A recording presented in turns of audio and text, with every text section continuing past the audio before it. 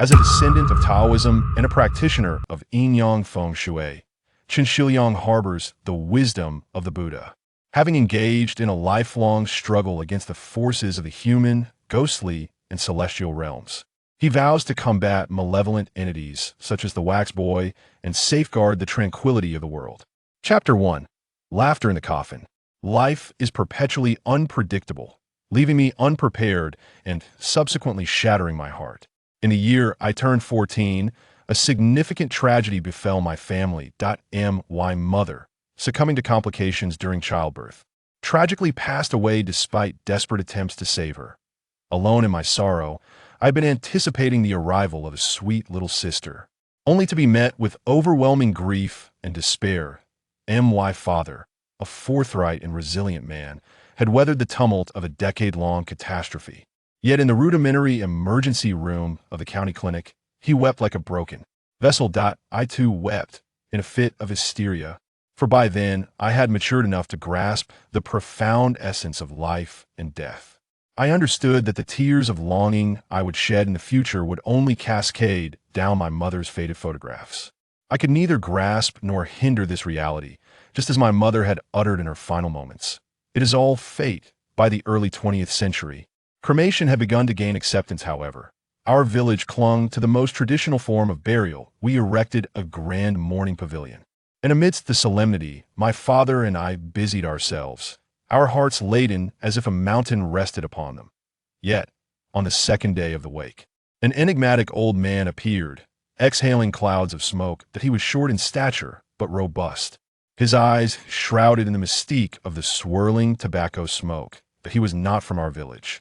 And while it was customary to refrain from inviting outsiders to funerals, he approached the coffin without a bow or the ritual of burning paper offerings. Dressed in mourning attire, I raised my head to observe him, my heart swelling with indignation. Did this outsider not comprehend the gravity of the deceased? To speak candidly, were it not for the concern of disturbing my mother's departed soul, I would have undoubtedly confronted that old man. Despite my tender age of 14 and just embarking on my junior high school journey, engaging in brawls is a common occurrence for me. The older boys in the village, merely 2 or 3 years my senior, often regard me with trepidation. Let alone this frail old fellow. I stewed in my anger. This seasoned smoker tapped his pipe thrice against the ground, casting a long gaze at the coffin before offering me a smile imbued with resignation. He remarked, "Young man, please do not look at me in such a manner. I did not cause your mother's demise. That I am here simply to earn my keep, and it would be unseemly to bear a scowl at your family's time of mourning." My inner turmoil ignited like a powder keg. What, does he perceive this as a charitable affair? If he merely acknowledged her and offered a prayer, he could indulge in his meal freely. Yet, this old codger sits there, smoking with an air of indifference, as if this were some grand performance. In a fit of rage, I sprang to my feet, ready to act, only to be restrained by my father, who gripped my shoulder with an alarming intensity. His voice was low and grave. "What are you doing? What do you intend? Your mother has just departed. Must you disturb her spirit?" This only deepened my sense of frustration, and tears began to stream down my cheeks. I pointed vehemently at the old man, my teeth clenched, my face flushed with indignation. Yet words eluded me. My father, sensing my sorrow, found his own eyes glistening with unshed tears. Loosening his grip upon my shoulder, he inhaled deeply and said, "Stay here and watch over your mother and sister. This is their final journey together. We must not allow them to feel alone." Having spoken his piece, he beckoned the old smoker to depart. 5 minutes later, I beheld that old fellow relishing a large bowl of stew accompanied by 4 substantial steamed buns, engaging in hearty laughter and conversation with the neighbors. He would occasionally pat the heads of passing children, leading one to mistakenly believe he was the village chief. The ire brewing within me was indescribable. As midday passed, the neighboring villagers dispersed, leaving only the old smoker seated at the table in the courtyard, still devouring his meal as though he had been starved for. Days that I observed him clandestinely stuffing buns into his clothing while I knelt on the ground, my fingers etching impressions into the earth. At that moment, a sudden, cool breeze wafted against my back, causing me to flinch and instinctively glance behind me. Yet apart from the coffin, The spirit shed revealed nothing that I pondered how, with summer approaching, such a chilling wind could still be present. My father, having tidied the furniture and cleaned the yard, cast a glance at the still feasting old smoker before joining me in vigil by the spirit shed without uttering a word. I could discern his weariness, though it was overshadowed by profound sorrow. He sat close to the coffin, his lips barely moving as he whispered to my mother. Unable to bear this sight, tears streamed down my face, my throat parched. However, upon raising my gaze, I was startled to find the old smoker standing calmly before the spirit tablet. I managed to restrain myself, refraining from rebuke or insult. Yet my eyes remained fixed on him, conveying the silent message. Having feasted well, what more do you desire? The old smoker sighed. There is no such thing as a free lunch in this world. Since you have partaken of our hospitality, you must assist with this task. He glanced at my father and, with an air of inscrutability, continued, I have spoken with the villagers and learned that your Chen family is also an outsider. However, Chen Yuejin, your integrity and sincere treatment of the villagers have not gone unnoticed over these past years. Therefore, I cannot stand idly by. My father, bewildered, rose to his feet, not anticipating that this old smoker had taken the opportunity during our meal to inquire about our family.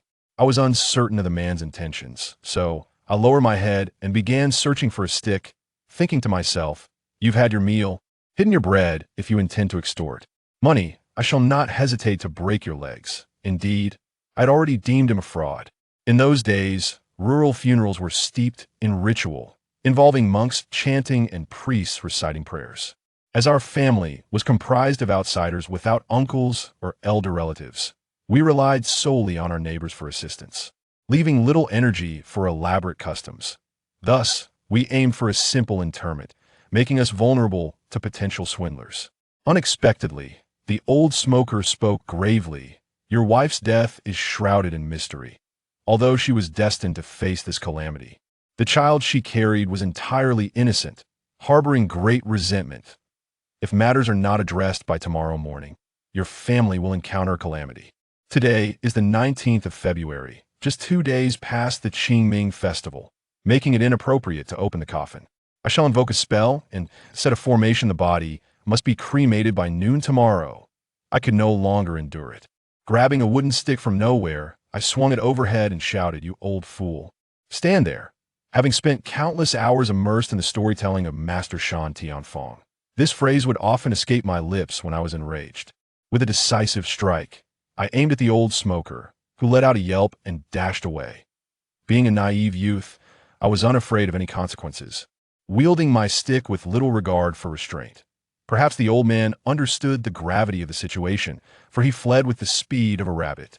Yet, as he exited, he managed to retort, you little rascal, I am far too full to engage in a fight today, so I shall spare you this time. Take this bracelet, it may serve you well for protection later tonight. Once the dark hours pass, you will realize the truth of my words. Remember, what goes around comes around.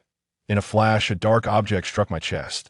My reflexes kicked in, and I swiftly caught it in my palm. Before examining it closely, I felt a warm current flow from my hand into my forearm, a most comforting sensation upon releasing it. I discovered it was a string of 7 black walnuts, each the size of a longan.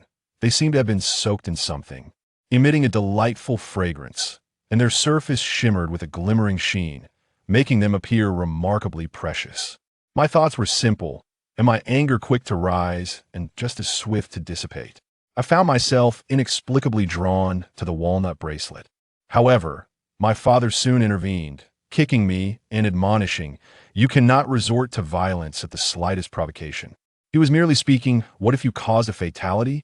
I tell you, tonight you shall sleep at Aunt Liu's next door, that I do not wish to see you. My father is genuinely furious, however. Anger aside, there seems to be no need for him to tell me to leave, especially on the second day of the vigil. A thought crossed my mind, could he really have been swayed by the words of that old smoker? No, I must remain here today, regardless of anything else. I was born and raised in the countryside, and I have heard tales of all manner of malevolent occurrences. Moreover, the coffins contain my mother and sister. How could they possibly harm me? Resolutely, I knelt beneath the spirit canopy. My father's expression was long and drawn, Yet I noticed a flicker of gravity and panic in his eyes.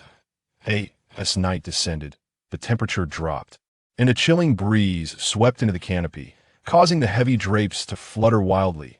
I grew weary of kneeling and sat for a moment, though my heart was a tumult of unease. Despite my belief that I fear nothing, I am still a minor, and my father's unsettling gaze compounded my trepidation. I do not know how long I dozed, leaning against the coffin, when suddenly I heard a faint sound resembling a baby's laughter emanating from within. He. My mind was struck as if by lightning, and I jolted awake, feeling a surge of terror coursing through me. My heart raced violently, frightened. I scrambled to the side and scrutinized the scene. The coffin remained motionless. The laughter had ceased, but where was my father?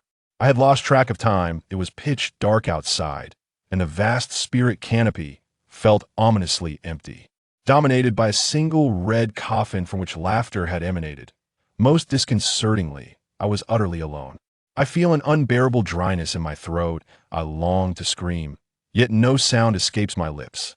Suddenly, I recall the words of an old chain. Smoker, could it be that something ominous is destined to occur this very night? I consider myself an atheist despite being surrounded by numerous sinister happenings.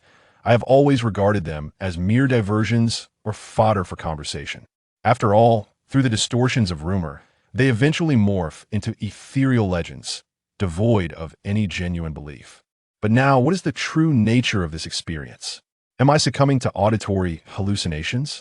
Or perhaps, a sudden gust of chilling wind swept through, causing the heavy drapes of the nearby spirit tents to rustle ominously, and that heart-wrenching sound of a baby's laughter echoed. Once more, I felt as though I had plunged into an icy abyss. Every hair on my body stood on end. Yet, I could not accept this reality, for the occupant of the coffin was someone I held dear. No, this cannot be real. As my terror reached its zenith, I cast aside all doubt and roared in defiance. That my hand, almost instinctively, slipped into my pocket, where it brushed against a walnut prayer bead, hard, yet warm, soothing my frayed nerves.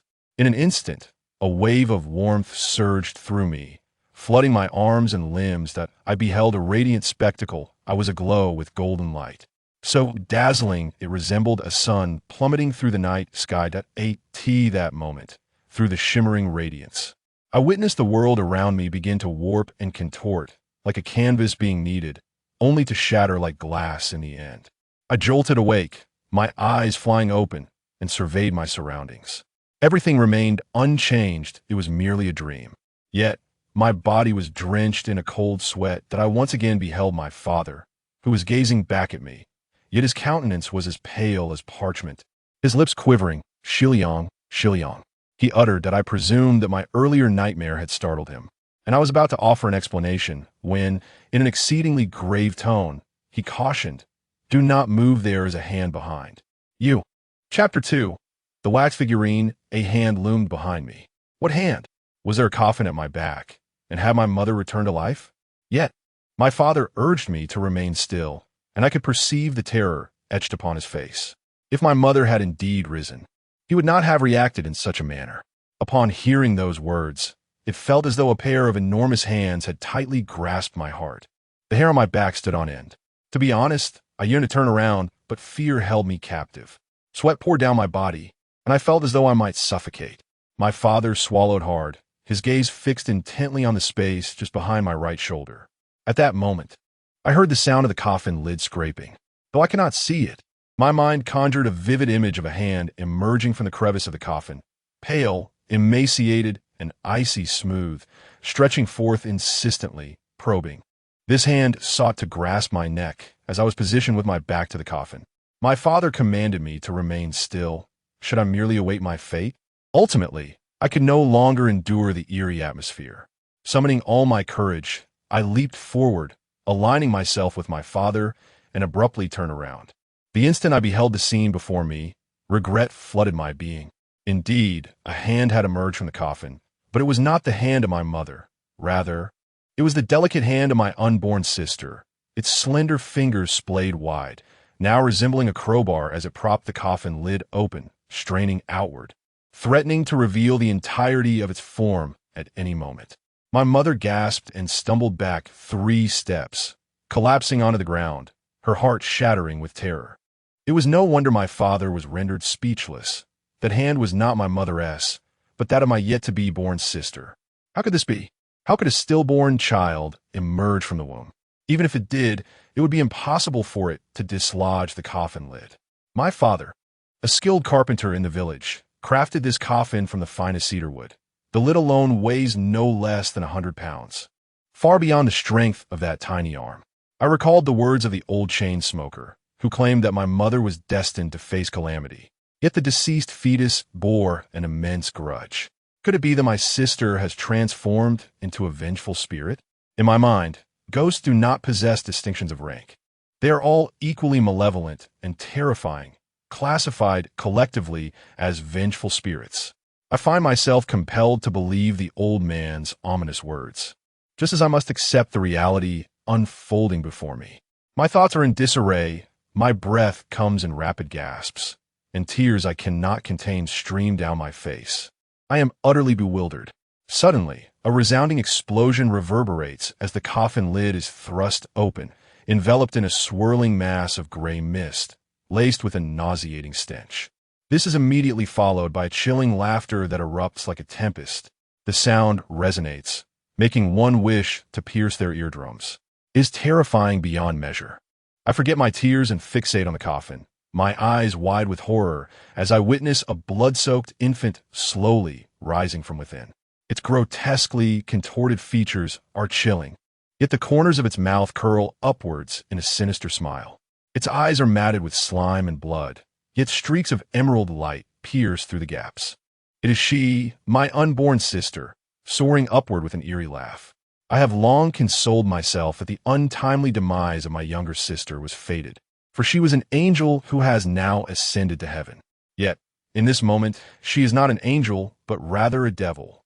My father collapsed to his knees, teetering on the brink of despair, crying out in anguish, Xiliang, my sins are too profound, and they have brought you to this fate. The old man was right. The cycle of karma is unyielding. You have departed, so go in peace and cease this turmoil. I yearn to join you, but Xiliang is still so young. I must raise him to adulthood. Upon uttering these words, the horrifying specter of a deceased infant unleashed a wretched, piercing wail and charged toward my father, mouth agape, revealing a maw filled with sharp, black fangs. It is no exaggeration to say that a bite from those jaws would surely rend flesh from bone. My mother is gone, and I cannot allow my father to suffer further harm. Summoning an unexpected courage, I felt a surge of anger replace my fear. You grotesque creature, perish. Having placed my faith in the old smoker, I now understood that the walnut prayer beads in my pocket were not mere trinkets. In that moment, I sprang from the ground and rushed to my father's side, meeting the oncoming specter with the beads.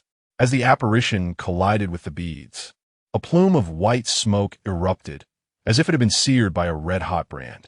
A heart-wrenching scream erupted from its toothy maw, and its body recoiled violently, akin to a cannonball, crashing back into the coffin. My anger surged, and with strength in both arms, I firmly placed the coffin lid back in place, securing it with a walnut prayer bead. The sounds of struggle from within the coffin gradually diminished, ultimately fading into silence. I turned to look at my father, my breath coming in rapid gasps, resembling a bellows. He, too, comprehended the perilous situation we had just endured. As he rose from the ground and embraced me, my vision darkened, and I slipped down alongside the coffin. In a haze, I heard my father call my name. I yearned to respond, yet my lips would not part, paralyzed by shock and fatigue. I lost consciousness, and when I opened my eyes again, I found myself lying on the Kong at home. 2 figures occupied the edge of the Kong, my father and the old smoker. The sight of that old man made my head throb, but recalling the events of the previous night weighed heavily on my heart, as though my vitality had been severely depleted. I had to concede that he was indeed a perceptive individual. Merely a glance at the coffin had revealed the truth, and he had kindly warned me, only for me to dismiss him as a charlatan. Reflecting on this, a sense of guilt settled within me. Upon seeing me awake, my father was nearly overwhelmed with joy, a 7-foot-tall man weeping openly as he held me close. With my mother recently departed, the thought of losing another loved one was unbearable, and I fully understood my father's emotions. Life is indeed a relentless struggle. Later, my father, having regained his composure, recounted the events that transpired after my unconsciousness. I learned that I had been in slumber for 3 days, and my mother's body had been cremated in the early hours of that very morning, hastily followed by her burial. This incident stirred considerable commotion throughout the village, with tales of hauntings circulating widely. I began to realize that the old smoker was not merely a charlatan living off others, but rather a skilled practitioner of Yin-Yang and Feng Shui. Once the dust had settled, my insatiable curiosity resurfaced, compelling me to inquire about the matter of the deceased infant. The old smoker regarded me with a lewd grin and produced a large tobacco pipe from his waist, filling the bowl with tobacco. My father hurriedly lit it for him, and it was then that I noticed the peculiarity of this pipe. The bowl was crafted from brass, while the stem was made of a greenish metal adorned with intricate patterns, resembling a rusty iron rod that had developed verdigris. A discerning eye could easily discern that this pipe was not a singular piece, but rather a composite of various elements. Taking a puff from the pipe, the old smoker calmly stated, "Young man, you were born in the year of Bing Chun, during the hour of Yin, which corresponds to a pure Yang fate. Such a destiny is said to bring misfortune to one's mother. However, your mother's demise was not a consequence of your existence. The year of Bing Chun refers to 1976, and the hour of Yin is approximately 5 o'clock when the rooster crows." After uttering these words, he cast a glance at my father, who, feeling guilty, lowered his gaze. In that moment, I recalled the scene of the infant bursting forth from the coffin and my father's anguished proclamation as he knelt on the ground, confessing to his heavy sins and asserting that he, rather than my mother, should bear the brunt of retribution. The old smoker had also uttered something about the unrelenting cycle of cause and effect when I had driven him away. Could it be that my father had indeed committed some heinous act? In truth, your mother's demise was entirely due to the child she carried within her. That child was no innocent being, but rather a malevolent spirit born of misfortune. In essence, she was no longer your sister, for it was this spirit that assailed you during the night of the vigil. Since this malevolent infant spirit originated from a source, it implies that the matter is far from resolved. He proceeded to elucidate that an infant spirit is the soul of a deceased infant. Due to its premature departure from life, it possesses a limited intellect, and upon death, certain peculiar circumstances may lead to a buildup of resentment, transforming its soul into a profoundly malevolent entity. Though the spirit dissipates upon the cremation of the body, if the source remains undiscovered, others may yet suffer in the future. The old smoker turned to my father and inquired, "Before your wife gave birth, where did she go and what did she do?" My father was taken aback by this question, utterly unprepared to learn that my mother's death was not merely due to complications in childbirth, but rather the result of sinister forces at play. His countenance darkened as he began to reminisce. After a moment, his eyes lit up as he recalled. Before she gave birth, she had gone to the northern hillside of the village to gather wild vegetables. That very night upon her return, she began to complain of stomach pains, and we rushed to the county clinic. Yet despite enduring the night, she was unable to deliver, suffering excruciatingly until her demise. As he spoke, he clenched his teeth, his heart aching to the point of suffocation. I felt as though I had discovered a tangible adversary upon whom I could unleash my fury. I leapt from the bed, determined to venture forth. "I must see what lies upon the northern hillside of the village," I declared.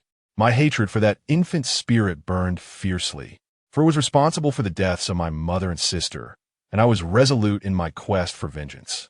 This was the most profound obsession of my youth, impulsive yet impossible to restrain.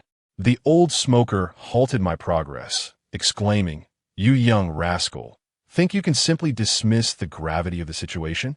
Are you aware of the formidable nature of infant spirits? Should misfortune befall you, it would indeed require my intervention." I felt a profound respect for the old smoker, prompting me to pause. My father inquired, "Sir, regarding this matter." The old smoker interjected with righteous fervor, "There is nothing to deliberate. I have adhered to the teachings for 4 decades, dedicated to vanquishing malevolence and safeguarding the way. While it is true that even spirits deserve our respect, those who emerge to harm others face only a dire fate. Now come, you two must escort me to the northern high slope of the village. In our village of Lizuang, the northern terrain rises while the southern side descends. The northern slope is characterized by saline and alkaline soil, rendering it unsuitable for agriculture, overrun with weeds and devoid of trees. Yet, every household maintains a grave in this area, leading to childhood admonitions from family members, warning against playing on the high slope lest the old demon spirits seize you away. Upon our arrival, my father gestured towards a fresh grave in the distance, saying, "Xiliang, your mother rests there. Once this ordeal has passed, you must pay your respects and burn offerings." I gazed at the solitary mound of earth, covering my mouth as tears began to flow. The person who loved and cared for me so dearly was gone forever, never to be seen again. In the midst of my sorrow, the old smoker produced a palm-sized piece of white jade, translucent and radiant, resembling a precious treasure. Upon closer inspection, it revealed itself to be a compass. He fixed his gaze intently upon the compass needle, then resolutely traversed the dense array of tombstones, arriving at an open expanse. He instinctively cleared the underbrush beneath his feet, seemingly uncovering something of significance. Just as my father and I were about to follow suit, we heard the old smoker take a sharp breath, exclaiming in astonishment, "A wax figure." Chapter 3. The Release of Malice. When my father and I arrived, we discovered a shallow pit, approximately 2 feet deep, beneath the feet of the old chain smoker. In the pit rested a dilapidated wine jar, with fragments scattered in the soil. However, what sent chills down my spine was the sight of a 1-foot-tall infant, seated cross-legged in the center of the jar. The child appeared to be merely 7 or 8 months old, with skin that was shriveled and darkened, encased in a thin layer of translucent yellow wax. Its expression was grotesque and terrifying, with eyes obscured, yet they sparkled with a fierce light, as if harboring animosity towards something unseen. To be honest, even under the bright daylight in the cemetery, the sight of this entity brought no warmth to my heart. I let out a terrified cry and stumbled back a couple of steps, retreating behind my father. Yet, despite my better judgment, my eyes betrayed me, stealing glances at the horrifying spectacle, which only grew more repulsive with each passing moment. My father remained relatively composed, his gaze fixed intently on the waxen child, perhaps contemplating the old smoker's mention of the waxen infant. "Sir, whose child is this? Why has it been sealed with yellow wax and confined within a jar?" My father, visibly anxious, regretted his question, realizing the old smoker was not from the village and had no knowledge of the child's origins. To our astonishment, the old smoker cast a cold smile at the waxen child, his expression a mix of surprise and profound shock. "Whose child? This waxen corpse has been buried for at least a century. Your wife, Chen Xiliang, is the one who has provoked its malevolent energy." A single utterance caused our pupils to constrict, for such a bizarre entity must surely harbor malevolent forces. Perhaps my mother stumbled upon this place in search of wild vegetables and inadvertently shattered the jar, thereby allowing the wax child to resurface, releasing a surge of sinister energy. The old smoker inhaled deeply and remarked, "I never anticipated that in today's society, one could still encounter a wax child. Are you aware of its origins?" Both my grandfather and I shook our heads in silence. It was evident from his tone that this matter was far from simple, as the child was not interred in the customary manner within the village. Indeed, the old smoker's expression grew grave as he continued. "The wax child serves but 2 purposes. The first is to accumulate Yin energy. The creation of a wax child requires that a male or female infant, under the age of 1, be made to ingest a substantial quantity of mercury, which is then sealed in yellow wax. Furthermore, a talisman inscribed with the symbol of Yin accumulation must be carved into the wax. Consequently, the corpse remains uncorrupted, and the soul is imprisoned, unable to reincarnate, thus intensifying the accumulation of Yin energy and heightening the resentment associated with it. Hence, wax children intended for Yin accumulation are often placed within ancient tombs, nourishing the corpse of the tomb's owner and potentially integrating with anti-grave robbery mechanisms to yield formidable lethality." As he spoke, He produced a handful of incense, ash from a cloth pouch at his waist, sprinkling it atop the wax child's head while muttering incantations. The solemnity in his brow gradually softened, replaced by a sense of compassion. I discerned the old smoker's expression, and my internal dread diminished significantly. Gazing down at the wax child, I could not help but sigh inwardly. The ancients, in their desire for their corpses to remain intact and bless their descendants, resorted to such cruel methods against an innocent child not yet a year old. Truly, it is an act devoid of humanity. Having entered the first year of junior high, I am no stranger to the ancient tombs spoken of by the old chain smoker. In those days, newspapers and television frequently reported discoveries of ancient tombs, where archaeologists toiled day and night, unearthing relics imbued with immense historical significance, propelling domestic research into history to a new pinnacle. At that time, I perceived ancient tombs and artifacts as distant entities, merely consuming the news. However, upon witnessing the waxen figure of child, I was suddenly struck by the realization that ancient culture indeed holds profound historical value, its essence akin to resplendent stars. Yet, equally present is a brutal and savage facet. The stark reality of using living beings as instruments for dark rituals shattered my psychological defenses. In that moment, my father remarked, "Old man, since we have already identified the source, it is imperative to destroy it swiftly. Otherwise, others in the village will suffer." He explained that due to the inability to reincarnate, accumulated resentment would naturally coalesce into malevolent forces, endangering pregnant women and the frail, leading to ailments or, in severe cases, death. The old smoker nodded in agreement. The paths of the living and the dead diverge. I cannot allow him to harm others here. Before he could finish his sentence, he cast a handful of ash onto the waxen figure's head, declaring, "This waxen child harbors a century's worth of resentment. Improper handling could unleash that wrath. And when that happens, not just the village, but the surrounding 100 miles could face utter devastation. Young one, today I shall show you the methods of the elder." The final remark was directed at me, prompting me to widen my eyes in anticipation. Strangely, I felt a twinge of excitement within me. After all, encounters with ghosts and spirits are matters I have only heard of in tales. This was my first experience in reality. The old smoker began to chant incantations, his right hand reaching into a cloth pouch to produce a handful of grains, which he scattered around the wax figure. These grains, consisting of hemp, millet, sorghum, wheat, and beans, did not escape my notice. I was uncertain of his purpose in casting these grains. Once he completed his recitation, the old smoker spoke. "First, I will recite the Sutra of Deliverance to guide the wandering souls, then scatter the grains to gather yang energy and dispel the malevolent spirits." In the next instant, I indeed felt a chilling wind swirl around us, as if engaged in a struggle with something unseen. I found this phenomenon utterly fascinating and admired the old smoker even more, thinking to myself that he truly possessed some remarkable abilities. Amidst the chaos of the wind, the wax figure began to tremble violently, with the yellow wax showing signs of peeling away. As the wax seal diminished, the vengeful spirit's malevolence would surely spread, causing my heart to race with trepidation.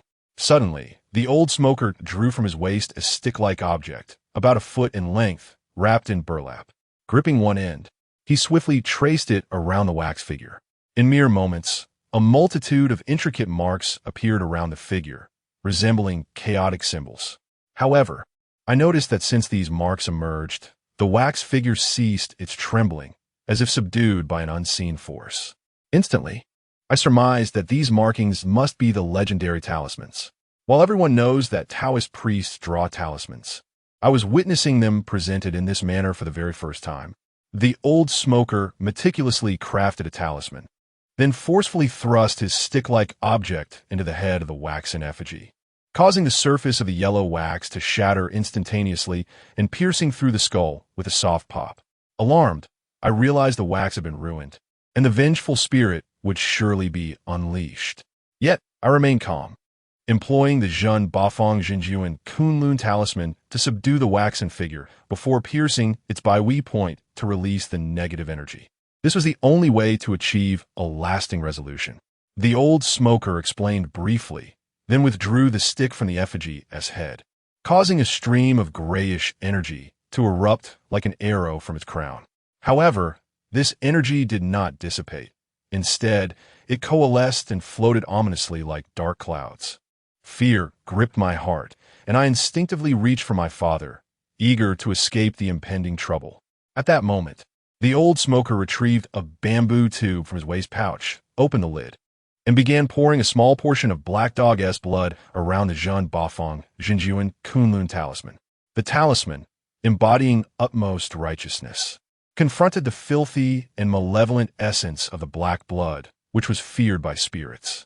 This clash of opposites promised an explosive outcome. The old smoker chuckled enigmatically. Curiosity piqued. I wondered what would emerge. Could it possibly be a creature akin to Ultraman? Once he finished pouring, the old smoker bellowed. Heaven possesses its celestial generals, and earth its earthly deities. True fire shares a common source. Manifest before me, obeying the command of Taishang Laojun. He tore away the burlap covering the stick, revealing a gun barrel encrusted with verdant patina. Biting his tongue, he sprayed a mouthful of blood upon it and plunged it forcefully into the ground, shouting, "Break for me." Boom, boom, boom, boom, boom. I felt the ground beneath my feet trembling violently, as if an earthquake were occurring. My father, rendered speechless by shock, stood beside me. Most astonishingly, the Kunlun talisman, adorned with dark blood, ignited into a roaring azure flame, fiercely incinerating the malevolent energy that lingered in the air. The flames reflected in my eyes, causing my blood to boil with fervor, deeply moved by this extraordinary spectacle. I thought to myself, if only I possessed such power, my companions would surely be left in awe. Time seemed to stretch endlessly, until at last the flames began to extinguish, leaving behind only the ashes of the wicked spirits and the wax figure, thus eradicating a menace that had plagued our village. My blood still simmered with excitement as I gazed at the old smoker with profound respect and admiration. He was magnificent, truly magnificent. The malevolent energy was nothing but a fleeting shadow, vanishing in an instant. At that tender age, I was captivated by idols, indulging in blind admiration. My lips trembled with excitement as I regarded the old smoker as a savior, a harbinger of reform, and the banner of modernization. Yet, in the face of my fervent gaze, the old smoker remained remarkably composed. He bowed deeply to the now-turned ashes of the wax figure, uttering, "It was a pitiable soul. Though it strayed into the path of darkness, it still deserves respect." A jolt ran through my heart, and my mind abruptly calmed. Inexplicably, I felt a surge of emotion. Some may remark, "You, a mere 14-year-old child, what profound reflections could you possibly possess?" Yet, such individuals have not traversed the depths of experience that grant insight into the reverence and nostalgia for life, for the soul, and indeed for the entirety of nature. As events reached a resolution, the emotional rift between my father and me was mended. At this juncture, my father spoke. "Xiliang, during the 3 days of your unconsciousness, I conferred with the old master regarding a matter. I wish for you to become his disciple and study the arts of Yin-Yang and Feng Shui." I gazed at my father in astonishment and replied, "Father, are you mistaken? I am still pursuing my education. How can I delve into Yin-Yang and Feng Shui? I only took leave due to my mother's affairs, and in a couple of days, I must return to school." Although the desire to learn Yin-Yang and Feng Shui stirs within me, I cannot shake the feeling that my father has ulterior motives for urging me to undertake this path. I am the sort of person who cannot find solace in sleep if the clarity of a situation eludes me. Thus, I cannot readily acquiesce. I yearn to inquire why. The old smoker narrowed his eyes, appearing to peer into the depths of my soul, and spoke slowly and deliberately. "Because your mother's demise was partly due to the intrusion of an infant spirit, and partly a consequence of karma." Chapter 4. The Inverted Peach Blossom Calamity, the Serpent and the Rat. Indecent corpse once again. The retribution echoed in the air. My father lowered his head, his arms trembling at his sides. I cannot discern whether he was overwhelmed with excitement, guilt, or fear. I opened my mouth and asked, "Father, what have you done? Why does the karmic consequence fall upon my mother instead of you?" The anguish that swept across my father's face rendered him speechless, and the internal turmoil he bore was heart-wrenching to witness. The old smoker sighed. "You are still young. When you grow older, you will comprehend everything. The reason you and your grandfather remain unscathed is due to your pure yang destiny, while your father is merely a carpenter." I looked up at him in confusion. It made some sense that my destiny could be pure yang, but how could my father's occupation shield him from karmic retribution? Shouldn't everyone in the world abandon Buddhism and take up a chalk line instead? Karma is dictated by fate. Those with fragile destinies, burdened by an excess of yin energy, are prone to calamities. Your father's fate is ordinary, but it is his profession that matters. Do you know who the patron saint of carpenters is? The old smoker inquired, lowering his gaze. Using the astuteness that had consistently placed me among the top 20 in my class, I pondered for a moment and ultimately concluded, the patron saint of carpenters must be Lu Ban. The old smoker nodded, correct. Lu Ban is a master craftsman, the foremost artisan throughout history. However, he is not merely a carpenter. He is also an exceptionally skilled practitioner of Yin-Yang and Feng Shui. Thus, under the protection of his patronage, your father has evaded this calamity. I was momentarily taken aback, struck by the incredibility of the situation, and then, in a daze, I nodded, pondering internally. Who is the progenitor of students like us? Why is there no one to guide me during examinations? Upon hearing my musings, my father appeared equally astonished and quickly interjected. "Xiliang, you said all that needs to be said. Now it's just the two of us left. I'm indifferent, but I worry that you might encounter similarly sinister occurrences following in your mother's footsteps, which is why I urged you to seek a mentor." I felt a twinge of anxiety. Was this not a form of scaring child? However, having just witnessed the old cigarette smoker's astonishing abilities, I felt a stirring of excitement within me. I abandoned my pretense and knelt down to pay my respects. The old smoker's stern visage transformed into a lecherous grin. Thus, for the first time, the trajectory of my life began to shift as an unfamiliar door slowly creaked open. Upon returning home, the dark clouds that had loomed over my father's face finally dissipated, yet my heart was awash with myriad emotions. Now that I had entered this new realm, it was imperative to devote my efforts to study. I was unaware of what the old smoker intended to teach me. Indeed, even after becoming his apprentice, I refrained from calling him master. I could not articulate the reason, but it simply felt more natural to refer to him as the old smoker. Simultaneously, I learned of his background for the first time. The old smoker was a disciple of the heavenly master Tao, known by the moniker Shichuan, and his given name was Shi Jingyi. He had inadvertently ventured into Hebei.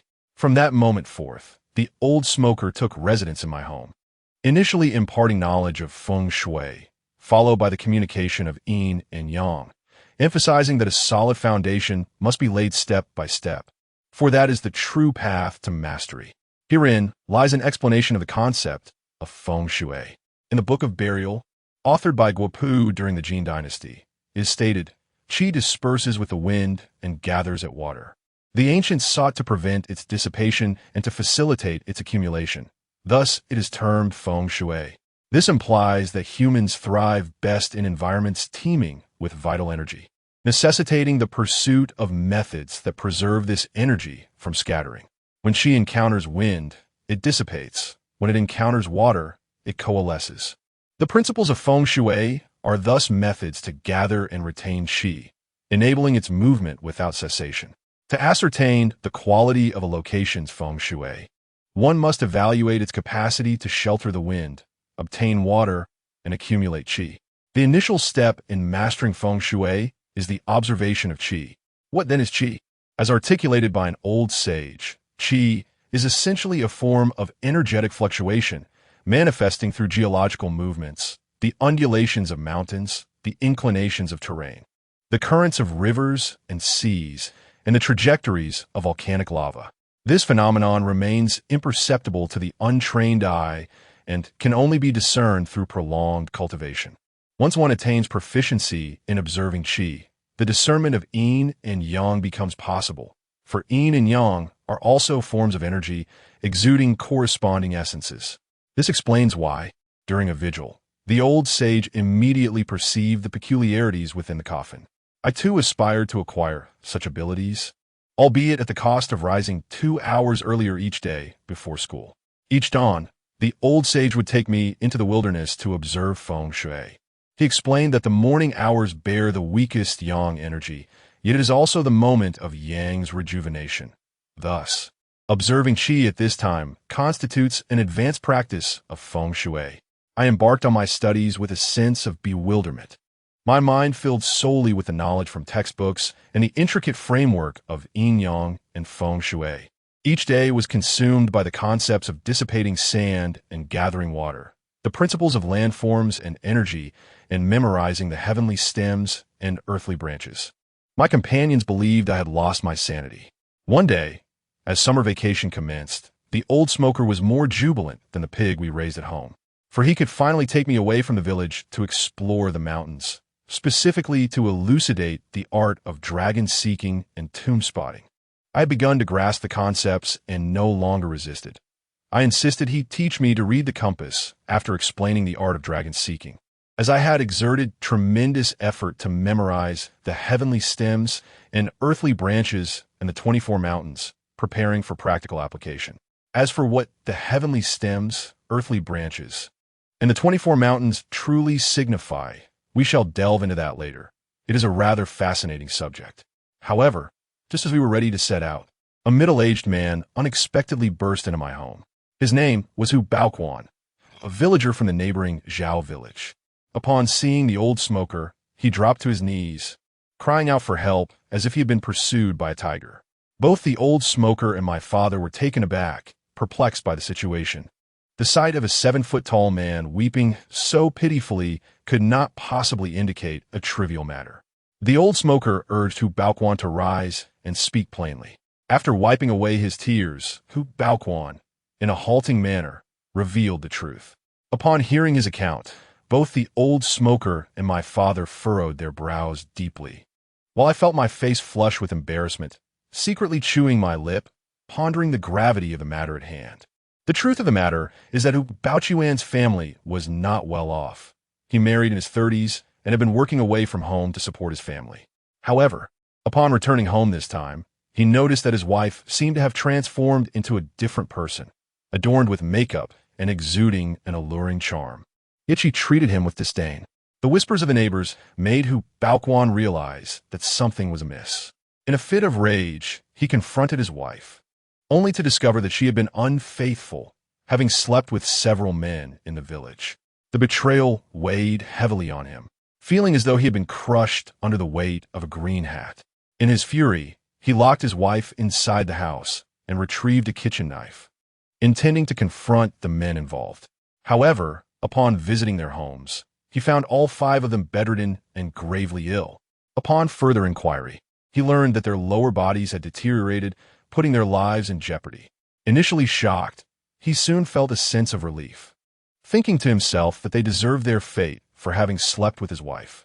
Consequently, he abandoned his vengeful intentions, realizing that these men would soon meet their end. Upon returning home, he released his wife and, after a thorough examination, found that she was unharmed. Believing this to be fate's design, he resumed a peaceful life, albeit with heightened vigilance towards his wife, even following her to the restroom. Yet, within 3 days, he began to experience an intense itching sensation in his lower regions. Upon inspection, he was horrified to find his skin breaking down, blood and flesh becoming grotesquely disfigured, hinting at a similar decay. This revelation sent him into a state of utter panic. Before he could even visit the hospital, he stumbled upon a bizarre occurrence. At midnight, his wife ventured out alone from their home to the fields at the edge of the village, where she kindled a fire and began roasting field mice. Her familiarity with the scene suggested this was not her first visit, yet Hu Baoquan was perplexed as to what she was doing with the mice. The subsequent spectacle left him utterly aghast. As she roasted the mice, she collected the rendered fat with her hands, applying it to her lower body with an expression that conveyed an unsettling sense of enjoyment. Ultimately, she consumed the cooked rodents entirely, leaving no trace of skin or fur behind. Hu Baoquan was overwhelmed with nausea, his heart nearly shattering from terror. He concluded that his wife had fallen under some sinister influence. Consequently, he hurried to Liz Huang to seek assistance from my master, the old smoker. Given my mother's circumstances, the old smoker had gained a notorious reputation as a highly skilled practitioner of Yin-Yang and Feng Shui. Thus, Hu Baoquan placed all his hopes in him. The old smoker's brow furrowed into a shape, recognizing the gravity of the situation, and instructed, "Come inside, remove your trousers. I shall first examine your injuries." Obediently, Hu Baoquan complied. But the moment he shed his trousers, a foul stench erupted like a whirlwind, permeating the entire room. My father grimaced and covered his mouth, while I, from outside the window, began to gag, honestly declaring it was 1,000 times more repugnant than a village's latrine. Yet when I beheld his lower body, I could no longer contain myself. I dashed out of the room in haste, retching violently, due to the fact that the object had not only decomposed into a pulpy mess, but was also teeming with minuscule maggots, wriggling about incessantly. I was on the verge of severing it with a single, decisive strike. Shortly after, having nearly emptied the contents of my stomach, I re-entered with my father, only to find old smoker shaking his head with a grave expression. He abruptly pulled open Hu Baoquan's shirt, compelling him to turn around, revealing a purplish-red mark imprinted on his back, resembling nothing so much as a budding peach blossom. I was unable to discern the mystery within, but old smoker's eyes grew increasingly bright, emitting a radiance so intense that the surrounding temperature seemed to plummet. Based on my understanding of him over the past few days, he wouldn't display such an expression unless a matter of utmost gravity had arisen.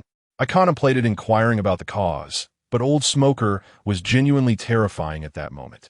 I feared that a single ill-chosen word would prompt him to raise his long-stemmed pipe and strike me. Hu Baoquan was driven to further despair by the atmosphere, lamenting through tears and mucus, "Oh, divine sage, you must save me. I don't want to die without descendants. I don't have a son yet." Everyone awaited old smoker's words, but he slowly packed the bowl of his pipe with tobacco. With swift attentiveness, I ignited it for him. As he exhaled his first plume of smoke, his tone became profoundly somber, as if contemplating matters of great consequence. He uttered, "If my deductions are correct, you have likely fallen victim to the inverted peach blossom curse. As for your wife, she has already transformed into a lewd cadaver, infested with snakes and rats." Chapter 5. The Battle. Hu Baoquan, unable to see behind him, twisted his neck in a desperate attempt to catch a glimpse, his expression fraught with alarm, fearing that his back was similarly afflicted. He incessantly inquired about the ominous reverse peach blossom calamity and the sinister serpent and rodent defiling the corpse. Truth be told, I too was eager to comprehend these matters. However, as I was still in the stage of observing the qi, unacquainted with the principles of yin and yang, I remained utterly ignorant of such phenomena, which left me exceedingly restless. The old smoker took a deep drag from his cigarette and exhaled a cloud of smoke, declaring that no further questions should be entertained at the moment. We needed to head to Hu Baoquan's home to ascertain the situation. This was no trivial matter. Hu Baoquan began to weep anew, pleading for salvation, and I felt a twinge of sympathy. If I refrained from intervening, he would undoubtedly face the specter of death. Thus, I immediately stepped forward and proclaimed, "Old smoker, I shall accompany you." The old smoker nodded, recognizing the importance of mentoring his newly acquired apprentice.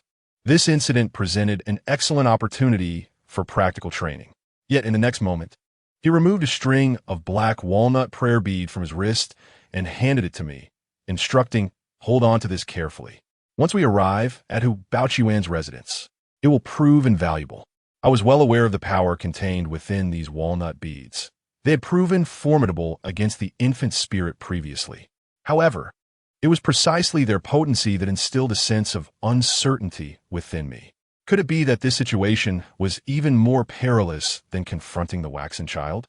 To speak candidly, I felt a flicker of fear at that moment, yearning to utter, "Old smoker, I have a slight pain in my stomach. Perhaps I should refrain from going." Yet, I dreaded that such words would provoke the old man into striking me with his tobacco pipe. Zhao village lies approximately 18 miles from our village. My father remains at home, engaged in his work, while the three of us venture further along our path. Along the way, I noticed Hu Baoquan tightly clutching a dry towel around his lower body, fearful that the jarring movements of walking might cause that ghastly mass to dislodge. After an hour, we arrived at Zhao village, weaving through the streets until we finally reached Hu Baoquan's residence. Hu Baoquan was utterly terrified by the tales of the snake and rat that haunted the corpses, trembling at the thought of entering his home, lest his possessed wife take a bite out of him. He cowered behind the old smoker, while I grasped my walnut prayer beads firmly, bracing for any unforeseen calamity. In truth, my palms were slick with sweat, betraying my own anxiety. The old smoker, with squinted eyes, stepped into the courtyard with steady footing. Following him, I observed the courtyard before me. To the southeast stood 2 catalpa trees. Directly westward was a pomegranate tree. In the northeast corner lurked a dilapidated little grocery store. Having studied feng shui for quite some time, I had gleaned some insights into the examination of residential properties. Hu Baoquan's abode faced southeast towards the northwest, which, according to the Bagua, designates it as a sun dwelling associated with the element of wind. The crumbling grocery store conveniently occupied the position of Jin, representing the mountain. The old smoker often remarked that mountains govern the lineage while water governs wealth. Thus, it was no surprise that Hu Baoquan's family, with such a decrepit mountain position, lacked descendants. To remedy this, the only solution would be to renovate that small grocery store. I initially considered showcasing my knowledge, but upon witnessing the old smoker's demeanor, akin to facing a formidable adversary, I promptly abandoned the notion. The courtyard was eerily silent, prompting me to inquire, "Where is your wife?" Hu Baoquan, his face a mask of terror, shook his head in disbelief, revealing that she had not returned home since the previous midnight, leaving him utterly unaware of the whereabouts of this possessed woman. The old smoker murmured, "It is now 1:20 in the afternoon, nearing midday when the yang energy is at its peak. This vile corpse of a serpent and rat will not be found in the wilderness." Tears welled in Hu Baoquan's eyes. "Old immortal, is my wife still human?" The old smoker replied, "Yes and no." Gripping his pipe tightly, he cast me a cautious glance and continued, "Once we subdue this menace, I shall explain further. However, I cannot guarantee the safety of all your lives. That is to say, you, your wife, and the 5 men in the village may all be at risk." Terrified, Hu Baoquan collapsed onto the ground, his lips chapped and trembling, gazing at the old smoker with eyes filled with despair. The old smoker had no words, only a heavy sigh.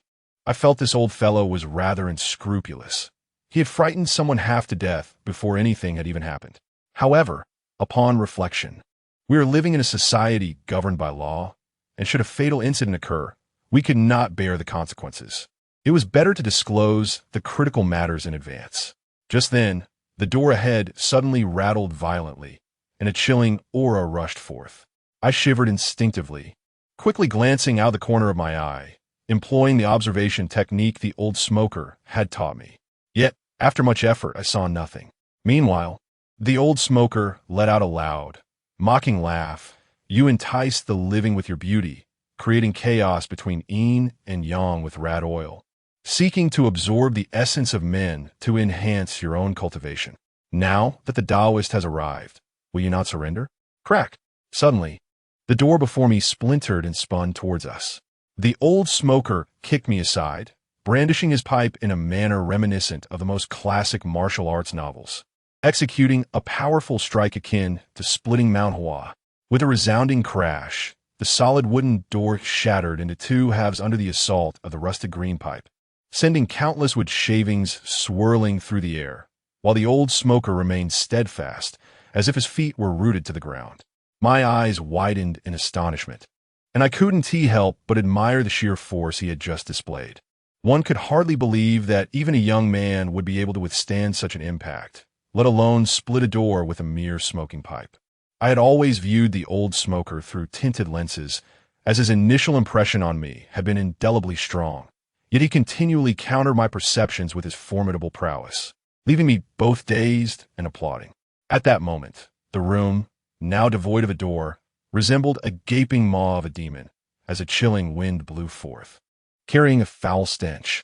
Hu Baoquan was utterly paralyzed with fear, repeating, "Ah, ah," in a daze. I squinted into the darkness within, and in the blink of an eye, a ghostly figure surged forth. If I may be candid, I would assert it seemed to fly out, for its speed was akin to a gust of wind, arriving before the old smoker in an instant, its outstretched hands drenched in crimson, as if freshly extracted from some unfortunate soulless innards. What a monstrous apparition! The old smoker let out a low grunt, tossing aside a handful of sharp chicken bones, which, like lethal darts, lodged themselves into the bloodied hands of the apparition. A chilling and mournful scream reverberated throughout Zhao village, nearly sending me tumbling in fright. I witnessed that pale figure emerge and then retreat, clearly seeing those blood-red hands, riddled with chicken bones, begin to emit white smoke. In a mere moment, the flesh was corroded away, leaving nothing but a grotesque spectacle. The old smoker remarked that chicken blood and bones are the essence of yang, most effective at dispelling evil. However, I knew these bones were far from ordinary. They had been concocted through the old smoker's secret methods, the nature of which he had yet to impart to me. I had assumed the ordeal had concluded, that the grotesque corpse of serpents and rats was merely that. Yet what transpired next surpassed my wildest imaginings. The white figure returned, not to launch an attack, but instead spoke with a voice devoid of emotion. "Those who obstruct me shall perish." The voice was high-pitched, reminiscent of a young girl. Yet this apparition was no child. Clad in a white morning gown, her pallid complexion contrasted sharply with her emerald eyes, their pupils inverted. Blood stained her lips and chin, as if she were feasting on something. "Shumi, what has happened to you? What is wrong?" Hu Baoquan, upon witnessing this scene, was transfixed, lying on the ground and crying out, yet too terrified to approach, his body trembling in fear. Indeed, this was Hu Baoquan's wayward wife, and to my untrained eye, it was evident that she had fallen victim to malevolent forces, and quite severely at that.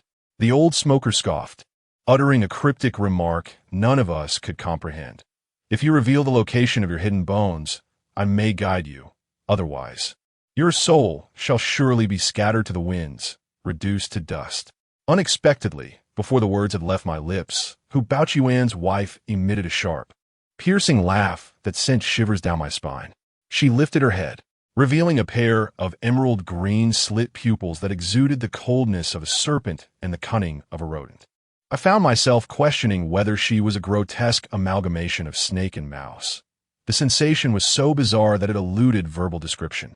In the next instant, her face began to contort and morph, sprouting long gray hairs, while her mouth elongated into a sharp snout, exposing jagged fangs at the corners. Her eyes turned a deep, inky black, transforming her visage into that of a colossal rodent. Astonishingly, her hands, once corroded by chicken bones, had inexplicably morphed into two serpentine tails. With a resounding crack, her shoulders shifted, and the thick, tree-like tails lashed through the air, striking towards the old smoker with the swiftness of lightning. Seeking death, the old smoker bellowed, his face contorted with rage as he yanked the gun barrel from his lower back, knocked off the bowl from his smoking pipe, and affixed the barrel to the pipe, thus revealing a short firearm. I could hardly believe that this was the old smoker's weapon. The short gun was covered in verdigris and appeared severely decayed, as if it could shatter at any moment. Yet, I found myself repeatedly asking, could this truly be the legendary weapon of extraordinary might? Indeed, the ominous sounds of two sharp reports echoed through the air as the short firearm discharged, sending forth a bloom of gunfire that reduced the severed snake tail to a crimson pulp. The seasoned smoker seized the moment, leaping forward with vigor, his right hand wielding the pistol to pierce 3 gaping wounds into his adversary, whose blood flowed thick and dark.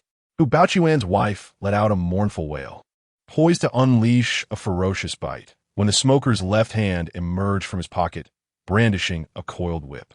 With a resounding crack, the whip struck her on the crown, sending her hurtling backward with a shriek, and in that singular moment, she lay on the ground, unable to rise again. I marveled inwardly, recalling the words of my homeroom teacher, a steadfast heart and 2 hands prepared. Yet, soon I discerned an oddity. The figure that lay motionless was not Hu Baoquan's wife, but a white mourning garment, Had she managed to slip away unnoticed? Just as I was grappling with my astonishment, a chilling breeze swept over my back, accompanied by a cacophony of sinister laughter and the nauseating stench of blood enveloping me. At that moment, I heard the smoker exclaim, "Xiliang, be cautious." My heart constricted violently as I sensed the ominous presence lurking just behind me. My legs weakened with fear. Yet, it was this acute peril that ignited my fighting spirit. Clutching my walnut prayer beads, a talisman for survival, I resolved to act. Summoning my strength, I swung my palm backward with determination. A howl pierced the air as I felt something strike away. Upon focusing my gaze, I beheld Hu Baochuan's wife, stark naked, sprawled in the courtyard, her complexion ashen, breathing shallowly. The old smoker immediately exhaled a sigh of relief and nodded at me, saying, "This matter is far from over. I must locate the remains of that thing. You stay here and keep watch."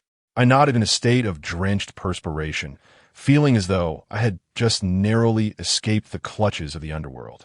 Before long, the old smoker emerged from the room, cradling a wooden box measuring 2 feet on each side.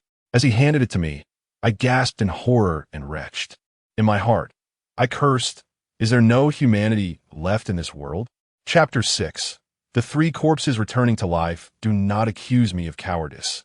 In truth, I possess greater courage than most of my peers, having endured so much. However, the contents of that wooden box are exceedingly repulsive and terrifying. A mere glance caused me to regurgitate violently, rendering me incapable of discerning its significance.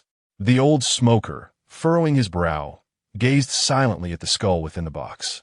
Ultimately, he placed it on the ground, secured the lid, and deftly retrieved a red thread from his cloth pouch, binding the box with remarkable agility. He then addressed me, "Pathetic creature, in just a couple of years, you'll be speaking of a wife, yet you still behave like an innocent maiden. Have you finished retching?" I nodded, breathless and flushed, eager to inquire about the nature of the object. Yet, the old smoker did not afford me that opportunity. He swiftly approached to Baochuan's wife, biting his middle finger to draw a spell upon her forehead. I recognized this incantation as the simplest soul-summoning charm. I surmised that Hu Baochuan's wife had been invaded by the entity within the box, thus transforming her into a grotesque abomination. Fortunately, the discovery was timely, and there was still hope for her. Indeed, after the charm was inscribed, Hu Baochuan's wife rolled her eyes and fainted. Upon closer inspection, I noticed 3 gaping wounds on her smooth abdomen, blood gushing forth, a result of the old smoker's actions. Struggling to calm my stomach, I stood frozen in place. But the old smoker bellowed, "What are you staring at? Never seen a woman before? Hurry, carry her indoors. If she remains exposed to the sunlight, her life will be forfeit." My face flushed with embarrassment. Who on earth was watching? I huffed and puffed my way over, my eyes tightly shut to avoid any suspicion. However, I inadvertently stumbled over Hu Baochuan's wife, falling clumsily to the ground. My heart quivered with fright, yet fearing the wrath of the old smoker. I hurriedly dragged her into the room. The task was laborious. As a mere 14-year-old, how much strength could I possibly possess? The effort was exhausting. Hu Baochuan, who appeared utterly dazed, finally realized he was unharmed. Turning around, he saw his wife being dragged towards me, tumbling and scrambling to reach me. "Is she still alive? Put her down, let her go," he pleaded. The old smoker stood behind him, gripping his collar. "If you wish to live, keep your hands off her. First, let me extract the poison." With that, he swiftly unfastened Hu Baochuan's belt, revealing a mass of putrid flesh that emanated a foul stench. He sprinkled some ash over it, and before the other could cry out in pain, he retrieved an empty bamboo tube from his bag. Lighting a yellow talisman, he stuffed the ash into the tube, followed by a handful of millet, and then shouted, "Hurry up and drag her. We still need your urine for the ritual." I thought to myself, what on earth is he planning? Is he truly going to desecrate someone's dignity by mixing urine with talisman ash, as if preparing a meal? Yet at that moment, I dared not resist. With immense effort, I managed to get Hu Baochuan's wife into the room. My legs weakened, and I stumbled over, drenched in sweat. "Old smoker, I'm not holding in any urine. What am I to do?" I spoke the truth, My body had expelled all moisture, leaving no reserves. The wizened smoker glared. Spare the jests. Hu Baoquan and several other peasants from Zhao village are counting on your virgin urine to save their lives. It's almost 2 o'clock. Past midday. My methods will be rendered useless, and they'll all perish. Good heavens, I never imagined a mere stream of urine could save so many lives. If that's the case, then I shall exert myself. PSSSHD. A stream of urine splattered all over the old smoker's hand. Apologies, I'm just too nervous, I said with a timid smile. The old smoker's lungs nearly burst with rage. I quickly corrected my aim and deposited the remaining contents into the bamboo tube. The old smoker, with no time to spare, stirred the mixture with his hand, scooped out a handful of millet, and slapped it onto Hu Baoquan's festering wound. The effect was startling. Hu Baoquan screamed like a slaughtered pig, white smoke rising from his groin. I recoiled in disgust, my features contorted into a grimace. Endure it if you wish to live. Virgin urine mixed with a talisman and millet is the ultimate yang medicine for extracting poison. This affliction is tainted with the venom of snakes, rats, and lewd corpses. We must first address the source of the illness before commencing comprehensive treatment. Hu Baoquan was drenched in sweat from the pain, his eyes nearly bursting. But he dared not utter a sound. He understood the gravity of the situation. This man was saving his life. After about 5 minutes, Hu Baoquan's tense body gradually relaxed. I knew the pain had subsided, meaning the source of the illness had been purged. As for the extent of his recovery, that would depend on his individual resilience. At that moment, I regained my strength and approached Hu Baoquan, addressing the old smoker. Having removed the source of the ailment, what should we do next? Since it is corpse poison, the blood within his body must also be compromised. The old smoker raised an eyebrow, surprised by my astuteness, and chuckled, "You clever lad. Your time spent learning from me has not been in vain. Pray, tell me your thoughts on our next course of action." Knowing his demeanor indicated that the crisis had largely passed, I grinned sheepishly and replied, "If it were up to me, I'd say that corpse poison in the heart is tantamount to a death sentence. What next? We ought to bury him." Hu Baoquan let out a groan, his eyes rolling back as he nearly fainted, clearly terrified. The old smoker admonished him with a laugh, "You little rascal, lacking in the skill to save lives, yet overflowing with the ability to frighten. This snake-rat corpse primarily feeds on a man's vitality. Its poison is not as potent as one might think. With the application of sandalwood smoke and a bit of black dog excrement to cleanse the body, he shall be fine." I had never encountered such an unconventional remedy and couldn't help but give a thumbs up in admiration. "Old smoker, you are truly ingenious." After subduing the snake-rat corpse, the old smoker and I visited Zhao village, employing the same method to rescue 5 farmers connected to Hu Baoquan's wife. The entire village was abuzz with excitement. Those saved were overcome with gratitude, some kneeling in reverence, others offering money, treating the old smoker as a living deity. Consequently, his reputation soared, and I basked in his glory, feeling as elated as if I had just received an award for being an exemplary student. Including Hu Baoquan, they all followed the old smoker's instructions. After burning the sandalwood incense, they scoured the world for dog excrement, as if it were akin to applying soap. The efficacy was remarkable. Once completed, all previous lethargy vanished, and the oppressive aura was thoroughly dispelled. I could empathize with the sheer joy of rebirth, feeling a profound sense of gratitude for life itself. The old smoker has always taught me to respect life. Humans have their path, and spirits have theirs. We merely inhabit different realms, yet we share the same dignity and essence, deserving of respect and protection, and we must resolutely confront those who disregard the sanctity of life. To be honest, I still do not comprehend the principles behind these exorcism methods, as my skills in observing energies have yet to mature. The old smoker would never impart the intricacies of yin and yang to me. For now, I simply accompany him to witness the unfolding events. After having eaten somewhat haphazardly at a villager's home, I returned with the old smoker to Hu Baoquan's residence in the evening. Hu Baoquan's lower body was bandaged, and he sat vacantly at the head of the bed, gazing at his wife on the comm. The old smoker went to save lives, and Hu Baoquan could neither impede him nor desire to. Upon our return, he approached us with the eagerness of a family member. "Old immortal, why is my wife still asleep? When will she recover?" Hu Baoquan asked urgently. The old smoker's expression grew grave. "Your wife has been afflicted by the essence within a wooden box. Even if she recovers, her life will not extend beyond 40 years. You must prepare yourself for this reality." Hu Baoquan's lips trembled as he sighed. "To survive is a blessing. I desire nothing more. Once she recovers, I shall remain by her side, cherishing each day as it comes." With that, he wiped away the tears from the corners of his eyes with his rough hands. He understood that his wife's infidelity was the result of malevolent forces, and he could not blame her for it. Suddenly, I felt a surge of respect for Hu Baoquan and promptly handed the walnut prayer beads to the old smoker. The old smoker silently approached the edge of the bed, lifted the quilt, and swiftly placed the walnut beads into Hu Baoquan's wife's mouth. Simultaneously, he brought his fingers together and pressed against several key points on her chest.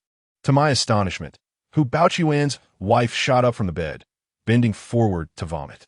My heavens! Snakes, insects, rodents, and ants all poured out. Yet this time, there was no foul odor. Once she had purged herself, Hu Baoquan's wife gazed at us in confusion and finally asked her husband they are. Seeing that his wife had finally recovered, Hu Baoquan's long-suppressed tears flowed forth like a breached dam, leaving him unable to utter a single word. The old smoker urged him to hold back his tears and pointed to a wooden box bound with red thread at the head of the bed, inquiring, "Sister, how did you come by this?" Hu Baoquan's wife suddenly widened her eyes, recalling the incident for a long while before she spoke. That day, while irrigating the crops, the water channel was blocked. I used a shovel to dig, and as I continued, I sensed something was amiss, as though I had struck something. When I unearthed it, to my astonishment, it was this box. I thought it might contain some treasure, and without giving a second thought, I opened it. A foul, chilling air burst forth, hitting my face. After that, I cannot remember clearly. The next thing I knew, I was lying on the calm. She turned to Hu Baoquan and asked Baoquan, "What exactly happened to me?" Hu Baoquan did not withhold the truth. He conveyed everything that needed to be said. His wife cried and lamented on the calm, feeling utterly ashamed, pondering how she could face the world thereafter. The old smoker's countenance darkened considerably. Perhaps he had not anticipated that this object had been excavated from the water channel, or perhaps he had underestimated the contents of the box.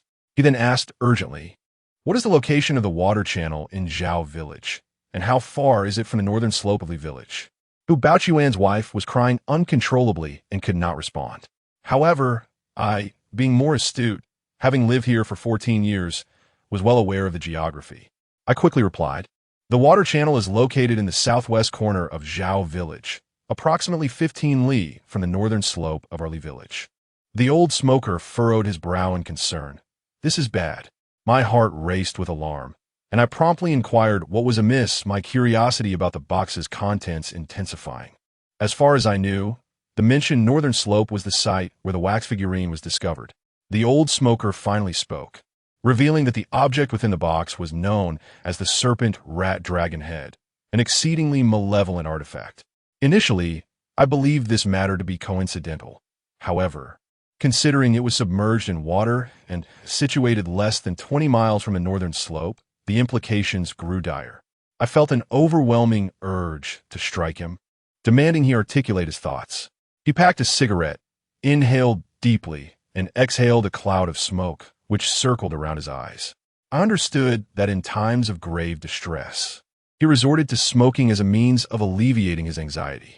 It appeared that the situation was far more severe than I had anticipated. He then spoke in a tone that was both solemn and awestruck. I never imagined that this humble mountain village would harbor such extraordinary individuals. This place is ensnared in a formidable reverse celestial formation, the three corpses returning to Yang array. Chapter 7. A Life is at Stake. The three corpses returning to life formation? Not only was I wide-eyed in astonishment, but the couple, Hu Baoquan and his wife, wore expressions of utter bewilderment. Setting aside the remarkable nature of this formation, I was still perplexed by the serpent, rat, and dragon head contained within the wooden box. Old smoker, old lady washing the radishes, please take turns to enlighten us about the serpent, rat, and dragon head, I implored earnestly. The old smoker squinted, allowing the smoke to swirl around his face as if he were on the verge of transcending to another realm, and slowly narrated the origins of this artifact. It transpired that during the Qin and Han dynasties, there existed a notoriously cruel bandit named Luan Tiniu. This man was avaricious and debauched, having taken countless lives. Many virtuous women fell victim to his depravity, provoking widespread resentment. Fortunately, a wandering Taoist priest emerged, employing arcane techniques to capture him, subsequently handing him over to the authorities.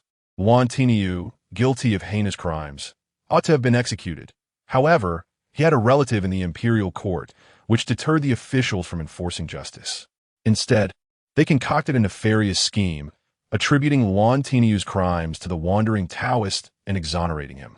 The virtuous and the wicked were thus reversed, allowing the villain to roam free while the righteous awaited their grim fate. The wandering Taoist, disillusioned by the corruption pervading the court, seethed with indignation. Ultimately, he utilized his esoteric knowledge to break out of prison, recaptured Luan Tiniu, and executed him. In a final act of vengeance, he employed a method that severely diminished the bandit's lifespan, transforming his head into the serpent, rat, and dragon head. The adage, snakes and rats share the same den, alludes to the profound affinity between two entities that are complicit in malevolence. Both creatures are steeped in sinister energy, and when placed alongside the head of Luan Tiniu, they can rouse his spirit, engendering formidable resentment.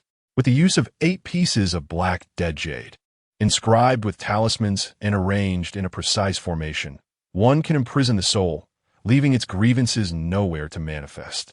If such an object is interred within the ancestral grave of a family, it is foretold that for 9 successive generations, the male shall be enslaved and the female shall be consigned to a life of prostitution, resulting in a lineage steeped in ruin, with bodies left desecrated.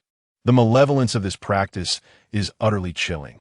The wandering Taoist, nearing the end of his days with his last breath, buried this object within the ancestral grave of a high-ranking official. Shortly thereafter, the official met a gruesome fate, executed by slow slicing for his treasonous acts against the emperor, along with the decapitation of over 300 members of his family, publicly displayed for all to witness. Upon witnessing this scene, the wandering Taoist found his peace. It is said that such extreme measures are only undertaken in the face of deep-seated enmity. The Taiping Guanji states, "The matters of snakes and rats bring calamity upon descendants and the realm.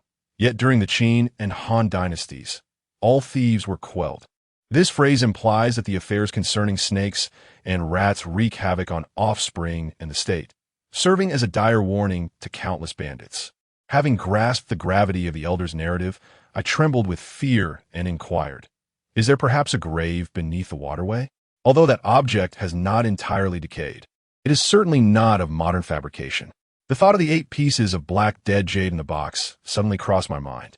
Although I do not fully comprehend what dead jade is, it seems to ensure that the soul remains intact, thereby significantly slowing the decay of the physical body. Otherwise, that white snake and the golden rat would not have survived to this day. The old smoker, puffing away, shook his head.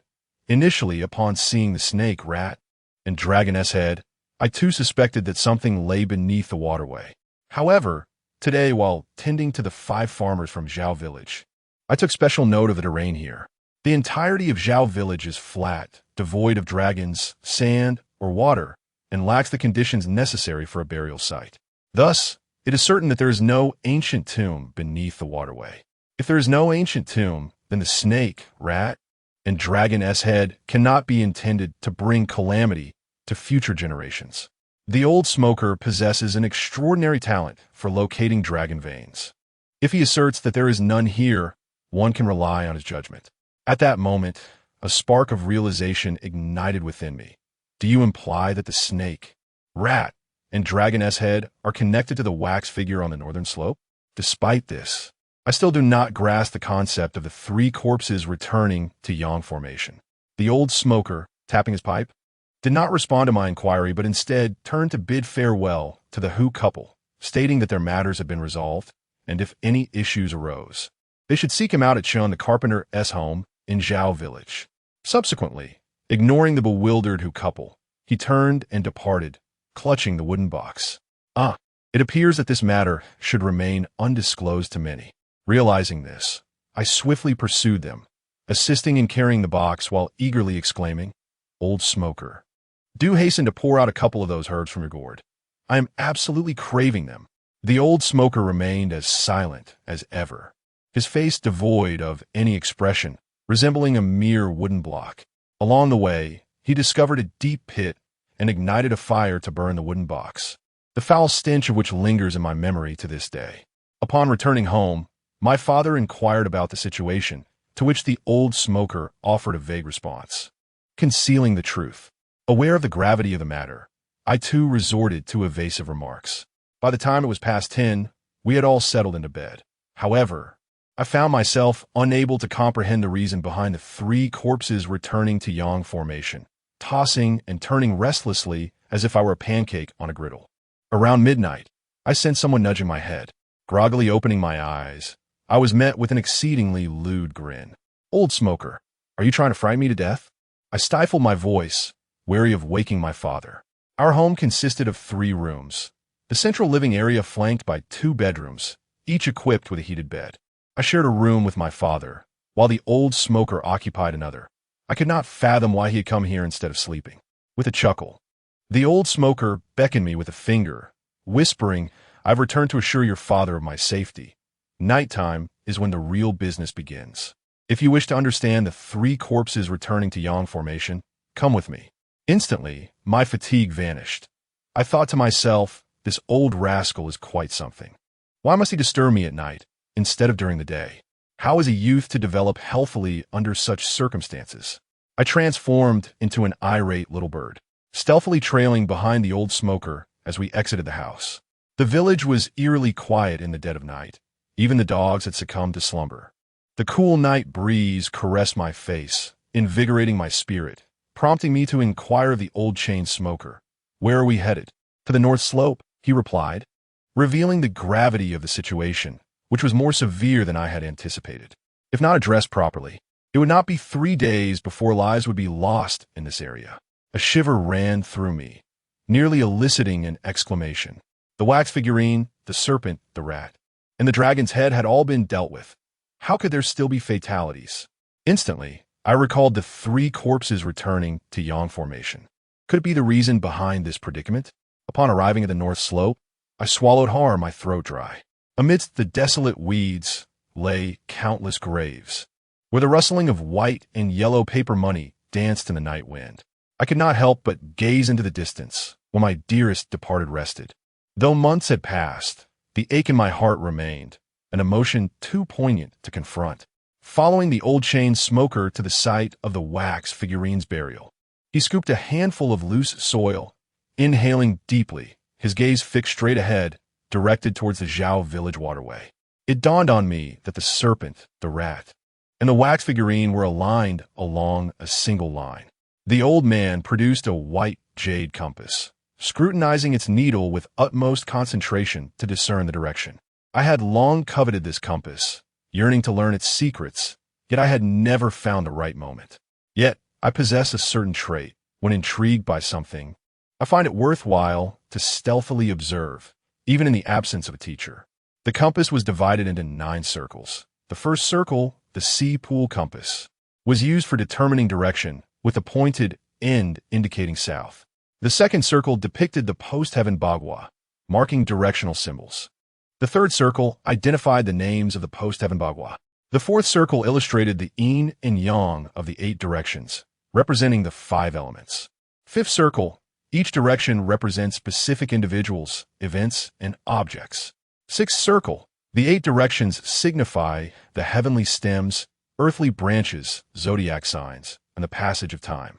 Seventh circle, the earthly branches, representing the zodiac, encompass the concepts of harmony, convergence, conflict, punishment, and harm, all of which correlate with the heavenly stems and character traits. Eighth circle, the 4 seasons, spring, summer, autumn, and winter, alongside directions, as well as the principles of yin and yang, are represented. Ninth circle, The 8 directions and the 24 solar terms signify that each direction consists of 3 distinct energies. The old smoker remarked that a compass embodies an entire universe, encompassing all that exists. However, most individuals, after their studies, can merely discern feng shui. Only those who master the art of observing energies can truly navigate the realms of yin and yang. It is through this craft that Yin-Yang Feng Shui masters traverse the world. With great yearning, I unabashedly fantasized about the prospect of one day becoming a Yin-Yang Feng Shui master. Would Wu Jingfeng, the class monitor and belle of our class, unreservedly fall in love with me? At the tender age of 14, I was still naive about many things, yet I understood that when I succeeded, I would stand above the entire school, mocking those foolish mortals. Suddenly, a sharp slap interrupted my reverie, as the old smoker exclaimed, "What are you grinning about? You're drooling." He urged me not to delay, for he had already determined the direction, and we needed to hurry. I shot him a resentful glance, but his eyes were wide and intense, resembling the gaze of a startled bull. Though I harbored my discontent, I dare not express it. He pointed decisively to the north, stating, "The third focal point should be right there." I was taken aback.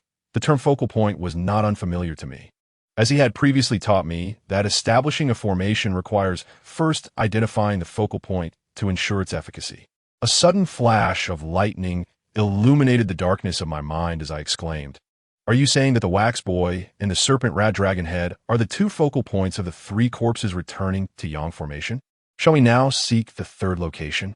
The old smoker chuckled, his crow's feet resembling 2 blooming chrysanthemums. "You truly possess a spark of insight.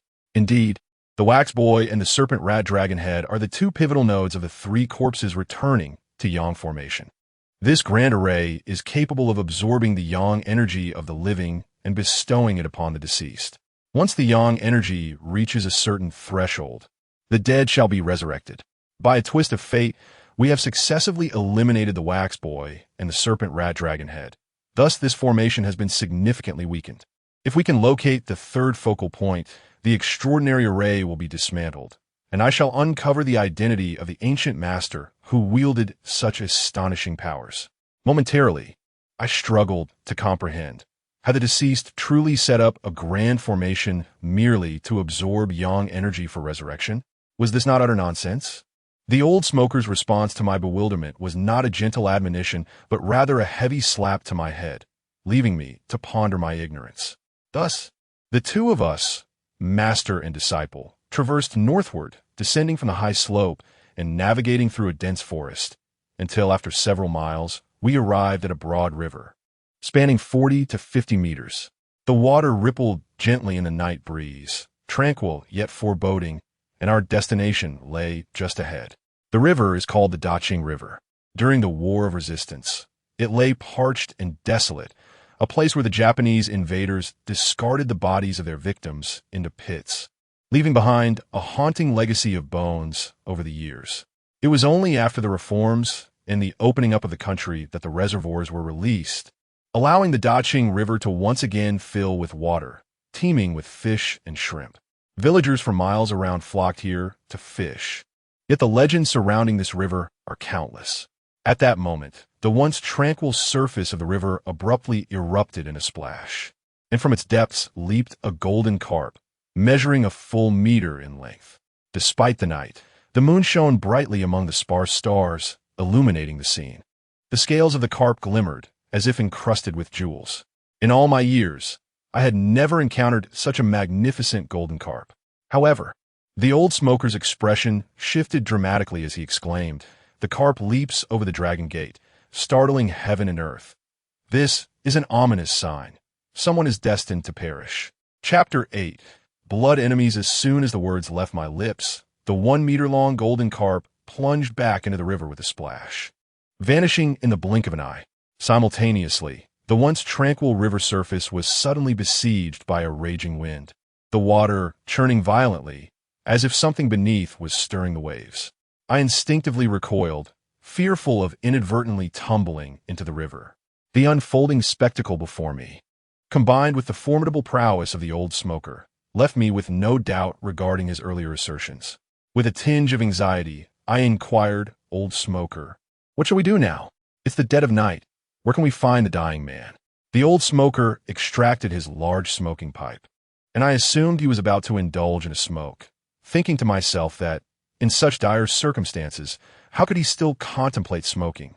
To my surprise, he deftly unscrewed the bowl of the pipe and affixed the spearhead from his waist to the stem, revealing a formidable weapon. This weapon, crafted from bronze, resembled a gun, but was, in fact, a short dagger with its wings severed. Its appearance was merely reminiscent of a spearhead. I realized I had misjudged him, yet my heart sank at the sight. It appeared that the entity within the final formation was exceedingly malevolent. "There is something amiss," he declared, pointing the short dagger towards the riverbank. Though the old smoker's eyes were small, they held a concentrated brilliance, sharper than an owl's gaze. As I focused my sight, I discerned a fishing net on that riverbank, being gradually dragged into the water by some unseen force. A multitude of bubbles and the rippling surface of the water indicated a struggle. I thought, "This is bad. Could it be that someone has fallen into the net?" Though I am still youthful, I possess a heart that is pure and virtuous, and I could never stand idly by in the face of peril. As I rushed forward, the old smoker moved with remarkable agility, almost in the blink of an eye, arriving at the scene, bending down to grasp the net and pull it towards the shore. Despite his advanced age, his strength was commendable, and I silently admired him as I joined in the effort to haul it up. We exerted all our might, yet the net refused to budge, instead sinking deeper into the water. Good heavens, what could possibly be entangled within this net? Surely it could not weigh as much as a mountain of gold. My goodness, there is indeed something mysterious beneath the surface. You, my clever friend, stay here while I dive down to investigate. With that, the old smoker released his grip on the net, and that moment proved disastrous for me. As I was still straining against the weight, his sudden release transferred the immense downward force onto me. With a startled cry, I lost my balance and plunged headfirst into the water. As I fell, my mind was filled with curses for the old smoker. "Just wait until I'm back on solid ground. I shall have my revenge." Though it appeared shallow by the riverbank, the water was deceptively deep, and I was quickly submerged. Panic set in as I flailed, water rushing into my nose and mouth, nearly choking me. Fortunately, having grown up in this area, I possessed a reasonable proficiency in swimming. After a brief moment of chaos, I managed to regain my composure and began to employ my rudimentary swimming skills, paddling like a dog. My intention was to return to the shore, where I would gladly pay a price for the old smoker's folly, and then give him a good kick for his trouble. At that very moment, I heard a chilling, unmistakable laughter beside me, which startled me into turning around. In the murky depths of the water, I beheld a horrifying visage pressed against me. This face appeared to have been submerged for an eternity, its pallor reminiscent of decay, as if a mere touch would cause it to disintegrate. The corners of the mouth curled upwards in a sinister grin, while one eye was wholly white, and the other had detached from its socket, dangling grotesquely upon the cheekbone. A copious flow of thick blood gushed from the neck, and upon closer inspection, I discerned a deep gash from which the blood poured relentlessly. The figure had also lost an arm, the shoulder a gruesome sight of mangled flesh. Yet, in the grasp of the remaining hand was a glimmering dagger, poised to strike at me. I could not ascertain whether this entity was human or specter, but the dagger was already poised at my chest. Should I fail to evade, death would be my only fate. In the face of peril, a remarkable potential often awakens within us. With a surge of determination, I thrust my foot forward, engaged my core, and crouched down, allowing the dagger to graze my hair as it thrust past me. The impact of the water splashed against my face, further tormenting my already oxygen-deprived lungs. I fled to the side, but upon raising my head, another ghastly face emerged before me. My heart sank. This one was even more terrifying, its features marred by a multitude of gashes, revealing the stark whiteness of bone beneath. This figure, bare-chested, bore a gaping wound where the heart should be, the organ pulverized, and blood erupted forth in torrents. Yet, both hands remained intact, wielding a pair of short blades. With swift motions, the knives danced through the air like butterflies, aimed directly at my throat. Having been submerged for what felt like an eternity, gasping and choking, I found myself devoid of any strength to resist. My senses dulled by the suffocating absence of oxygen, a discomfort so profound that mere words could scarcely convey its depth. Yet, given my fierce disposition, the notion of surrendering to my fate was utterly unacceptable. If death sought to claim me, it would have to contend with a fight. In that moment of desperation, I cast aside all thoughts and focused solely on the dichotomy of existence, to live or to perish. Summoning every ounce of my strength, I unleashed a powerful punch. With a resounding crash, the figure before me shattered, the twin blades that had threatened me fracturing into oblivion. Could it be that I possessed an extraordinary talent? A master among masters? This strike had not even physically connected. But then, from the murky depths emerged a bronze short spear, wielded by the old smoker. His face etched with urgency. Upon realizing I was relatively unharmed, the tension in his brow eased slightly. It was he who had descended to my rescue, dispatching that assailant with a swift thrust of his weapon. Thank the heavens for his timely intervention. Without exchanging any words, he decisively kicked out, landing a forceful strike to my abdomen, propelling me upward toward the surface. Fresh air rushed into my lungs, a revitalizing balm after my near demise. Yet, the relief I should have felt was swiftly overshadowed by dread. As I broke the surface, I beheld the one-armed, one-eyed fiend re-emerging, plunging a dagger toward the old smoker. Damn it! What manner of creature was this? I could not allow the old smoker to face this threat alone. I had to assist him. Months have passed, and although I do not refer to him as my master, our bond has deepened profoundly. If anything were to happen to him, I would be consumed by regret. Yet, before I could even react, I sensed a turbulent undercurrent churning beneath the surface, causing the river to roar with waves. Suddenly, a head burst forth, gasping as if it were a bellows. It was the old smoker. He was unharmed. Overcome with joy, tears streamed down my face, mingling with the water. Don't just stand there. Quickly to the shore. I have yet to subdue these two creatures. We scrambled up the riverbank, utterly exhausted, but the old smoker insisted. We cannot rest yet. The two beings in the river have been injured. We must rescue them at once. It was then that I recalled the fishing net, and we hastily set about pulling it up. This time it did not sink. Moments later, it was hoisted ashore. Upon closer inspection, the net contained not only some water plants and lively fish and shrimp, but also a large, living person. What on earth was happening? I parted the net to reveal the individual's face, which was smeared with purple mud and reeking foully. Once cleaned, I realized the figure seemed familiar. Was this not Uncle Gu-Er from the east end of the village? Seeing that I recognized him, the old smoker urged, forget everything else. We must revive him.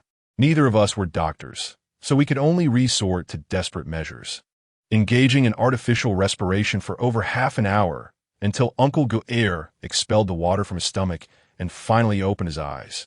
He was aware that he had been rescued and recognized me as the son of the carpenter, Chen, but due to his advanced age and having been submerged for so long, he was nearly as fragile as a wisp of smoke. The old smoker pulled something from his cloth pouch and placed it into Grandfather Ji's mouth, allowing him a brief respite. I was uncertain of the nature of this miraculous remedy, yet Grandfather Gu suddenly sat up, revitalized and full of vigor, and began recounting the truth of his ordeal.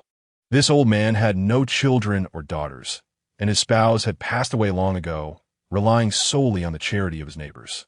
As summer approached, he tended to the banks of the Great Blue River, preparing to catch fish to exchange for food.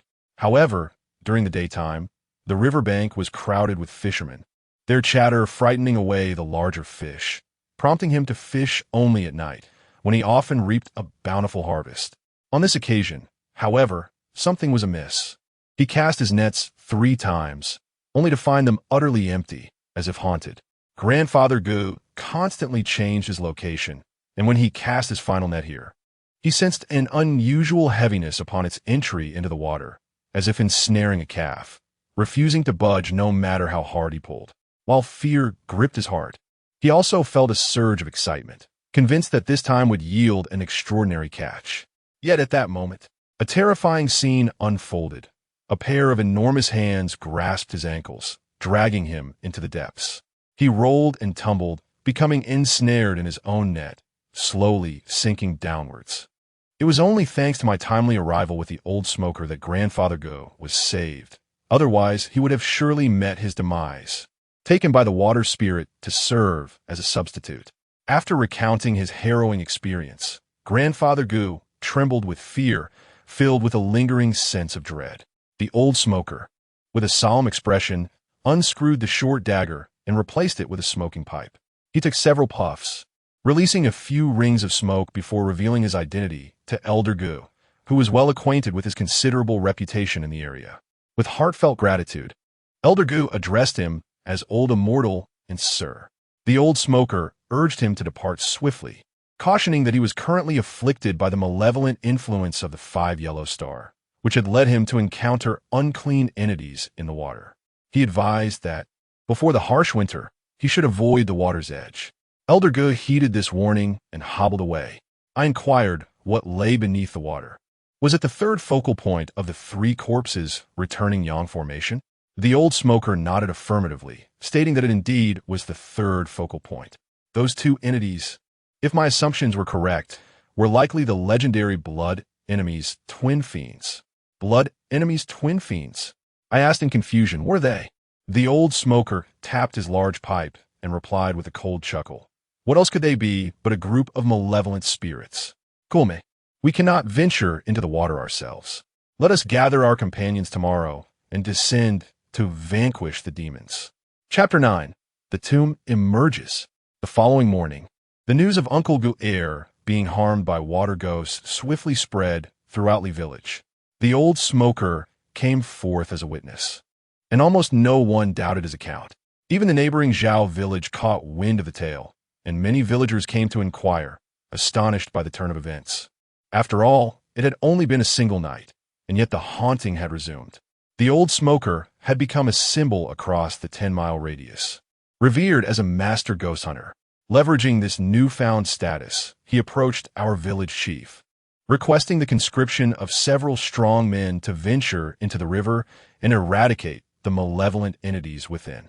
Otherwise, the villagers from the surrounding hamlets would inevitably suffer. The village chief, Zhao Yuliang, a man of discernment, felt compelled to heed the voices of Uncle Gu and the community, and thus reluctantly dispatched 8 robust young men. However, he cautioned them beforehand that they could not work without compensation, for they had families to support, and a day wasted here could translate to significant loss in earnings. Should it turn out that no foul entities lurked beneath the water, all expenses would be borne by the old smoker. The old smoker nodded in agreement, not stooping to the level of Zhao Yuliang as petty concerns. At this moment, my father stepped forward, producing 80 yuan to distribute among the 8 young men. He proclaimed, "Even if we uncover the malevolent entities, we shall compensate you. Life is challenging for all of us. Apart from the dangers lurking at the riverbed, we all seek a peaceful existence. The prices in 1990 cannot be compared to those of today. A pound of pork cost merely 2 yuan, and the daily wage for laborers in the village scarcely exceeded 8 yuan. My father generously provided 10 yuan, creating a considerable spectacle. This left Zhao Yuliang speechless, his face flushed and neck thick as he stood there coughing awkwardly. The 8 robust young men glanced around, feeling the weight of the 10 yuan in their hands. For my father was exceptionally kind to the villagers. As a carpenter, he hardly made a profit, yet human nature is such that gratitude is never forgotten. Old Chen, you and your son have had your share of hardships. I cannot accept this money. Save it for Ziliangzi's wedding, spoke Wang Chao, a 28-year-old whose family had crafted furniture 2 years prior. My father had only charged them for materials and had enjoyed a meal at their home, never mentioning labor costs. Hence, their entire family was well aware of my father's character, accepting that 10 yuan would weigh heavily on my conscience. Indeed, it was merely a matter of dredging the river. What need is there for payment? Has everyone lost their sense of propriety? Old Chun was a man of integrity. If I were to accept the money, my father would surely reprimand me, so I declined. The 8 sturdy young men clamored and returned the money, and Zhao Yuliang, unable to regain control of the situation, watched as my father smiled, shook his head, and turned to leave. I understood that he was helping the old smoker out of a tight spot. After all, he was my mentor. The old smoker nodded. Xiliang, as you grow up, do not forget your father's kindness. He has his burdens too. I felt a pang in my heart, fully aware of my father's struggles. Yet the old smoker's words carried a deeper meaning. My father acknowledged that he had once made a grievous mistake and urged me to study the principles of yin and yang, as he feared for my safety in the future. I fully comprehend the depth of his concern. It is a fervent warmth that sometimes overwhelms me to the point of tears. Thus, a group of 8 men accompanied my master and me to the banks of the Deqing River. The villagers from our community, as well as those from Zhao village, gathered to witness the spectacle. In an instant, the riverbanks were teeming with people, all too captivated to fish, for they were aware that the renowned old sage was about to perform a supernatural exorcism beneath the river surface. While the prowess of my master was well known, few had truly witnessed his abilities. Today presented a splendid opportunity, and all eyes were wide with anticipation. My master had injured 2 water spirits the previous night and had already determined their location, instructing the 8 robust young men to enter the water. As they descended, he handed each of them a slice of something peculiar. It was this very substance that had saved old Master Gu yesterday, and my curiosity was piqued. I inquired, "Old Smoky, what is this? May I have a piece to taste?" Old Smoky shot me a look that conveyed annoyance, then retrieved a slice from his cloth pouch and unceremoniously shoved it into my mouth. My relatively handsome face contorted in response, as the spice made my eyes water with tears. Upon inspecting the item, I discovered it was ginger. In contemporary terms, I was quite taken aback. Old Smoky chuckled with a hint of schadenfreude, saying, "Do not underestimate this. Ginger has the effect of restoring warmth and opening the meridians. When one is submerged in the heavy yin energy of the water, holding a piece of ginger can ward off malevolent spirits." Before I could retort, a series of splashes echoed as the 8 sturdy young men emerged from the depths, their faces flushed and their arms straining under the weight of an unknown burden. The old smoker, invigorated, instructed me to fetch some hemp rope. When the rope arrived, 8 robust young men swam to the shallow waters, drawing gasps of astonishment from the surrounding villagers as they hoisted a grayish-white stone coffin from the depths. No wonder it was so heavy. A stone coffin submerged in water would require no less than 7 or 8 individuals to raise it, not to mention the buoyancy of the river. Upon realizing it was a coffin, few dared to approach and lend assistance, for such an object is universally regarded with trepidation. The 8 sturdy lads wore expressions of sheer terror. Had it not been for the 10 yuan they received, they might have fled at the first opportunity. I cast the hemp rope into the water, and the 8 men secured the coffin tightly before swiftly climbing ashore, as if something sinister were pursuing them from behind. Everyone exerted their strength to drag the coffin ashore, believing they had fulfilled their duty. Meanwhile, the old smoker extracted his pipe and began to smoke, though his eyes were laden with gravity.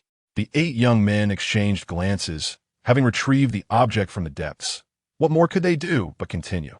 At that moment, a peculiar occurrence transpired. Despite their collective might, which could have easily overpowered a bull, the stone coffin remained utterly immovable, as if it were rooted in the shallow waters. Wang Chao, panting heavily, exclaimed, "I can't do it anymore. This coffin is cursed. We can't budge it." Villagers on the bank murmured, "There must be a water ghost within. This coffin is not meant to reach the shore. Too many souls have perished in the Qing River. Could this coffin have roused the spirits? Let us leave quickly. There is nothing to see here." A glance from a malevolent spirit could make one a substitute for the dead. A cacophony of voices filled the air, each uttering a myriad of sentiments, and I found myself unable to remain still, repeatedly glancing at the old chain smoker. Yet, he remained as steadfast as a mountain. Upon finishing a pack of cigarettes, he retrieved a handful of earth from his cloth pouch. He informed me that it was soil from a grave, and with a flick of his wrist, he scattered it over the stone coffin. Subsequently, he muttered incantations, and upon concluding the chant, he seized a length of hemp rope. With a display of strength, he commanded, "Let us proceed." To my astonishment, the previously immobile coffin began to glide slowly toward the riverbank. A wave of astonishment swept through the villagers, all of whom were left speechless. No one had anticipated that the elderly man possessed such remarkable strength. Indeed, He was a master. I had gleaned some insight into the underlying truth. Scattering grave soil is an act of honoring the departed, while reciting incantations serves to stabilize vengeful spirits. Having been submerged for so long, the stone coffin was likely laden with resentment, and its reemergence would undoubtedly unleash a torrent of fury. My curiosity, however, was piqued. The old smoker revealed that within the third formation lay the blood enemies, the dual calamities, which were assuredly contained within this very coffin. The daytime, brimming with yang energy, was an opportune moment to dispel malevolence. At last, the coffin was dragged ashore. The old smoker paused, wiped the sweat from his brow, and addressed the villagers on both banks of the river. Esteemed neighbors, the individual within this coffin did not meet a natural demise. Even in daylight, the malevolent energy is overwhelming. This year is the year of the horse, specifically the year of Zhenwu. Those born in the years of 26, 38, or 50, particularly those of the rat or rooster, should turn away. Should you insist on witnessing this spectacle, you will be beset by calamity, and the restless spirits may bring discord to your home. With his reputation preceding him, the villagers took his words to heart, and many felt compelled to turn away, gripped by genuine fear. The old smoker surveyed his surroundings, noting that the 8 sturdy young men had not yet been summoned. With a swift kick, he sent the coffin lid flying open. A thick plume of gray smoke billowed forth, an ominous aura palpable to even the most ordinary of onlookers, attesting to its intensity. Villagers from both banks of the river had gathered, and to their surprise, the coffin contained nothing but bones, far less terrifying than they had envisioned.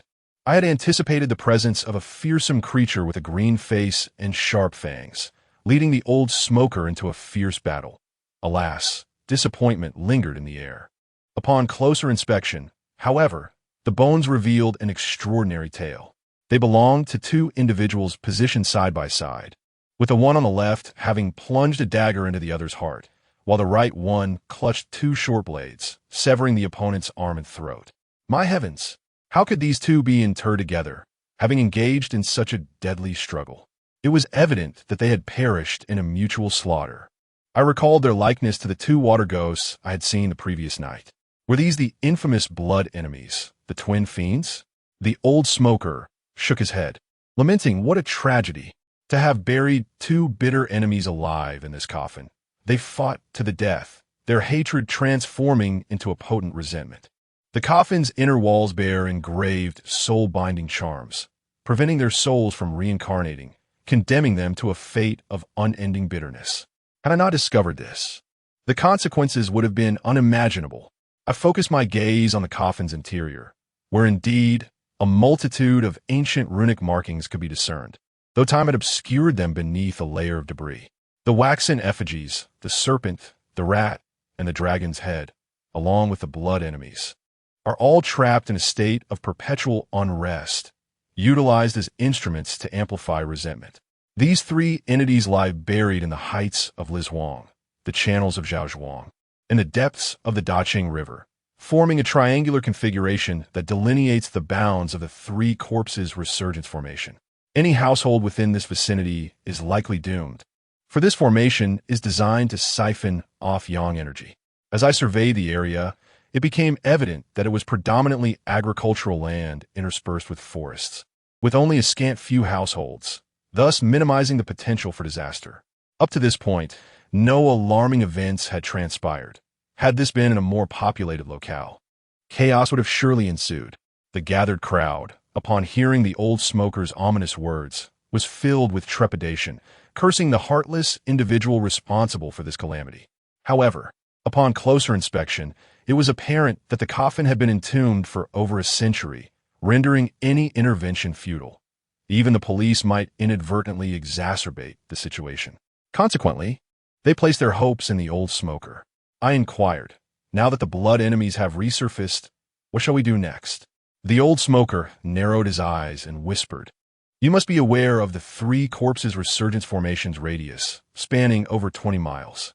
There must be an ancient tomb within that expanse. If I can eliminate the blood enemies trapped within the stone coffin, the formation will be dismantled, and the tomb will reveal its secrets. The tomb's master is likely a formidable figure. I fear he may have further tricks up his sleeve that could unleash peril. I grasped his implication and replied, "Surely, we cannot submerge the stone coffin back into the depths. There are too many witnesses." The old smoker suddenly widened his eyes and murmured, "So be it. What is a blessing may not be a curse, and if it is indeed a curse, it cannot be avoided. Let's extinguish that scoundrel." No sooner had he spoken than he poured a bamboo tube filled with chicken blood into the stone coffin. To my astonishment, I witnessed the two corpses exhibit signs of struggle. They seemed to be in great agony. Immediately, the entire Qing River, once tranquil, began to churn as if stirred by an unseen force. From the depths of the river, a cacophony of weeping arose, hauntingly sorrowful and filled with lamentation. The crowd gasped in terror and fled, fearing that the vengeful spirits would emerge to claim their lives. I understood that the potency of the chicken blood had overwhelmed the river's Yin energy, disrupting the balance. Even spirits require a specific environment to thrive. As the wails faded, the skeletal remains within the coffin began to dissolve. Just then, the once clear sky erupted with a thunderous clap, striking like a bolt from the blue. The stone coffin shattered in response, sending an unknown number of people tumbling to the ground in fright. The old smoker retrieved a white jade compass, his eyes fixed intently on the needle. Suddenly, he pivoted sharply to face the northeast, his voice low and foreboding. "The ancient tomb has emerged." Chapter 10. The professional tomb raider, the old smoker, had already used his compass to determine the location of the ancient tomb, and with a swift motion, he prepared to depart. I hurriedly followed, my curiosity piqued, eager to uncover the identity of the tomb's illustrious owner. The villagers gathered around remained entranced by the lingering echoes of the recent thunderous event, many pale-faced and seated on the ground, unable to rise for quite some time. The old smoker withdrew his gaze from the distance and addressed the crowd. "The malevolent duo has been vanquished. There is no need for alarm, dear villagers. However, the oppressive aura of the Great Green River is quite potent. It would be prudent to refrain from visiting at night. For now, all is well. You may disperse." Upon hearing this, the villagers' spirits were considerably lifted. With the supernatural threat eliminated, what was there to fear? Nevertheless, the earlier spectacle had profoundly shocked these simple, rural folk, who had always believed in the power of the familiar. Even the perceptive village head, Zhao Yuliang, could only click his tongue in disbelief, staring vacantly at the dissipating smoke of the malevolent duo and the shattered stone coffin. As the villagers began to disperse, a greater number rushed toward the old smoker, showering him with sycophantic smiles, seeking either fortune-telling or feng shui advice. Some lamented the misfortunes plaguing their homes over the past couple of years, while others claimed to be afflicted by bad luck, even experiencing discomfort from merely drinking cold water. We, as master and apprentice, found ourselves encircled, unable to catch a breath amidst the fervent crowd. The old smoker was entirely preoccupied with the ancient tomb, having neither the time nor the inclination to assist them with their concerns. I, being young and timid, found that no one paid heed to my words. The old smoker, however, exuded an air of authority, solemnly declaring to the villagers, "Do not rush, my dear friends. I have taken all these matters to heart. Yet today is not the appropriate time. The blood enemies have just been vanquished, and I must return to perform a ritual. Furthermore, you have lingered here for quite some time, and it is inevitable that you have been tainted by malevolent energies. Hurry back home, cleanse yourselves with a bath, and burn some incense." The villagers, upon reflection, realized the truth in his words, and, without further ado, turned to depart, swiftly moving away, some even breaking into a run. Amusement welled within me as I finally grasped the wisdom of my homeroom teacher's words. Ignorance breeds folly, and folly inevitably leads to fear. The old smoker was well versed in the ways of yin and yang, an expert in feng shui, a sage beyond compare. In contrast, I felt a twinge of gratitude within me. He was my mentor, guiding me as I embarked on my journey, unlocking the door to a different realm. Perhaps my way of repaying him was not merely to address him as master, but rather to diligently study and honor his efforts. As the villagers dispersed, Zhao Yuliang remained. grinning as he retrieved a pack of the Qianmen cigarettes from his coat pocket, offering one to the old smoker. "Old sir, you truly possess remarkable skills. I, Zhao, have been blind to the divine, yet please do not hold it against me." The old smoker glanced at him, slowly extracting his pipe and filling it with tobacco. I, quick of hand and eye, lit it for him, and, as he exhaled a plume of smoke, Zhao Yuliang's expression shifted dramatically. He awkwardly withdrew his hand, which had been offered in the gesture of sharing a cigarette, and cast a glance at the old chain smoker that conveyed a sense of reluctant surrender. The old man remained unmoved, stating, "I cannot acclimate to such flimsy cigarettes. They lack substance. Today, village chief Zhao has been somewhat accommodating, and I shall remember that. I have matters to attend to, and we shall have opportunities to meet again."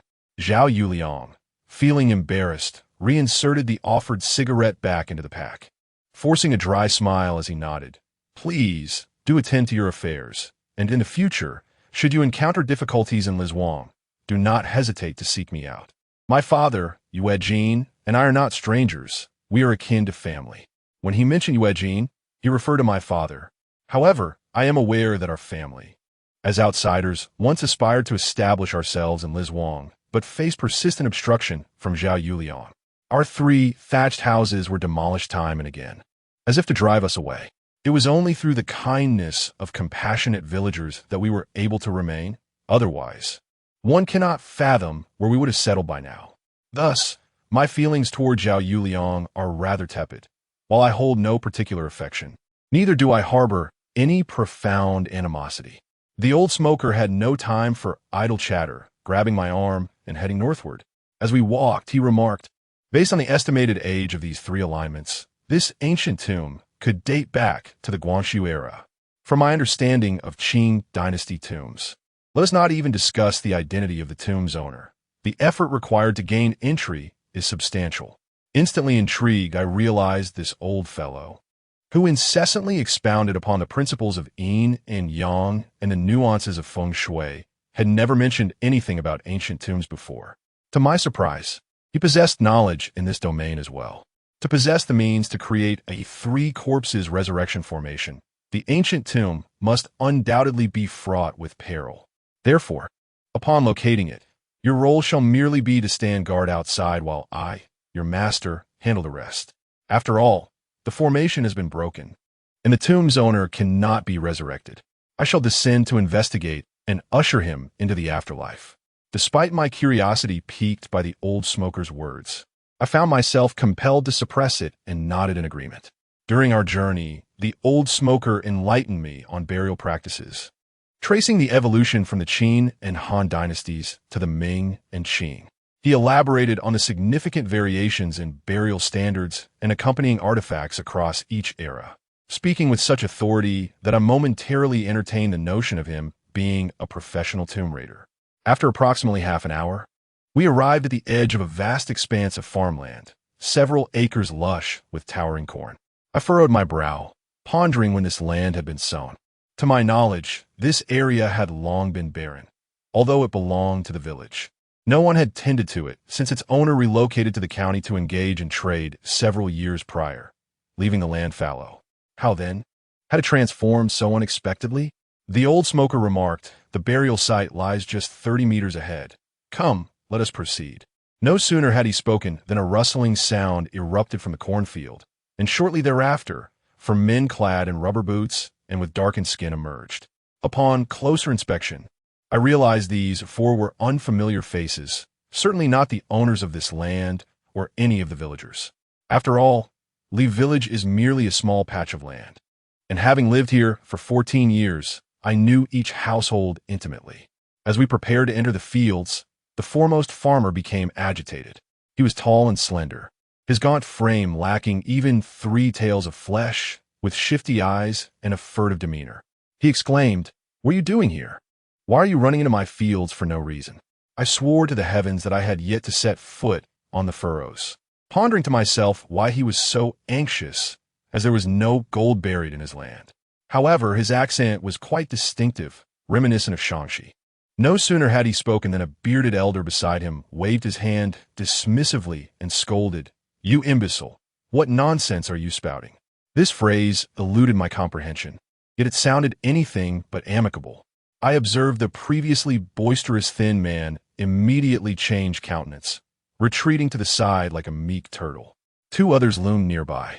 One had a face resembling a dog's tongue, his bulging eyes gleaming with menace, while the other was stoutly built but bore a visage akin to a shoehorn.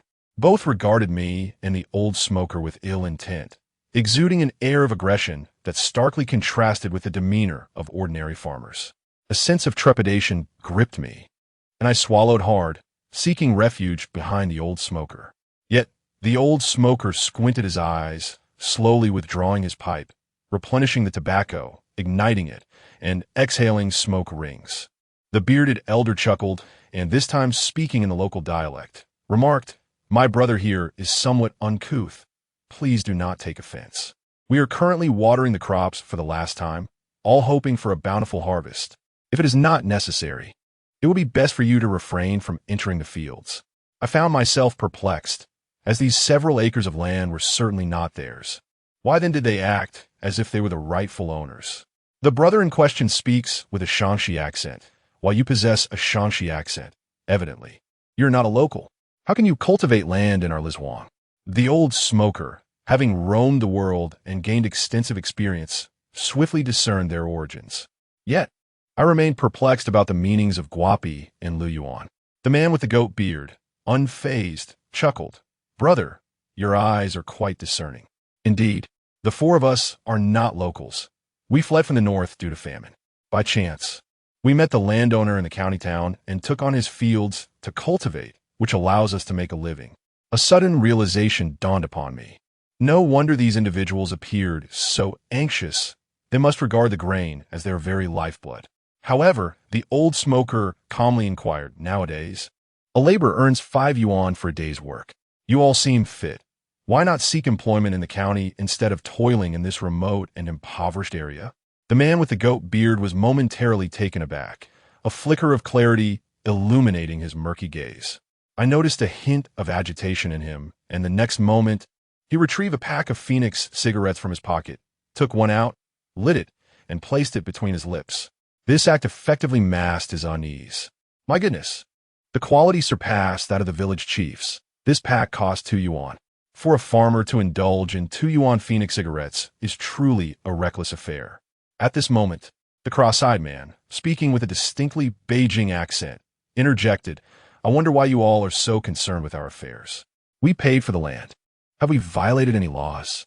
Even if Zhao Yuliang were to come, we would have our say. Go take a piss and mind your own business. Who do you all think you are?" I was immediately infuriated. Had it not been for the old smoker restraining me, I would have retorted vehemently.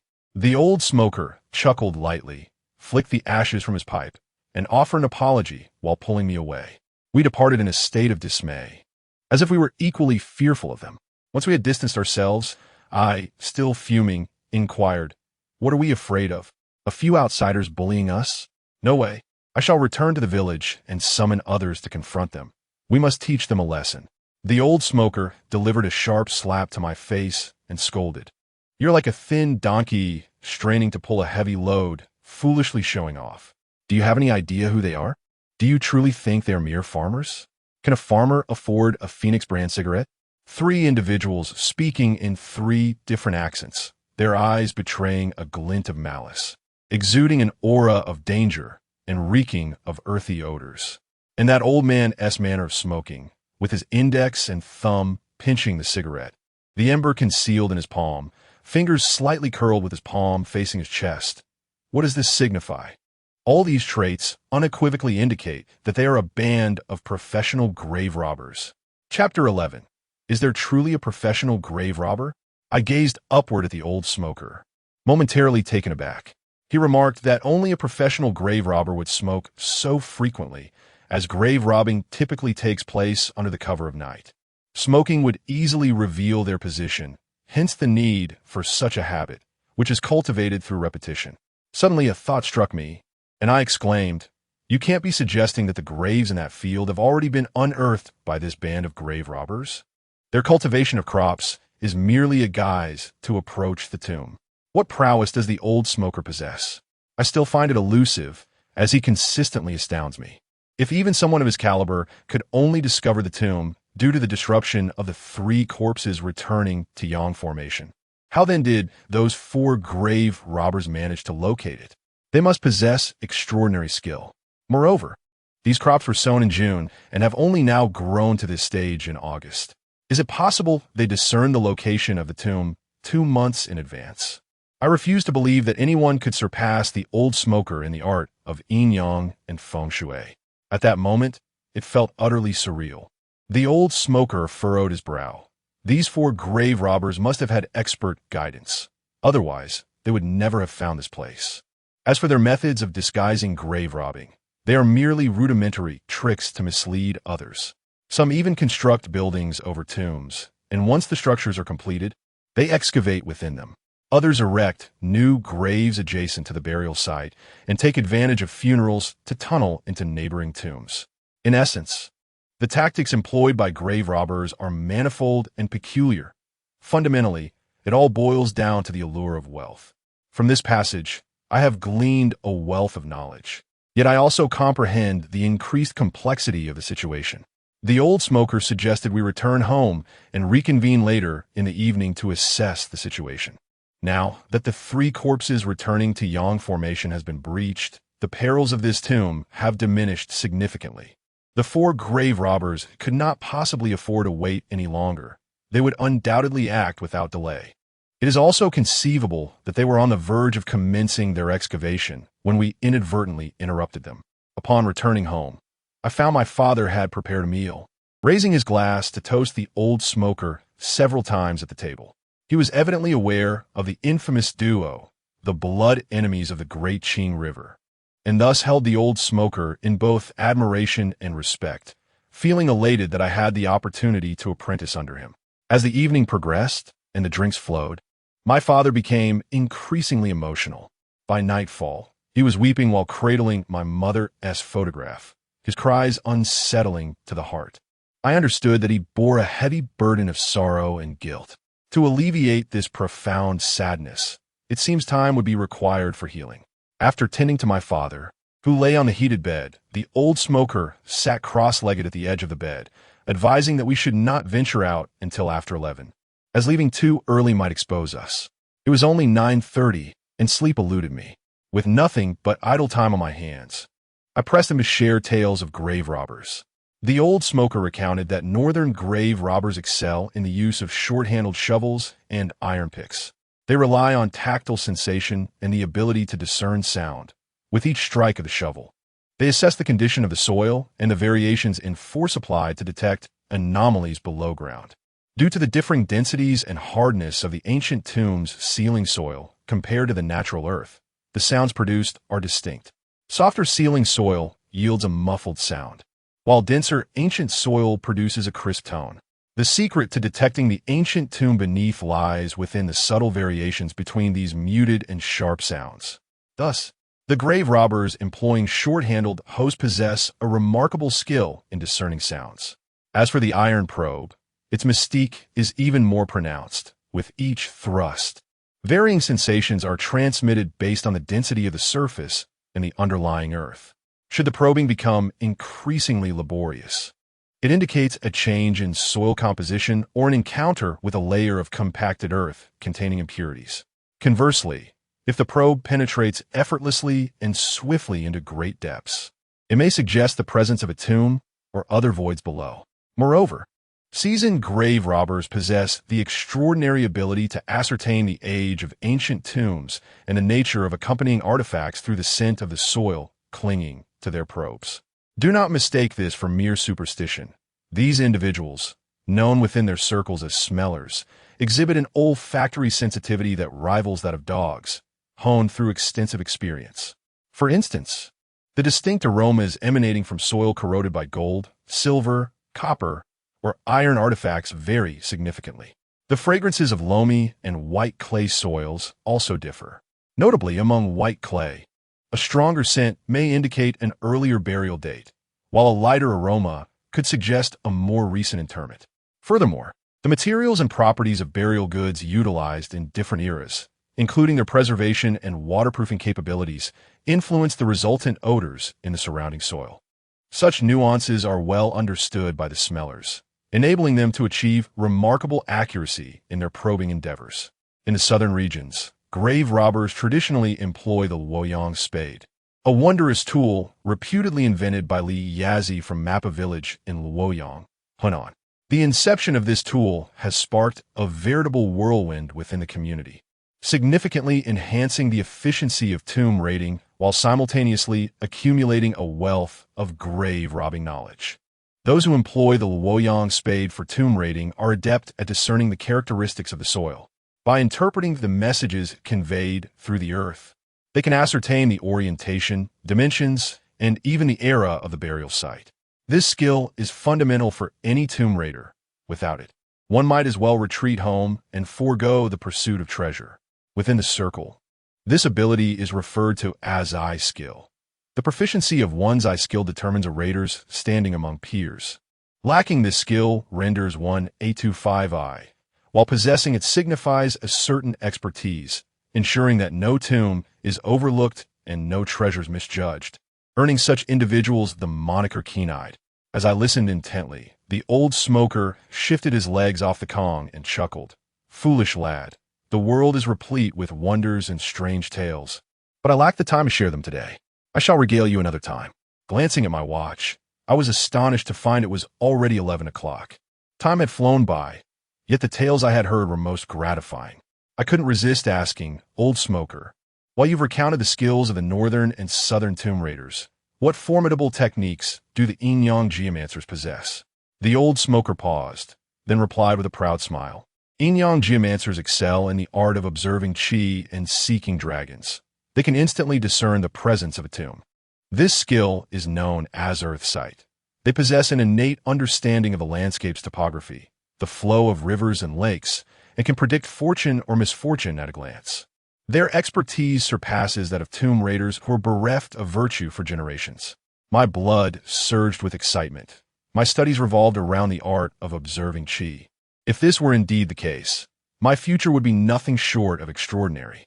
The hour is late, and I have made arrangements with the old chain smoker to stealthily explore the fields at night. Just before stepping out, he handed me a walnut prayer bead bracelet, advising me to keep it for precautionary measures. I pondered to myself that while the bracelet is meant to ward off evil spirits, those four tomb raiders appeared far more menacing than any specter. Thus, I resolved to secure a secondary safeguard. With this thought in mind, I discreetly tucked away my father's carving knife, which brought a sense of reassurance to my heart. As we embarked on our nocturnal venture, the night breeze was refreshingly cool, yet a weight lingered in my chest, for this night posed threats not only from supernatural entities, but also from malicious individuals. The old chain smoker sought to comfort me, insisting that there was no need for anxiety. Our mission was merely to assess the situation. If those tomb raiders truly initiated their nefarious activities, it might not be entirely disadvantageous. I looked at him in confusion, with a sly grin. The old man explained that the four tomb raiders were backed by a formidable figure who knew the locations of the graves, but was oblivious to the prowess of their occupants. The initial wave of intruders would likely meet grim fates. He declared that he would act as a champion of justice, ridding the world of wickedness. If the tomb raiders led the charge, it could alleviate some of our burdens. He turned to me, chuckling, "Young one, you must keep your wits about you." This old man, serious as a stone at times, could also resemble a rogue in his more playful moments. I worried greatly that my innocent and virtuous nature would be tainted by his influence. After walking for approximately 2 hours, the outline of the fields gradually came into view. The old chain smoker halted his steps and remarked, "Tomb raiders have distinct roles. Some observe, some dig, and others keep watch. Our impulsive approach is certain to startle the unsuspecting." I pondered the predicament and remarked that, lacking wings, we were at a disadvantage. The old smoker chuckled mischievously and proclaimed, "Fear not, for I possess a clever stratagem. Observe as I lead them away from their lair." He then produced a handful of yellow paper from his cloth pouch, bit his middle finger to draw symbols upon them, 6 distinct talismans in total. I scrutinized his work, committing it to memory for this esoteric technique had not been imparted to me. Nevertheless, curiosity compelled me to retain as much knowledge as possible. The old smoker arranged the 6 talismans upon the ground, forming a hexagonal shape, and scattered grains in the vacant center. He then retrieved a short dagger from behind him and began to chant, "Sacred realm of the thunder ancestor, distant heavens, commanding deities, Deng Exin and Zhang Tao, able to warn against malevolence, unforgiving to demons and spirits. With a clap of thunder, all calamities shall vanish. Taishang Lao Jun, hasten your command. The thunder shall erupt." With a resounding thud, the dagger pierced the earth beneath the grains, and suddenly, a deafening clap of thunder reverberated, sending a shiver through me as if I had been struck by lightning. The 6 yellow talismans and scattered grains were engulfed in a plume of smoke. The old smoker seized my arm and urged me to flee to the side, laughing heartily. "This is the Thunder Yang talisman, designed to obliterate the lurking fiends. Its commotion will surely attract those 4 grave robbers. When they arrive, we shall stealthily slip into the fields." As anticipated, no sooner had we hidden in a corner than we heard rustling from the nearby fields, and 4 figures emerged, skinny, goatee, cross-eyed, and shoehorn. As the 4 emerged, they all turned their gazes towards the woods ahead. Illuminated by the moonlight, I discerned the gravity and unease etched upon their faces. Their instincts were akin to those of petty thieves, brimming with trepidation. A sudden clap of thunder would have been enough to send them into a frenzy. I observed them whispering among themselves before they hastily darted into the thicket. The old smoker grasped my shoulder, urging let us depart. We crouched low, taking careful, measured steps as we exited the woods, swiftly slipping into the fields of crops. The execution of our plan was seamless, devoid of any flaws. On an August evening, traversing through the fields was indeed perilous. Swarms of mosquitoes buzzed relentlessly, seeking entry into our faces and necks. We navigated through a labyrinth of turns, delving deeper, drawing closer to the ancient tomb. This time, the old smoker relied solely on his instincts and memories, eschewing the compass entirely. After 5 minutes, the once dense crops gave way to a clearing, revealing an expanse large enough to accommodate 2 rooms. At the center of this clearing lay a dark hole, approximately 1 meter in diameter, its depths obscured from view. Indeed, they had set their plans into motion, just as I was reveling in my excitement. A head emerged from the depths of the hole, exclaiming, "What in the world is happening out here?" To my astonishment, I realized there was yet another grave robber. Chapter 12. Confrontation with Tomb Raiders. I had never anticipated that among this group, there were actually 5 Tomb Raiders. My meticulously devised plan to lure the tiger from its den had collapsed entirely, for one of the raiders, with a distinct Sichuan accent, had already spotted the 2 of us. We were merely 2 individuals, not 4, and the adversaries must have mistaken us for returning comrades. Under the moonlight, I discerned the shift in the raider's expression from impatience to sheer astonishment, and I knew that the next moment he would likely raise an alarm. At that instant, I too was taken aback. It was a scenario anyone could foresee.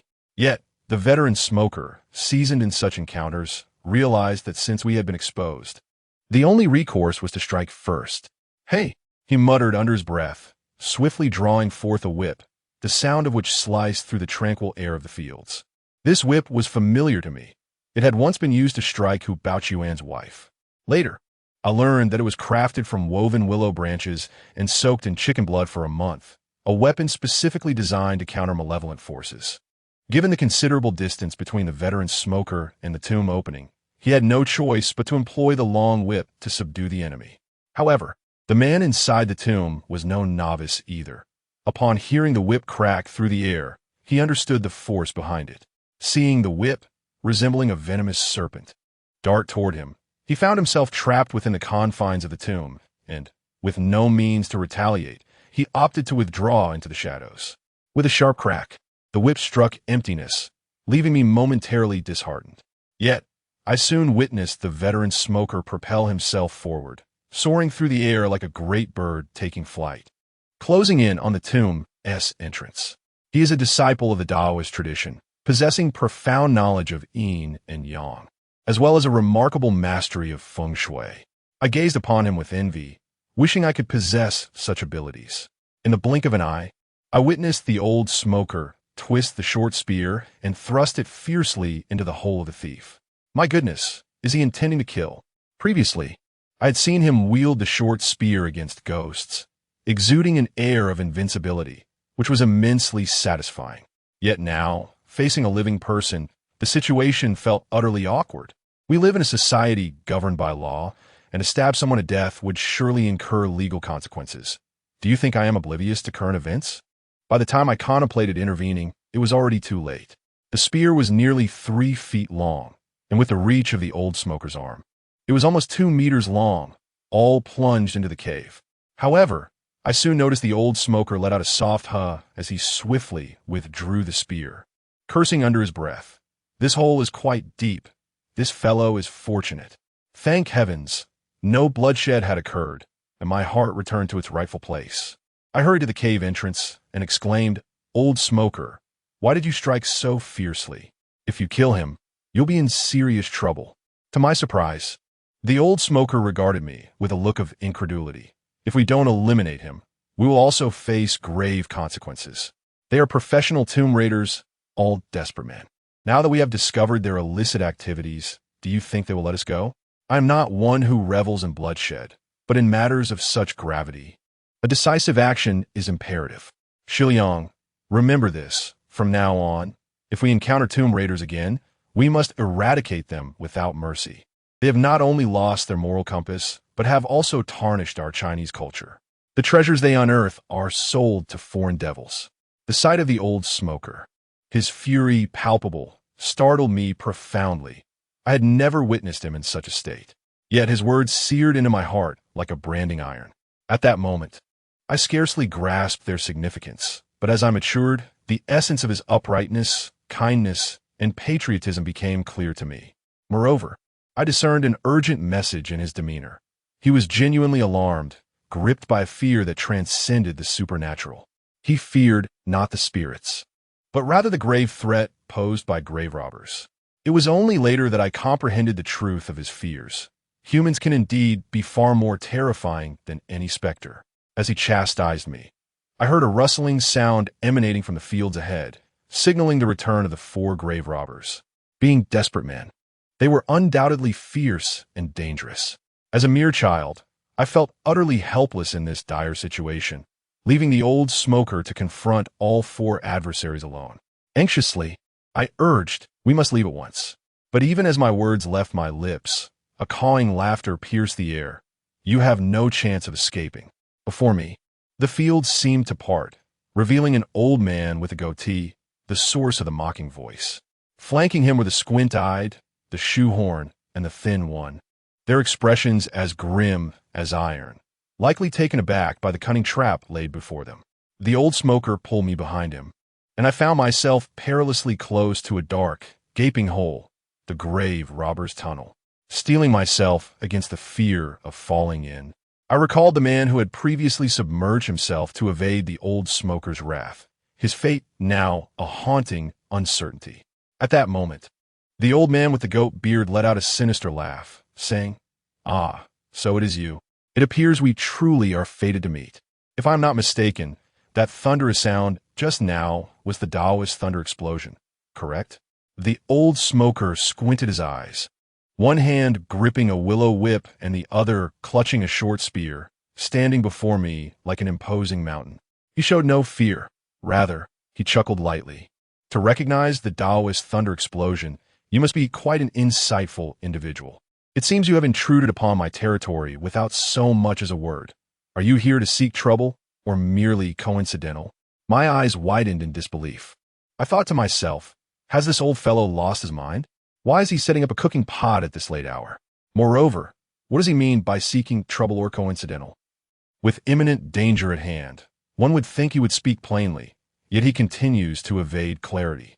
I wished he would act more normally. My mind was in turmoil, uncertain of what schemes the old smoker was concocting. Yet, the goat-bearded old man suddenly adopted a serious expression, a glimmer of doubt flashing in his eyes as he clasped his hands and spoke. "The Red Mother descends, bringing wealth and fortune.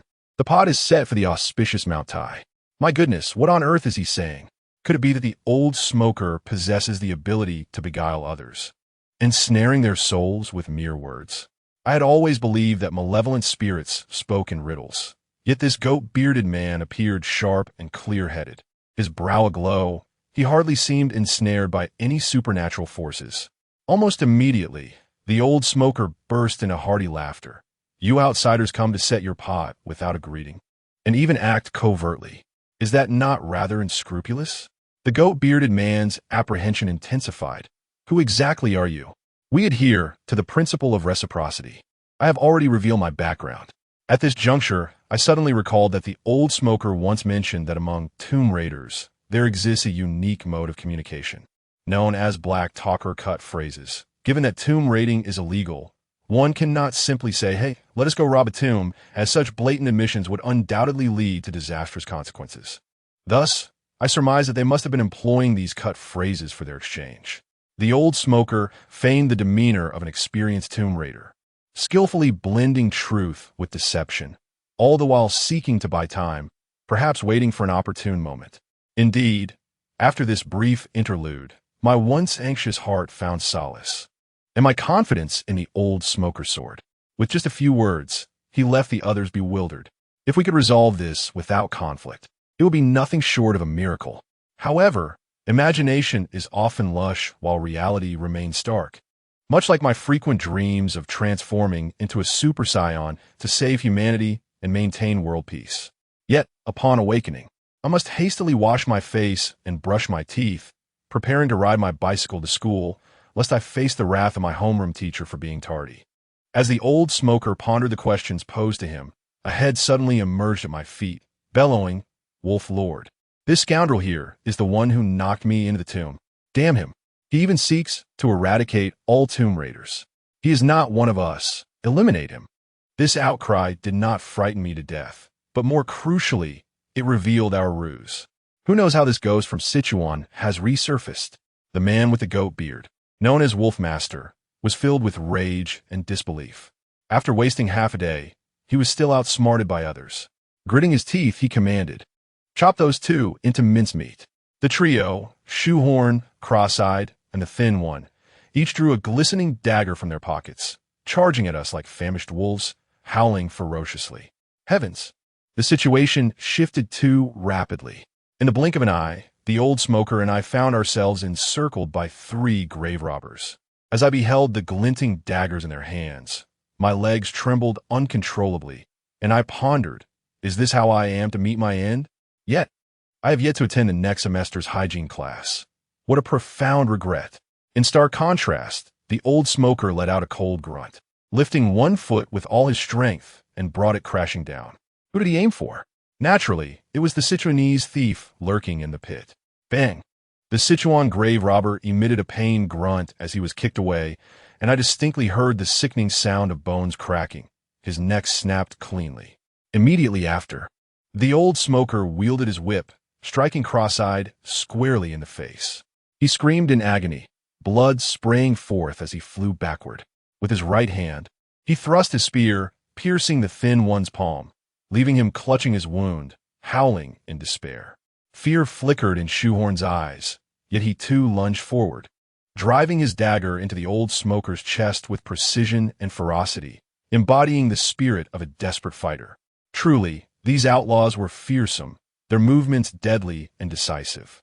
The old smoker, undaunted by the imminent danger, drew back the short spear and charged forward, sweeping it across, inadvertently slicing open the chest of the Shoehorn. Despite its severed wings, the spear's sharpness rivaled that of a steel blade. A sound akin to a gasp echoed in my ears as the flesh of the Shoehorn split open, blood gushing forth. He was propelled backward by the sheer force, landing heavily while emitting pained groans, writhing like an anguished eel, seemingly on the brink of death. The old smoker initially intended to deliver a finishing kick, but he suddenly froze in place, for I beheld the Wolf Lord, arms outstretched, brandishing a black handgun. A handgun! I instinctively shouted. I harbored no doubt regarding the authenticity of this weapon. It was entirely commonplace for a desperate grave robber to wield a gun. Yet, It was precisely because of this firearm that both the old smoker and I found our lives hanging in the balance. Such a formidable display. The Wolf Lord's eyes brimmed with gravity, yet he laughed fearlessly, declaring, "No matter how skilled you are, my bullets are swifter." I discerned the murderous intent in his gaze, an indescribable essence, and I knew that in the next moment he would pull the trigger. I could not allow the old smoker to perish thus. I had to save him. Just then, the earth beneath us trembled violently, and a pungent green smoke erupted from a nearby excavation. Upon contact with the air, it ignited with a resounding boom. A fiery tongue shot skyward, and the ground quaked with madness. The old smoker, gripping my waist, hurled me away as he shouted in shock and fury, "Damn it, it's a fire pit." Chapter 13. The Han Tomb. I once heard an old smoker recount that tombs can be categorized into two types: water pits and fire pits. A fire pit refers to an ancient wooden coffin tomb that remains intact and has evaded plunder. The mysterious gases emitted within can ignite, and the burial items inside are of superior quality. Conversely, a water pit indicates a poorly sealed ancient grave filled with water, where the preservation of the grave goods is subpar and the artifacts extracted are generally of inferior quality. Regardless of whether it is a water pit or a fire pit, one must exercise utmost caution during excavation. Should the water in a water pit be too deep, a misstep could lead to drowning. A fire pit, on the other hand, can unleash flames that may incinerate a person, leaving even the least fortunate with severe burns. These are mechanisms set by the tomb's owner to thwart grave robbers, and the intricacies of such traps are numerous, which I shall refrain from detailing. At that moment, a torrent of flames licked the air, and I was cast aside by the old smoker, landing on the ground in a daze. My hands trembled as they pressed against the shaking earth, yet I found myself unable to rise. A sense of panic enveloped me, rendering me breathless. It was my first experience in the realm of tomb raiding, or rather, in the endeavor to thwart it. Being threatened with a firearm was already perilous enough, and now a fire pit had emerged. It seemed this night was destined to be anything but tranquil. I beheld a scrawny figure with bulging eyes, clutching his palm in agony, alongside another with a shoehorn-like gash across his chest. All three were paralyzed with fear, their souls seemingly detached from their bodies. The atmosphere hung in a tense stillness, with no one daring to move, afraid that a moment's inattention would lead to being consumed by the inferno within the cave. As I pondered, I wondered how this cave, once so tranquil, had suddenly erupted in flames. A moment's reflection revealed the truth. It must be the spirit of the Sichuan ghost, slain by the old smoker, which had shattered the layers of earth surrounding its tomb, thus releasing the flammable gases within. The ferocity of the flames was such that even a block of iron could be melted, let alone a living soul. The Sichuan ghost, first having its cervical spine broken, was then reduced to char by the searing fire. It is often said that tomb raiders lose their virtue and conscience, destined for a wretched demise. Today, that adage was undeniably validated. At that moment, I noticed someone slowly rising from the fields. It was Wolfmaster. The earlier explosion and tremors had terrified this old fellow, prompting him to collapse to the ground. Now, witnessing the flames receding, he dared to stand. In the moonlight, his face appeared pallid, and his eyes trembled, likely a reflection of his shock and fury. He had toiled relentlessly, planting crops and digging holes, all for this ancient tomb. And just as he was on the verge of success, I, along with the old smoker, had discovered him. To make matters worse, his companions had either perished or sustained grave injuries in an instant, leaving him as the sole survivor. Clutched in his hand was a black pistol, cold and unyielding, more formidable than the fury in his gaze. "Damn it! Wolfmaster's plans are ruined. May you all perish," he bellowed in rage, leveling the firearm towards the old smoker. At that juncture, still prostrate on the ground, a mere glance at the scene sent a jolt through my very core. Summoning an unknown reservoir of strength, I surged to my feet in one swift motion. I reiterated to myself that I could not bear witness to old smoker's demise by gunfire. As a robust young man, I could no longer cower in fear. I reached into my bosom, retrieving the carving knife, a tool from my father's carpentry trade, honed to a razor's edge. Devoid of fear, my mind was consumed by a singular purpose: to bring this vile creature down. With a swift flick of the wrist, I hurled the knife into the darkness. Accuracy was a matter of intuition, yet with the target a mere 7 or 8 meters away, even a woman could strike the mark. I silently cursed, hoping the blade would find its mark and end him. A gunshot reverberated through the air as the bullet whizzed harmlessly into the night. The wolf lord erupted in a cacophony of agonizing cries, contorting his body as if his tail had been crushed. Upon closer inspection, I realized the carving knife had struck true, piercing his instep. I cursed under my breath, lamenting that despite my Herculean effort, it had only struck his foot. "Well done, lad," Old Smoker exclaimed. With the swiftness of smoke, he closed the distance to the wolf lord, delivering a kick that sent the firearm spiraling away. With a flick of his wrist, the long whip lashed out, striking the villain's chest with a resounding crack. The once imposing wolf lord emitted a wretched scream as he was hurled backward, flattening a swathe of crops. Old Smoker, far from being a pushover, had likely been seething with rage after being held at gunpoint for so long. Without hesitation, he surged forward, delivering a pair of forceful kicks that elicited anguished cries from the wolf lord. The sight brought a sense of catharsis. Just at that moment, I heard an enraged roar from my side, and a dark figure collided with me, lifting me off the ground due to my frail stature. The individual who struck me was none other than the gaunt man with a punctured palm, and the direction of the impact was right towards the location of the hidden pit. This cunning individual had secretly gathered his strength, catching me off guard with a sudden force. The pit was at least a meter wide, and should I fall in, I would either be scalded or meet a fatal end from a fall.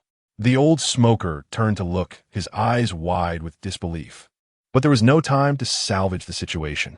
However, I, being a quick-witted lad, feared the pit and exerted my strength as I fell, ultimately landing heavily near the edge of the pit.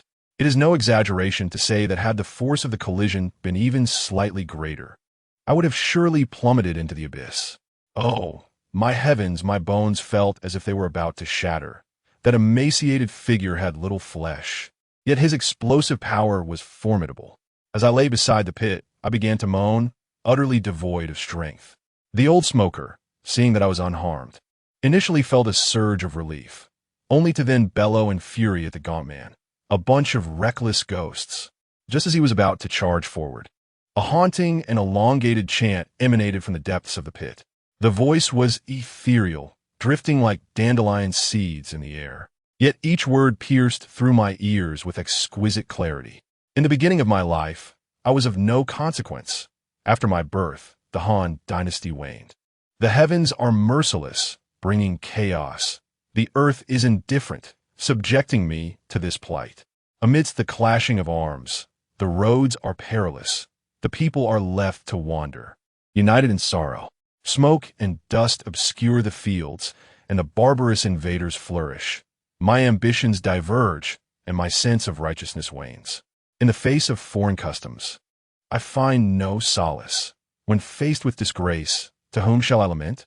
The flute plays for a moment, the zither strikes a chord, yet my heart, filled with resentment, remains unknown to all. I sensed a gaping maw within the theft-ridden hole beside me, exhaling heavily. The verses of poetry, which elude my comprehension, resonated like an icy rain, leaving me shivering uncontrollably.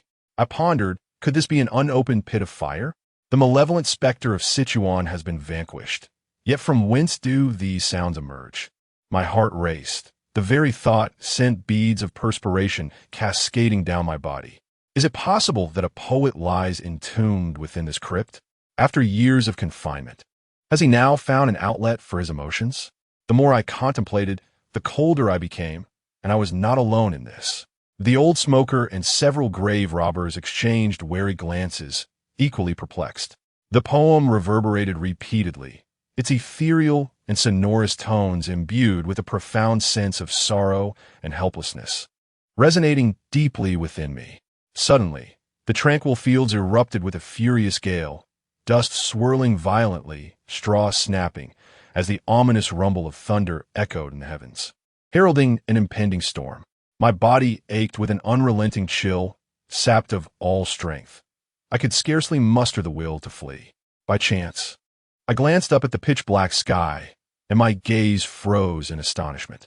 The previously dim stars began to twinkle in unison, growing brighter and more resplendent, with the Big Dipper arching across the celestial river like a spoon. In an instant, however, the Dipper was scattered by an unseen force, each star fragmenting, until only one remained. The old smoker had once regaled me with tales of the cosmos. I recognized it as the pivot star, also known as the greedy wolf star. What could this mean? What power has obscured the other 6 celestial bodies? The greedy wolf shines forth, and I feel the chill of dread envelop me. The old smoker exclaimed in horror. The Big Dipper is in opposition, and the greedy wolf has emerged. This is indeed a dire omen. He rushed towards me with urgency, insisting, "This tomb is far too perilous. We must leave at once." As he spoke, he attempted to pull me along, and though I sensed the strangeness of our situation, before he could act, I felt a pair of powerful hands gripping my ankles. Panic seized me, and before I could catch my breath, it was too late to resist. The hands tightened their grip, and I was dragged down into the thief's tunnel. I caught a glimpse of the old smoker's face, which was a mask of fear, his eyes nearly bloodshot. In that critical moment, I realized my life was hanging by a thread, yet I was not ready to meet my end. As my body plummeted rapidly, I heard the old smoker's furious shout, "Xiliang, you better survive." Suddenly, a jolt coursed through me, and I lost consciousness completely. When I finally opened my eyes again, I felt as though every bone in my body had shattered. The pain was excruciating. The surroundings were engulfed in darkness, and the air was thick and suffocating, forcing me to gasp for breath. To my astonishment, I was still alive. An overwhelming sense of joy filled me. How wonderful it was to be alive, to eat, to sleep, and even to skip class for some fun. My body had survived, igniting a flicker of excitement within my heart. I cautiously began to move my limbs, reassuring myself that my bones were intact. Just as I was about to sit up, I felt a strong hand grip my shoulder. Startled, I gasped and trembled like a quail, fearing it was the same hand that had clutched my ankles. However, when I turned to the side, I was met with a face so familiar. It was the old smoker. He grinned and asked, "Awake now? You are indeed a resilient fellow. Do not fear, for all is well now. Rest for a while longer." It turns out that this old chap descended to rescue me. Haha, with him here, what I have to dread? My heart instantly returned to its rightful place, and I slowly reclined, inquiring about the situation that led to my fall. The old smoker's smile faded, and he solemnly shook his head, indicating that he too had not discerned what had dragged me down. In any case, it was certainly not the Sichuan ghost. The reason I did not meet my demise in the pit was that the Sichuan ghost served as a cushion for my fall.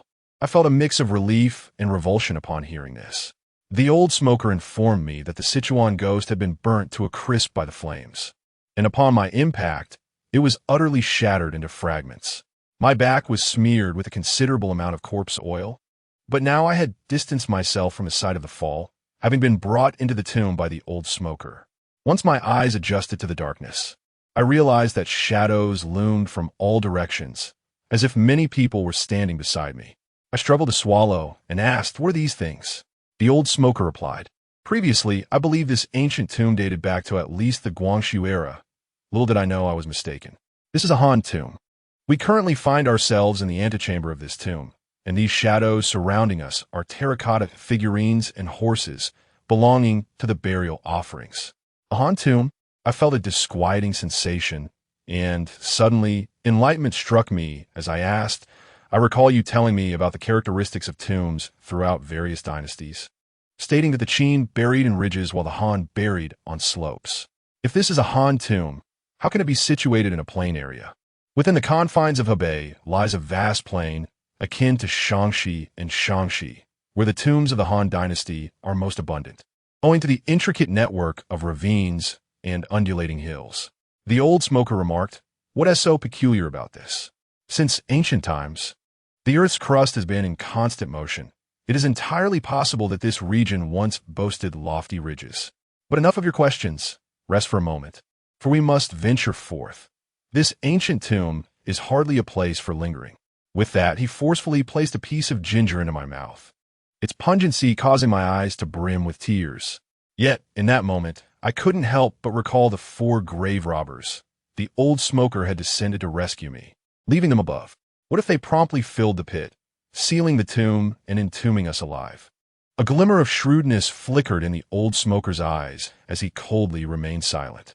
Observing his demeanor filled me with trepidation, and I hastily inquired, "You haven't killed them all, have you?"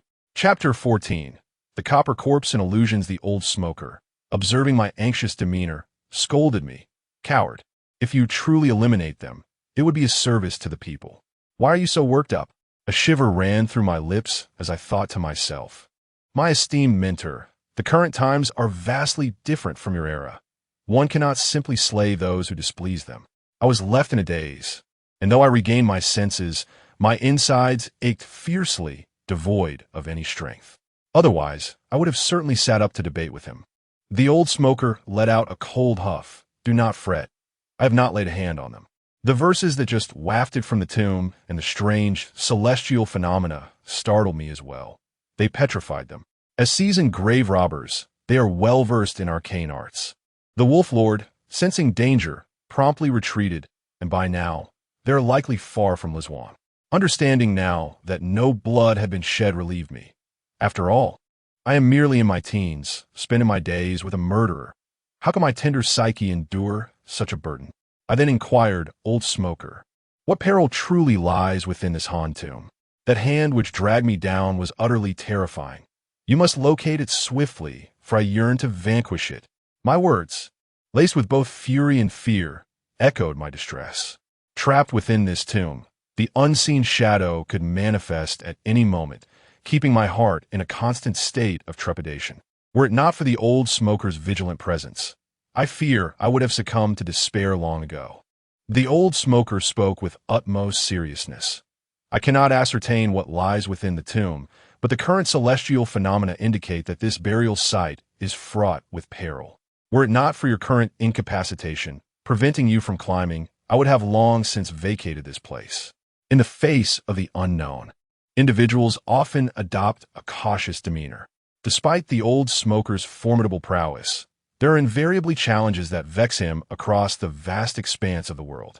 Moreover, he lacks certainty, and it was indeed prudent to depart sooner rather than later. I struggled to sit upright and urged, "Let us hasten our departure. I have no desire to be consumed by whatever lurks within the tomb. My frail form has yet to contribute to the modernization efforts, and I cannot afford to perish here." The old smoker chuckled with a hint of reproach. "Indeed, you possess the makings of a practitioner of Yin-Yang and Feng Shui, able to engage in idle chatter even within the depths of a fiery cave." I shot him an exasperated glare, though he was likely oblivious to it. At that very moment, my gaze sharpened, for I discerned a head protruding from behind the old smoker. This head was round and featureless, bearing a dazed expression, yet its eyes intermittently glimmered with a malevolent red light. A surge of terror gripped me, prompting a shriek as I instinctively recoiled. The old smoker immediately reacted. His brows arched, his form pivoted, and with a deft twist of his wrist, he thrust his short spear forward. There was a resounding clang as the spear struck something akin to solid iron, producing sparks. However, the entity behind him let out a pained howl, akin to that of a grizzly bear, as it staggered backward, retreating 5 steps and inadvertently crushing a figurine beneath its foot into a fine powder. Seizing the opportunity, I began to scrutinize the figure before me. It was towering, its features obscured, and its entire form exuded a rigidity reminiscent of being encased in thick steel. A weapon as sharp as a short spear, when thrust against it, not only failed to pierce but instead sparked brilliantly. Observing its robust arms, which subtly reflected a bluish light, I noted its massive hands spread wide, resembling the claws of a dragon. A chilling thought crossed my mind. Could it be that I was seized by those very hands? My heart raced with trepidation, and even the seasoned smoker beside me gasped in disbelief. This creature appeared utterly ferocious, entirely unlike any human. Lost in thought, he quickly cast a glance around the surrounding burial pit. Following his gaze, I was astounded to discover an iron coffin.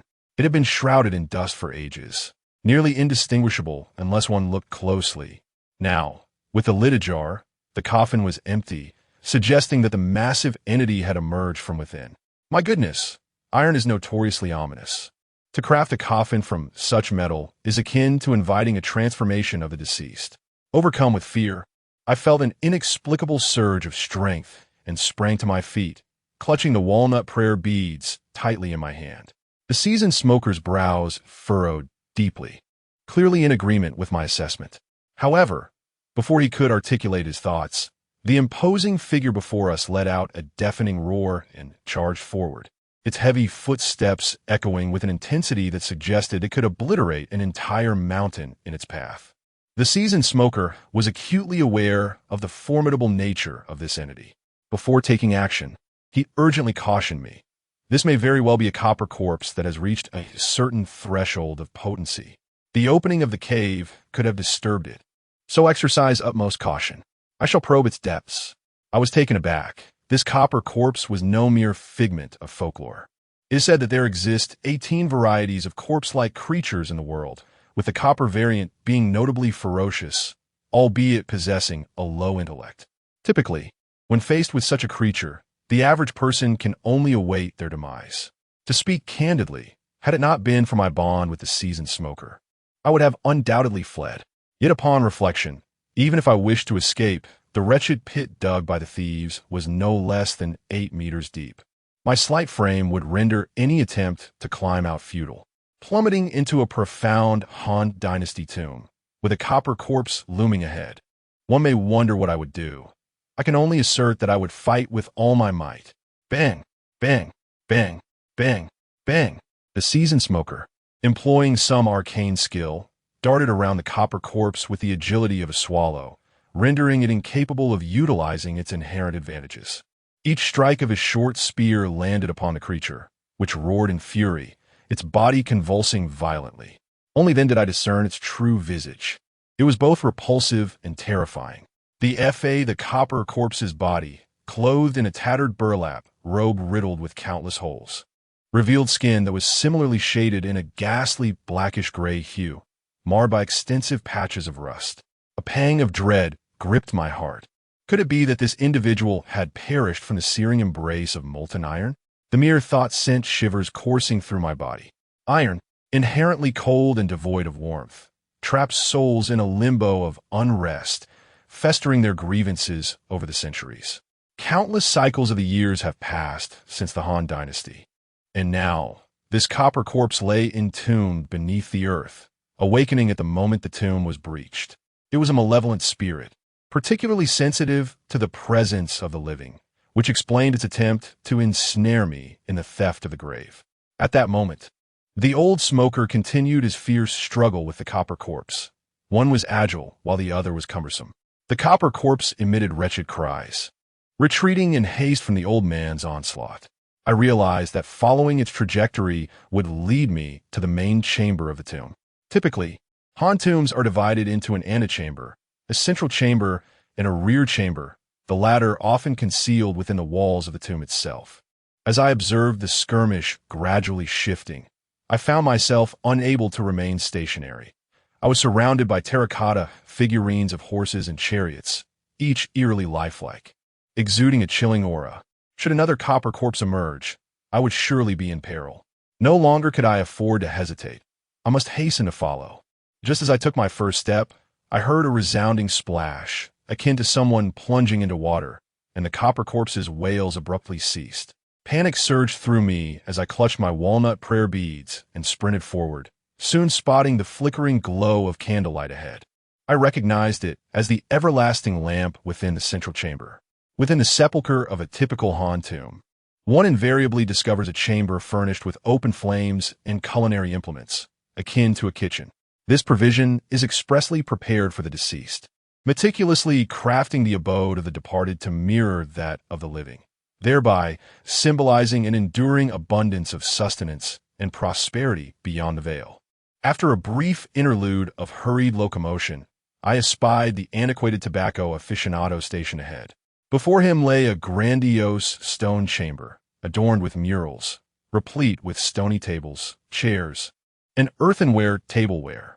Yet, what truly elicited astonishment was the presence of a sizable pool of water upon the chamber's floor. The aqueous expanse was as black as pitch, churning and frothing relentlessly. The brazen cadaver had plunged headlong into its depths, its fate uncertain, yet devoid of any discernible sign of vitality. Could it be that the venerable smoker had vanquished it? I pivoted my cranium to pose the query, only to be met with a sight that instilled mortal dread within my very core. The visage of the antiquated tobacco enthusiast was a macabre tableau of pulverized flesh and sanguine effusion. I emitted a piercing, frenzied ululation, my nether limbs faltering, threatening to precipitate my form onto the flagstones. Venerable smoker, what has transpired? I was utterly bereft of comprehension. How could the venerable smoker be transmogrified thus? Could he, too, have succumbed to the transformation into a malevolent specter? Just as I teetered on the precipice of utter mental disintegration, I felt a prehensile grasp upon my shoulder. A stentorian voice resounded in close proximity to my tympanic membrane, castigating me for my craven demeanor. You lily-livered cur, why do you not avail yourself of the implement you possess? My physique recoiled instinctively, and I swiveled my gaze to discern the venerable smoker. His countenance as lewd as ever, his ocular orbs gleaming with the luminosity of twin incandescent globes. What, when the name of perdition, is transpiring? I observed the venerable smoker unsheathing his diminutive glaive, plunging it into the aqueous receptacle before him. A cataclysmic detonation reverberated through the atmosphere, causing the very earth to tremble. My auditory organs were assailed by a cacophonous din, as if the entirety of the sepulchre were on the verge of imminent collapse. As I glanced back, the menacing old smoker had vanished, along with the pool filled with black water and the copper corpse that once lay within it. Everything had dissipated into thin air. As if what I had witnessed was but an illusion, my body was drenched in cold sweat, trembling as I gazed at the old smoker, unable to utter a word. The entire ordeal had transcended my imagination. The old smoker was no Sun Wukong, capable of vanquishing everything in a single strike. He cast a glance over my shoulder, remarking, "The copper corpse has long been dispatched by me, and what you just witnessed was mere fabrication. You rushed here in a frenzy, and I could scarcely keep pace. Had you delayed any longer, your life would have been forfeit. With a walnut bracelet in your possession, why did you not utilize it?" I turned abruptly, discovering the once mighty copper corpse now lay in disarray, its form unrecognizable on the ground. A chill enveloped my heart. Had I truly succumbed to hallucinations? I distinctly recalled witnessing you battle the copper corpse right here. I touched the walnut bracelet nestled in my pocket, deciding to wear it on my wrist, reassuring myself that it was merely tension-induced hallucination. To my surprise, the old smoker inquired, "Do you now perceive a faint fragrance?" I inhaled deeply, indeed detecting a pleasant aroma, far more refreshing than before. The old smoker stepped into the inner chamber, withdrawing the short spear embedded in the ground and directing it toward the 3 everlasting lamps within. The everlasting lamp is not a mere candle. Rather, it is a profoundly archaic oil lamp. It remains a mystery what substance is utilized to produce the lamp oil, for it has not been completely consumed over the years.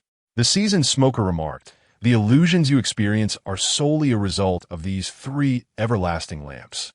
The oil within them is extraordinary, crafted from the blood of the phantasmal devil worm. This mechanism serves as a remarkably clever anti-tomb raiding device devised by the tomb's owner. Once you enter the burial chamber, you will inhale the fragrance of the everlasting lamps, subsequently inducing hallucinations. Had I not intervened in time, you would undoubtedly have perished from sheer fright." Chapter 15. The Mechanisms of the Tomb Master upon hearing the words of the old smoker. I couldn't help but draw in a sharp breath, my gaze fixated on the 3 eternal lamps. The lamp oil, derived from the blood of the phantasmal demon worm, has the capacity to induce terrifying hallucinations. This notion seems utterly implausible, yet the earlier scenes were undeniably real, and I once again sensed the peril lurking within this ancient tomb.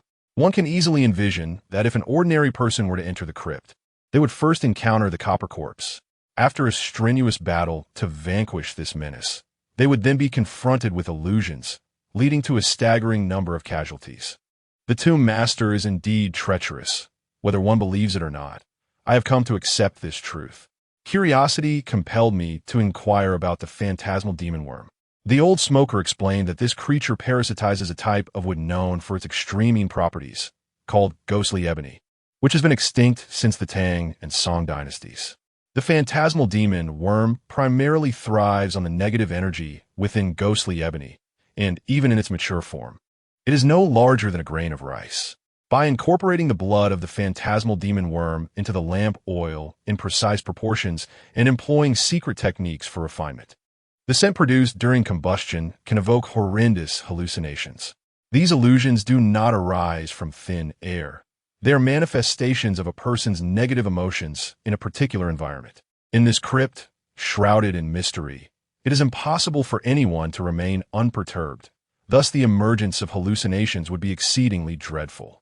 Conversely, if one were to inhale this scent in broad daylight, within the safety of their home, they might merely witness the collapse of their dwelling or hear the crowing of roosters and barking of dogs. Truly terrifying scenarios would be absent. Illusions arise from the heart. If one does not contemplate such matters, one shall never be ensnared. As stated in the records of the odd, in the north there are spirits. The phantoms weave like rivers, with tiny insects covering them, exhaling and inhaling shadows, employing mystic arts to confound the heart and mind, rendering them shattered. Such dreams are the epitome of terror. This succinct phrase encapsulates everything. I wiped the cold sweat from my brow, secretly relieved that I had been rescued in time. Otherwise, my demise would have been inevitable. Old Smoky, I believe we should hasten our departure. This place is exceedingly eerie. Who knows what else might manifest?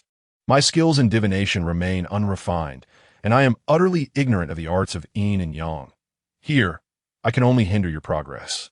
I spoke with a mournful countenance, uttering nothing but the stark truth. Old Smoky snorted disdainfully. So, you too experience fear. However, given the current circumstances, I truly cannot extricate myself. The tomb's master is employing the three-corpse return to Yang formation to gather energy, and with so many hidden intricacies within this crypt, should we leave and an unforeseen event occur, it could plunge the entirely village into chaos, resulting in untold casualties. In my view, you ought to stifle your fearful sentiments, accompany your master onward, extract the tomb's master from his coffin, give him a thorough thrashing, and once we have neutralized the danger, we shall depart. I nearly collapsed onto the ground at the thought of giving the tomb's master a beating.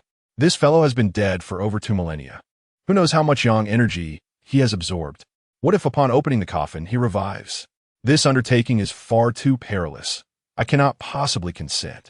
To my surprise, the old smoker struck my backside with a short dagger, fixing his gaze upon me with gravity. Xiliang, he said earnestly, you must comprehend the responsibilities of a Yin-Yang Feng Shui master, as well as the hopes I have placed upon you. Though our journey is fraught with peril, we must not falter. A Yin-Yang Feng Shui master serves 2 purposes: to navigate the realm of spirits, guiding the lost souls along their path, and to assess the flow of energy, creating a more favorable environment for the living. We are tasked with matters concerning both the deceased and the living, existing as a grand vessel ferrying souls and a steadfast stone bridge connecting 2 worlds. Thus, we must advance. I squinted, a weight settling heavily in my heart as I began to question my own choices for the first time. Was my entry into this profession right or wrong? Though still in my youth, I grasped the essence of the old smoker's words. The Yin-Yang Feng Shui master traverses the realms of the dead and the living, guiding vengeful spirits and deciphering the winds of fate. Every action taken serves to benefit society, a burden almost unbearable upon my shoulders. Yet in that moment, a thought crystallized in my mind. If I do not venture into the depths of hell, who shall? If there were more individuals like us in this world, would not society find greater tranquility? Images of wax figures, serpents, vermin, blood enemies, copper corpses, and tomb raiders whirled through my mind like a revolving lantern. I inhaled deeply, momentarily casting aside fear and unease. Perhaps this was my destiny. Let us go. I uttered a single word, feeling the blood within me boil. The old smoker smiled with satisfaction, yet in the dimness of the night, his smile sent shivers down my spine. As we stepped into the central chamber, the fragrance of the perpetual lamp no longer disturbed me, as the walnut bracelet adorned my wrist. I cast my gaze around, illuminated by the flickering candlelight, ensuring that no corner was overlooked. The old smoker had spoken of the jade, pottery, bronze, and bamboo wood artifacts buried alongside the Han tombs, with jade being the most prominent. This indicated an abundance of jade within the tombs, and given that this was an untouched burial site, the quantity should indeed be considerable. Yet, to my dismay, I could not discern a single piece of jade, which instilled a sense of doubt within me. I refrained from sharing my thoughts with the old smoker, for we were not here to plunder tombs. If I were to persistently dwell on the jade, he might very well pierce me with a short spear. At that moment, I noticed that, apart from the previously discovered stone furniture and ceramic utensils, a stone mill and a cooking stove were also present in the central chamber. Directly ahead lay a stone wall, blocking any path forward. I was momentarily taken aback. This was not right. There should be a rear chamber and side rooms. And without the coffin of the tomb owner, it could hardly be an empty grave. The old smoker, with a calm demeanor, wandered around the central chamber, refraining from touching any of the artifacts, clearly noticing the anomalies. He then produced a white jade compass, and following the direction indicated by its needle, approached the stone mill. I looked at him in confusion. Could there be something amiss with this stone mill? Based on the dimensions of this tomb and the value of the burial goods, it was evident that the tomb owner was not of immense wealth. However, one who comprehended the three corpses returning Yang formation was certainly no ordinary individual. The old smoker acquired a compass and retrieved a talisman from his cloth pouch. As he affixed it to the grinding mill, flames erupted with a sudden whoosh. I was taken aback. The malevolent energy emanating from the mill had reached such intensity that even ordinary talismans struggled to contend with it. I pondered aloud. Could it be possible that the three corpses returning Yang formation was set up by someone assisting the tomb owner? The old smoker shook his head. This particular formation must be personally arranged by the individual, as the absorbed Yang energy must nourish one's own being. Each person possesses 3 Yin points and 7 Yang points within, allowing the gathered Yang energy to flow into them, thus achieving the miraculous effect of resurrection. Hence, only the individual can discern the location of their own Yang points. Before I could interject, he pointed at the grinding mill and remarked, "Even my discernment technique cannot detect the malevolent energy upon this mill, yet the talisman proves ineffective, which only indicates that a malevolent spring lies suppressed beneath it. If I am not mistaken, the tomb owner's south final resting place is directly beneath us." I was momentarily stunned, fully aware of what a malevolent spring signifies. It is a convergence point of ominous energy, creating an invisible and intangible network, akin to a spring that continuously supplies malevolent energy. Given that the tomb owner is beneath us, how can we descend? I observed my surroundings but found no visible path leading underground. The old smoker turned his gaze toward the stove, slowly shaking his head, his eyes narrowing into slits. Suddenly, he declared, "This grinding mill must be the location of the mechanism. However, anyone who dares to touch it will be overwhelmed by the malevolent energy. So we must refrain from acting recklessly." I gazed at the stone mill, pondering whether this was yet another contraption designed to thwart tomb raiders. If the grinding stone indeed concealed a mechanism, once activated, it would unleash a torrent of malevolent energy that would surely overwhelm the average person. What should I do? I held a profound admiration for the ingenuity and cunning of the tomb's owner, yet simultaneously, I felt a sense of disdain. The old smoker chuckled coldly, remarking, "Is it merely malevolent energy? I have spent a better part of my life grappling with such phenomena. Xiliang, listen closely. I will push the mill, and you must assist me in dispelling the malevolence." He then handed me the cloth pouch from his waist and explained the steps to dispel the energy. This was my first practical endeavor, and I felt a mix of excitement and trepidation. I must not falter, for failure would surely mean the old smoker's demise. I rummaged through the pouch, first taking a handful of soil from a grave and casting it upon the grinding stone. Then, I ignited 3 sticks of incense beside the hearth. These were soul-quieting incenses blended from chicken's blood, black dog blood, and ash, dried and refined into a potent mixture. The purpose of scattering the grave soil was to stabilize the malevolent energy, while the incense served to honor the spirit of the tomb's master. Although we were not grave robbers, we were engaged in their craft, thus necessitating a measure of respect. The old smoker began to turn the mill, and I was reminded of the donkey at Aunt Wong's next door. As the stone ground, it emitted a creaking sound, and waves of chilling malevolence surged forth. Though I could not perceive the form of this energy, my body reacted instinctively. The sensation of icy dread creeping down my spine was all too familiar. At that very moment, I witnessed the stove tremble abruptly, causing the entire stone chamber to quiver, akin to the sudden opening of a long-sealed gate. The stove began to shift in a parallel direction, gradually revealing a narrow fissure leading underground. I remained acutely aware of my mission, perceiving the ominous energy surging. I hastily cast a handful of grains, for they gather sunlight and dispel malevolence. Following that, I affixed a silver-white talisman upon the grinding stone, intoning, "Capture the spectral allure. Quell all afflictions. Should there be any defiance, let the celestial soldiers ascend, as commanded by the supreme Laozi." With a resounding explosion, the talisman burst forth, summoning a whirlwind from all directions, as though heavenly legions were arriving to assist me. I sensed the malevolent energy around me dissipate instantly. Creak, creak, creak.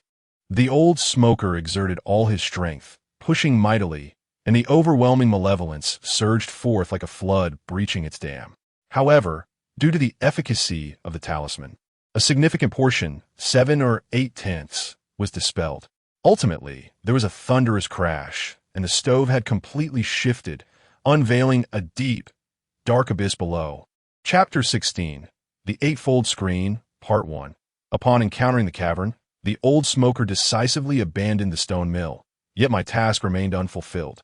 Swiftly, I retrieved a bamboo tube of black dog blood from my cloth pouch, and, with a flick of my wrist, splashed it onto the stone mill. This maneuver was not intended for dispelling malevolent energy, but rather for sealing it. Black dog blood is the most impure substance in existence, more potent than malevolent energy by a factor of 3. By saturating the stone mill with this blood, I effectively sealed the emanating malevolence, preventing its further spread.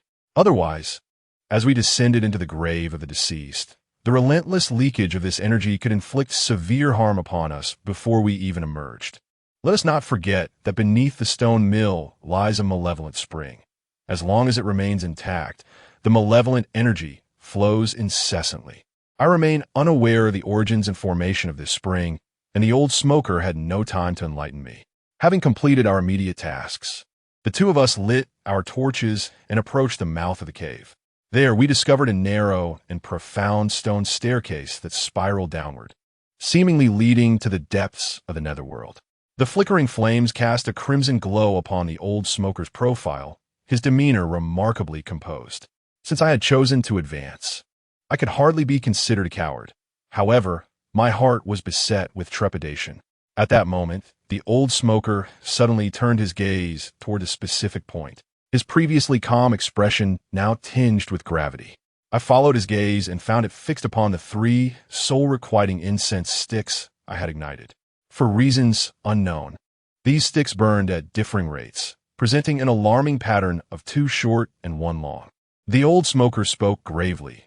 One fears the imbalance of 3 long and 2 short, just as incense fears 2 short and 1 long.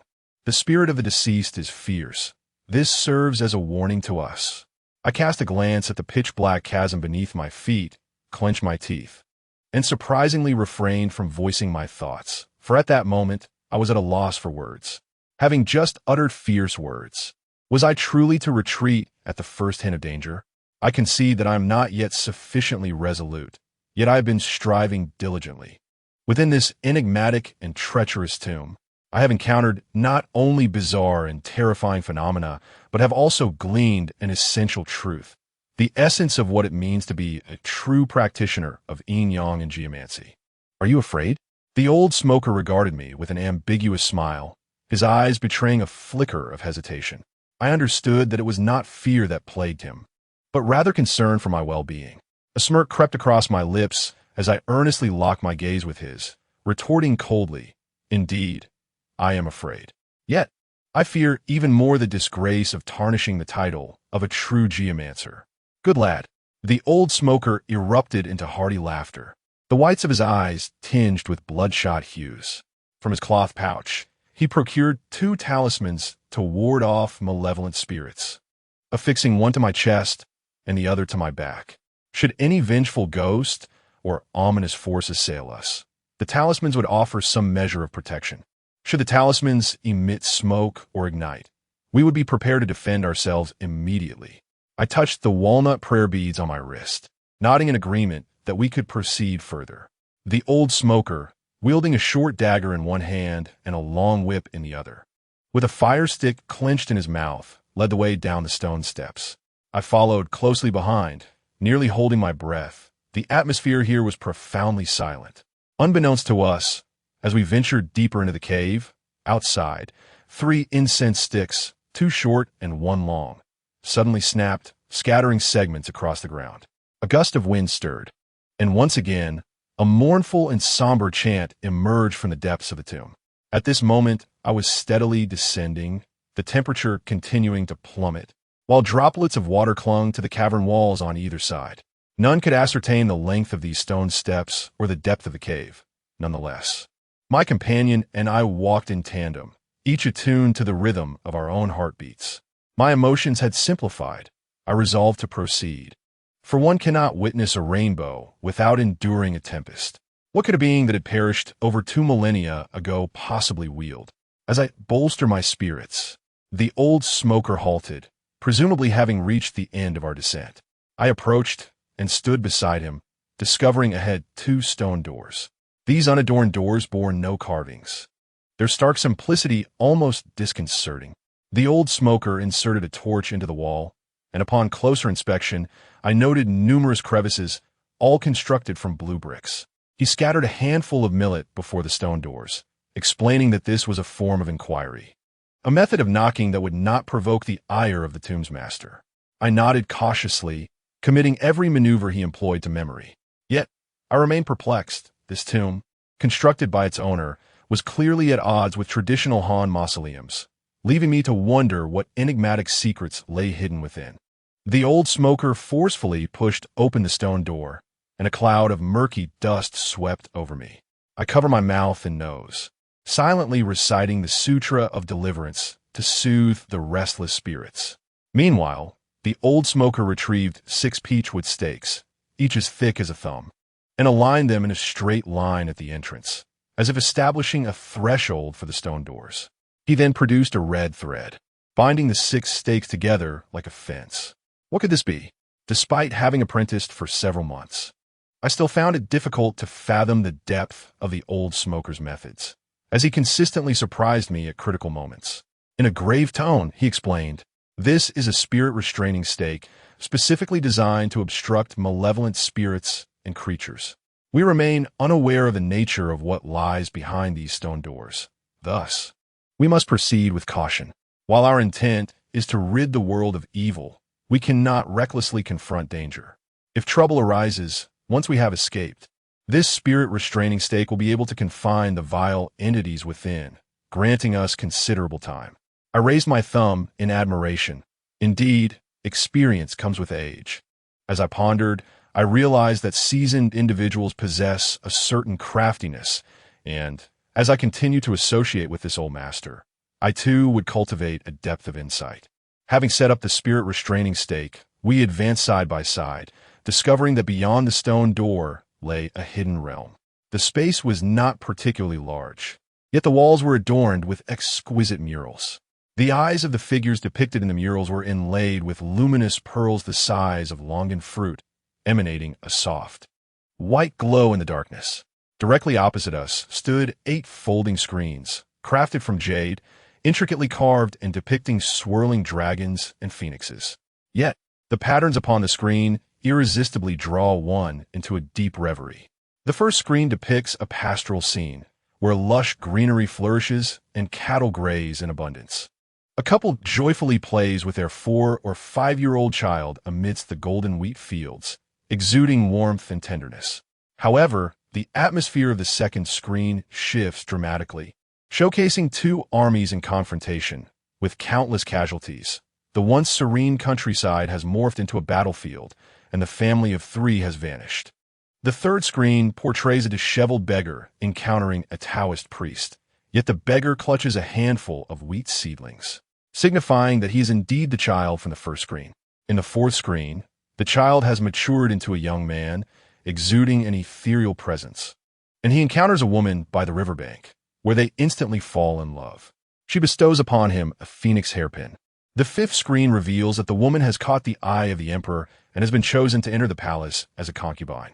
The bustling streets are adorned with flowers, and the populace eagerly gathers to witness the spectacle, while she, inside the carriage, radiates beauty. Yet the ethereal young man weeps inconsolably amidst the crowd. The sixth screen depicts the man clad in a Taoist robe, surrounded by 6 eunuchs holding a sun-embellished parasol, as he ascends to the Golden Lawn Hall, elevated in status and honored as the national teacher. The emperor and his favored concubine converse merrily upon the dragon throne, while the man bows deeply, his gaze tender and tranquil as it meets that of the empress. The seventh screen reveals a world shrouded in a yellowish haze, where not a blade of grass survives. The common folk perish from hunger in the streets. The emperor, consumed by rage and illness, finds himself in dire straits, while his beloved kneels, pleading with the man, who gazes at her with profound affection and selflessness. In the eighth screen, a sacrificial altar is set up, where a man arranges a ritual to beseech rain, sacrificing his life for the country as his lifespan wanes. In one hand, he clutches a handful of wheat seedlings, while the other firmly grasps a phoenix hairpin. Thunder rumbles, and torrential rain pours down, bringing joy to the common people. The emperor recovers from his illness, yet the beloved consort gazes intently at the altar, tears streaming down her face. Her once raven hair now turns stark white. After witnessing the 8 screens, a heavy weight settles in my heart, prompting a deep exhale of despair. I never expected to encounter such a poignant tale amid such a grim and eerie setting, nor did I anticipate my deep engagement with the narrative. In contrast, the old smoker nods slightly, clearly not oblivious to the underlying meaning. If I am not mistaken, the man depicted in the screens is likely the tomb owner himself, representing the entirety of his life's journey. I cannot fathom how such an emotionally rich individual could construct such a cruel 3 corpses returning to Yang formation. Yet the reality stands before me, and disbelief offers no refuge. The old smoker, far more composed than I, remarks with a hint of detachment. This man possesses unparalleled Taoist skills and embodies righteousness, willing to sacrifice himself for the common folk. As for the 3 corpses returning to Yang formation he devised, it likely stems from an enduring attachment, a desire to resurrect and reunite with his beloved consort. Upon hearing this explanation, a sudden clarity washes over me. Perhaps I have been seeking excuses for the tomb owner's actions, a notion that brings me some solace. I cannot explain why such emotions arise within me. Perhaps it is due to his unwavering devotion and benevolence. At the same time, I feel a surge of indignation. Why could that beloved consort not cherish this man? Ultimately, even with her hair turned white, she chose to live with pride. I find it difficult to comprehend the sentiments of the ancients. Likewise, the fervor within me to vanquish malevolence has considerably diminished. We ought not to treat the tomb's master with such disdain, and I even harbor a desire for his resurrection. Who wouldn't wish for the presence of another virtuous soul in this world? The old smoker's countenance was grave as he warned me, "Do not underestimate this tomb's master. He is not ordinary. Do not allow a few paintings to cloud your judgment." What if this is merely a means to safeguard against tomb raiders? Strategies, too, can be categorized into martial and literary. While the former may bring about death, it is the latter that can lead you to lower your guard and willingly embrace demise. At times, the literary can be more terrifying than the martial. A shiver ran down my spine and I cast aside the disjointed thoughts swirling in my mind. Following the old smoker, I traversed beyond the screen into the rear chamber. However, upon entering, I was nearly paralyzed with fright. 8 faces, a total of 8 faces, were lined up in a row, glaring at me with malevolent expressions. They varied in gender and age, their skin appearing no different from that of ordinary people. Yet each visage bore its own scars, and a chorus of chilling, sinister laughter emanated from their lips. Chapter 17, 8 Screens, Part 2. In that fleeting moment, my heart and all its organs twisted in sheer terror. Who could have foreseen that behind the screen lay 8 faces, each grotesquely unique? Some were bereft of their eyes, others had their noses severed, and some had their mouths sewn shut. Not a single face remained intact. Yet, astonishingly, they exhibited an eerie semblance of joy, their sinister chuckles seeming to affirm that they had met their fates with purpose. I must confess, at that instant, I was nearly paralyzed with fear. Should I admit this? I would undoubtedly be met with ridicule. But such was the nature of my fright that I stood there like a wooden post, my heart chilling with dread. Even the old smoker, having never encountered such a bizarre spectacle, gasped in shock and yanked me back, admonishing, "What are you doing in the front line, you little rascal? Come back here." At last, I had found a pretext for retreat, yet I continued to peer furtively from behind the old smoker. In that moment, I made a significant discovery. These 8 visages did not merely manifest out of thin air. Beneath each face lay a pitch-black cauldron, as though a person had been placed within, leaving only their head exposed. Due to the dim lighting and the obsidian hue of the cauldrons, I had initially failed to discern this detail. Moreover, the freshness of those faces was striking. The blood had yet to congeal, emanating a warmth akin to that of a recently deceased individual. Nay, it felt as if they were not yet dead. A fire pit from the Han Dynasty, sealed for over 2 millennia, reveals 8 fresh faces. I find myself a loss for words to describe the sensation. Without the presence of the old smoker by my side, I fear I would be plunged into despair. "Hey, what are they?" I whispered in inquiry. Yet my voice was drowned by their chilling laughter. Fortunately, the old smoker still grasped my words, fixating his gaze upon the 8 grand cauldrons, gravely stating, "The cauldrons are made of iron, a metal devoid of yang, intended to confine corpses, naturally to gather Yin energy and resentment. These bodies have been refined through secret techniques, allowing them to retain eternal youth, with the aim of persuading their souls to believe they have merely just passed away." I recalled the old smoker's words, revealing that when a person dies suddenly, not through natural causes, their soul becomes profoundly disoriented. Some may not even realize they have departed and linger at the sight of their demise, even seeking out those they hold dear. Hence, many tales of encounters with spirits circulate in everyday life. To swiftly resolve such matters, one must ensure the deceased are laid to rest, allowing their souls to comprehend their own death. Only then can they release their lingering attachments and journey to their rightful destination. If a person's soul is bound by secret arts, unable to transcend, and continuously witnesses their own vibrant corpse, the resentment of the spirit will only intensify. A mix of bitterness or fear, accumulating in one place, which over time could become exceedingly perilous. Before me stand 8 imposing cauldrons, a vivid depiction of the plight of 8 souls, unable to reincarnate, forever gazing at their own vibrant corpses. They are unwilling to succumb to death, yet powerless to alter their fate. Each moment is a struggle, a constant agony, transforming their once simple spirits into vengeful specters.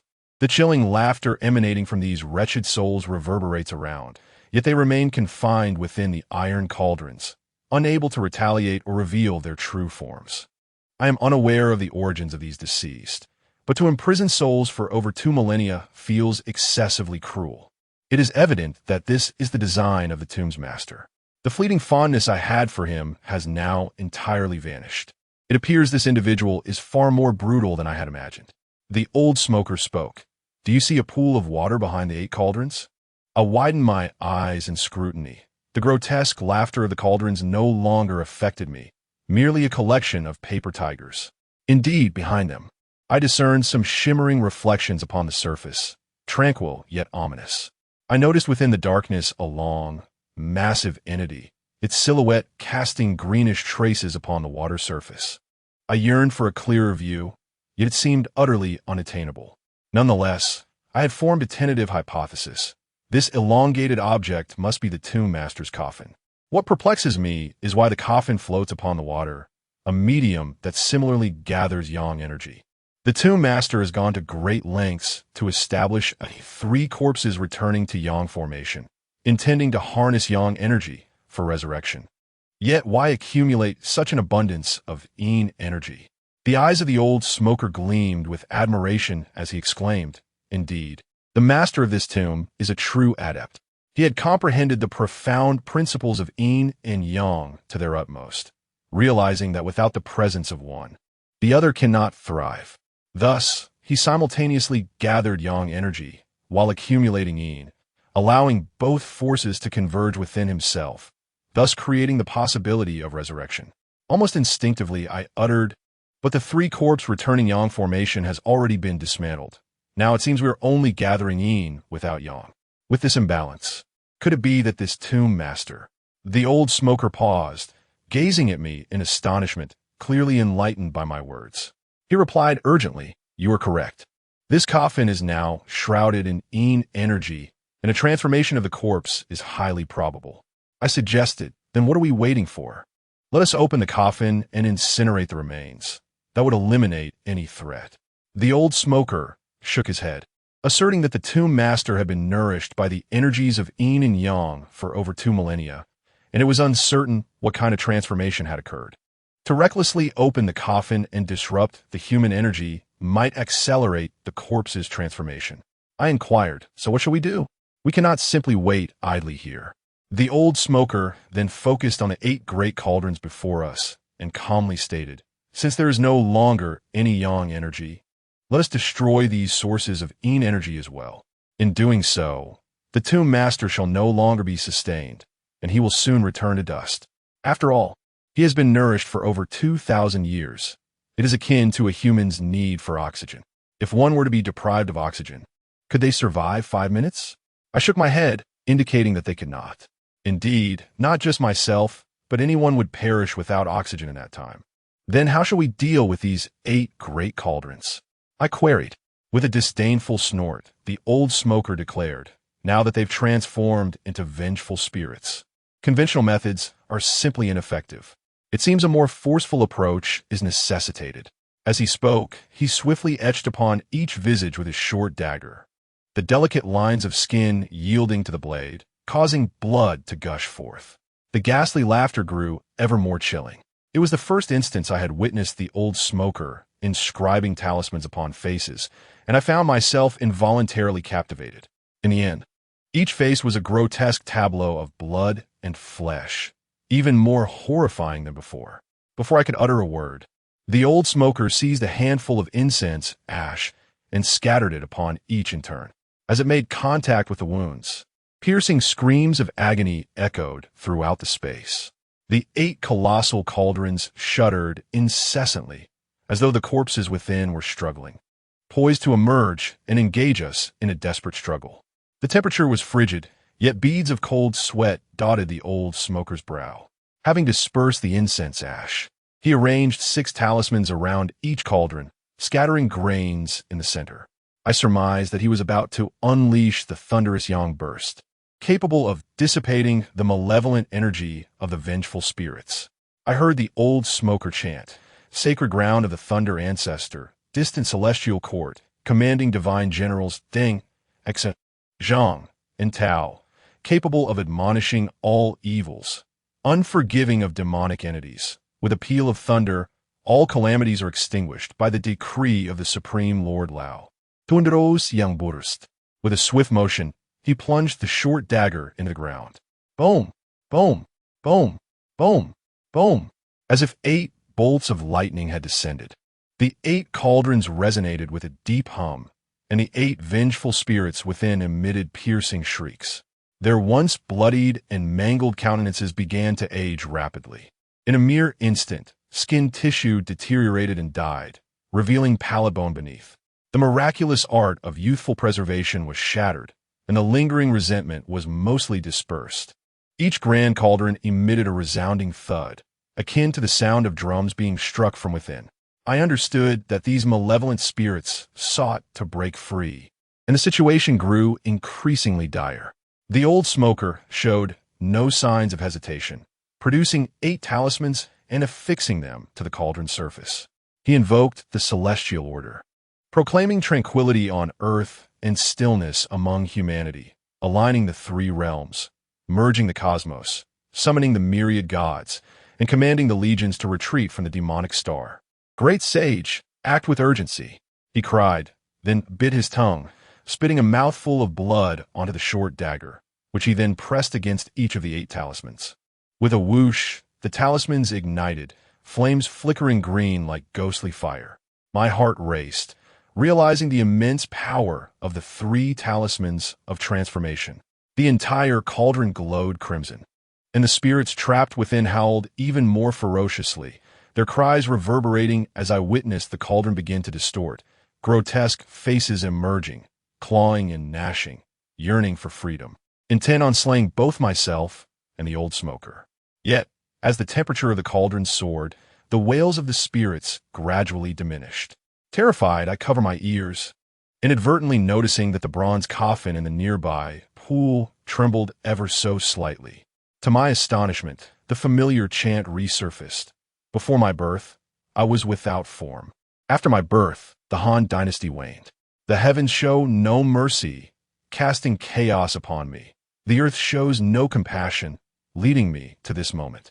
Armed conflict seeks the path, yet it is fraught with peril. The people wander, united in sorrow. Smoke and dust veil the land, and the barbarous intruders thrive. My will is thwarted, and righteousness falters. In the face of the unfamiliar, I find no fitting response. When subjected to indignities, to whom shall I turn? With the sound of the flute and the strike of the zither, my heart is filled with grievances unknown to anyone. Creak, creak, the heavy bronze coffin trembles, and to my astonishment, it opens of its own accord, releasing a mist of frost-like white vapor, while the incantation grows ever more solemn and imposing. The 8 great cauldrons, housing the yet unfettered spirits, tremble with fear, their incessant collisions causing the cauldrons to sway without toppling. Observing this, the old smoker exclaims urgently, "These 8 must have been slain by the hands of the tomb's master, for they would not exhibit such terror otherwise." Now that the Yin energy has been severed, the tomb master is about to emerge. I strive to bolster my spirits and steady my emotions. Yet upon witnessing the colossal coffin lid soaring into the air, I cannot help but exclaim in shock, staggering back 2 steps. The bronze lid crashes to the ground, shattering the screen and, in turn, fracturing my psychological defenses. Within the coffin lies an exquisite white jade sarcophagus. I had often lamented the absence of jade artifacts in this Han tomb, but now my eyes are opened. The lustrous, translucent white jade resembles mutton fat, undeniably a treasure of immense worth. However, I observe a multitude of dark shadows within the jade coffin. After the chanting concludes, a surge of energy erupts like a thunderstorm, shattering the jade coffin, and a towering figure ascends into the air, akin to the emergence of a radiant sun. The old smoker, upon glimpsing the tomb master's visage, gasps in astonishment. Could it truly be the golden seal jade corpse? Chapter 18. The Feng Shui Well and the 4 Immortal Scriptures. I have heard from the old smoker that there are 18 types of corpse monsters, including the zombie, blood corpse, shadow corpse, flesh corpse, skin corpse, jade corpse, walking corpse, exploding corpse, sweating corpse, hairy corpse, running corpse, waking corpse, armored corpse, stone corpse, fighting corpse, vegetable corpse, cotton corpse, and wooden corpse. The most ferocious among them are the zombie and the blood corpse. The ones harboring the greatest resentment are the shadow corpse and the fighting corpse. The most benevolent are the flesh corpse and the waking corpse. The most troublesome are the skin corpse and the jade corpse. As for the entity that just emerged from the jade coffin, it radiates a brilliant golden light, adorned with golden inscriptions the size of fists, and its skin resembles exquisite white jade, delicate beyond compare. A powerful aura envelopes it. This is the Tomb Master, who has been nurtured by the dual energies of yin and yang, resulting in a body that not only remains uncorrupted, but has been cultivated into this form. The old smoker referred to it as a jade corpse, specifically a golden inscription jade corpse, which is likely to be quite formidable. Suddenly, there was a whoosh, and the golden inscription jade corpse lunged towards the old smoker like a bolt of lightning. This ancient entity, over 2,000 years old, roared fiercely, and its large hands, adorned with purple nails, struck towards the old smoker. At first glance, this figure appeared youthful and delicate, yet his eyes and brows were laden with layers of malevolence. His face contorted, and his eyes glowed with a sinister purple hue, exuding a distinctly menacing aura. The old smoker, aware of the opponent's formidable nature, was resolute in this moment, brandishing his short spear to strike back. Upon contact with the golden inscription jade corpse's hands, a resounding clash echoed, and sparks flew. This creature's physical constitution was even harder than that of a copper corpse. The old smoker's pupils constricted. The Achilles heel of the jade corpse lies at the nape, where a significant acupoint exists. A precise strike with a potent instrument to that point could diminish the jade corpse's offensive capabilities severalfold. Yet, this was a golden seal jade corpse, possessing extraordinary Taoist prowess, having even cultivated to the supreme realm of Taoist scriptures, rendering it impervious to blades and bullets, untouched by fire or water. Moreover, it had lost all semblance of sentience, attacking any living being it encountered. If we did not vanquish it, the area within 100 miles would surely descend into chaos. He articulated this in a single breath while retreating, sending a cloud of earth flying from the graves. The golden seal jade corpse remained unfazed. I, positioned behind the old smoker, felt a surge of fear, but also committed the jade corpse's vulnerability to memory, musing that even if it had attained the status of the great supreme lord, it was still a malevolent entity. I refused to believe that anything in this world was invincible. Encouraging myself had become a habit, and I shouted to the old smoker, "Since our adversary is formidable, let us not confront it head-on. We can set up a spirit-restraining stake outside. Once this old fiend is ensnared, we could devise a strategy." My words echoed the sentiments of Jiang Ping regarding Su Liang and the white-browed hero. The old smoker, likely feeling the pressure, seemed invigorated by my suggestion, his eyes lighting up as he dashed ahead, provoking my ire to the point where I nearly wished to kick him down. Behind us, the golden seal jade corpse pursued us with a combination of leaps and bounds, and we fled in a tumbling panic, akin to a cat chasing a mouse. Just as we crossed the two stone doors, a chilling scream erupted from behind. As I pivoted, the mere 3-inch spirit-binding stake erupted with fervent crimson radiance. These beams, akin to scarlet threads, ascended the jade inscription corpse's legs, rendering its upper body struggles futile, unable to advance. Its once ferocious visage contorted in agony as it emitted incessant howls, evidently ensnared and suffering intensely. The spirit-binding stake, composed of 6 peach wood pegs and numerous crimson threads, undoubtedly served as a potent instrument for vanquishing malevolent entities. Even the jade inscription corpse proved susceptible. Observing its tormented cries, a sense of vindication surged within me. Oblivious to the perspiration coating my face, I expectorated a glob of phlegm and bellowed, "Come at me, if you dare." The old smoker interjected, "What nonsense are you spouting at a time like this? The spirit-binding stake won't restrain it for long. Stand aside and allow me to end its existence." Upon realizing the stake's limited efficacy, I promptly retreated, clearing a path. The short spear, akin to a venomous serpent, lunged toward the jade inscription corpse's eyes. Despite its seemingly impenetrable bronze exterior, those violet orbs were a vulnerability. However, without restraining the creature, striking its eyes would be impossible due to its velocity. Yet, as the short spear neared its mark, the jade inscription corpse's massive hands abruptly converged, seizing the weapon with an audible snap. Simultaneously, it bared its fangs at the old smoker, unleashing a savage roar. The crimson radiance on its legs, now reaching its knees, intensified. However, Upon grasping the short spear, the malevolent aura within it detonated, shattering the 6 peach wood pegs and shredding the crimson threads to mere tatters. The formidable spirit-restraining pillar was shattered, causing the old smoker's expression to change dramatically. Just as he was about to release his short spear and retreat, he felt an overwhelming force surge towards him, hurling him against the cave wall. He rebounded like a ball, and when he landed, I saw his face smeared with blood, heaving and spitting out crimson. My mind was struck with a loud thud, as if something had collapsed. The old smoker loomed in my heart like a mountain. Despite my habitual mockery, deep down, he occupied the same place as my father. Now, with my strongest support failed, a sharp pang of anguish pierced my heart, and my eyes instantly welled up with tears. A surge of determination rose within me as I picked up the short spear and charged at the golden seal jade corpse as if possessed. The old smoker, bloodied and dazed, watched me rush forward, realizing he was too late to intervene. He knew all too well that I was no match for the golden seal jade corpse. Yet, at that moment, fear was absent from my heart. A powerful resolve pressed against my chest, fueled by a singular conviction. It had to be slain. It had to be slain. With a swift thrust, the short spear pierced the abdomen of the golden seal jade corpse, producing a muffled gasp as its seemingly indestructible form was breached. A wave of elation surged within me.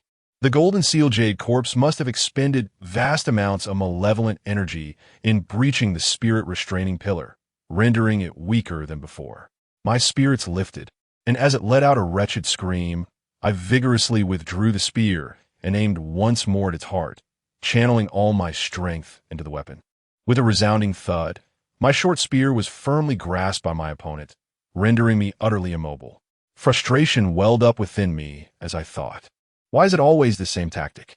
Roaring with rage, the golden seal jade corpse, impervious as a diamond, was still pierced by my strike, its fury palpable.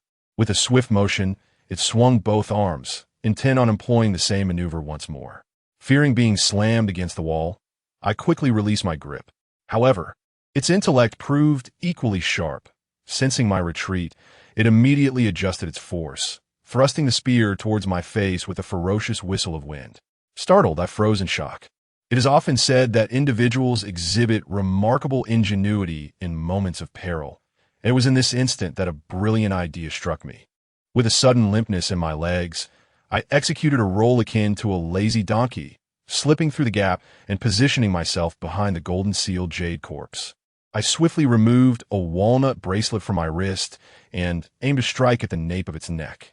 The old smoker had claimed that the jade corpse was particularly vulnerable to yang-infused weapons at its back, and with its strength significantly diminished, I hoped for a favorable outcome. A sharp crack echoed, delightfully resonant, nearly numbing my palm as the walnut bracelet collided with the nape of the jade corpse. Yet, to my astonishment, it appeared to suffer no harm whatsoever, not even a whimper escaping its lips. What was happening? Was the old smoker's advice not effective? Following a misstep, one often pays a heavy price. Enraged and humiliated, the golden seal jade corpse swiftly elbowed me in the chest, causing me to cough up blood. Like a ragged sack, I was lifted off my feet and hurled a considerable distance, ultimately landing fortuitously within the confines of a bronze coffin. Such ill fortune! To speak candidly, the sensation I experienced at that moment was akin to being struck by a train. My chest became completely numb, my eyes unable to open, filled with dazzling stars, and I struggled to catch my breath, flailing my limbs in desperation. By chance, one of my hands ventured into a crevice, and within that cavern lay a book. Though I was engulfed in pain, my consciousness remained alert. Beneath the bronze sarcophagus was a pool of water. How could there be a hole? Wouldn't that allow the water to seep in? Yet the reality was such a vertical shaft leading down, drawing in the vapor from the pool, chilling to the touch. Yet devoid of any water traces, an idea suddenly struck me. It resembled a feng shui well. During previous discussions, the old smoker had mentioned 2 methods employed by tomb raiders. The first was the golden well technique, and the second was the feng shui well. The golden well embodies the spirit of the earth, a well that is known as the essence of the dragon vein. Conversely, The Feng Shui well is the sovereign of the cavern. To put it simply, both the Golden Well and the Feng Shui well are straight shafts descending into the earth. However, the former merely draws in the earth's energy, while the latter bridges the realms of Yin and Yang. As stated in the comprehensive exegesis of the lunar calendar, when a corpse is infused with the earth's energy, it remains uncorrupted for a millennium, bestowing prosperity upon descendants for generations. When a corpse connects with Yin and Yang, death can be reversed, and all things return to dust. Within the sarcophagus of gilded jade lay a Feng Shui well, seemingly submerged in the pool, yet showing no signs of leakage. There was wind, there was water. The fusion of Yin and Yang was awe-inspiring. Remarkably, the cool air from the Feng Shui well alleviated the pressure in my chest, allowing me to breathe freely once more. My goodness, this truly is a wondrous treasure of nature. I can only ponder how the tomb's master discovered this place. If even corpses can be resurrected, then surely a living person lying here for a moment might transcend into immortality. To be honest, I yearn for such transcendence, for I have indulged in the tales of journey to the West. However, achieving immortality requires some effort, does it not? I was struck and sent flying, and that golden jade corpse will undoubtedly seek vengeance upon the old smoker. Thus, I cannot afford to be idle. I must rescue him from peril. As I attempted to rise, I was met with a searing pain in my chest, as if pierced by a sharp blade, causing me to stifle a groan and recline once more. In that fleeting moment, I was drenched in cold sweat. I feared the worst. My sternum must surely be fractured. Clenching my fists in frustration, I thought, "Old smoker, you must hold on. If you falter, I may truly meet my end." And even if there lies a Feng Shui well below, it would not bode well for a young soul to encounter the king of hell. At that moment, I realized I was clutching a book, one that I had retrieved from the Feng Shui well. It felt icy and weighty in my grasp. Instinctively, I brought it closer, and in the dim light, I discerned 4 bold characters on the cover, Book of the Four Immortals. I did not comprehend the significance of this tome, but surely it was no ordinary object to be found in a Feng Shui well. It likely held treasures pertaining to the golden jade corpse. Just as I was about to examine it further, a tremendous roar erupted from ahead, and a powerful wave of energy surged forth, hurling the bronze coffin into the air. With a startled exclamation, I was thrown back, yet I knew this book was invaluable, so I quickly tucked it into my bosom. Before I could land, a figure came charging toward me in a frenzy, shouting, "Xiliang, Xiliang, are you all right?" The old smoker still clings to life, illuminating my world with newfound brightness. I yearn to speak, yet my mouth remains stubbornly sealed. In an explosive moment, I collide with the wall and instantly lose consciousness. Yet in that fleeting instant, a thought echoes in my mind. Little Master has once again escaped the clutches of death. Chapter 19. Observing the Aura. Dispatching troops, I had a dream in which my mother cradled a baby girl in her arms beneath a grand locust tree, smiling at me. I stood frozen in place. Yet soon I found myself weeping, my heart weighed down as though by a heavy stone. My voice, hoarse from the effort, called out for my mother as I ran. The weeds on the path rising above my knees, and my feet sinking into the muck. I miss my mother terribly. In the month following her departure, I would weep each night while holding her photograph, my pillow soaked with tears. The anguish of separation felt more agonizing than a knife wound. My father often wore a stern expression, imparting lessons about resilience, insisting that as a man, I should never falter in the face of adversity. "Your mother has left us," he would say, "but life must continue. Study hard, grow into a respectable person, and know that your mother watches over you from above, finding solace in your success." In my dream, my father's words echoed in my mind, yet my sobs intensified, for my mother was right before me. She had not departed, holding my sister and smiling at me. I continued to run, stumbling and falling, my body covered in mud, but none of that mattered. I had to reach my mother, to grasp her hand and prevent her from vanishing. However, when I arrived beneath the grand locust tree, the figures of my mother and sister had already faded away. I looked around in confusion, realizing that the vast expanse of the wilderness contained only a solitary tree and one person. The sky was filled with geese flying in formation. their calls resonating with both farewell and longing. Before my tears could dry, a gust of wind swept through, scattering dandelion seeds around me. I stood amidst the breeze, biting my lip, and shouted into the void, "Mother, I miss you." At that moment, I beheld a line of words inscribed upon the great locust tree, and I concluded that it was my mother's handwriting. It read, "Xiliang, ask nothing, think of nothing. Mother departs without resentment. This tribulation is fated.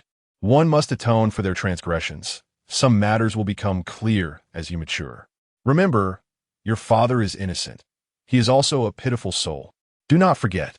Suddenly, I jolted awake, gasping for breath, my nostrils assaulted by the unpleasant scent of traditional Chinese medicine. I discerned the beams of the ceiling and the New Year paintings adorning the walls. Indeed, this was my home, and I was still alive. The dream I had experienced was so vivid. I had run for what felt like an eternity. Even upon awakening, my muscles throbbed painfully, and a layer of sweat soaked the quilt, as if this sweltering summer was intent on smothering me like pickled vegetables. I noticed a refreshing chill at my chest, which felt particularly soothing. Struggling to free my hands, I lifted the covers to reveal a mass of dark herbal poultices applied to my torso, evidently intended for my healing. I desperately attempted to recall the events, ultimately only able to conjure the image of the old smoker racing frantically within the tomb. Surely he had brought me home. I was left to ponder how many days I had languished in slumber. As I drifted through my thoughts, my father entered by lifting the curtain, and upon seeing me awake, he was overcome with emotion. He approached the edge of the bed and exclaimed, "Xiliang, you have finally awakened. You nearly frightened me to death. How do you feel now? Is your chest still painful?" My father, a simple and earnest man, struggled to articulate his feelings, and as he spoke, tears welled in his eyes. I feel a twinge of guilt, spending my days in the company of the old chain smoker, knowing that my perilous situations only burden him with worry. As I often reflect, my mother has just departed. Should anything happen to me, he would be left to navigate life alone. I muster a smile, shaking my head to indicate that I am no longer in pain, and inquire about the whereabouts of the old smoker. Only then does my father release the weight from his heart and recount the events of the past few days. Indeed, it was the old smoker who rescued me, risking his life to strike a devastating blow to the Achilles heel of the golden seal, ultimately vanquishing it, albeit at the cost of sustaining severe injuries himself. He managed to bring me back home with great difficulty. Aware of my rib injury, he penned a prescription for a bone-repairing and blood-activating remedy, instructing my father to procure it from the apothecary in the county. After applying it to my wounds, he retreated to his own quarters to recuperate, likely to recover fully in a matter of days. I then learned that my rib injury was not as grave as initially thought. It was merely a fracture, not a shattering. Nevertheless, injuries to bones and muscles require a lengthy recovery, and this summer will be spent in idleness upon my bed. My father, understanding the matters concerning the tomb, did not blame the old smoker for my injuries. He busied himself attending to both my needs and those of the old smoker, while discreetly returning to the fields to fill in the excavation site. Otherwise, the treasures within would undoubtedly attract significant trouble. One might wonder, given that even a single artifact, be it pottery or bronze, could yield a fortune, why he would choose to seal the tomb instead. What I wish to express is that I too yearn for a stroke of fortune to enhance my family's living conditions. Yet deep down, I comprehend that if I were to covet the treasures of antiquity, even a dying old smoker would ruthlessly eliminate me without hesitation. We inherit the essence of Taoism and uphold the spirit of our nation. Such nefarious deeds must not be pursued, and above all, I lack the courage to do so.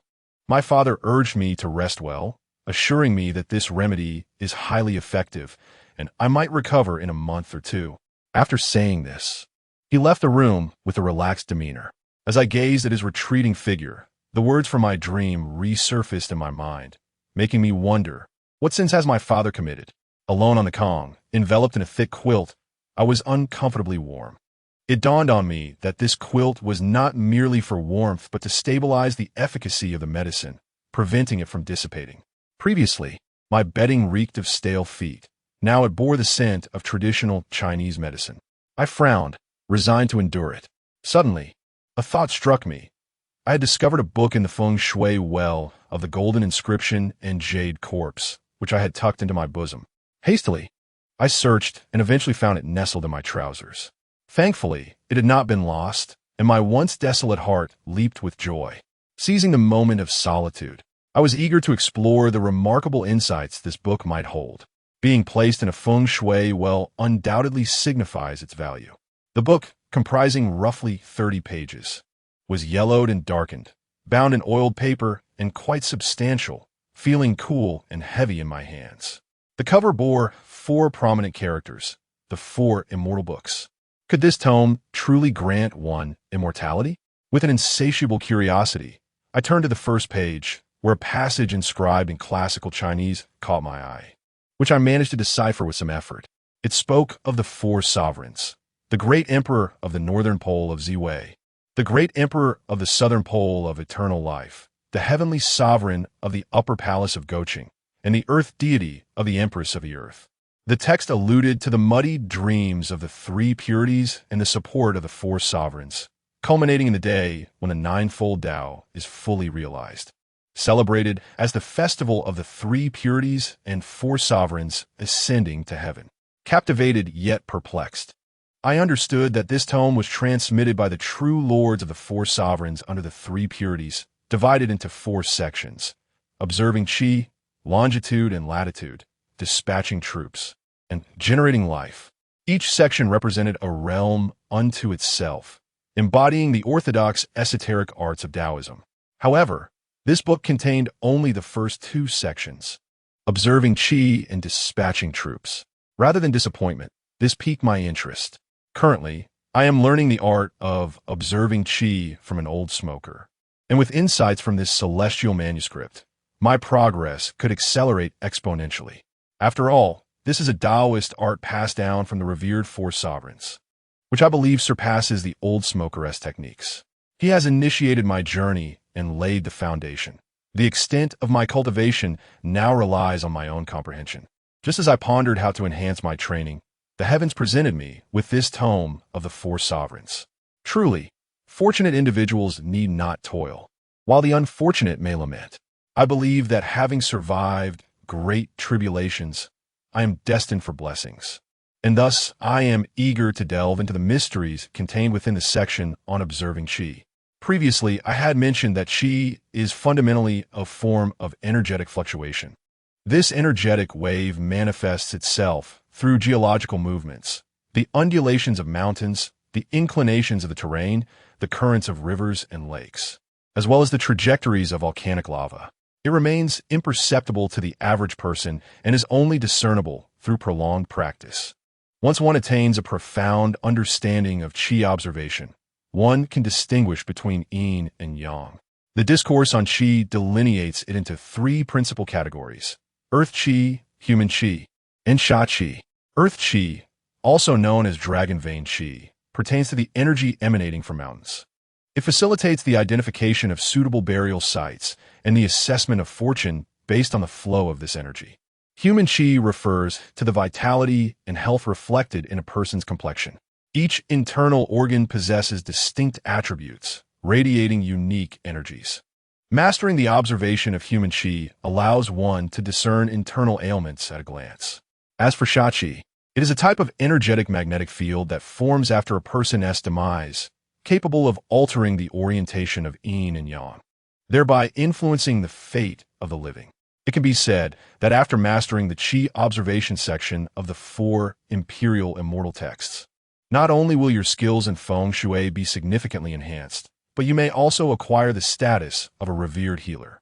As I nestled in my bed with this tome, my excitement nearly compelled me to dance, for the profundity and novelty of its teachings surpassed even those imparted by the seasoned smoker.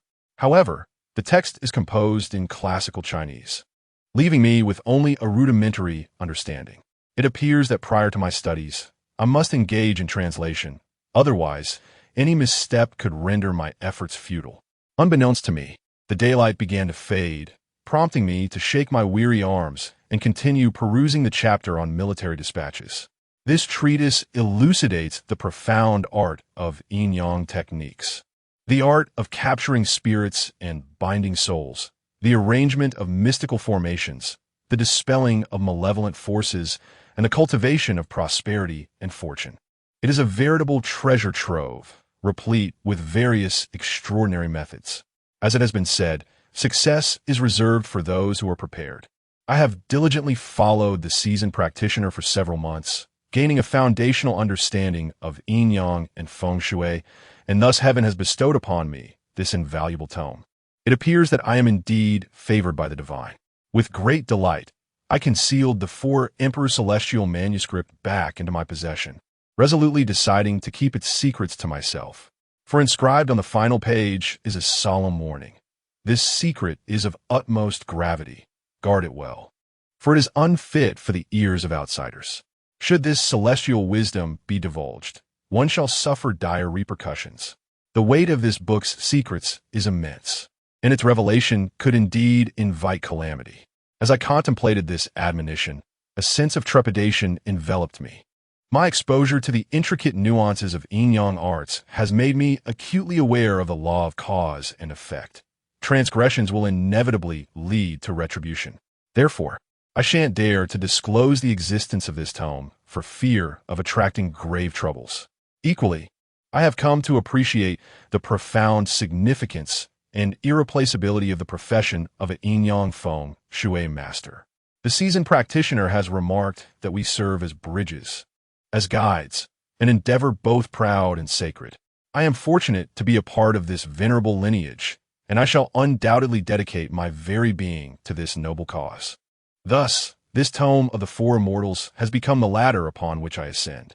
When I have mastered its teachings, even Transformers the Black Cat Sheriff and the valiant Astro Boy shall pale in comparison.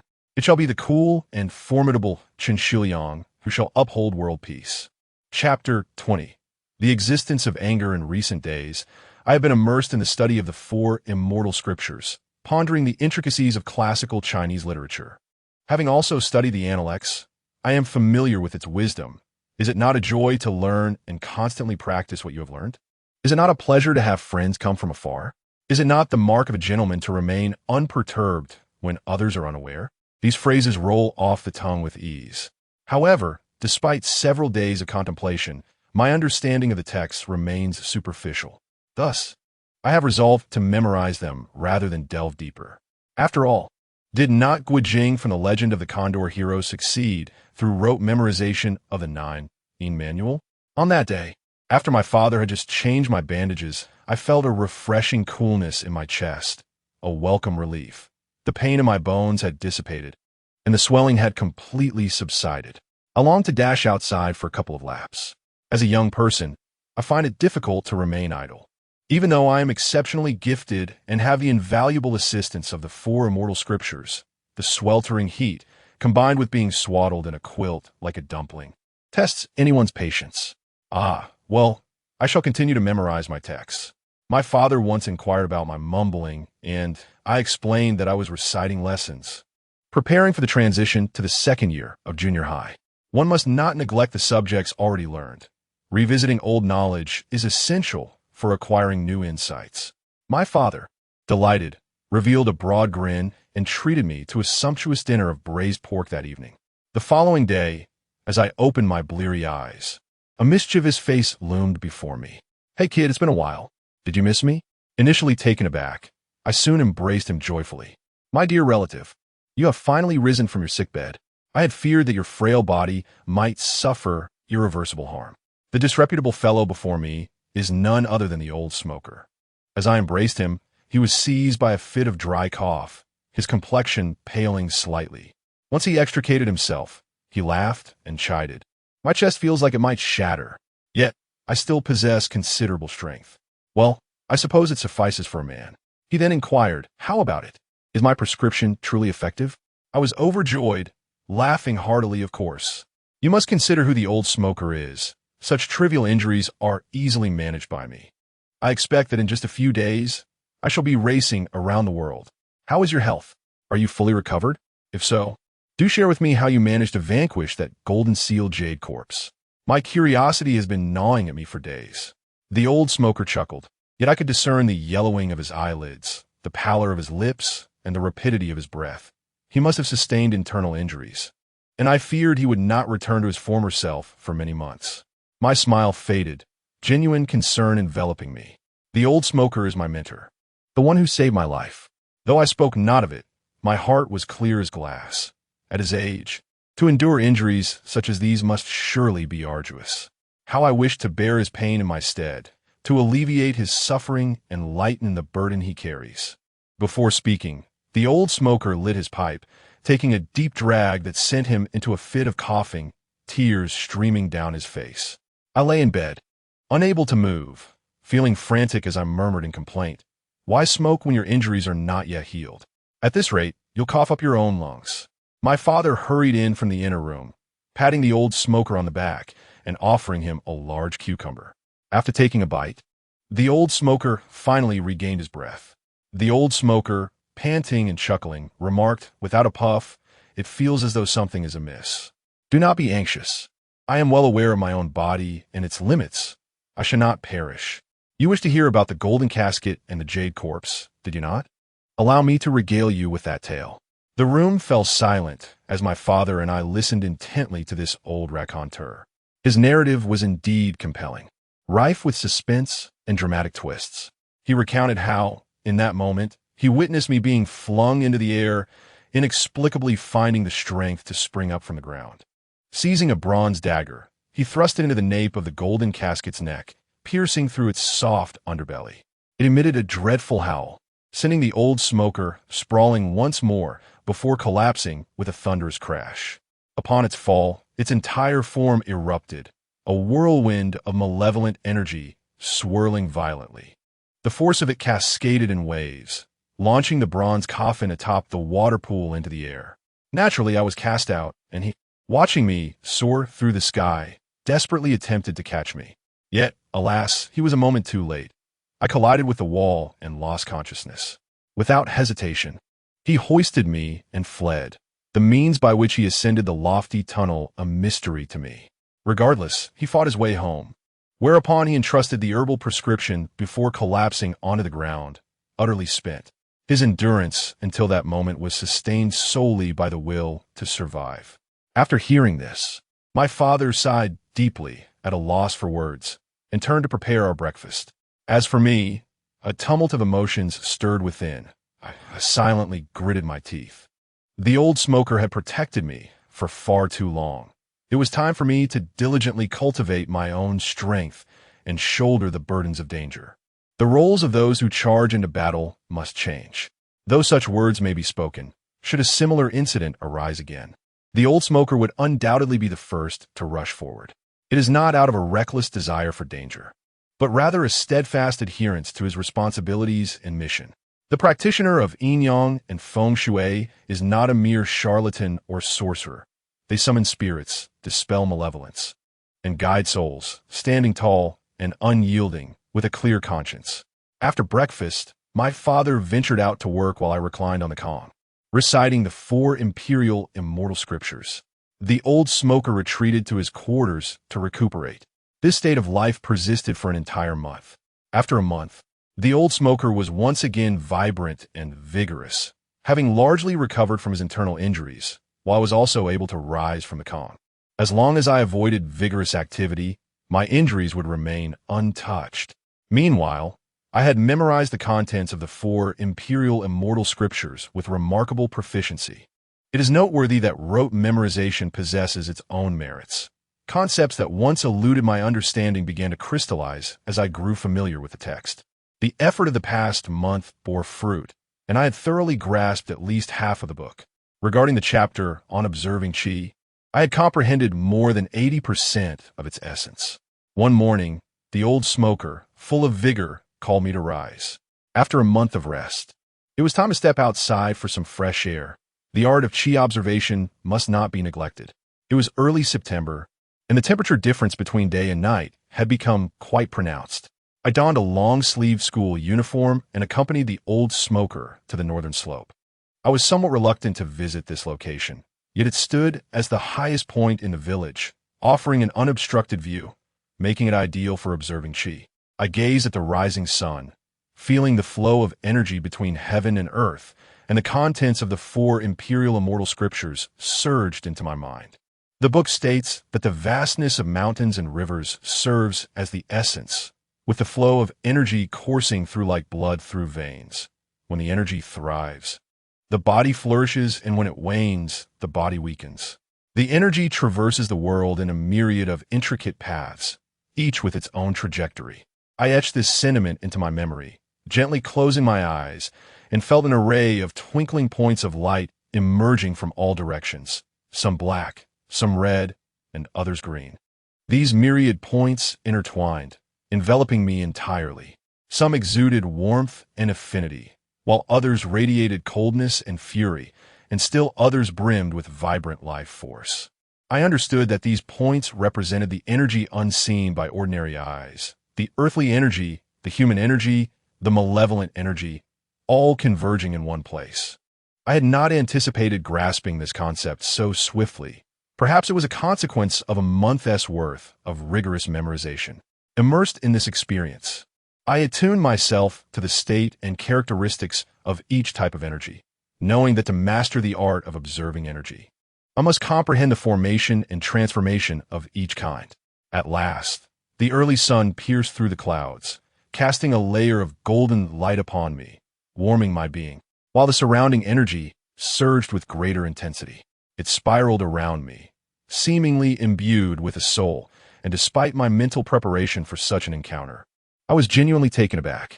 I reached out my hands to grasp it, yet it playfully eluded me. I sensed that the presence of this energy had significantly heightened my perception. I could even hear the chirping of 2 crickets beneath my feet, the sparrows in the distant woods deftly preening their feathers, and the frogs in the pond croaking as they leapt ashore, only to dive back into the murky waters. In my mind, it seemed as if I had encompassed the entire world. I beheld streams of energy traversing the mountains and galloping across the lakes. The old smoker gazed at me in astonishment, as if my demeanor had startled him. He shook his head in disbelief, appearing utterly transformed. When I opened my eyes again, I discovered that the sun had already ascended high in the sky, and a fine sheen of sweat adorned my skin, offering a refreshing sensation akin to having run 2 miles. Most significantly, I felt an extraordinary comfort in my chest, even when I took a deep breath. There was no trace of the usual nagging pain. Within me, a tempest of emotions surged. I had not anticipated grasping the essence of energy observation in such a brief span of time. If this trajectory continued, it would not be long before my mastery of energy perception reached fruition. As I turned my head, I noticed the old smoker staring at me, his expression one of sheer bewilderment, as if he had encountered a ghost, which startled me momentarily. "What is it? What are you staring at?" "I haven't sprouted flowers on my face," I thought, feeling a twinge of anxiety, wondering if this old fellow had discerned something amiss. The old smoker, pipe in mouth, exclaimed, "You are truly remarkable. In just a few months, have you already discovered the essence of energy?" To my dismay, he had seen through my facade. With no means to evade his inquiry, I could only utter a simple truth. "You should consider who my master is." The old smoker burst into laughter, his face contorting into a flower-like grin, and playfully tapped my backside with his pipe, saying, "Ah, the child is indeed teachable." I could sense the presence of energy, which undeniably thrilled the old smoker for quite some time. In truth, while I appeared calm and composed on the surface, I was inwardly ablaze with excitement. The old chain smoker remarked that mastering the art of qi observation, even for those with exceptional comprehension, typically requires at least 6 months to perceive the existence of qi. It took him 8 months. Yet I accomplished this in under 5 months. Whether I am a pioneer or merely an anomaly remains uncertain, but I am undoubtedly without precedent. The old smoker has elevated me to great heights, and while I feel a sense of pride, I recognize that all credit is due to the 4 imperial immortal scriptures. This realization propels me to devote myself even more fervently to my practice. In addition, I discovered an unexpected benefit. The cultivation of qi observation adeptly harmonizes both internal and external energies. I have managed to regulate the qi within my body, leading to a consistent improvement in the injury on my chest. After approximately 2 months, I was restored to my former self. This summer has been an indelible experience, and as my health has returned, the beginning of the school year approaches. From this point onward, I am not merely a burgeoning practitioner of Yin-Yang Feng Shui, but also a diligent second-year student, committed to contributing my life and soul to the realization of the four modernizations. As the school year draws near, I find myself genuinely yearning for my school and classmates. Particularly you, the class leader and the belle of the class, Comrade Wu Jingfeng. We shall soon meet again. Chapter 21. You are pregnant in the preceding text. I mentioned Wu Jingfeng, our class monitor and the epitome of beauty in our classroom. She possesses not only striking looks, but also commendable academic prowess, embodying a composed and serene demeanor. Many boys are enamored by her, and I am no exception. However, I have always felt a certain advantage amidst my rivals. Why, you may ask? Because we share a deskmate relationship.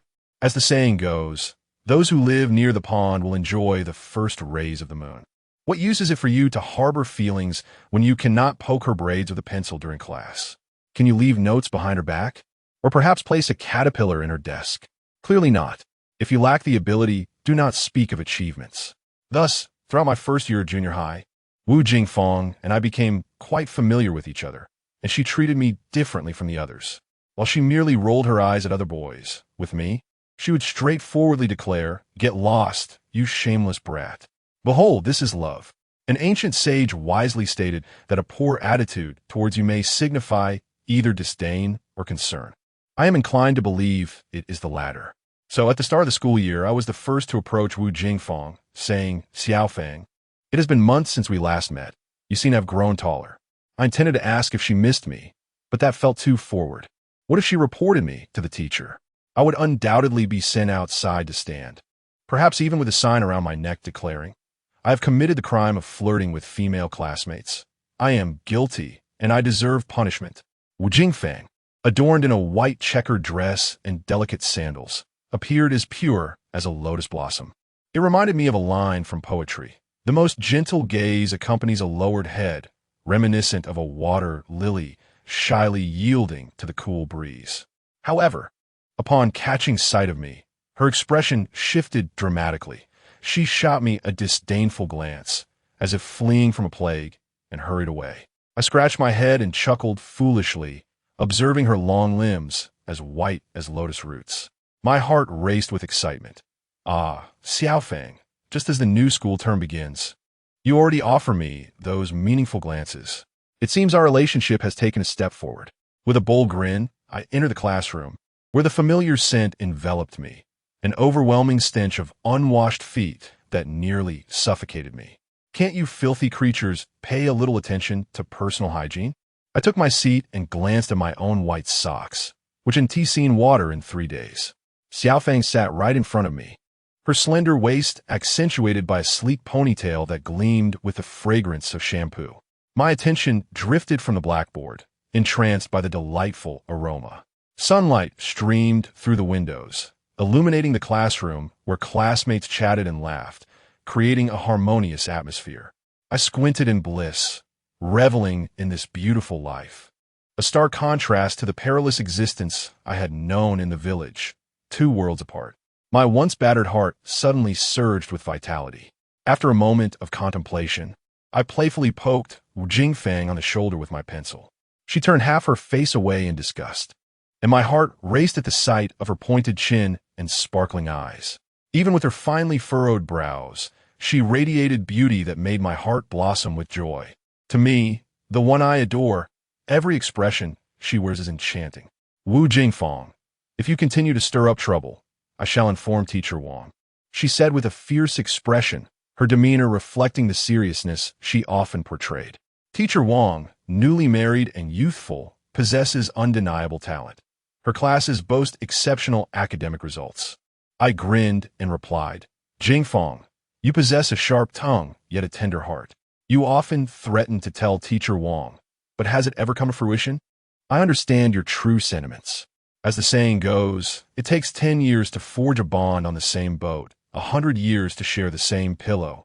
Our friendship, blossoming since childhood, is indeed a rare fortune." In this vast sea of humanity, it is a remarkable feat for us to encounter one another. Be honest, during this long summer vacation, did you ever think of me? Just like the song by Zhou Chuanxiong, how much solitude can one endure, and for how long? In the days without you, does your heart not ache? Upon hearing my words, Wu Jingfang's cheeks flushed crimson. In a fit of playful anger, she hurled a new Chinese dictionary at me, which struck my head with a thud. Chen Xiliang, you shameless fool. I clutched my head, grimacing in jest. This girl certainly throws with force. Wu Jingfang turned away, a flicker of concern evident in her eyes, perhaps realizing she had been a tad too rough. Seeing her expression softened my heart, and I chuckled. Jingfang, have you noticed that Lu Yu and Wang Xiao from Class 3 have become a couple? What about us? Ugh! Wu Jingfang nearly exploded with frustration, raising her hand as if to strike again. Chen Xiliang, stop daydreaming. You consistently rank around 30 in the class. How dare you pursue me? I aspire to gain admission to the prestigious first middle school in our city, a renowned institution and a cradle for future university scholars.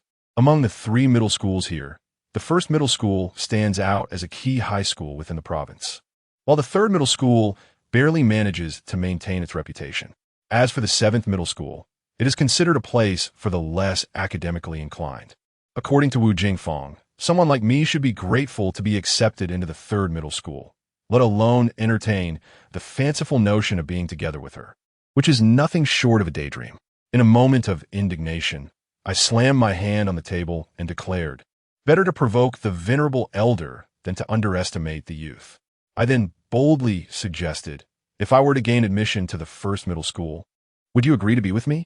Wu Jingfang's cheeks flushed with embarrassment, and she turned away, her sobs muffled against the desk. Realizing I may have crossed a line, I gently prodded her with my pen. She turned her tear-streaked face towards me and exclaimed, Chen Xiliang, have you no shame? What more do you want? I presented her with a gift, a cassette tape of Michael Jackson, her favorite artist, which she had wished to purchase last semester.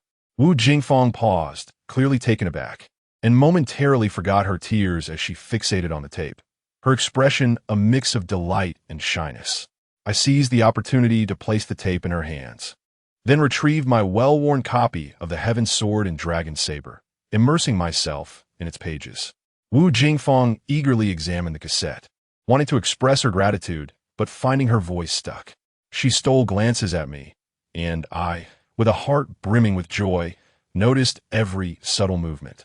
In light of your generous gift, I deem today as events settled, but should there be a next time, I shall not hesitate to take my revenge. Wang Jingfang, with her tears dried, raised her small fist and turned away.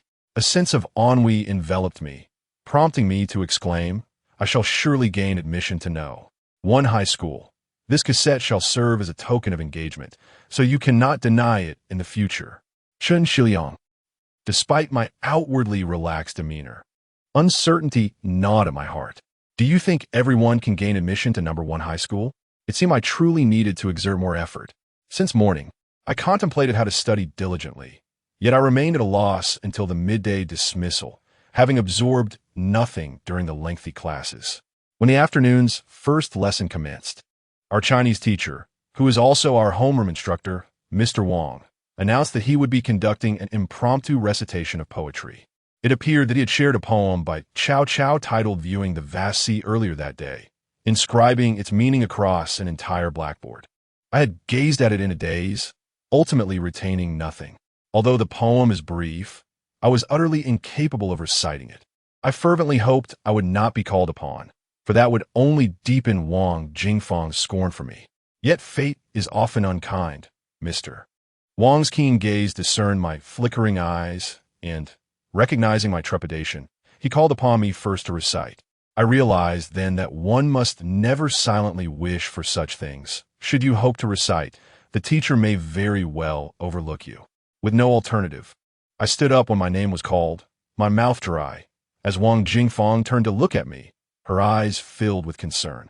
Upon witnessing her profound concern for my well-being, I felt an overwhelming sense of fear dissipate, and an inspiration surged within me, prompting me to recite. To the east, I gaze upon the cliffs, beholding the vast sea. The sacred flames fiercely consume my frail form, purging malevolence and nurturing goodness, for only light prevails.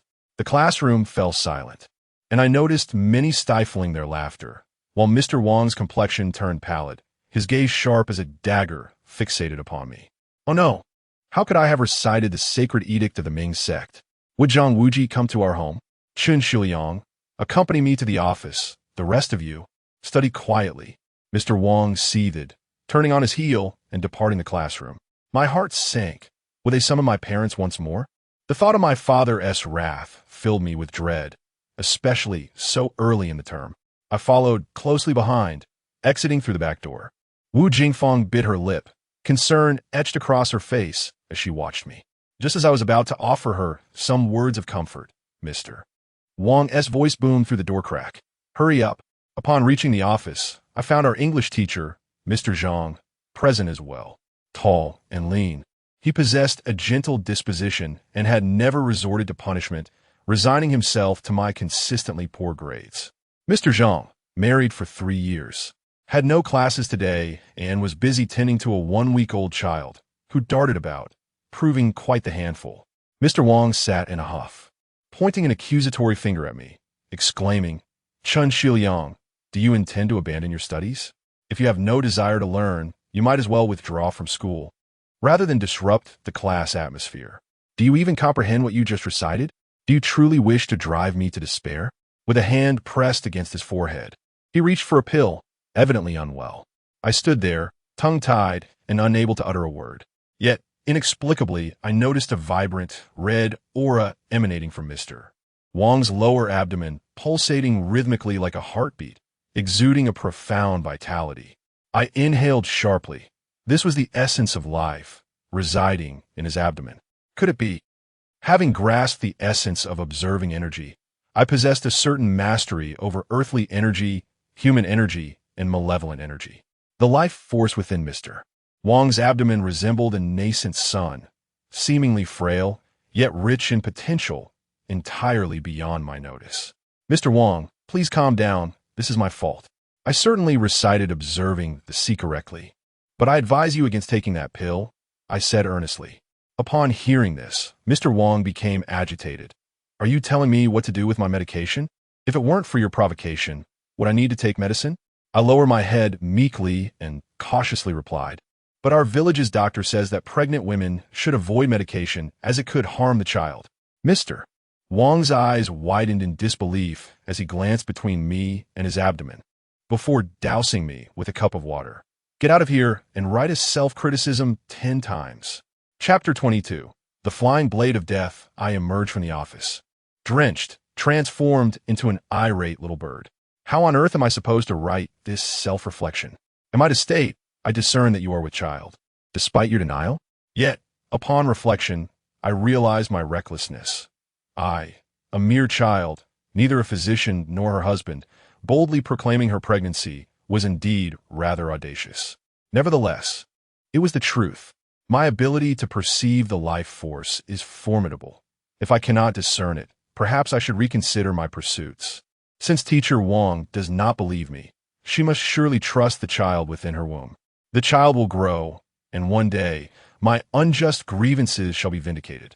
Yes, she will eventually comprehend my sincere intentions. Throughout the afternoon, I wrestled with my thoughts while penning the self-reflection, and Wu Jingfeng occasionally glanced my way, her eyes brimming with concern. The sight of her alleviated my greatest worries, and with a sheepish grin, I reassured Xiaofeng, do not fret. Teacher Wang will not hold it against me. In fact, before long, she may even express her gratitude. Wu Jingfeng shot me a sharp glare. How can you be so heartless? Look at the turmoil you've caused Teacher Wang. How could she possibly thank you? Here, take my notes and copy them. A warmth enveloped me, akin to savoring 2 bowls of sweet potato porridge. Adopting a tone of profound mystery, I replied, Sister, you know not the extent of my abilities. Just wait. Soon Teacher Wang will owe me an apology. Wu Jingfeng slapped her notebook onto the table. If you're going to copy, do it quickly. I have no time for your banter. All right then, dear sister, do not be upset. I shall copy, I shall. I smiled sweetly, reminiscent of my 3 grandchildren. causing Wu Jingfeng to curl her lips in amusement. As I lowered my head to transcribe notes, she leaned over my desk, her large, sparkling eyes gazing at me, seemingly conveying, "Chen Xiliang, I really like you." After school in the afternoon, as classmates returned home, our middle school, situated in our county, was not far from the surrounding villages. Eventually, only Wu Jingfeng and I remained in the classroom. As she packed her books into her bag, she inquired when I would depart.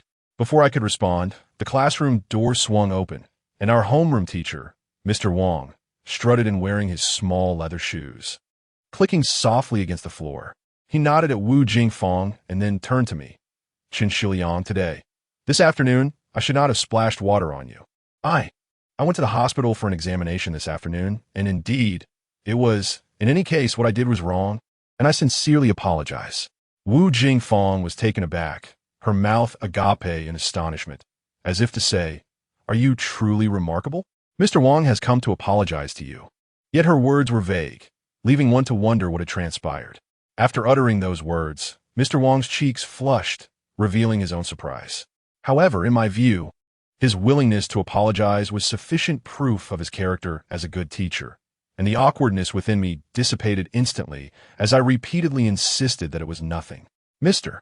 Wang smiled, perhaps seeing my broad-mindedness, contemplating promoting me to class vice president. To my surprise, he remarked, "You are quite clever, but you simply do not apply yourself. However, how did you discern that I was pregnant?" I visited the hospital, where the doctor conducted numerous examinations before confirming my pregnancy, which is not yet a month along. However, I had taken some medication, and it certainly could have affected the child. Fortunately, I was quite agitated at the time and had no water in my cup, so I refrained from taking the medicine. Otherwise, I would have regretted it if something had gone awry. I was surprised to discover that you possessed some medical knowledge. Why hadn't this been revealed earlier? I chuckled softly. I have but a rudimentary understanding. Teacher Wang, your health is of utmost importance. You should rest more. I've already memorized on the ocean, so why not test me on it now? Teacher Wang smiled and shook her head, indicating that it was unnecessary. I could sense her gratitude within, and she insisted on treating me to a meal. I, however, did not wish to take advantage of her kindness, so I simply asked her for $1, which I used to buy a few bottles of soda to enjoy with our friend, Xiao Feng, on the way home. Wu Jingfeng's home is located in the county seat, and she typically walks to school. My house is in Lizuang, several miles away from the county, and I usually ride my bicycle. This time, due to Teacher Wang's commendation, Wu Jingfeng surprisingly invited me to give her a ride. As she sat on my rear seat, we began a chat. "Chen Xiliang, I never knew you had medical skills. It's quite unexpected. You're truly impressive. What can I say? Old Chen has many talents, and I will reveal them to you bit by bit. Are you not afraid of exaggerating?" She teased. "By the way, is your medical knowledge inherited? Are your parents doctors?" "It is indeed inherited. But my father is a carpenter." "Hey, why the sudden silence?" Wu Jingfeng burst into laughter. "How could a carpenter pass down medical skills to you? I remarked that your lack of experience is rather evident. After all, carpenters and doctors are essentially akin in their crafts. Nonetheless, it seems futile to elaborate further, as you may not comprehend. By the way, what does your father do?" Wu Jingfeng paused momentarily before responding. "My father constructs houses." "Ah, so he is a mason, which is indeed similar to a carpenter. Just think of our compatibility. It is almost a perfect match. One a carpenter, the other a mason. Should we unite, it would be a celestial pairing. Please do not pinch me. I am riding my bicycle." The setting sun cast its golden hues as the youth sped along with the maiden, laughter trailing behind them. Leaves, tinged with yellow, danced in the air as they were swept up by the wheels, seemingly commemorating our unblemished and unregretful youth. The following day, upon my arrival at school, Mr. Zhang, the English teacher, summoned me to his office. My English grades were less than stellar. Merely passing an exam hardly indicated that I was a scholar, but rather a gambler. Could it be that Mr. Zhang intended to quiz me on my English knowledge? Oh dear, even drinking cold water feels like a challenge at this moment. If I were to recite the English text again, my usual incantations would not suffice. I approached the office with trepidation, discovering Mr. Zhang amusing a child. I was perplexed by his wife's apparent busyness, leaving a grown man to play the role of a caretaker. Mr. Zhang greeted me with a smile. Xiliang, I called you here for no particular reason, so do not be anxious. Come, have a seat. Typically, teachers address me by my full name, but hearing Xiliang spoken so warmly felt rather unusual. A sense of curiosity stirred within me, yet I sat gracefully in the chair. What is it that you require of me, Mr. Zhang? Teacher Zhang bore a trace of worry upon his brow, yet managed to muster a faint smile. I am aware of your cleverness, but alas, your academic performance does not reflect it. This is unacceptable, especially with the high school entrance examination looming next year. Even a single point could mean the difference between you and a prestigious high school. Your English is particularly lacking and requires immediate attention. Henceforth, I would like you to come to me for tutoring every day after school. I swallowed hard, thinking to myself that such a stroke of fortune was beyond my reach. After all, I had plans to watch Transformers after school. Moreover, this teacher was neither a relative nor a close acquaintance, so why the sudden overtures? I was somewhat perplexed. Teacher Zhang chuckled. I happened to be in the office when Teacher Wang lectured you yesterday. I was astonished to discover that what you said was indeed true. You truly possess remarkable insight. Teacher Wang mentioned that even a seasoned gynecologist cannot ascertain a pregnancy in under a month. Yet you disowned it. It appears you harbor considerable talents. Teacher Wang even remarked that your medical knowledge is a family legacy. Impressive indeed. Thus, I have come to seek your assistance. I realized then why he was being so cordial. He had a favor to ask of me. It was baffling. What could a second-year junior high student like myself possibly offer? Nevertheless, I found myself intrigued. With that, Teacher Zhang brought his son over and explained, you see, our child has always had poor health since birth, frequently falling ill and causing endless worry. We are incessantly visiting the hospital. Yet both my wife and I are occupied with work and lack the time to attend to him. Fortunately, you possess medical knowledge. Might you assist me in examining my child in the future? If one can discern pregnancy, surely identifying a mere cold or fever is child's play. I find this situation almost surreal. Previously, I was filled with trepidation when communicating with teachers. Yet today, the roles have reversed, and I find myself in the spotlight. It is a delightful sensation. Were it not for my studies in the four imperial arts, I would never have envisioned appealing to a teacher on my own behalf. However, I must admit, my expertise lies solely in the observation of vital energies, while I can swiftly identify the source of ailments. I am at a loss when it comes to treatment. Thus, I cannot acquiesce to Teacher Zhang's request. Healing is indeed a noble virtue, yet lacking the requisite skill only serves to mislead. Just as I was about to decline, I suddenly noticed something unusual about the child's countenance, a prominent blue vein traversing the bridge of his nose. Realizing its significance, I composed myself, for this encroached upon my area of expertise and demanded utmost seriousness.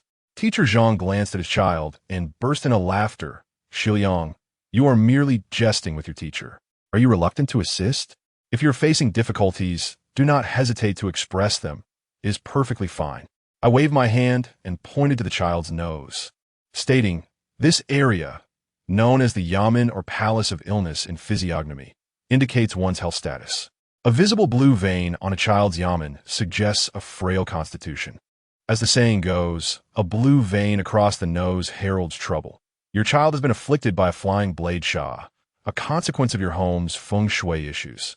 After listening to my words, Teacher Zhang carefully examined the bridge of the child's nose and exclaimed in astonishment, Xiliang, do you also understand feng shui? I mimicked the demeanor of an old smoker, slowly squinting my eyes and chuckling dryly. I possess a rudimentary understanding. Teacher Zhang clearly furrowed his brows. While it might be reasonable to say I had knowledge of medicine, after all, medicine is an established science, and it is not surprising for me to learn a few techniques. Feng shui, on the other hand, is often perceived by the general populace as an ethereal concept, merely a means of deception. For a young lad like me, to claim the status of a feng shui master seemed akin to a pig's nose adorned with green onions. A mere pretense. I sensed the skepticism and recognized that many in society view us through tinted lenses. I was magnanimous, holding no resentment towards them, for they had not experienced the trials I had endured. However, when it comes to the adverse effects of feng shui impacting the child, I felt compelled to intervene. Otherwise, What purpose would our roles as Yin-Yang Feng Shui practitioners serve? Teacher Zhang, you may doubt my words, but you cannot refute this fact. Your son is indeed afflicted by the blade malevolence. If it remains unaddressed, his health will deteriorate further. He is still young. You cannot afford to be careless, I asserted earnestly. Noticing the seriousness and professionalism in my demeanor, Teacher Zhang was swayed, believing me a little more, and inquired about how to ameliorate the situation. I informed him that after school, I must visit their home to ascertain the source of the malevolent energy. Teacher Zhang consented. Yet before departing, he cautiously asked how much such services would cost. Upon hearing this, I was instantly infuriated.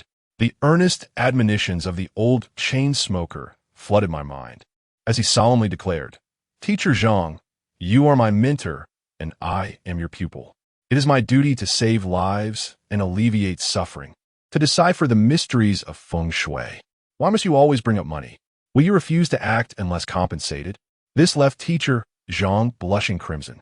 His lips parted in speechlessness, struggling to utter a word. Well, how much can you offer? Chapter 23. Trust with an Exhilarating Heart. I returned to the classroom, a subtle smile playing on my lips as if I were conspiring some mischievous plot. Wu Jingfang turned to me, her expression earnest as she inquired, What mischief are you up to this time? Why are you grinning so shamelessly? I would never concede to her accusation. Yet I replied with a cheerful demeanor, If you're not satisfied, then show me your own shamelessness.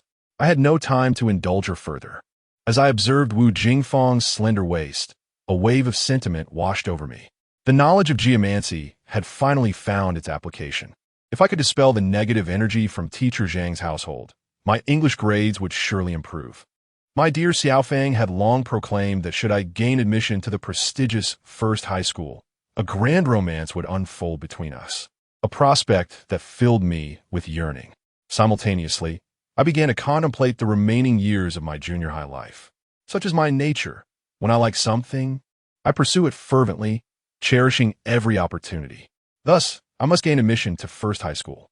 Now that the opportunity presented itself with free tutoring, even a novice like me must awaken to the possibilities. Chen Xiliang, what are you babbling about? Wu Jingfang suddenly turned, glaring at me fiercely, her eyes brimming with disdain. Yet, I remained composed as I responded, Class monitor, I'm immersing myself in English, for this language is replete with wonders. For the first time, I realized that even insults could be delivered with such elegance. The next class is an English test, score 35 again. And Teacher Zhang will certainly summon your parents. Wu Jingfang warned ominously, but I sensed her concern beneath the harshness, an expression of affection. Thus, I smiled with a sense of pride. After this noon, the attitude of Teacher Zhang towards me would undergo a significant transformation. What harm could a mere test cause? I assure you, in the near future, English shall become my forte, and I shall surpass even the class representative in English. Oomph. Wu Jingfang deemed me mad, turning away to immerse herself in her studies, muttering as she read, No boasting, we are still friends. As the lunch bell rang, I had intended to showcase my abilities in front of Wu Jingfang, yet she hurried home in a flurry, seemingly as though her behind was aflame. It took me a while to realize that at 12 o'clock today, the final episode of Popeye was set to conclude. I held her in contempt for developing a fondness for a character who relished spinach, completely disregarding my presence. Perhaps she was somewhat weary of me, harboring a sentiment of disappointment, but I truly wished to express my confidence in gaining admission to the First High School so that we might share spinach together.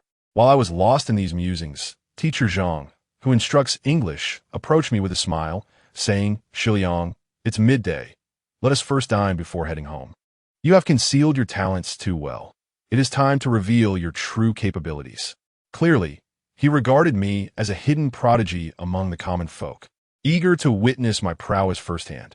I puffed out my chest, determined not to allow him to underestimate me. I must deliver a decisive blow to convey my strength. Squinting my eyes, I replied with composed confidence, Let us have braised pork for lunch. At noon, I indulged in a sumptuous meal that left me utterly satisfied, which significantly enhanced my admiration for Teacher Zhang. However, he displayed a hint of stinginess, for amidst our dining experience, I caught sight of a fish tank filled with numerous fresh shrimp. To be frank, I had seldom tasted shrimp throughout my life, and thus I found myself longing for some. Yet, I hesitated to make a direct request and merely asked for a plate of shell-on shrimp. I presumed that such a clever individual as Teacher Zhang would grasp the underlying intention of my words, but to my astonishment, he brought forth a plate of sunflower seeds instead. With a sense of shamelessness, I arrived at his residence, only to be met with a bewildered expression. Teacher Zhang introduced me to his wife, Ms. Wang Ging, a teacher of English at the local high school. It was evident that she was unaware of my intentions, though Teacher Zhang discreetly informed her. Her gaze towards me shifted dramatically, filled with both surprise and confusion, before she retreated to the bedroom with their child, leaving behind a single word: absurd. Yet, I felt no absurdity in my visit. My sole motivation was to dispel any ill fortune threatening the child. I could not stand idly by while he was vulnerable to such malevolent forces. Who among those with integrity would dare label my actions as foolish? Teacher Zhang, where's your son's bedroom? I would like to see it, I inquired as I began to survey the layout of their home. Teacher Zhang pointed to the door through which Ms. Wang had just entered and remarked, "It is that room. Do not take your wife's earlier words to heart. She can be quite blunt." I smiled and shook my head, feeling a certain disdain for my own insensitivity. Deep within my heart, I coldly whispered, "The road reveals a horse's strength, and time unveils a person's true nature.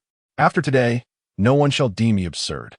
Teacher Zhang led me into a modestly furnished room, featuring a simple bed and a combination cabinet, with an array of trinkets scattered about.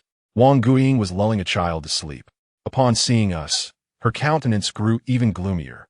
Yet, I paid no heed to her sentiments. Instead, I discreetly observed my surroundings. Their apartment, facing south and north, belonged to the eastern quadrants, characterized by the element of fire. However, her son was under the influence of the flying blade malevolence, associated with the metal element. According to the principles of the I Ching, fire conquers metal, and a malevolent energy was directly aligned with this room. I turned to exit, only to discover that the corridor of the living room faced me, with a wall corner directly confronting me. That corner resembled the sharp edge of a kitchen knife. I nodded silently, swiftly reciting the incantation from the 4 Emperor Celestial Scriptures pertaining to the observation of energies, gently closing my eyes to keenly perceive the atmosphere around me. The ambience within the room was tranquil, akin to a serene lake. However, a wisp of dark energy lingered at the corner ahead. That was indeed the flying blade malevolence. I withdrew my spiritual focus and exhaled a deep breath of stale air. Each morning, I diligently practiced the art of energy observation as prescribed by the 4 Emperor Celestial Scriptures. After much time, I had made considerable progress. The flying blade malevolence could not evade my discerning gaze. Teacher Zhang, that corner is the source of the flying blade malevolence. As the saying goes, the flying blade strikes. Blade signifies a knife. Your child endures the sharp malevolence of metal during sleep, which will undoubtedly lead to frailty and illness. To dispel this malevolence is quite simple. You need only to acquire a jade gourd and hang it above the doorframe of this entrance, I stated earnestly. Teacher Zhang stepped out of the room, staring in astonishment at the corner of the wall. Wang Guiying followed suit, and the two exchanged glances before looking at each other in bewilderment. "Xiliang, are you implying that this corner is the reason my son is perpetually ill?" Teacher Zhang inquired with confusion.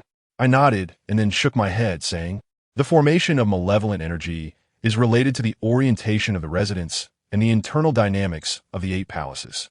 This knowledge of Feng Shui is complex, and I cannot elucidate it fully at this moment. However, if you follow my guidance, your son's health will improve within a week." Teacher Zhang remained silent, but Wang Ging began to scold. "How can a young child neglect his studies and get involved with such nonsense? You're simply fabricating tales. What is Feng Shui?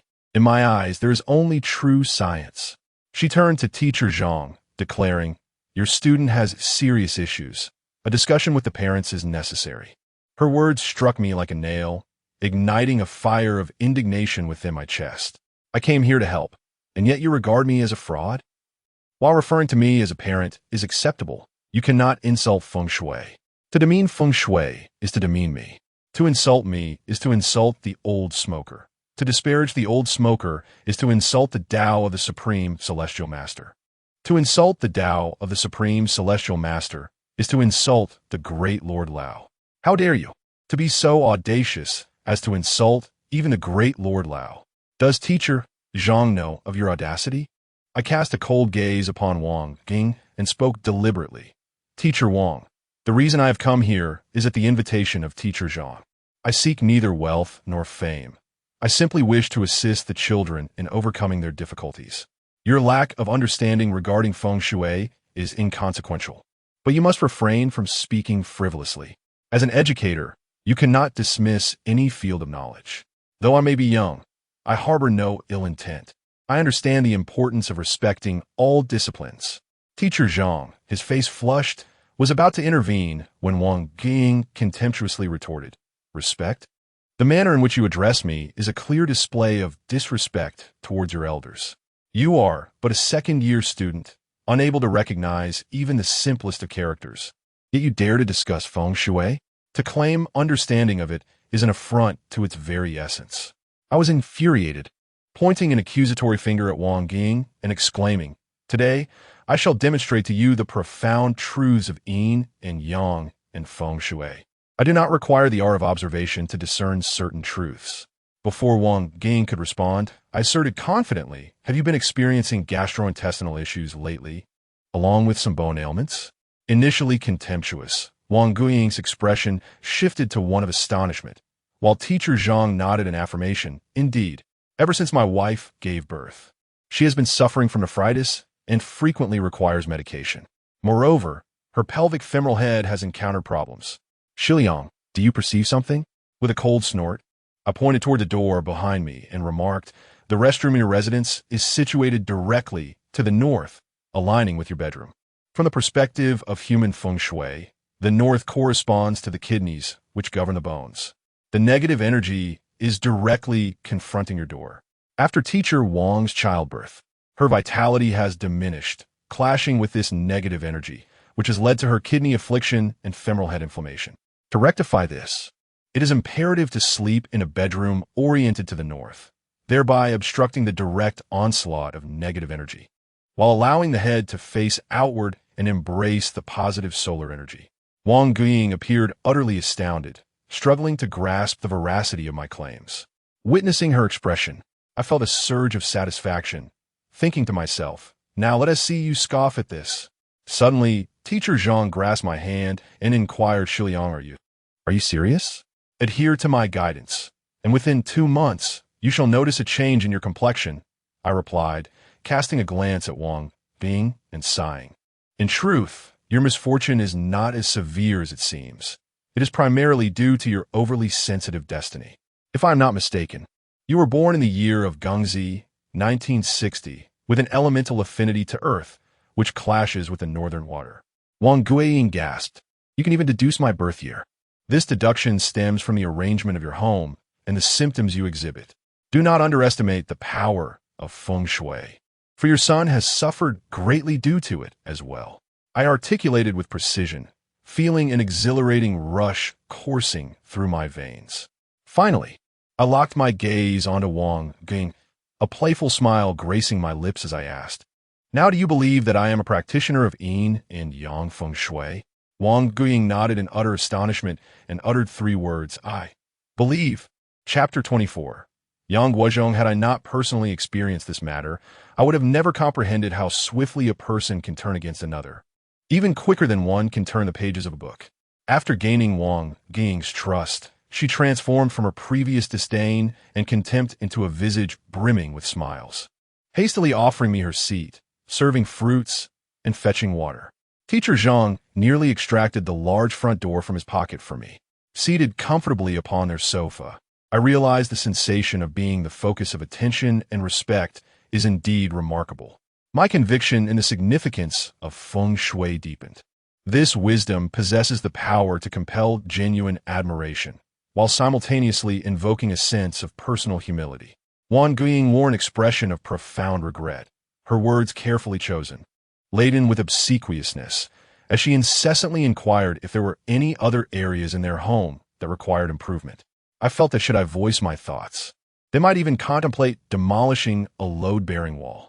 Yet, I am not a malevolent individual and remain mindful of my father's long-standing teachings, as well as the admonitions of seasoned smokers.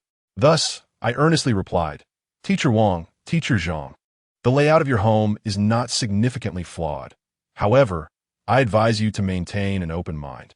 Obsessing over trivial matters can cause harm to both oneself and others. Upon hearing my words, Teacher Zhang's countenance shifted dramatically, stammering, Xiliang, do you perceive something else? Wang Ying's gaze flickered, as if concealing an unspeakable secret. I chuckled softly, observing you both. Your facial features are robust, and your brows are serene, yet the tips of your eyebrows intertwine persistently, indicating discord between husband and wife and disharmony among neighbors. It appears there may have been some disputes. Teacher Zhang slapped his thigh in astonishment and exclaimed, Xiliang, you are truly remarkable. To be forthright, my family's financial situation is quite modest. This house was acquired through a patchwork of loans and borrowings. Both Wang and I are educators, and our salaries are far from substantial. After deducting our monthly expenses, little remains. However, my younger brother is about to marry, and he currently lacks the means to purchase a home. I contemplated offering this house to address his urgent needs, allowing him to marry, but Wang vehemently opposes this idea. We find ourselves in daily quarrels over this matter, alas. Wang Ying immediately became distressed. If you relinquish this house, how could we ever reclaim it? Our son is still young. Can you bear to have us live in a rented apartment? Over the years, not only have we struggled financially, but we have also had to support your parents and assist your brother in finding employment. You, as the elder brother, have done enough. Now you even wish to give away our only refuge. It seems you have no desire to continue. Teacher Zhang's face turned ashen, rendering him speechless. He eventually sighed and lit a cigarette for himself. As I listened to their exchange, I couldn't help but reflect on the burdens each family bears. In such a moment, I refrained from voicing my opinions and ultimately took my leave. During my ride to school, thoughts flooded my mind. I resolved to work diligently, aspiring to one day purchase 3 houses in the county. One for my wife, Wu Jingfeng, one for my father and the old smoker, and a third to raise donkeys. As I matured, my understanding of the significance of wealth deepened. However, the old smoker had once imparted wisdom. A gentleman acquires wealth through honorable means. An excessive greed can lead to significant misfortune. I shook my head, casting aside the chaotic thoughts that plagued me, and pedaled faster beneath me. The novelty of the new semester had faded, and I had returned to my previous study routine. However, the rumors surrounding my proficiency in medicine and feng shui had stirred a tempest among the faculty. Consequently, each time I encountered my teachers after class or at the end of the school day, they regarded me with peculiar glances. Some offered a smile, and I felt as though I had suddenly become a figure of intrigue within the school. Nevertheless, the teachers were the most reliable source of information, exchanging insights among themselves while keeping their lips sealed to the other students. Thus, whenever I attempted to impress Wu Jingfeng, she paid me no heed, consistently treating me as if I were delusional. Yet, following these occurrences, both Mr. Wang, my Chinese teacher, and Mr. Zhang, my English teacher, took it upon themselves to provide me with extra assistance, diligently helping me with my studies. 2 months later, my grades in these subjects soared, earning me the respect of Wu Jingfeng and many of my classmates. My resolve was unyielding. My ambition to gain admission to the prestigious First High School was unwavering, and no obstacles would deter my path. With improved grades, my standing in class rose significantly, and the representatives of various subjects began to smile at me, recognizing me as one of their own. What does it mean to be one of their own? It signifies being academically accomplished. Do you believe there is no competition within the school? To speak candidly, the competition here is particularly fierce, and my tender heart had long since become overwhelmed by the pressures it imposed. I earnestly yearned for a serene sanctuary, where I might renounce worldly ties and dwell in the company of ancient wisdom by the flickering light of a solitary lamp. Yet, the world is rife with malevolence that remains unvanquished. As one devoted to the Tao, How could I retreat into solitude? Such an act would be a manifestation of selfishness. Moreover, my pursuit lies in the path of Taoist arts. To assume the life of a monk would surely invite the ire of even the most indulgent souls. Life must persist, and I must exert myself in my studies, striving to fully comprehend the observation of Qi section of the 4 imperial immortal texts within the remaining year and a half. Upon leaving school last Friday, I borrowed a copy of Collections of Ancient Prose from my homeroom teacher, Mr. Wang. This tome, rich in classical Chinese prose, will undoubtedly aid me in grasping the intricacies of the aforementioned text. In recent months, I have felt an increasing accumulation of knowledge, yet the shadows of confusion linger persistently. I am acutely aware that haste may lead to folly. Should I err in my training, the repercussions could be dire, ranging from the loss of progress to the jeopardization of my health. After all, I am the sole heir of the Chen lineage, and for my father's sake, I must strive to live well. Clutching this substantial volume, I joyfully made my way to the bicycle shed, intent on riding my cherished Erba home. However, midway, I was intercepted by a stern-looking man. It was Chen Xiliang. Momentarily taken aback, I managed a half-smile and greeted, "Good day, Mr. Yang." This man was none other than our mathematics teacher, Mr. Yang Guozhong. I had not seen him for a week, as he had taken an extended leave for some reason, and in his absence, other instructors had filled in for our math classes. To my surprise, he had returned, yet at this hour, having dismissed classes. What could compel him to hinder my path? Could it be that the substitute teacher has reported me? How infuriating! After only a few days of teaching, you dare to cause me trouble.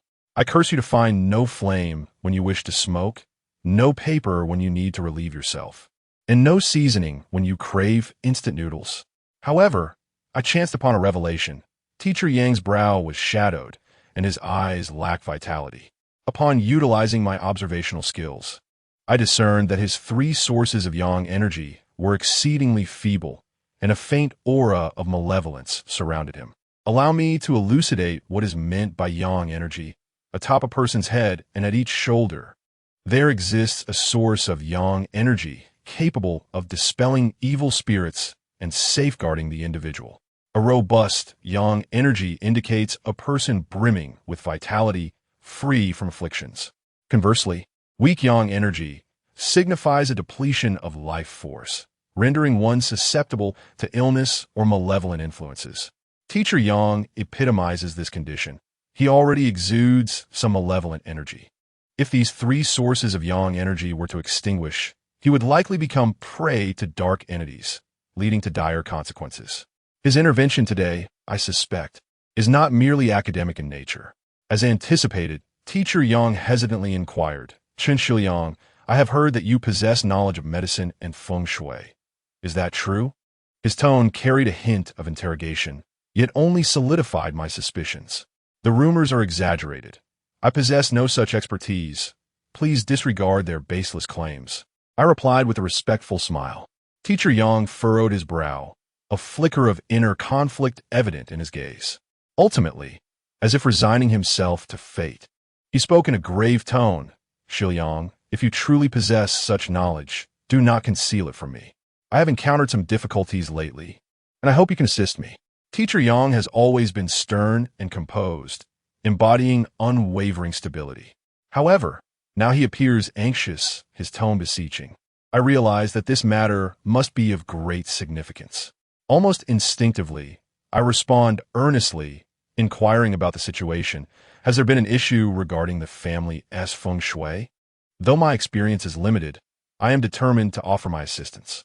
At this juncture, there is no longer a need for concealment. Should I refrain from intervening, Teacher Yang's predicament may only worsen.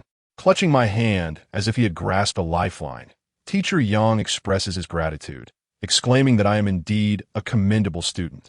He continues, revealing that just a week prior, his son tragically perished in a car accident, prompting him to take an extended leave to manage the ensuing affairs. Naturally, the family is engulfed in profound sorrow, as nothing is more heart-wrenching than a parent bidding farewell to a child.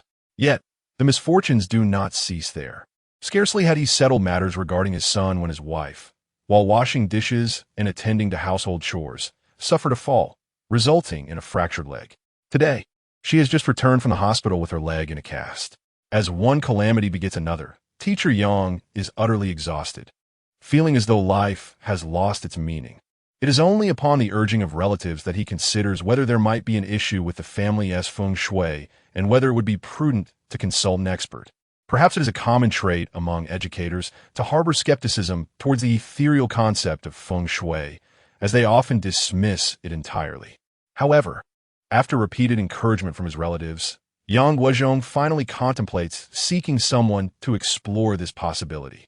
This afternoon, he inquired about a master and prepared a visit, but unexpectedly encountered Teacher Zhang, who teaches English. Upon their meeting, they conversed freely. Upon learning that he was seeking a feng shui master, Teacher Zhang promptly recommended me and extol my virtues to great lengths. Why does Teacher Zhang hold me in such high regard? It is because ever since I assessed the feng shui of his home, his son's health has significantly improved, and he is no longer frail and sickly. Furthermore, his daughter-in-law, Wang Guiying, has shown remarkable progress in her recovery from kidney disease and femoral head inflammation. The doctor has stated that she will likely be fully healed in a few weeks. Consequently, they regard me as a reincarnation of a celestial being. However, it should be noted that while feng shui has played a role in their improvement, the doctor's treatment has also been crucial. It is not to suggest that good feng shui alone eliminates the need for medication. That would be sheer nonsense. Upon hearing of my prowess, Yang Guozhong came directly to the school in search of me, leading to the encounter that just transpired. I gathered the details and calculated in my mind. Both his son and daughter-in-law had encountered misfortunes, albeit the former with fatal consequences and the latter with a broken leg. This indicates a potential issue with the feng shui of their residence, which warrants investigation. Teacher Yang, is still early in the day. Let us return to your home and ascertain what might be amiss, I proposed. With that, we mounted our bicycles and exited the campus. Yang Guozhong's home is not in the county town, but in Yang Village, a short journey of about 20 minutes before we entered the village.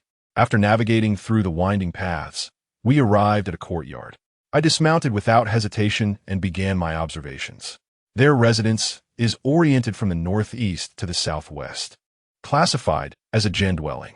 The entrance is neither too wide nor too narrow, and the courtyard before it is spacious and level, presenting no significant issues. As I strolled into the yard, I was initially unperturbed. However, upon closer inspection, I was utterly astounded. Chapter 25. The malevolence of the Tai Sui. The courtyard of Yang Guozhong's residence was remarkably spacious, featuring 5 main rooms and 2 auxiliary rooms on either side. The ground was elegantly paved with red bricks, and the flanking sides were adorned with flourishing apricot trees, presenting a scene both tidy and grand. In rural settings, such opulence is a rarity. My own home, in stark contrast, consists of a mere 3 earthen rooms, with a courtyard wall barely 1.5 meters high, allowing even a pig to leap over with ease, rendering any comparison to Yang Guozhong's abode futile. However, my astonishment was not solely attributed to the splendor of the courtyard, but rather to the multitude of items cluttering the balcony above. Stacked against the northern side of the house were numerous decorative rolling shutters, while to the east lay the junction between the auxiliary and main rooms, marked by a fissure. To the south, there stood a movable coal stove, and leaning against the southwest wall were several wooden window frames. Although these items appeared simple and commonplace, they bore an unsettling weight of significance. Noticing my prolonged pause, Yang Guozhong approached me with a tentative inquiry. Xiliang, this house was constructed last year. Do you think it might be cursed by the Tai Sui? I turned to him, a smile playing on my lips, and replied, Yang, do you also believe in the curse of the Tai Sui? Yang Guozhong, awkwardly rubbing his hands, shook his head and confessed, No, I am not knowledgeable in such matters. I am merely speculating. We built this new house last year, and now my son has passed away, and my wife has suffered a leg fracture. I can't help but feel that something is amiss with the house. Yang Guozhong was renowned as an impartial and stern mathematics teacher, known for his fairness and seriousness. After uttering those words, his demeanor grew somber, and his eyes glistened with unshed tears, likely stirred by memories of sorrow. I understood that significant incidents can alter one's attitude and the course of life. Yang Guozhong was undoubtedly a responsible and commendable teacher, and thus, I felt compelled to assist him. I spoke earnestly. Teacher Yang, may you find solace in your grief. Since the event has transpired, all we can do is address it promptly. Excessive self-reproach and sorrow will only wear down your spirit. Life must go on, and there are no insurmountable obstacles that cannot be traversed. Yang Guozhong strained to muster a smile. I have taught you mathematics for a year and a half. It seems today is the first time I truly understand you. Xiliang, you are a good child. Rest assured, I will find peace in my heart. With a sigh, he inquired about my observations. I shook my head in response. The issues do not lie with these rooms. Rather, the problem arises from the stacked rolling doors. Yang Guozhong was momentarily taken aback. Incredulity etched on his face. Are you suggesting that my son's death and my wife's leg injury were caused by those rolling doors?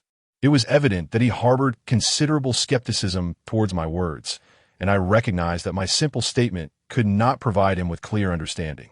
Thus, I shook my head once more. These rolling doors pertain solely to your son's demise. As for your wife, the concern does not lie within your residence. I suspect there may be an issue with the ancestral home. Today, let us resolve matters here, and tomorrow, during the weekend, we shall investigate the ancestral site. Yang Guozhong found himself enveloped in a haze of confusion, oscillating between the notions of yin and yang residences. He sensed that troubles abounded within his home, which only deepened his skepticism towards me. Observing the furrowed brows that betrayed his thoughts, I preempted his inquiry and spoke first. You previously mentioned the concept of Tai Sui, so allow me to elucidate its significance. Tai Sui originally referred to a revered deity in Taoism, embodying the celestial and terrestrial spirits, later utilized to interpret human fortune. Ancient texts proclaim, the year governs military authority, life and death. In a year governed by Tai Sui, joy is invariably accompanied by misfortune. In the eyes of our ancestors, each year is overseen by a specific Tai Sui, who presides over all mundane affairs, with a total of 60 Tai Sui, corresponding to the cycle of the 60-year sexagenary calendar. Noticing that Yang Guozhong was captivated, I continued. The 60 Tai Sui perpetually cycle through time. Hence they're also referred to as the annual emissaries.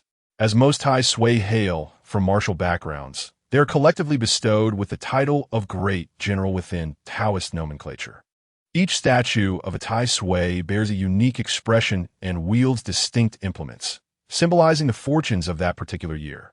For instance, if a Tai Sui holds a brush, it signifies a year of political movements. Conversely, if armed with a sword or spear, it indicates a year of vigorous striving. Those who offend, clash, break, or suffer harm are all influenced by the Tai Sui of the year, rendering them susceptible to entanglements with the law, impediments in their careers, unsuccessful investments, emotional upheavals, discord in relationships, and, in severe cases, unforeseen calamities. At this, Yang Guozhong shuddered, his lips paling as he exclaimed, "Are you suggesting that my son's demise was also a result of the malevolent influence of Tai Sui?" I nodded thoughtfully, then shook my head, inquiring, "It could be both true and false, yet there exists a connection between the two. Please share your son's birth information with me." Yang Guozhong, no longer hesitating, replied, "He was born in 76 on September 17th. My goodness, he is the same age as I am. To have nurtured a child for so long, only to lose him suddenly. Who could bear such a reality? He was born in the year of the fire dragon, a year characterized by the element of earth. The ruling deity of this year is the Yin-Yang, whose malevolent position lies solely in the true north. However, to the north, there are numerous iron rolling shutter doors, which belong to the element of metal. From a scientific perspective, the ruling deity can be interpreted as Jupiter, referred to by the ancients as the year star, or Tai Sui. Jupiter completes its orbit every 12 months, thus the association.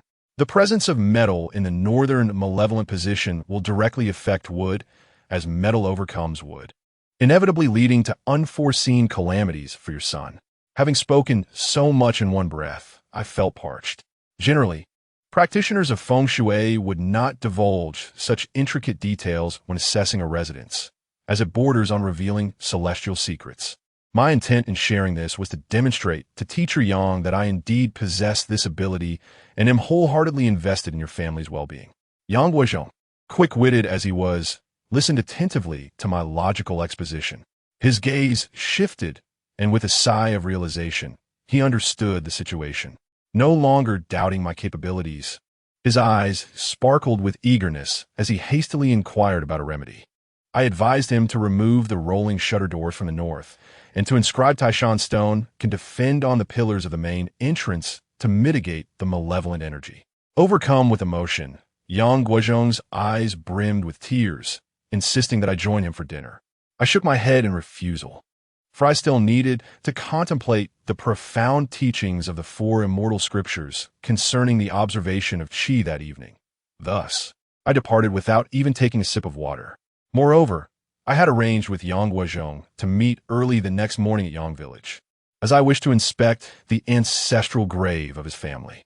After all, Yang Guozhong's 3 flames of yang were too feeble, and it was likely that the grave harbored some taboos. Upon returning home, I unexpectedly collided with the old chain smoker, who leered at me with a mischievous grin. He playfully struck my shoulder with his pipe and remarked, "I saw you in Yang Village today. Tell me, were you indulging with some female classmate? Goodness, you lecherous old scoundrel. How can you be so vulgar?" I retorted, "What were you doing in Yang Village? I recall there being a rather alluring widow there, and half the men in the village are envious of her. Were you fetching water for her? Just be cautious not to tarnish your reputation." "That cheeky little rascal. Your tongue is quite sharp," the old chain smoker retorted, his hair bristling in indignation as he chased after me in jest. I laughed and ran, evading his playful slaps, exasperating him further. Eventually, my father emerged, witnessing our antics, and with a commanding voice announced that dinner was ready, bringing our frolic to a halt. At the dining table, the old chain smoker claimed that he had gone to Yang Village to assess a family's ancestral grave, boasting of his considerable reputation. The villagers from 10 miles around recognized him. Now that I was in school, he took the opportunity to earn some extra income, often making more than my father did as a carpenter. However, all his earnings were spent on food, and every meal included meat, causing me to gain weight. The old chain smoker insisted that I was in a growth phase and should not go hungry, while my father chuckled, declaring that this growing boy was exhausting him. Indeed, I possess a hearty appetite, yet my existence is not solely dedicated to the act of dining. Consequently, I proceeded to recount the events of the past few months regarding my consultations on feng shui with 2 esteemed teachers. My father's astonishment was palpable, to the extent that his chopsticks clattered to the floor. In contrast, the old smoker erupted into hearty laughter, chiding me for my excessive reticence, deeming it an unfavorable trait. Nevertheless, he expressed considerable intrigue regarding the feng shui of Yang Guozhong's residence. As I reiterated my insights concerning Yang Guozhong, he applauded my acumen, remarking that achieving such precision without the aid of a compass was nothing short of remarkable. Amidst the accolades, I savored a sumptuous meal of braised pork, feeling invigorated in both body and spirit. My father's gaze towards me was imbued with a sense of excitement, perhaps reflecting his long-held aspirations. Later that evening, as I prepared for sleep, I began to delve into the book essentials of ancient literature, meticulously unraveling the classical Chinese text in conjunction with the observations of qi from the 4 imperial immortal scriptures. My ability to discern feng shui without reliance on a compass stems from a blend of knowledge and the art of observing qi. Thus, I must exert myself to thoroughly comprehend the observations of qi before embarking on my high school journey. After some time spent in contemplation, I closed my eyes and activated my spiritual perception, discovering an array of gently flowing energies emanating from all directions. Within this ethereal atmosphere, I discerned myriad luminous orbs, vibrant red life force, ominous black malevolence, and earthy yellow energy. These forces intertwined before dispersing in various directions. As I honed my ability to observe qi, my sensitivity to external energies heightened, and I began to master the regulation of energies within my own being. Whether this aligns with the legendary practice of qigong remains uncertain, Yet amidst the oscillations of energy, I could distinctly hear the sounds emitted by my bones, internal organs, and even the subtle mechanisms of minute tissues. Perhaps when I have mastered the art of perceiving energy, I shall be able to gather the energy within me, condense it into a singular point, and shatter a stone upon my chest. As I indulged in this shameless daydream, the old chain smoker approached with a mischievous grin, prompting me to immediately become vigilant, for the mere sight of his yellowed teeth foretold mischief. He spoke, "Xiliang, you have been studying the techniques of energy perception and feng shui for quite some time now, and your foundation is remarkably solid. I am pleased, so I intend to impart the next phase of knowledge to you." Oh, instantly invigorated, I was aware of the old smoker's myriad skills, geomancy, the principles of yin and yang, and even a profound understanding of medicine. I was astonished by his good mood today, ready to teach me further abilities. Naturally, I was elated. I promptly rose to my feet, ushered him to a seat, and began to massage his shoulders and legs, embodying the essence of a dutiful grandson. The old smoker prepared his tobacco, puffing away as the smoke enveloped him, his eyes becoming dreamy. Suddenly, he inquired if I wished to learn acupoint manipulation. My eyes widened in astonishment. Old smoker, did you just say acupoint manipulation? Like in the martial arts films, where a single touch can freeze a person in place. I want to learn. I am eager to learn. Please teach me. Let us begin right now. I squatted like an eager puppy, grasping one of his legs and shaking it, my face a canvas of earnestness and excitement. The old smoker, with an inscrutable smile, remained silent and casually tossed me a wooden basin before turning and retreating into his dwelling. I stared at the wooden basin for 20 minutes, utterly perplexed. Is there any connection between acupressure and this object? Suddenly, the old chain smoker stormed out of the room, raised his hand, and delivered a sharp slap to my face. With utmost seriousness, he declared, "I asked you to prepare a basin of water for my foot bath. Once I wash my feet, we can discuss acupressure, shall we?" How infuriating! Chapter 26. The Malevolence of the Destroyer with a Heart Brimming with Indignation. I prepared warm water for the old smoker's feet and knelt beside him to wash them. However, upon making contact with his feet, I was taken aback by the calluses that covered them, their dryness striking me profoundly. An unexpected wave of emotion surged through me, and I found my eyes brimming with tears. This master had devoted his life to me, his care and affection etched indelibly in my memory. His feet told the story of a lifetime fraught with hardship, and my heart ached for him. After washing his feet, we lay on the bed together, the lights extinguished. The old smoker chuckled, seemingly delighted, as if his sole purpose in teaching me acupressure was to have me wash his feet. His goal had now been achieved, and he felt elated. I quietly remarked, "Old smoker, from now on, I shall wash your feet daily and procure the finest shoes for you." At that, his laughter ceased, and the chill of late autumn enveloped us as we huddled beneath the blanket, gazing at one another. He exhaled a cloud of smoke, a habit I had grown accustomed to. His eyes, slightly moist, startled me. I thought he was on the verge of tears. To my surprise, he cleared his throat and, in a raspy voice, declared, "From now on, you shall provide for me in my old age. This life will have been worthwhile." Upon hearing his words, I felt a lump in my throat. To alleviate the heavy atmosphere, I adjusted my demeanor and mischievously slipped my hands beneath his blanket, causing him to squirm in surprise. After we had our fun, the old smoker finally spoke. "You have made progress in your observation techniques. Now begin to apply your acquired skills to assist others. This brings me great satisfaction as your teacher, but you are still young and do not yet grasp the treacheries of this world. The means at your disposal, in certain specific circumstances, may very well become instruments of your demise. Beyond the heavens, there lies a world beyond Li Zhuang. You will eventually emerge from the county town and seek out broader horizons, which is precisely what I, as your mentor, fervently hope for. It is for this reason that I wish to provide you with an additional safeguard." Though I listened in a state of bewilderment, struggling to comprehend the essence of his words, one truth was undeniable. The old smoker was concerned about my future welfare, preparing to impart skills for self-defense. This, I surmised, was the motivation behind his desire to teach me the art of acupressure. He explained that the acupoints of the human body resemble the myriad stars in the sky. Their density, secrecy, and obscurity cannot be encapsulated in mere phrases. After dedicating half his life to this knowledge, he had mastered only 5 acupoints. The first is the death point. As its name implies, striking this acupoint guarantees death.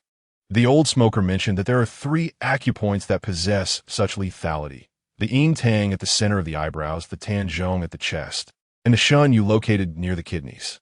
The second is the laughter point, situated 3 inches within the armpit at the Qi Quan acupoint, which, when stimulated, induces laughter, a phenomenon often depicted on television. The third acupoint is known as the Ma point, located at the Shindao point on the 7th vertebra of the back. Depending on the pressure exerted, it can induce paralysis in the lower half of the opponent's body. The fourth acupoint is the deep sleep point, situated at the Tianzhu point on the nape of the neck, which can render an individual unconscious upon stimulation. The fifth acupoint is referred to as the ventilation point, with 2 locations, one at the Fengheng point in the center of the clavicle and the other at the Guanyuan point 3 inches below the navel. These 2 points are not intended for offensive use, but are rather employed for therapeutic purposes. When a human body experiences impact, it can lead to stagnation of vital energy, resulting in a state of shock. Stimulating the ventilation points can help restore the flow of this energy, clearing blockages throughout the body. The acupoints I have mentioned may be somewhat familiar to the readers, yet your understanding may differ from that of the seasoned practitioner. Do not presume that merely knowing the approximate locations of these points suffices for effective application. Mastery requires extensive training. Practitioners of traditional Chinese medicine exercise utmost caution during acupuncture, as even the insertion of a silver needle does not guarantee accuracy in locating an acupoint, let alone the precision required for fingertip pressure. The complexity of the body's meridians is profound, and variations in acupoint locations can occur based on gender, height, and weight. Thus, the cultivation of pressure point techniques is not an endeavor that can be achieved overnight. The seasoned practitioner, with his considerable expertise, has spent a lifetime mastering these few acupoints, which underscores the challenges inherent in this skill. I felt an exhilarating thrill. It turns out that the pressure point techniques depicted on television are indeed real. I eagerly urged the seasoned practitioner to demonstrate for me, as I had never witnessed his expertise in action before. The old smoker, with fingers as gnarled as iron tongs, swiftly inserted his hand into my armpit. After a brief exploration, he pressed down forcefully. A sharp pain shot through my armpit, and an overwhelming rush of air surged through my abdomen, erupting violently from my mouth. The sensation was both sour and itchy, prompting uncontrollable laughter that brought tears to my eyes. The air within me continued to escape, and had it not been for the old smoker's unlocking of my laughter point, I might have fainted from mirth or, worse, succumbed to the loss of vitality. Good heavens, I never realized the laughter point could be so formidable. As I wiped away my tears, a mix of astonishment and trepidation washed over me. My father, from the other room, exclaimed, "What are you laughing at?" I merely let out a fart. The old smoker and I exchanged glances, bursting into laughter while covering our mouths. As I prepared for bed, I inquired whether the first step in mastering acupoint pressure was to practice on a dummy, spending all day focusing on those specific points, and perhaps finding a large pot filled with iron sand to train my iron palm technique. The old smoker promptly delivered a sharp knock to my head, explaining that the first step in this practice is to stand in a horse stance. I was perplexed, clutching my head and asking for clarification. He informed me that the lower body is of utmost importance. A stable foundation leads to abundant energy. Acupoint pressure relies on precision, which is connected to one's breath. Moreover, as I was in a phase of growth, honing my legs would be beneficial. From that day forth, my nightmares began. I rose at 4 each morning, practicing the horse stance until 5, then heading to the northern slope to refine my breath observation technique until 7, finally returning home to eat. The first day nearly exhausted me, and after completing the stance, I felt as if I were floating while walking. This ordeal was not one for the faint-hearted. There is no helping it. I have steadfastly adhered to this belief. Feng Shui can assist individuals, while acupoint pressing can provide protection. The combination of these two is indeed the most reasonable approach.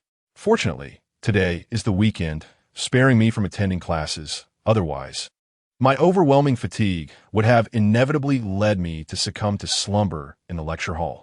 After dining, I exchanged greetings with my father and promptly made my way to Yang village. 30 minutes later, I encountered Yang Guozhong at the village entrance. Observing his blackened pipe and yellowed lips, it was evident that he was beset by anxiety and fatigue. Upon seeing me arrive as promised, a strained smile emerged on his face, and he attempted to take me for breakfast. I informed him that I had already eaten and suggested we hasten to examine the ancestral tomb, for it would be prudent to address any issues promptly. Following my performance yesterday, Yang Guozhong displayed unwavering deference towards me, free from any doubt or mistrust. We entered the village in a sequence, one after the other.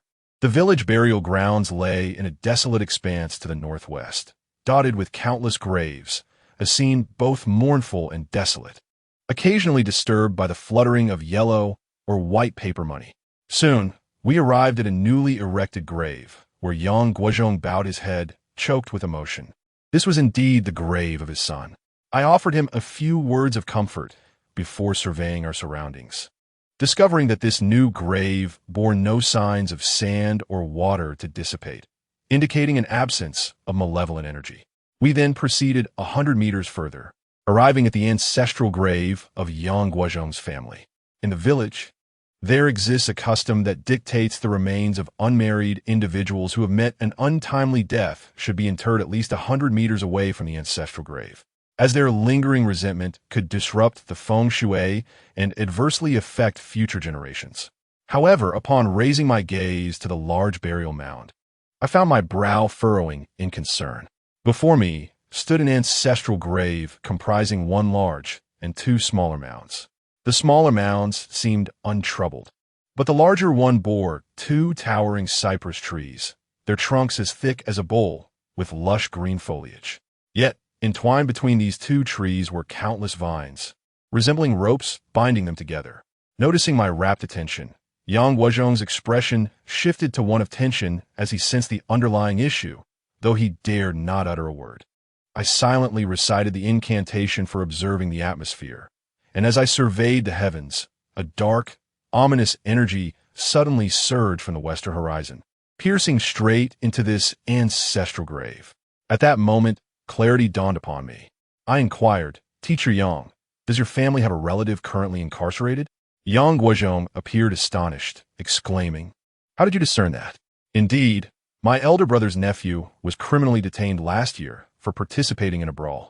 Upon uttering this, his countenance soured, and the blood vessels in his eyes began to redden. When I asked him what troubled him, he revealed that his son had tragically perished in a car accident while visiting his cousin in prison. His nephew, a source of shame, had brought misfortune upon his own child.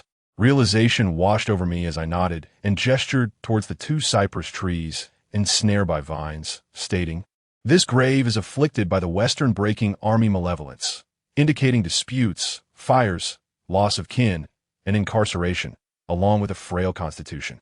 The entangled trees atop the grave serve as a harbinger of imprisonment. Thus, it follows that your nephew and even your wife have encountered calamities due to this ancestral resting place. As for you, Teacher Yang, you too are somewhat ensnared by this dark energy.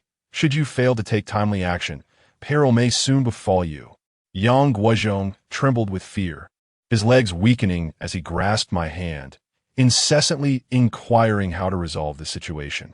He expressed his bewilderment, questioning why there had been no issues before, and why all disasters seemed to have converged in these past 2 years.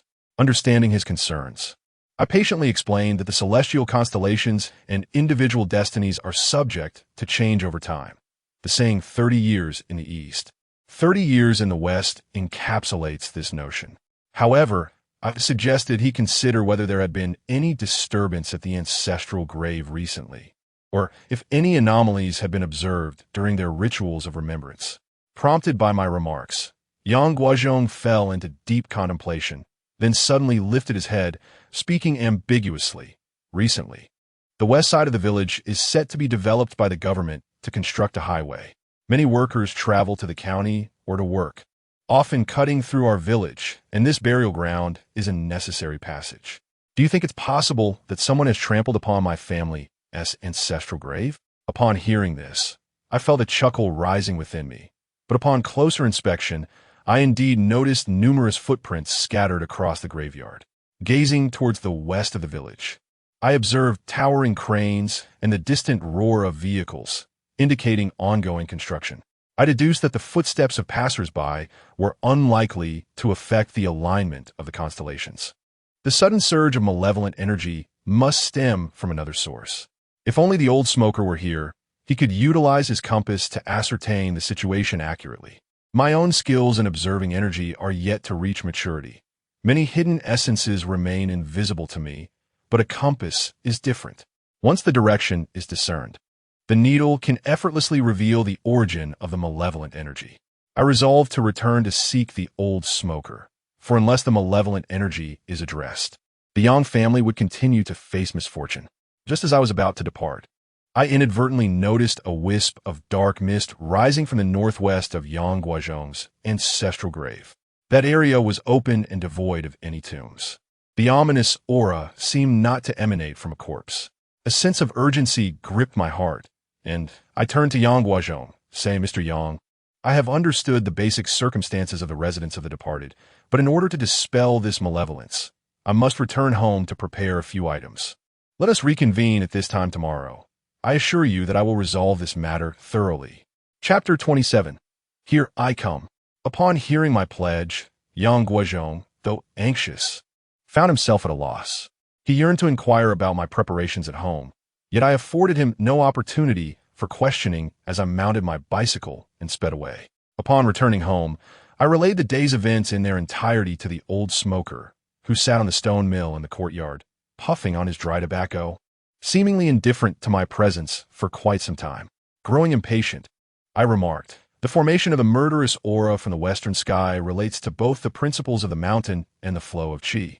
The atmosphere of the graveyard remains stable, and the mound shows no signs of sharp decay. I believe the crux of the issue lies in that open expanse." I observed the ominous energy swirling in the clearing, alarmed at how close it was to Yang Guozhong's ancestral tomb, which could potentially alter the entire feng shui configuration. At last, the old smoker finished his cigarette and, with a solemn expression, stated, "Your skill in observing qi is still lacking. Many matters cannot be concluded prematurely. Have you not long desired to learn the use of compass? This evening, accompany me, and I shall teach you how to wield it, ensuring you uncover the subtle clues." Elated, I thought to myself, this is indeed a worthy mentor. I stepped forward and offered him a pouch of fine tobacco, only to be met with a fierce glare as he retorted, "Do you wish to smoke me to death?" After lunch, seizing the opportunity during my break, I continued to peruse the essentials of ancient literature, refusing to squander any moment of learning. Despite his seemingly disheveled appearance, the old smoker imparted much wisdom to me. He had once said that cultivating one's mystical arts is akin to rowing upstream. If one does not advance, one inevitably regresses. At my age, neither too young nor too old, it is a time for diligence and progress. I must not succumb to laziness. Should one learn in the future, a half-filled bottle merely swaying does not alleviate troubles, but rather adds to them. Although I may appear carefree, engaging in playful banter with the old smoker, his words resonate deeply within me. I am not foolish. The old smoker's incessant chatter is merely a means to encourage me to cultivate my own abilities. As night fell, the temperature dropped. It was November, and the northwesterly wind howled through the expanse, sharp as a blade. The old smoker and I made our way on foot to Yang village. This old fellow possesses considerable skills, yet he cannot ride a bicycle. The thought of it makes me want to give him a good smack. Nevertheless, his short legs seem to propel him forward with surprising speed, even faster than my own brisk pace. The old smoker claimed that he had mastered the art of manipulating qi, harnessing external currents to invigorate his legs, almost gliding with the wind, akin to the lightness depicted in television dramas. If he truly could run, not only would he traverse rooftops, but he would also glide over the sands and stones, faster than any electric bicycle could chase him down. My heart swelled with excitement, for I was studying the divine arts from the Four Sovereigns' tome on Qi manipulation, far superior to what the old smoker had imparted. If he could achieve such prowess, would I not, in time, be able to traverse the surface of water and leave no trace in the snow? Instantly, I was reminded of Qiu Qianren from the legend of the Condor Heroes. By the time we reached the graveyard of Yang Village, it was around 8 in the evening. The solitary graves stood stark against the night, and the fierce wind could easily frighten a living soul. Fortunately, I am well versed in the ways of the world, having faced more challenges than the salt you've consumed, and thus, fear does not grip me. The old smoker has produced a jade compass, an object that stirs my curiosity, yet I am at a loss on how to utilize it. Do not be deceived into thinking that acquiring such an item is simple. In reality, it demands a wealth of operational experience. A slight miscalculation could lead one astray by an unfathomable distance. As the old smoker wielded the jade compass and traversed the open expanse, the once still needle began to oscillate erratically. My pupils constricted and my muscles tensed. I had never witnessed such an anomaly in a compass needle before. Clearly, there was something amiss in the ground beneath us. The old smoker, too, inhaled sharply, gradually crouching down. The needle appeared to be in a frenzy, swaying violently from side to side. I immediately employed my powers to sense the atmosphere of the area, and soon discovered that the previously subtle malevolent energy had intensified significantly, lashing out like dark chains. The night sky, devoid of the moon, was thick with ominous energy, and the released malevolence was markedly fierce. With a cautious demeanor, the old smoker pointed to the compass and remarked, "The compass encompasses all phenomena, concealing countless mysteries. It can determine the feng shui of a residence, uncover hidden dangers in graves, capture souls, and even grasp the fate of kingdoms. Ultimately, all this knowledge resides within the needle." Xiliang, take note. The compass needle manifests in 8 distinct forms. The current one is known as the Yin needle. Its erratic swaying indicates that this place harbors strange occurrences, and remaining here poses a threat. There should be a corpse beneath us, but it is certainly not a result of natural causes. I inhaled deeply, realizing my initial intuition had proven correct. When I departed from this place earlier today, I sensed that something lay beneath, and it seems my instincts were not misguided in the least. I retrieved an iron shovel from my lower back and inquired, "The malevolent energy of this deceased person is exceedingly potent, having been buried without proper rites, lacking both a tombstone and the offerings of incense. It is certain to disturb the feng shui of the surroundings. If this continues, the nearby necropolises within a radius of 300 meters will be adversely affected." The old smoker nodded in approval. "It seems you indeed possess a rare talent. You grasp many things with just a hint." "Quite right. The objects buried beneath the earth are ominous, and we must exert ourselves to uncover the truth. Disciple, I shall keep watch while you commence your excavation." Though I harbored disdain for him, the situation compelled me to act. Once I established the location, I thrust the shovel into the ground, panting as I heaved the earth aside. After approximately 20 minutes, I unearthed a pit with a diameter of 50 centimeters. I dared not continue digging, scarcely having time to wipe the sweat from my brow, for through the shovel's blade, I sensed a peculiar softness beneath. Illuminated by my flashlight, I discerned a grayish-blue cement bag. The old smoker took a puff from his cigarette, replaced the tobacco bowl with a short spear, and scattered a circle of incense ash around the pit, lighting 3 soul-quieting incense sticks. "This must be it," he declared, his expression grave as he prepared to extract the cement bag. Just then, a fierce malevolence surged upward, akin to countless arrows aimed at the old smoker. The 3 freshly ignited, soul-quieting incense sticks snapped simultaneously. I had already activated my perception of energy, allowing me to witness the manifestation of the malevolent force. A wave of terror washed over me as I realized the gravity of this grievance. "Quick, evade!" as I let out a sudden shout. The old smoker unleashed a cloud of dust, a potent amalgamation of chicken bone powder, black dog bone powder, and peachwood shavings.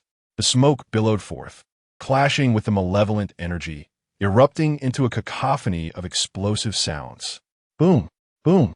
Boom, boom, boom. It resembled the sound of firecrackers being set off. The old smoker swiftly retreated to the side, leaving me astonished and momentarily speechless. Yet I comprehended that the contents of that cement bag were far more formidable than we had anticipated. Gripping a bronze short spear, the old smoker's demeanor shifted to one of grim determination, his eyes narrowing into mere slits. A look I knew all too well. He was enraged. "You wretched spirit, I unearthed you with the purest of intentions. Should you fail to recognize your fortune, I shall send you to your final rest." As he spoke, he bit into his middle finger, inscribing a spiritual talisman upon the spear, while simultaneously retrieving a willow branch whip from his cloth pouch. I understood he was prepared for battle, and I too slowly raised my iron shovel, pondering within myself, "You are but a dog-biting El Dongbin, blind to the kindness of others. Should you yield, we might guide you through reincarnation. Should you resist, only annihilation awaits." It seemed the old smoker's warning had taken effect, as the malevolent energy from the cement bag ceased its onslaught. Yet a series of plaintive cries from a young girl pierced the air. "Mama, Mama, I'm so cold." They stripped me bare and locked me in a box. It's so stuffy, so suffocating. The sorrowful, haunting echoes reverberated throughout the graveyard, reminiscent of a cuckoo's lament, evoking deep empathy within my soul.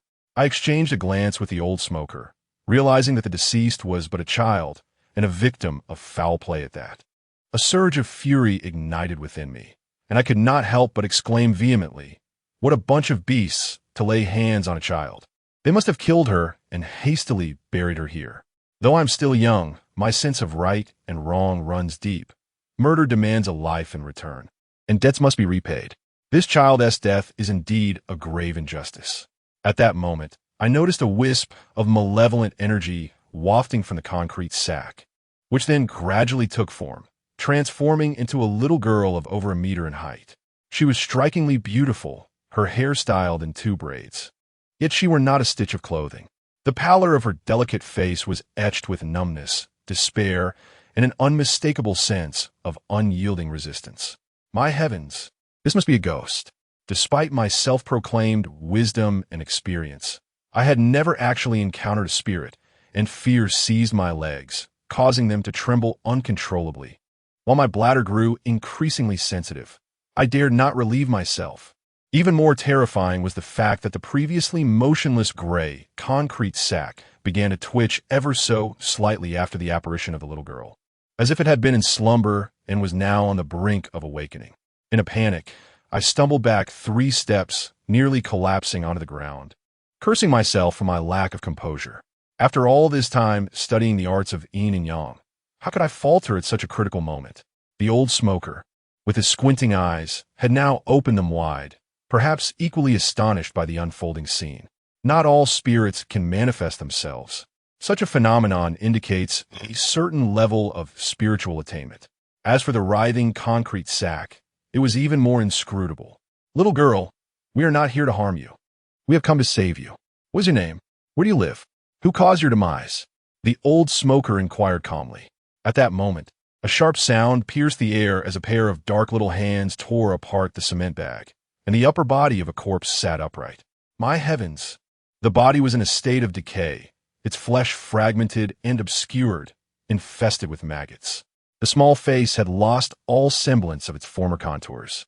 With hollow eyes and an open mouth that seemed to harbor countless grievances yearning to be expressed, it emitted a piercing wail brimming with agony. I could not comprehend what the soul of this little girl sought. Could it be that her immense resentment had caused her transformation? To my astonishment, the old chain smoker exclaimed, "They are not the same. These are 2 children who have been murdered. My God!" I gazed upon the corpse that had propped itself up and the ethereal figure of the little girl suspended in the air, feeling an overwhelming sense of shock mingled with intense fury. 2 innocent children had been mercilessly slain. If I was not mistaken, the body belonged to a young boy. What transgressions had they committed to deserve such brutal treatment? In the world of the living, injustices could be addressed by the police and adjudicated by the government. But who would champion the cause of these wronged children who had met untimely deaths? Were they to simply perish in vain? No. If no one else would seek justice for you, I shall. If no one else would avenge you, I shall. I shall. Chapter 28. The ritual of spirit binding and the art of soul merging. I find it incomprehensible to grasp the darkness of this society. Much like others struggle to understand the intricacies of Yin-Yang and Feng Shui. To my eyes, this world appears resplendent, adorned with blooming flowers, gentle breezes, and the harmonious coexistence of diverse cultures, where individuals from various realms support and complement one another. In my past, I harbored a deep disdain for the waxen effigies, the serpents and vermin, and the bloodthirsty adversaries, for they represented the brutal, feudal system of yore. Yet, the current scene strikes me like a thunderous awakening. I stand bewildered, my mind clouded by indignation. Who could have envisioned such a twisted facet of contemporary society? These two children, scarcely beyond the tender age of 10. Why must you vile creatures perpetrate such horrors?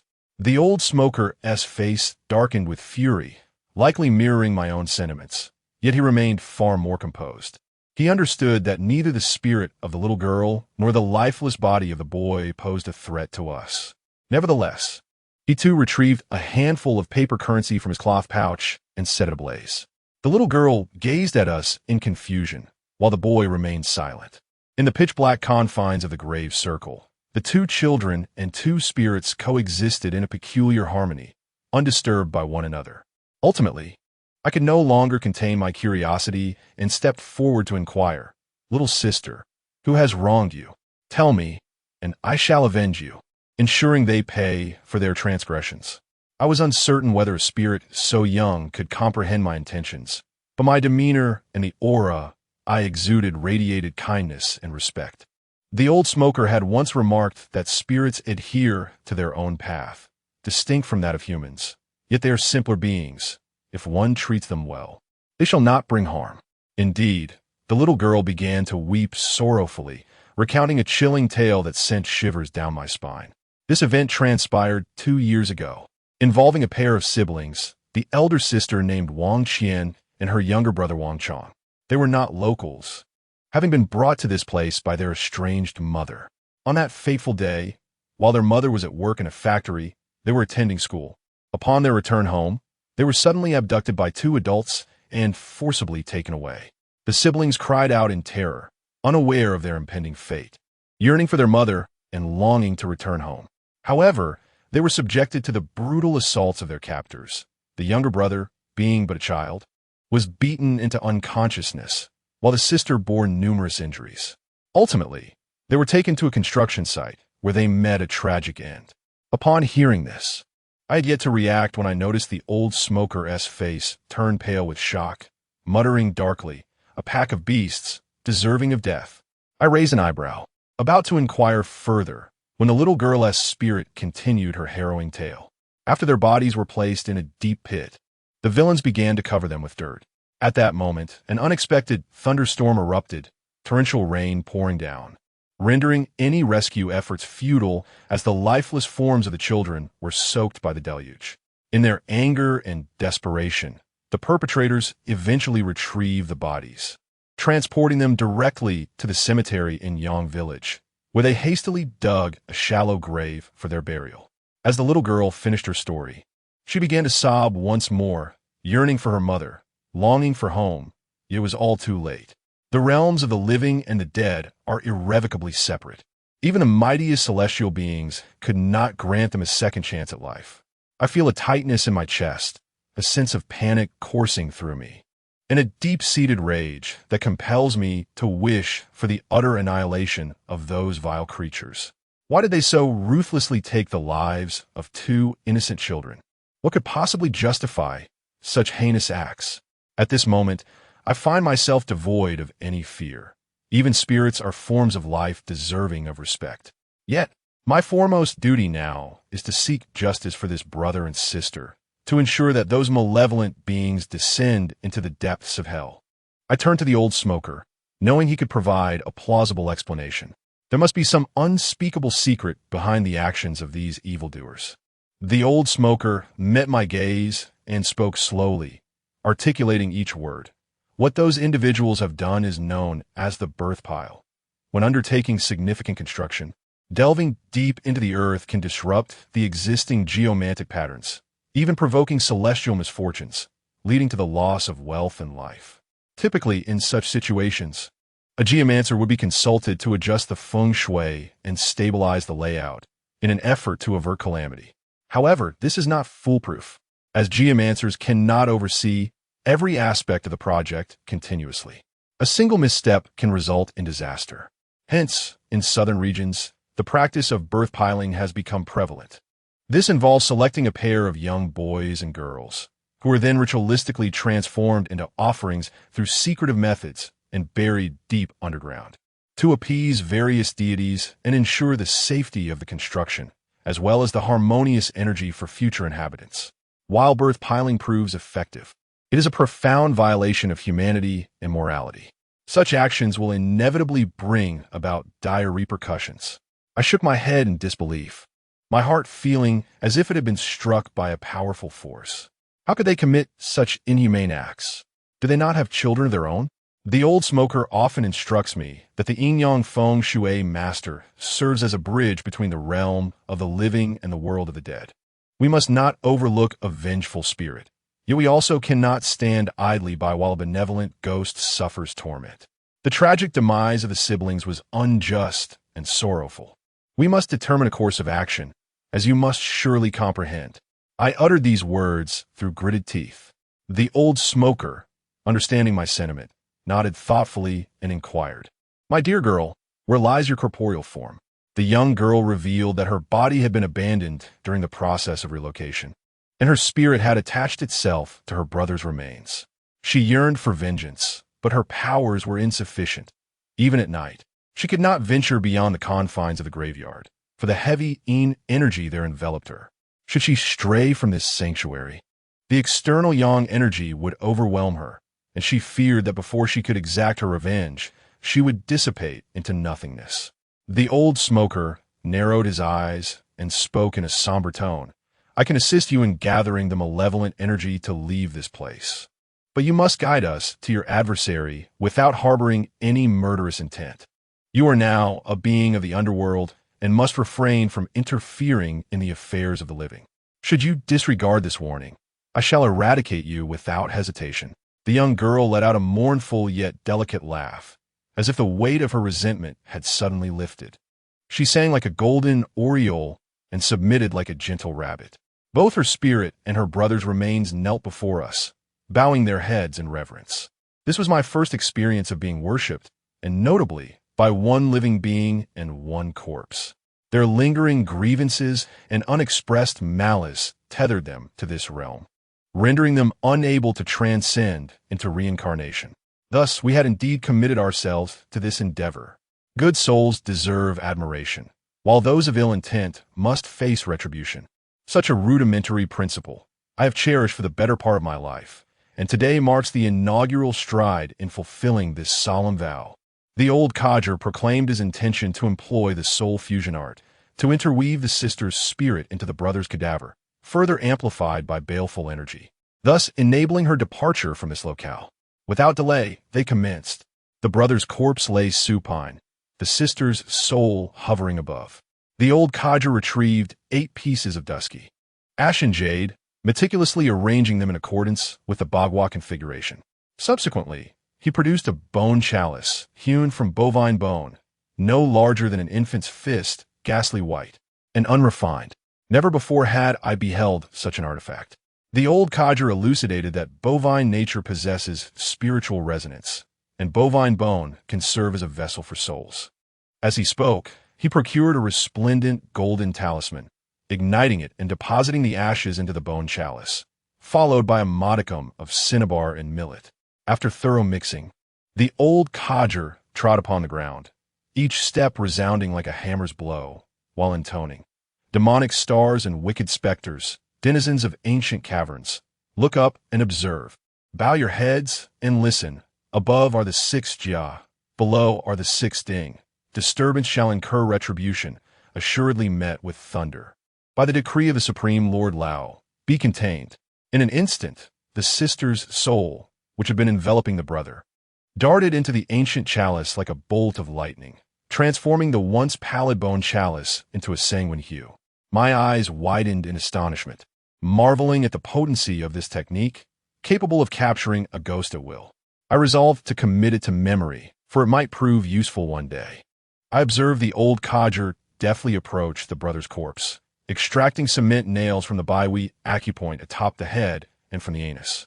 Metalware severzine, lest the brother's soul also emerge. The sister's astral projection was likely caused by the dislodging of cement nails when her corpse was abandoned. Now, as we prepare to merge the souls, not a single piece of iron can remain. The bone cup was inverted upon my brother's third eye. While the old smoker retrieved a palm-sized Bawa mirror from his bosom and directed its light towards the bottom of the cup, I felt a surge of pure yang energy erupt, colliding perfectly with the cup's base. From the ear, a piercing scream was heard as my sister's soul entered my brother's lifeless body, causing the bone cup to shift from a deep crimson to a ghastly pale. My brother's once motionless corpse began to tremble, his hands flailing, his mouth howling in evident agony. The old smoker cast me a knowing glance, prompting me to silently recite the Sutra of Deliverance in an effort to soothe and pacify the spirit while continuously sprinkling fragrant ash. After 5 minutes, my brother's corpse finally fell silent. The old smoker exhaled a breath of murky air and informed me that it was time to gather the malevolent energy. There exists a fundamental difference between malevolent energy and yin energy. However, an increase in yin energy inevitably transforms into malevolence. It was now my turn to take action, as the old smoker explained that gathering malevolent energy requires the essence of a young boy. For the robust yang energy within a young boy's body is significantly less susceptible to the disturbance of malevolent energy. It dawned on me that this old man had long since lost his youthful purity. Sighing, the old smoker dipped a brush into vermilion mixed with chicken blood and touched it to my forehead, before applying it to the surrounding 8 pieces of dead jade that encircled my brother's corpse. In an instant, my blood surged with fervor, as if I had forged a profound connection with the 8 pieces of jade. I seized the Bawa mirror from the old smoker's hands, raised it above my head, and loudly intoned the incantation. Dark moon of the underworld, gather in the forecourt. Divine generals protect me. Peace shall reign in all directions. Malevolent spirits, swiftly retreat into the void. By the decree of the Supreme Elder Lord. Suddenly, a fierce and chilling wind swept through the graveyard, causing the very ground to tremble. The ominous energy flowed through the Bagua mirror in my hand, infusing it into the 8 pieces of lifeless jade. This energy then surged violently into my brother's corpse. A mournful wail erupted from his hollow mouth, resonating with the voice of his sister, as the malevolent energy within him accumulated, enhancing his spiritual prowess. With a sudden stomp of my foot, the diminutive body, scarcely a meter in height, sprang up like a coiled spring, unleashing an enraged roar that echoed far and wide. With a swiftness akin to a blade, my brother's corpse lunged forward, heading westward with unwavering determination, fully aware of the location of his enemies. In that moment, he unleashed his full potential. I exchanged a glance with the old smoker, and together we exclaimed, "Pursue!" Chapter 29. Haunted the desolate night wind howled as I, alongside the old smoker, dashed forward like rabbits, desperately fleeing. The ominous corpse ahead moved with remarkable speed, covering a distance of 100 meters in mere flashes. I mused to myself, had I known it would be like this, I would have ridden my trusty bicycle. Noticing my labored breaths, the old smoker, aware of my impending exhaustion, reached out with his 5 fingers, grasping the collar of my shirt and hoisting me up. I found myself suspended in midair, my toes barely grazing the ground. I let out a muffled grunt, feeling as if I were floating above the clouds, the darkness on either side pulling away like a canvas. This old smoker possessed incredible strength, despite carrying a young man like myself. He moved swiftly and steadily pursued the corpse. "Could you perhaps grip my waistband instead? I feel like I'm suffocating," I exclaimed, my face flushed crimson. The old smoker, with a grave expression, fixed his gaze on the corpse ahead and bluntly remarked, after studying the technique of observing energy for so long, "Can't you hold your breath? Keep it up, and I'll toss you into the gutter." How ruthless of you, I thought to myself. I silently recited the breathing mantra, regulating my inner energy. The vital force within my organs surged and flowed towards my lungs, and my breaths soon became less frantic as I cut off the air passage between my mouth and nose. Bouncing up and down, I felt a surge of pent-up frustration. The significance of our youth's well-being cannot be overstated. How could you carelessly let such an incident occur? What if it resulted in irreparable harm? You would be held accountable. Rubbing my sore backside, I stood up to find a scene illuminated by bright lights, towering cranes, and a throng of people bustling about, accompanied by the cacophony of machinery at work. The lifeless body of the young boy had vanished without a trace. As I scrutinized the area, I noticed numerous towering bridge piers, and it dawned on me that this was a construction site for a highway. Yang Guozhong once remarked that the land here had been developed, with many workers toiling away, even speculating whether they had inadvertently disturbed the ancestral graves of local families. This project had commenced before the new year. Surely it had no connection to the two children, right? I furrowed my brow in perplexity. The old smoker slapped me across the face, chastising me for my lack of insight, asserting that while construction may be a lifeless endeavor, human lives are dynamic. He pointed out that just because a building was erected 2 years prior, it did not preclude the possibility of a highway being constructed this year. At last, the truth struck me. This group was amassing wealth at an alarming rate, undertaking one project after another, oblivious to the countless children whose lives were lost in the process. My anger flared to the surface. These brutes deserved nothing less than demise. Where had that child gone? I demanded angrily. The old smoker began to smoke, squinting as he replied, "Every grievance has its origin, and every debt has its owner. He must have gone in search of his adversary. Let's not rush. Let us wait here for a moment. I suspect this construction site is on the brink of chaos." Almost as soon as he finished speaking, a chilling scream erupted from the bustling site, echoing like the wail of a slaughtered pig, causing all the workers to freeze in shock. Turning my head, I glanced towards a dormitory. At that moment, a voice tore through the night, shrieking, "There's a ghost." The sound pierced the heavens, mingling with the howling northern wind, creating an unsettling atmosphere. Almost all the workers jumped in fright, halting their tasks, bewildered and unable to comprehend what had transpired. The bright incandescent lights illuminated the area as two figures, in a state of panic, emerged from the row of dormitory houses, running and shouting about ghosts, their faces pale and contorted in terror. Observing this spectacle, the bewildered workers felt a twitch at the corners of their eyes, abandoning their work to gather in small groups. What was happening? How could there be ghosts out of nowhere? Wasn't that manager Zhang and team leader Jiang? They had just been playing mahjong moments ago. What had frightened them so? They must be haunted by their conscience, having secretly deducted our wages. It serves them right to be scared to death. I watched the two fleeing figures with a cold smirk, knowing that those who commit sins must pay the price. The old smoker raised his eyebrows, a sinister aura emanating from his brow. With a swift motion, he lunged forward 10 meters, lifting a foot to deliver a kick. Bang! Bang! The two, paralyzed by terror, had no time to react, letting out anguished cries as they flew through the air, fortuitously crashing onto a heap of rebar, barely escaping with their lives. Good heavens! That old fellow certainly strikes with great force, having kicked him a full 5 meters away. You ought to take it easy, lest you inadvertently cause a fatality. I hurried over and saw the old chain smoker once again brandishing that mysterious Bagua mirror, directing it toward the sky. A radiant beam of light flashed forth, and a chilling laughter echoed from the direction of the construction dormitory, only to vanish moments later. I understood the significance of this act. The corpse of a young boy had revealed the identity of the murderer. The old smoker commanded a retreat, as this was a matter of the mortal realm, one in which a being of the underworld ought not to interfere. Their ghosts. A lecherous man, his face marred with pockmarks, clutched his chest as he struggled amidst the steel rebar, his clothing drenched in cold sweat. Suddenly, he looked up and shouted in fury, "Who the hell just kicked me?" Beside him stood a short, stout fellow, resembling a diminutive winter melon, who had regained his composure after being kicked. He scrambled to his feet. Noticing that his fellow workers were gathering around, the area illuminated by bright incandescent lights, which brought him a sense of reassurance.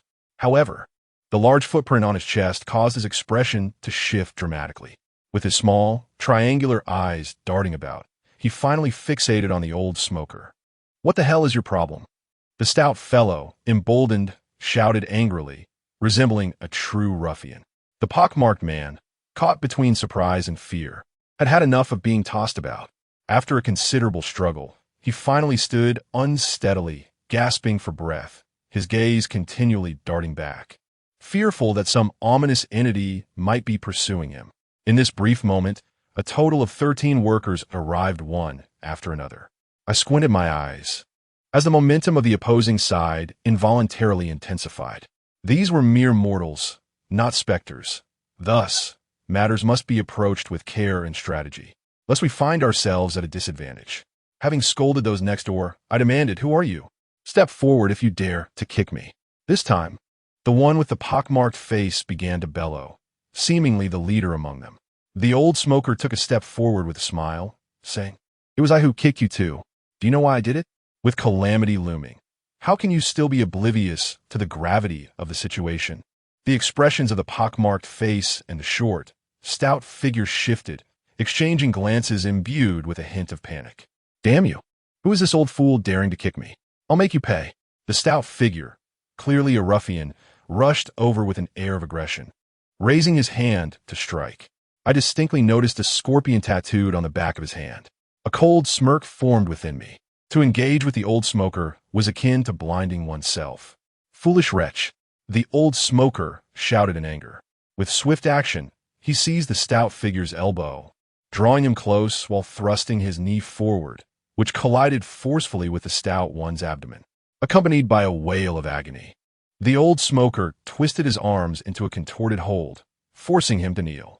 "Ah, damn you! Let go of me!" The stout figure howled like a slaughtered pig, his face turning crimson. The dozen or so workers, frightened, staggered back, clearly not united in purpose with the stout figure, and now appeared quite apprehensive. As none dared to come to his aid, my eyes brightened. It was sufficient to garner public favor, thus averting future complications. However, the pockmarked face was not to be trifled with. Grabbing a steel rebar, he swung it with fury, cursing, "Damn it, if you're looking for trouble, you come to the wrong place." Just as the steel bar was about to descend upon the old smoker's head, the latter remained unfazed and uttered a singular phrase. "You are now haunted by spirits. That little child is quite adorable. Asentihi." "What?" The pockmarked face abruptly checked his strength, stumbling back, and upon lifting his gaze, his expression was one of sheer astonishment. The short, squat figure kneeling on the ground was equally terrified, his mouth agape, as if he could fit an egg inside. Their earlier fears surged back to the forefront, hearts pounding, as they regarded the old smoker with a mixture of suspicion and disbelief. The old smoker chuckled ominously. "If you wish to preserve your lives, behave yourself. This is not a place for idle chatter. And do not let it slip to others. Tell these irrelevant souls to return home and sleep." With that, he released the short figure, who ceased his curses and refrained from violence, sticking his neck out to scrutinize the old smoker. The pockmarked face, abandoning the steel bar, approached cautiously and inquired, "Sir, what you just said? I fail to comprehend." Leaning closer, the old smoker whispered conspiratorially, "I am a Feng Shui master, pursuing a malevolent spirit to this very place. It is the corpse of a boy. Do you understand?" The pockmarked face stiffened, his lips quivering and demonstrating remarkable swiftness. He turned abruptly to the group of workers behind him and bellowed, "Overtime is canceled. Cancel it. Go home and sleep quickly." The workers were enveloped in a haze of confusion, pondering the bizarre situation at hand. How could it be that Wang Mozi's two rascals, after receiving a thorough beating, remained so undisturbed? Before long, the workers, laden with various uncertainties, hurriedly departed.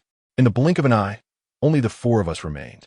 A short, stout fellow, with a countenance full of discontent, gazed intently at Zhang Mozi, uncertain of what the old smoker had conveyed to him.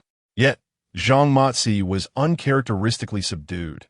He swallowed hard, tears brimming in his eyes, and with a woeful expression lamented, "Oh, venerable master, if you truly are a geomancer, you must save me. Just now, we encountered a ghost in the dormitory, a boy, his body in a state of decay, grinning at us incessantly. My dear mother, it shattered my heart. Zhang Ge, who on earth is he?" the stout fellow inquired, bewildered. Upon hearing this, Zhang Matsi scolded him. "You dimwit, this is a geomancer, the very one pursued by that wretched spirit. Even the ghost fears him, and you dare to act recklessly." Startled, the stout fellow scrutinized the old smoker, his eyes flickering as he likely recalled the earlier horror. He hastily produced a pack of cigarettes, extracted one, and with a forced smile said, "Oh, esteemed sir, I must confess my ignorance. Please do not hold it against me. Are you truly a ghost catcher?" "Goodness, he is a geomancer, not some ghost catcher," Zhang Matsi retorted. "Quickly, please. Come inside and have a seat. I am utterly terrified." It seemed Zhang Matsi had indeed been frightened to the core. He clung to the old smoker as if grasping a lifeline, insisting on his entrance to converse. The old smoker shook his head, his gaze icy as he uttered a chilling remark. "Speak up. Who was it that kidnapped those 2 boys and girls 2 years ago? And who orchestrated it from behind the scenes? Do you think that discarding the bodies would suffice? Now, as vengeful spirits demand retribution, if you fail to speak the truth, prepare to meet a gruesome end in the streets." Chapter 30. No escape for anyone upon the utterance of the old smoker's words. Both Zhang Matsi and the short winter melon were nearly paralyzed with fear, their faces turning as pale as a sheet. Zhang Matsi, wide-eyed, stammered, "Old sir, what do you mean by that?" Cold sweat trickled down the short winter melon's forehead as he gulped nervously, his hands rendered useless, akin to a long-buried secret being unearthed. The sheer panic was palpable. I couldn't help but chuckle inwardly. Now that the moment had arrived, I was eager to see if they still dared to conceal the truth. If they merely confessed to the evidence at hand, they could brace themselves for the consequences. The old smoker, with a grave expression, proclaimed, "Feigning ignorance does not resolve the issue. When a life is lost, there will inevitably be lingering resentment. Until this grievance is addressed, no one shall find peace. Speak up, reveal everything, and I may be able to assist you." Zhang Matsi's gaze darted nervously, his teeth clenched tightly, occasionally glancing at both me and the old smoker. I surmised he was engulfed in a tumult of extreme struggle and astonishment, bewildered as to how the old smoker could possess such knowledge. I believed that under the pressure of the specter and the evidence, they would confess and face justice. Yet today, I realized that when humanity descends into darkness, even the blazing sun of midsummer cannot penetrate its depths. It was the short winter melon who, in a fit of rage, erupted, "What the hell? Who are you, you old fool?" After his outburst, he turned to Zhang Matsi, exclaiming, "Zhang, don't be foolish. They are clearly trying to manipulate us. That ghost we encountered was undoubtedly their ruse. Why are we still hesitating? Call Mr. Huang and have him come to our rescue. The ruffian is not foolish. He would not confess to those deeds. Likewise, he is no match for the seasoned smoker, who can only resort to making a phone call. I am acutely aware that he has lost his composure. Individuals of his ilk are the most perilous. I heightened my vigilance, contemplating that if necessary, I could summon back the lifeless form of the young boy and frighten them to death." Zhang Matsi was immediately swayed by the short fellow and dashed towards the dormitory, likely intended to make a call.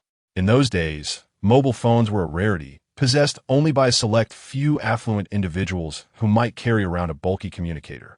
These two were clearly minor players. How could they possibly have access to such advanced devices? I was already poised for action, and with a commanding shout, I declared, "Thief, what do you think you're running?" I lunged forward, delivering a kick that sent Matsi sprawling, his face meeting the ground with a thud. He groaned for a considerable time before struggling to rise, having received quite a blow from me. The short fellow yelled furiously, "You little brat, dare you lay a hand on me? I will destroy you." As he spoke, his hand swung towards me, and Matsi, still on the ground, began to rise menacingly, seemingly intent on inflicting serious harm. After all, they already bore the weight of at least one life on their hands.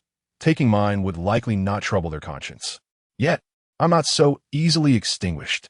The ancient golden seal and jade corpse from over 2 millennia ago could not best me. And what could these insignificant pests hope to achieve? Before I could make my move, the seasoned smoker bellowed. Wrongs have a source, debts have a master, vengeful spirits arise, and lost souls demand retribution. You two murderers have revealed your true selves. Do you still wish to resist? As the last words left his lips, he deftly turned the small bagua mirror towards the heavens, unleashing a beam of light that shot forth.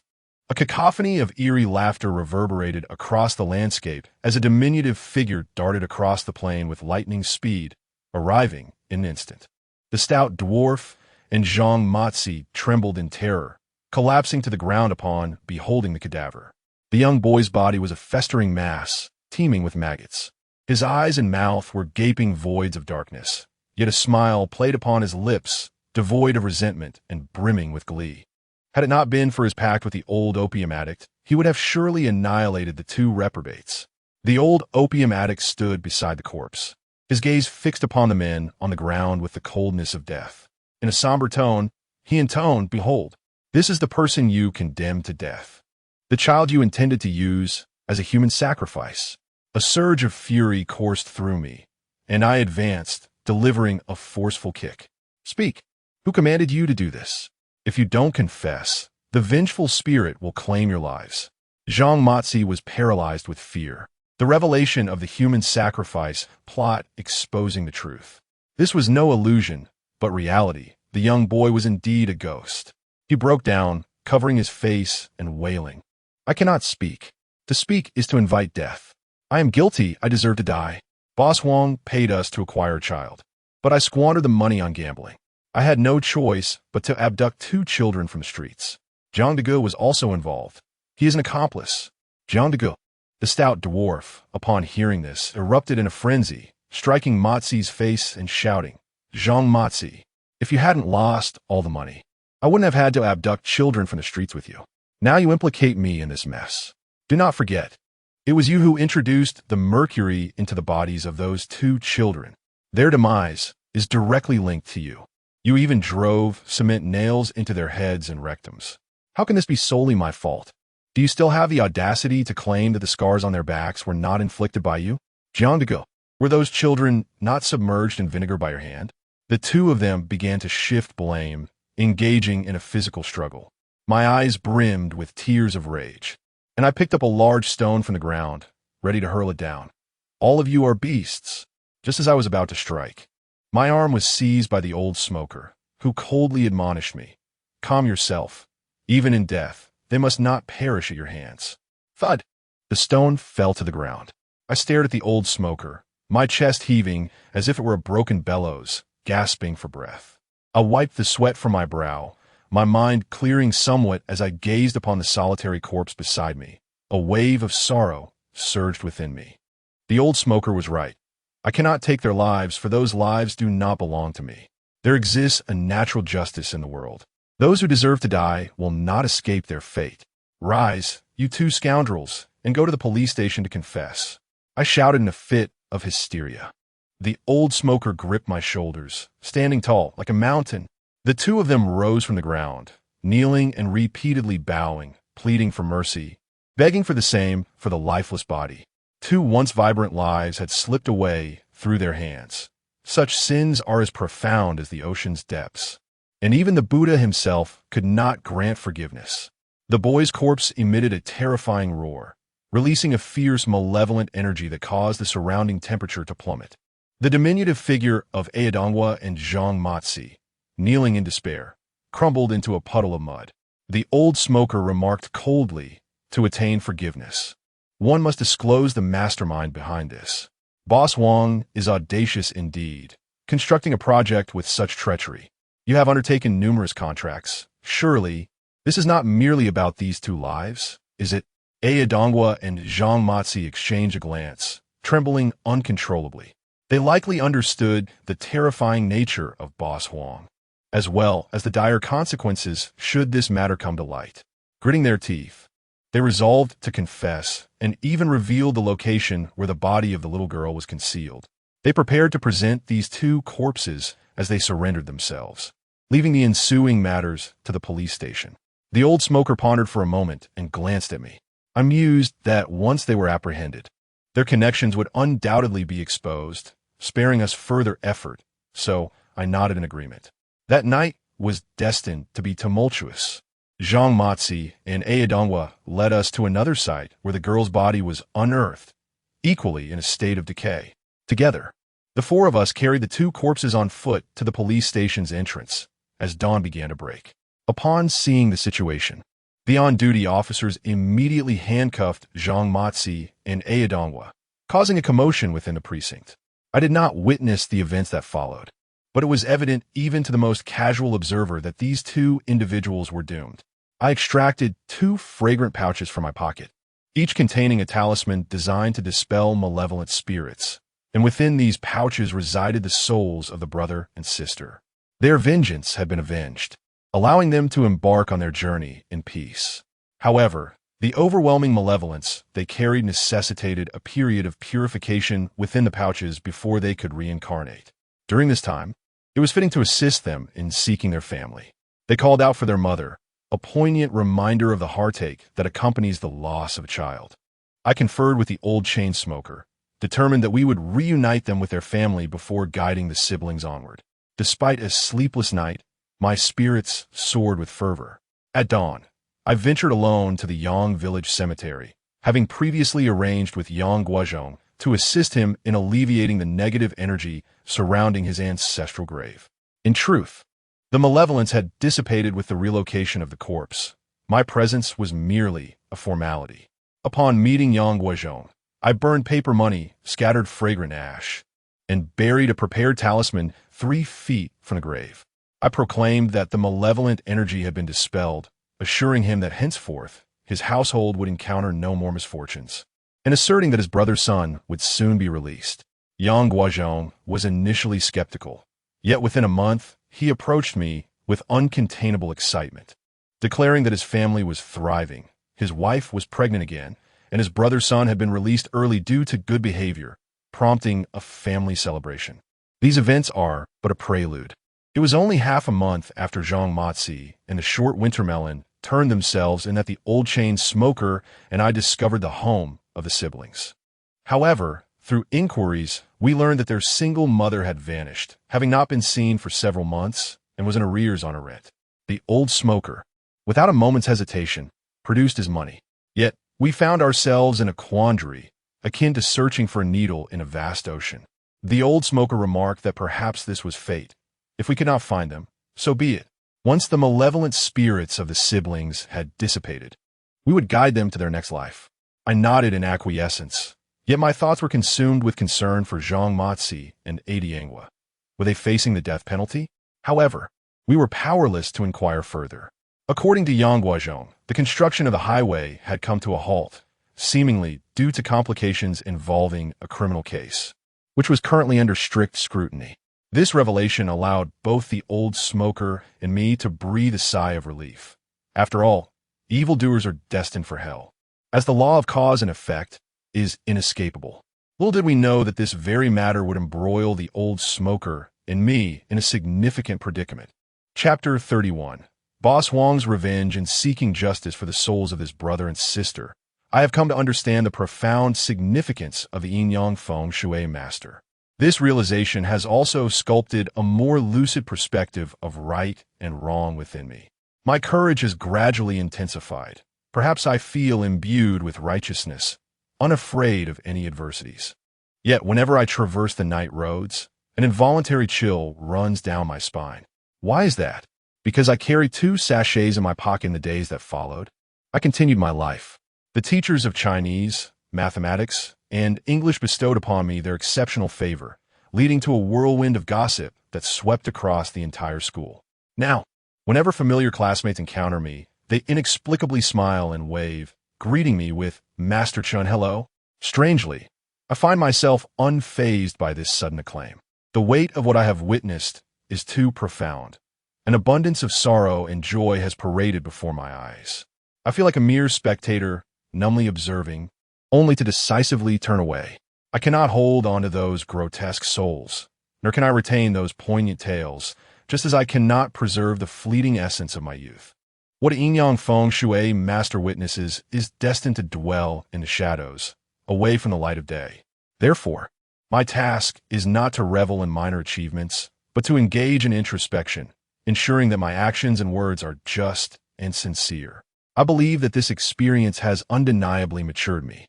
I no longer confine myself to the dichotomy of good and evil, but rather perceive the broader landscape of this land and the expanse of the sky. In the months leading up to the new year, I devoted myself to standing meditation and observing the flow of energy while fervently absorbing knowledge. Gradually, I began to forget this matter, and the sibling spirits within the fragrant pouch have also settled down significantly. I estimate that, with a bit more time, they will be guided to their rightful realm. Today marks the beginning of the winter break, and our homeroom teacher, Mr. Wang, announced the final grades. Once again, I found myself in the spotlight, having ascended from a rank in the 30s to within the top 5, only a few points behind Wu Jingfang. My remarkable achievement is attributable not only to the support of several teachers, but also to my unwavering determination. Having set my sights on gaining admission to the prestigious First High School, I resolved not to retreat. Mr. Wang, with his noticeably large abdomen, supported himself on the podium as he assigned winter vacation homework and offered brief remarks on the overall performance of the semester. While I took notes, Wu Jingfang turned her head slightly, her eyes sparkling with astonishment at my results, though she was well aware of my dedicated approach to studying over the past 6 months. I had been diligently focused, leaving no time wasted. Thus, my commendable results today were entirely expected. As school let out at noon, snowflakes began to drift from sky. I rode my bicycle, with Wu Jingfang perched behind me, as we rushed into the heart of the county town. I breathed evenly, feeling the biting cold like a blade, while the energy within me surged, causing my internal organs to resonate. My practice of energy observation has progressed significantly. I can now accurately discern the flow of earth energy, human energy, and malevolent energy, and I have gained a certain mastery over the rhythms of energy both within and outside my body. It is no exaggeration to assert that as long as I concentrate my energy within, even if struck with a heavy brick, I would scarcely feel a thing. Wu Jingfang, with her delicate face flushed, suddenly inquired, "Chen Xiliang, the classmates say you possess knowledge of Yin-Yang and Feng Shui, capable of capturing ghosts and subduing demons. Is there any truth to this?" Being in the presence of my goddess already filled my heart with joy, and upon her question, I couldn't help but respond with a playful grin. "What a question! After all this time together, do you not understand my abilities, old Chen? Chen Xiliang, you're truly unbearable. If you continue being so shameless, I shall cease to play with you," Wu Jingfang retorted, her cheeks puffed in mock anger, yet her eyes sparkled with amusement. She knew my character well, and my heart was laid bare to her. My actions over the past 6 months had only further solidified my promises. Before long, we arrived at her residential complex, and I brought the car to a halt. With utmost seriousness, I declared, "Wu Jingfang, I, old Chen, am the epitome of integrity. There is nothing shameless about me. I am a gentleman with clearly defined principles." With that, I planted a swift kiss on her cheek and dashed away. Still lost in thought about my declaration of being a principled gentleman, she was suddenly caught off guard by the unexpected peck. First startled, she then erupted in a flustered rage, exclaiming, "Chen Xiliang, if I see you again, I shall chop you into 18 pieces." At that moment, I had already sprinted over 100 meters, feeling an overwhelming sense of exhilaration, my lips tingling as if they had tasted honey. My heavens, I had bestowed my first kiss upon my goddess. What would the next step be? Hee. Oh dear. As I indulged in my whimsical fantasies, I almost stumbled into the nearby garbage ditch. Truly, one must not be overly complacent in life. Let us entwine our hearts and forge a cluster of 4-leaf clovers, creating a harmonious circle that echoes the aspirations of our youth. I returned home, serenading the air with my exuberant songs, fully expecting that my report card would yield a sumptuous feast and an idyllic holiday. To my dismay, there was neither a grand meal nor words of praise, not even the comforting warmth of a crackling fire. Our yard was overrun with outsiders, each wearing a scowl, glaring with indignation, a chorus of discontent echoing through the air. Misfortune had befallen me, stepping into a den of ruffians. My father and the old chain smoker were encircled in the yard, and I managed to squeeze my way in. I overheard the ringleader, a brash fellow with yellow hair, sneering at the old smoker. Old man, whether you speak the truth today or not matters little. We have already unraveled the mystery. It was you who stirred up trouble that night.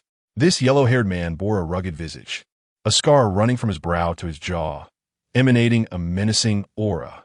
Upon noticing my entrance, his eyes gleamed with recognition.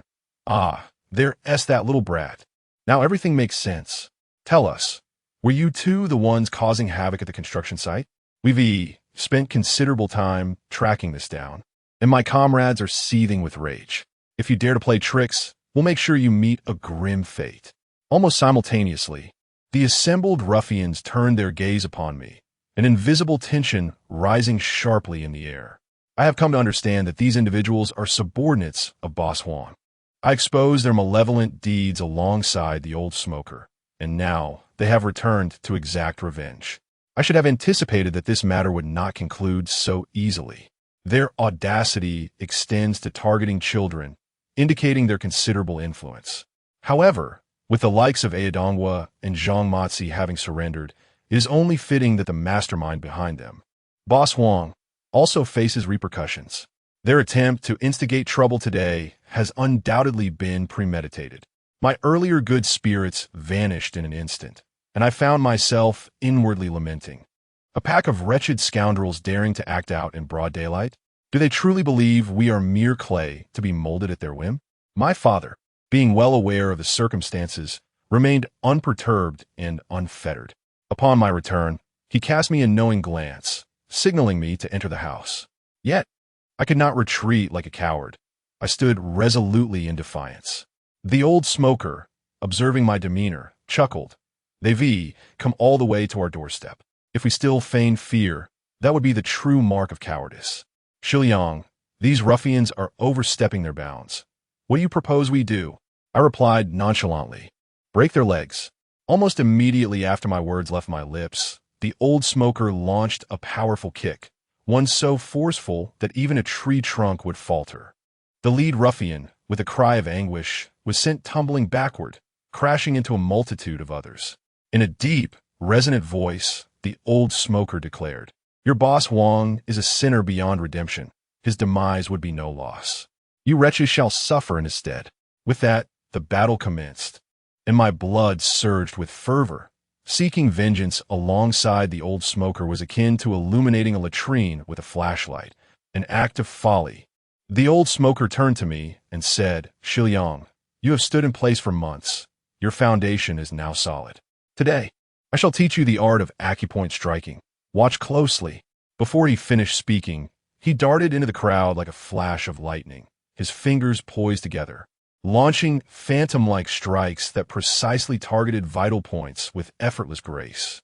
The extreme spring point governs laughter.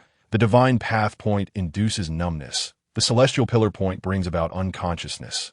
The abundant yang point facilitates upper respiratory functions, and the gate of origin point regulates lower bodily functions. My goodness, aside from the death points, he had struck all the others. Suddenly, a chorus of wails erupted from over 20 individuals. Damn it, I can't feel my lower body. I'm paralyzed, they cried. Laughter erupted uncontrollably from me. Ha! By the heavens, who are you laughing at? One shouted. Another, unable to stop hiccuping, turned beet red, gasping for breath, while yet another was releasing flatulence with a series of loud bursts, his trousers at the brink of bursting. Among them, the luckiest were the 3 or 4 who had succumbed to unconsciousness, blissfully unaware and free from any worries. Huang Mao had not been struck, as he rolled on the ground, clutching his chest after being kicked out, and the old smoker had no time to attend to him. Now witnessing his comrades in such a state filled him with dread. Damn it, you, a feng shui master, can also wield sorcery. Huang Mao's ability to find my home was undoubtedly due to the involvement of Dongwa and Zhang Maji. Previously, in the presence of these two, the old smoker had proclaimed himself a feng shui master, and following that lead, it would be easy to track down the target across the villages. The old smoker is a master renowned far and wide. Yet these rabble, intoxicated by excitement, likely never considered whether they might be facing a formidable opponent. My father and I stood with wide eyes, contemplating the profound skill of acupoint striking. In the blink of an eye, these individuals were incapacitated. It was not merely a matter of combat, but rather a miracle if they could preserve their lives. The laughing point and the numb point were exceedingly vicious. Over time, no one could withstand such an assault.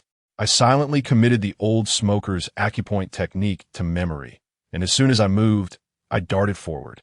My mastery of the observing breath technique had borne fruit. I regulated the internal and external energies, allowing me to traverse 3 to 5 meters with a single bound. My foot landed squarely on the chest of the yellow-haired man, and I, gritting my teeth, demanded, "Have Jiang Degu and Zhang Matzi been sentenced to death? When will your damn boss be executed?" The injury on the yellow-haired man's chest worsened under my weight, and he grimaced, tears nearly spilling from his eyes. Yet, this fellow was tough, defiantly raising his chin and retorting, "You little brat, what a fool you are. Even if you gave Zhang Matzi and Jiang Degu 100 times their courage, they wouldn't dare to betray the boss. But they won't have the chance anymore. They've both committed suicide in prison out of guilt. Ha ha ha. These past few months, I've been preoccupied with such matters that I neglected you. Now that I have the opportunity, your boss has decreed your death at midnight. Who dares linger until dawn?" Chapter 32. Mastery of Qi Observation? What the hell? Suicide out of guilt?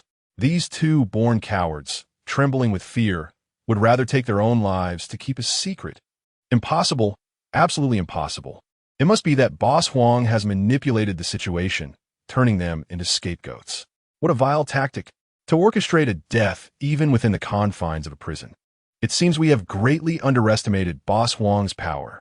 However, I find myself loathing the last words of that yellow-haired fool, declaring that if I were to die at midnight, no one would survive until dawn. Do you think you are the king of hell? I deal with spirits daily. The last thing I fear is Yama himself. Get up. I seized the collar of the yellow-haired scoundrel and yanked him upright, delivering a solid punch to his abdomen. I am no ordinary person. The energy within me surged, and the force of my blow was mightier than a brick. The yellow-haired wretch let out a pained cry, his body curling like a shrimp. Had I not held on to him, he surely would have collapsed to the ground. My inner fury diminished somewhat as I continued. If Boss Huang intends to do away with us while feigning benevolence, let me tell you, should that scoundrel continue to sink to depravity, exploiting children for his schemes, I shall personally flay him alive. With that, I kicked the yellow-haired fool away. He lay there, sputtering and writhing in discomfort, while his companions, some unconscious, some laughing heartily, a group of ruffians, bewildered and tearful, appeared utterly dazed, likely having never endured such humiliation despite a lifetime of brawls. They hastily assisted the yellow-haired one and fled, devoid of any fighting spirit, resembling nothing more than the scrawny, tailless dog from next door. As they departed, the yellow-haired one attempted to salvage some dignity, cursing, "I know your family name is Chun, and I'm well aware of that old man's background. Today's incident is far from over. Boss Huang will not let you off easily. From this day forth, your family can forget about living in peace. Fear of thieves is not in their stealing, but in their persistent harassment. If a band of thugs continually disrupts my life, I won't be able to focus on my studies. What can be done? How can this trouble be resolved once and for all? To kill Boss Huang? No. Such thoughts are impractical. I still do not know who he is or where he resides, making any attempt to harm him futile. Furthermore, the two culprits, Shorty and Zhang, have taken their own lives out of guilt, bearing the blame alone, completely dissociated from Boss Huang. Their evasion is astute, and should the authorities be alerted, they would likely find themselves powerless against him. Killing is not an option, nor can I resort to the police. Damn it, must I truly endure their indignities? In that moment of utter despair, I suddenly recalled the two talismans nestled in my pocket. The spirits of the siblings were contained within them.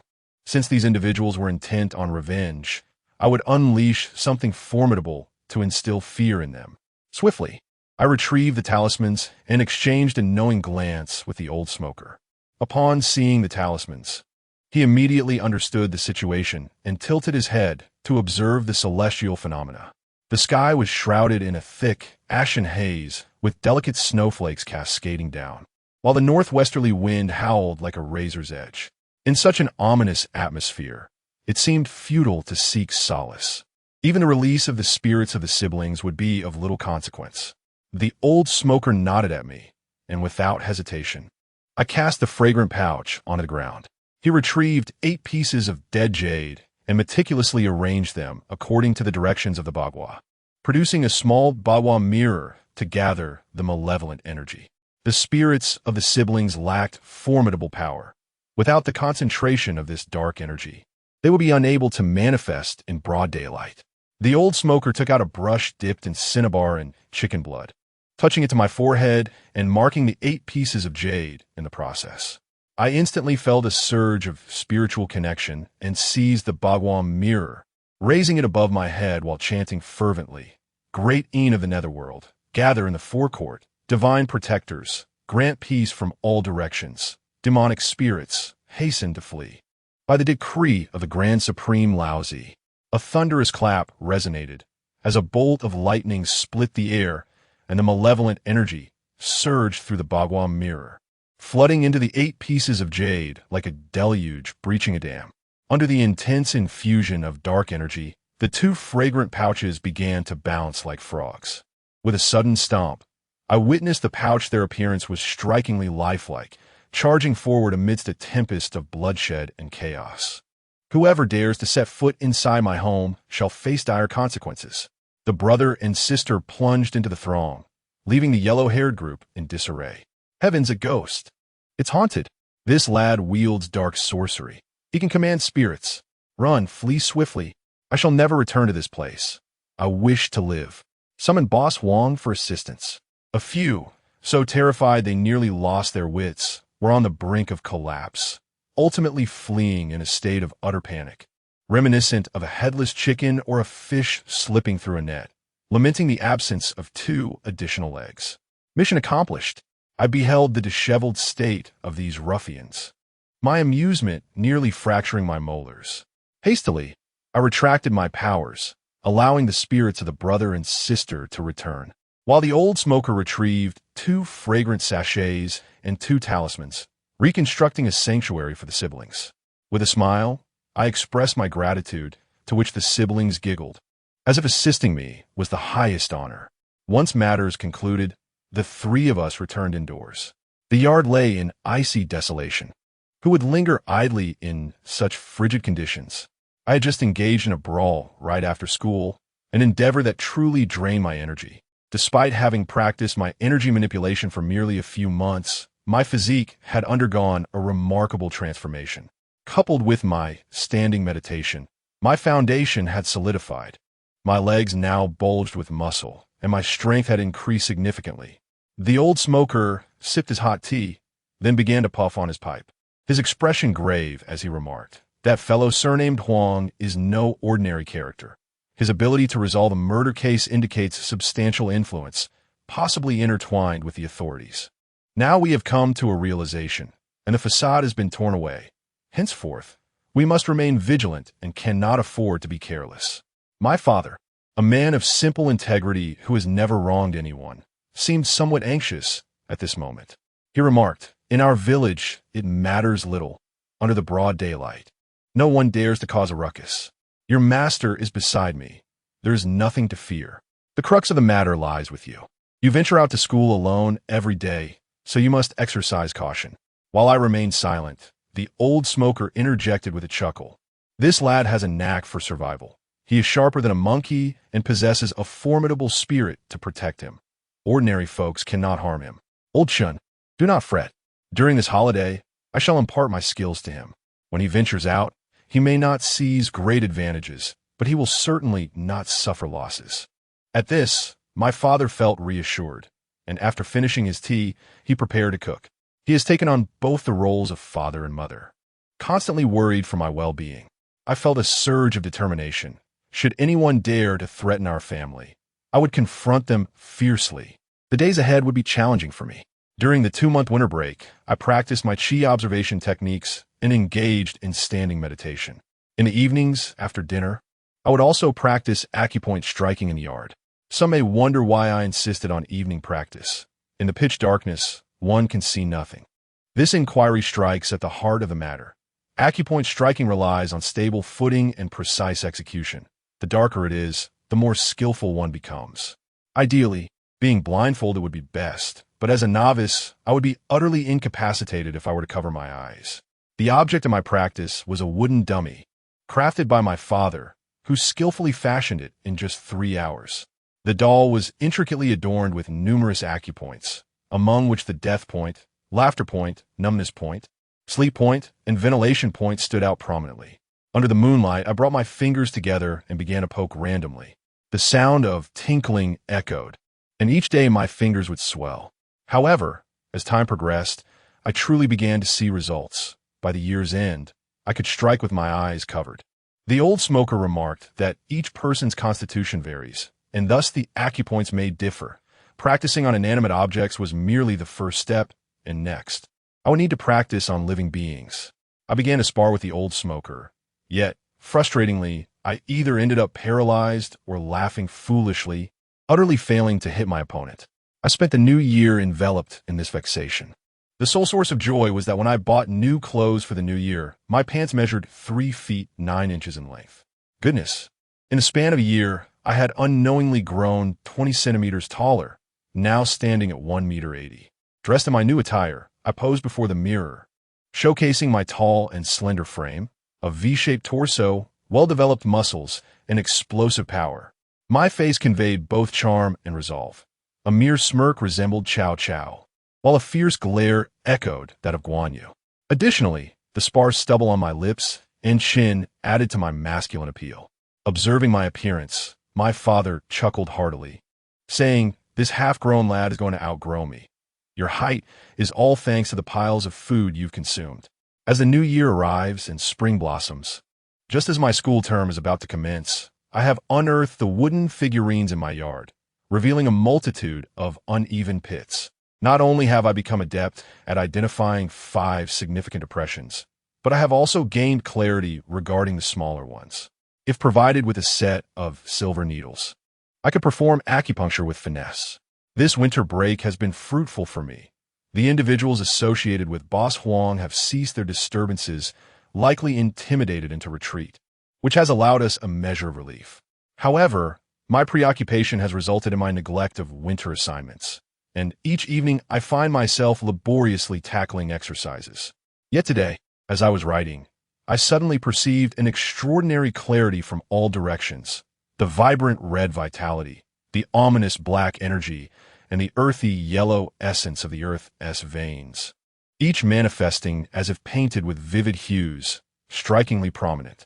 My goodness, it feels as though I have transitioned from nearsightedness to clarity, as if I have just donned spectacles.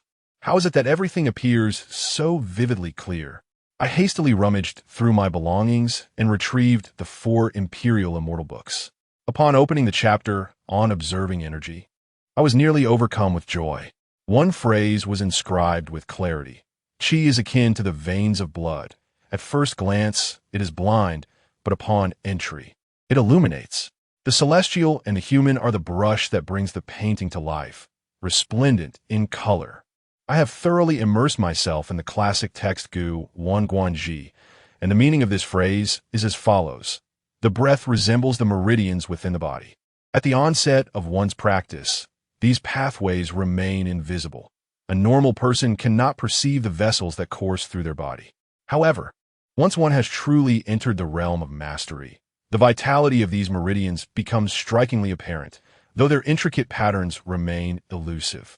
Upon achieving full realization, it is as if a celestial being has adorned them with vibrant hues, resplendent and exceptionally translucent. Could it be that my skill in observing the breath has reached its zenith? Chapter 33. The Dispatch of Troops. I find the situation rather implausible. Since acquiring the 4 divine books, scarcely a year has passed. Even a genius among geniuses could not possibly advance at such a rapid pace, could they? With a heart brimming with excitement and fervor, I continued to peruse the 4 divine books. In truth, I had memorized the text to a remarkable degree. Yet there exists a common human flaw. When confronted with the extraordinary, one instinctively seeks the source, often distrusting oneself the most. I now harbor a peculiar sensation, as if the knowledge I have committed to memory is not entirely complete, and the true secrets lie hidden within the pages of this tome. However, after extensive examination, I found no discrepancies. The contents aligned perfectly with my recollections. Yet, fortune favors the diligent. On the final page of the section concerning the observation of qi, I discover a line of minuscule script that had eluded my notice. Upon careful scrutiny, the inscription read, "Water and moon sink into the well, flowers concealed within the mirror." The ephemerality of the night blooming Sirius remains unchanged, merely fleeting clouds. What could this mean? Illusions of mirrors and water, fleeting clouds. Does this imply that my efforts are in vain? I suddenly felt like an ant on a hot pan, unable to remain still. After all this time spent in cultivation, to discover it might all be illusory is a blow even a heart forged from bronze and iron could scarcely endure. An idea struck me, recalling a phrase from the section on observing qi. When qi is cultivated, the spirit awakens, allowing one to control objects, to soar, and to embody both the internal and external, like the indomitable Vajra. This statement suggests that mastery of the art of qi observation enables one to regulate their inner breath, wield qi to manipulate objects, attain flight, and ultimately to achieve an invincible form. My eyes brightened, and I thought to myself that mastering the art of observing qi was akin to achieving divine prowess, capable of transcending earthly bounds. If I had truly reached the pinnacle, it was time to put it to the test. I reached out towards a porcelain cup on my desk and commanded, "Come here." Yet the cup remained utterly still, and not a ripple of energy emanated from me. Frustration surged within me as I transformed into an irate creature, rising abruptly and stomping the ground, exclaiming, "Ascend." The only response was the resonant thud of the cement floor beneath me, while my hefty frame continued to yield to the relentless force of gravity. What in the world was happening? In utter exasperation, I resolved to experiment with my own body. I let out a muffled grunt, summoning the qi within and around me, feeling each muscle swell with vitality, hardening like iron. My spirits soared. It seemed my physique was intact. I seized a chair and brought it crashing down upon myself, only to be interrupted by my father, who lifted the curtain and entered. His bewildered gaze met my own, and he asked, "What are you doing?" The momentum I had painstakingly gathered dissipated in an instant, and I fought against the tide of disappointment as I feigned a smile, replying, "Just scratching an itch." After he left, I gradually regained my composure and concluded that my mastery of the art of observing qi was still a distant dream. Yet, could the text be mistaken? What, then, could that phrase about reflections and illusions truly signify? Subsequently, I developed a conjecture. Drawing from my years of indulging in martial arts novels, I sensed that I had reached a certain impasse, which led me to inadvertently discover the resplendent aura of the universe. However, this stage is particularly deceptive. As the adage states, should one mistakenly believe they have attained a state of consummate mastery, all the efforts exerted by the practitioner will be rendered futile, truly becoming mere illusions, ephemeral as the passing clouds. I comprehended fully that only by transcending this threshold could I enter an entirely new realm. The feats of soaring through the skies and the invulnerability akin to that of a diamond would all manifest, one by one. Yet, I remain at a loss as to how to surmount this barrier. Should I retreat into a cave for a century of solitary cultivation, or engage in a fierce duel with a master for 300 rounds? In my deep contemplation, I found myself compelled to consult the old smoker. Upon learning of my predicament, he nearly dropped his large pipe, his eyes widening in disbelief as he exclaimed, "Goodness gracious! You could not possibly cultivate at such a rapid pace, even if you had consumed an elixir of immortality. I have devoted over a decade to the art of perception and have only just glimpsed the threshold, yet I have not yet broken through." A shiver ran through me. While the old smoker's methods were not without merit, he was no ordinary individual. After decades of striving without a breakthrough, did that mean hope was lost for me as well? I solemnly stated, "Old smoker, I have indeed reached a bottleneck." The reason for my swift progress, I believe, lies not only in my comparatively advantageous innate conditions, but also in the invaluable lessons I gleaned during my winter break. In recent days, I have been diligently completing my assignments, which have undoubtedly awakened my latent potential. If you seek a breakthrough, perhaps you could assist me in finishing them. Get lost. The old smoker chided with a laugh, raising his large pipe as if to strike me. I swiftly fled, pondering that this old fellow had yet to achieve his own breakthrough, and I would scarcely gain any insight from him. I must rely on my own efforts. However, I distinctly perceived a glimmer of astonishment and admiration in the old smoker's eyes. The phrase "the student surpasses the master" aptly encapsulates my situation, as my endeavors likely exemplified this very sentiment. Surely, the old smoker felt a sense of satisfaction within. Nevertheless, this unfortunate incident adversely affected my state of mind, rendering my winter break untenable. I took a moment to recalibrate my emotions, meticulously delving into the Chinchi chapter of the 4 imperial books. For a full 5 days, I made no further discoveries. Eventually, I abandoned this nitpicking exploration and, with a heart full of anticipation, turned to the Sending Troops chapter of the 4 imperial books, all while striving to complete my assignments promptly. The old smoker had often stated that one should observe the qi before delving into yin and yang, and my current proficiency in qi observation had reached a level comparable to his. I deemed it time to explore the secrets contained within this esoteric text. Throughout these years, I have accompanied the old smoker in numerous significant endeavors, witnessing both terror and the uncanny, which has engendered a profound reverence for the arts of yin and yang. The incantations, the talismans, and the bewildering exorcism techniques have all captivated me deeply, akin to the delicate expressions of Wu Jing Feng, which leave me in silent rapture. As I contemplate my imminent transformation into a captivating and illustrious master of Yin-Yang Feng Shui, my blood surges with fervor. Drawing from past experiences, I resolve to commit the entirety of the text to memory before delving into any analysis. The Dispatching Spirits chapter, bestowed by the great Emperor of Longevity from the Antarctic, commences with the powerful declaration, "Summon the Yin soldiers, both arriving and departing. Vanquish malevolent spirits and demons, obliterating the essence of life." The 3 pure ones wield an immense array of Taoist arts, with divine powers akin to shooting stars. My blood boils with excitement. This Dispatching Spirits chapter is undeniably formidable. Should I master it, I would wield the power to command the very elements, ensuring that those who threaten me meet their demise before dawn breaks. I recall the formidable Boss Wong and the treacherous Wolf Lord, who once sought to bring about my downfall. In my youth, I was weak and subjected to their disdain. Yet, once I attain my full potential, I shall reduce them to mere spinach, fit for consumption by Popeye. Ha ha ha! While indulging in these fantasies, I have already begun to explore the contents of the Dispatching Spirits chapter.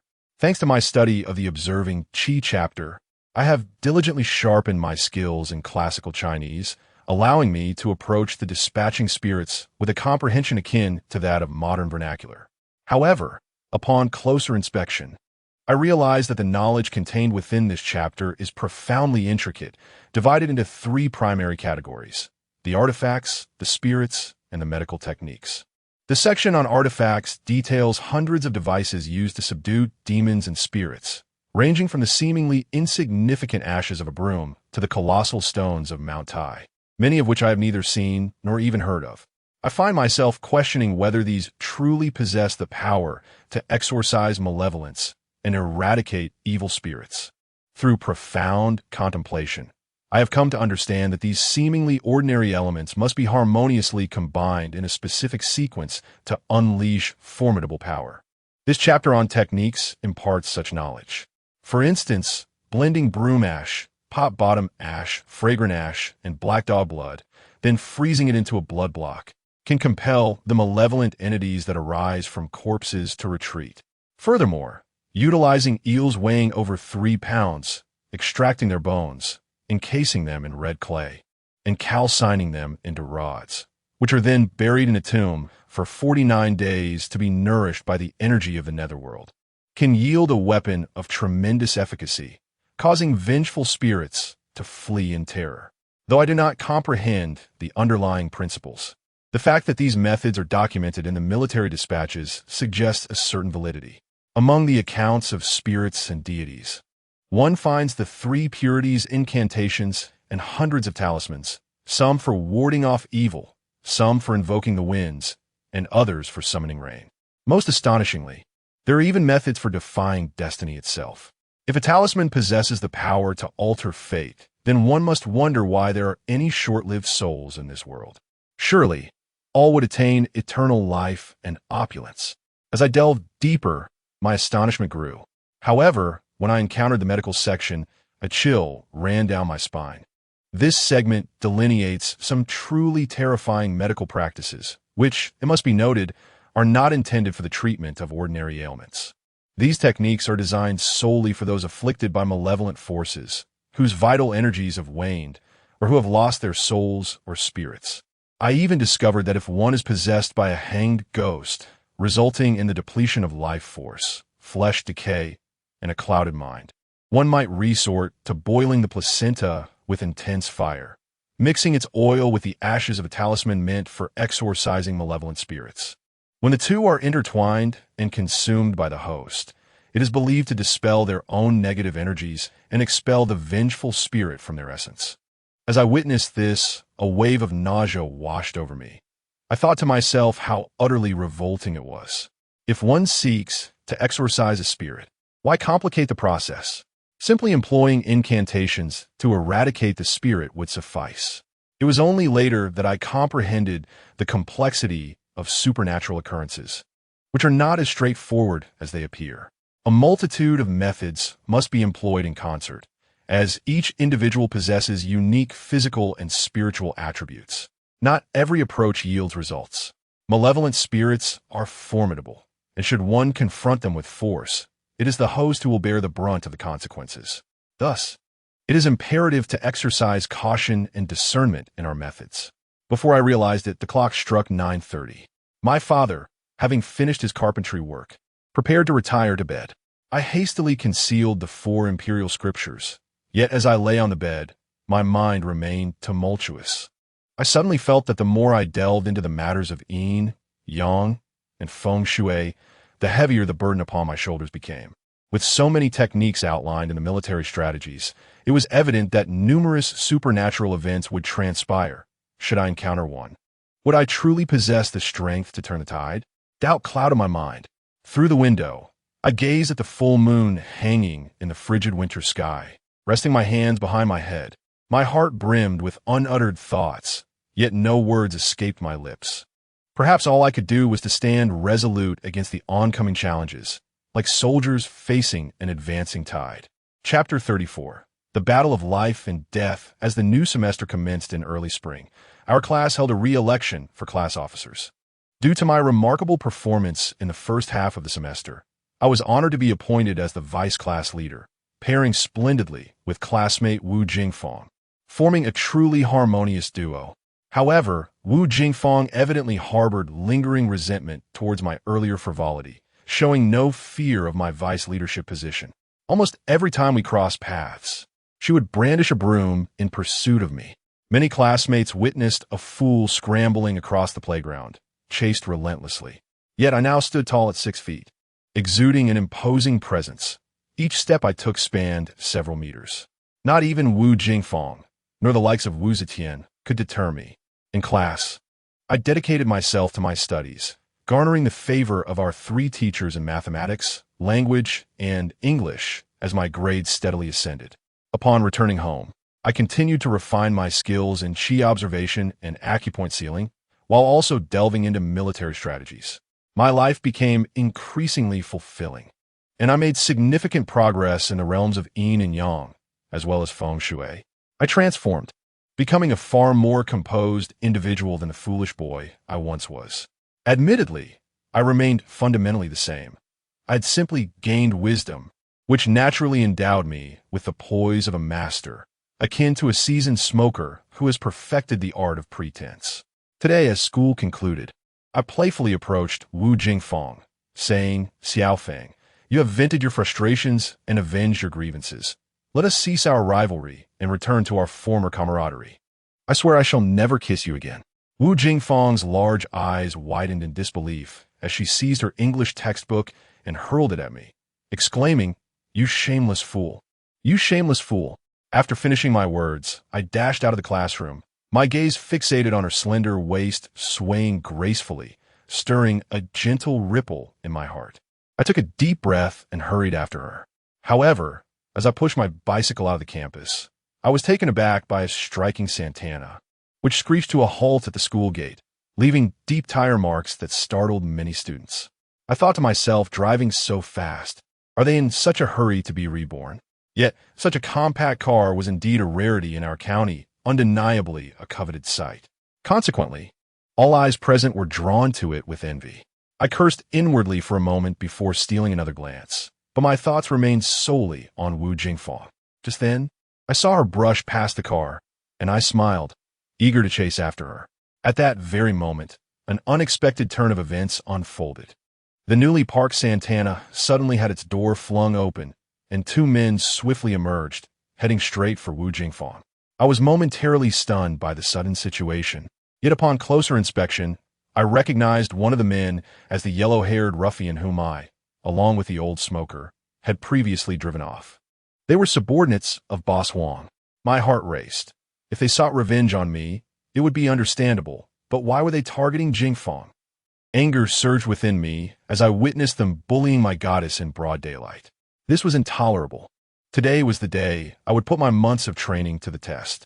As a thought ignited within me, a surge of energy rolled beneath my feet, and I soared forth like a butterfly, swift as lightning, reaching the two men with the yellow hair in an instant.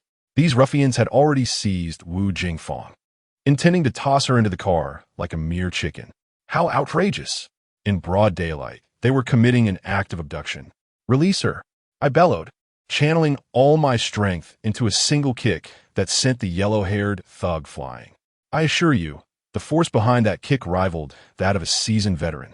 It could have easily snapped a small tree in two. After dedicating so much time to the mastery of my energy perception and enduring long hours of training, my legs were now infused with power, and fueled by sheer rage, I held nothing back.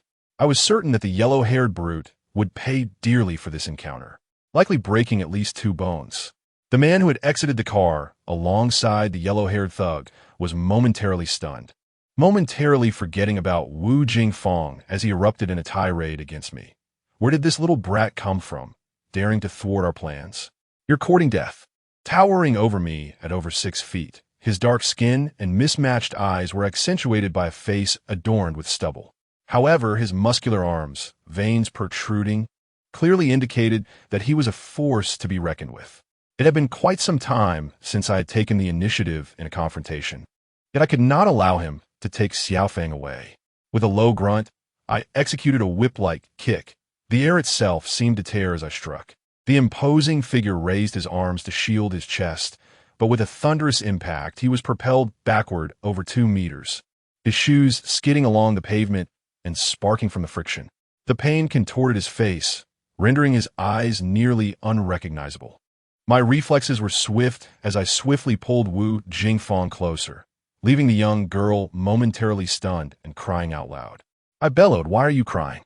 Hurry back to school. Don't just stand there." Wu Jingfeng, the epitome of a timid girl, would tremble at the sight of a mouse, let alone the audacity of a kidnapping in broad daylight. However, upon witnessing my triumph over the two assailants, her panic transformed into a resolute expression. "What are you still doing here? Move," I urged, pushing her away. Wu Jingfeng gazed at me in a flustered manner, then glanced at the burly man and the blonde thug, finally exclaiming, "Chen Xiliang, I'm going to find a teacher right now. Be careful." With that, she dashed toward the campus.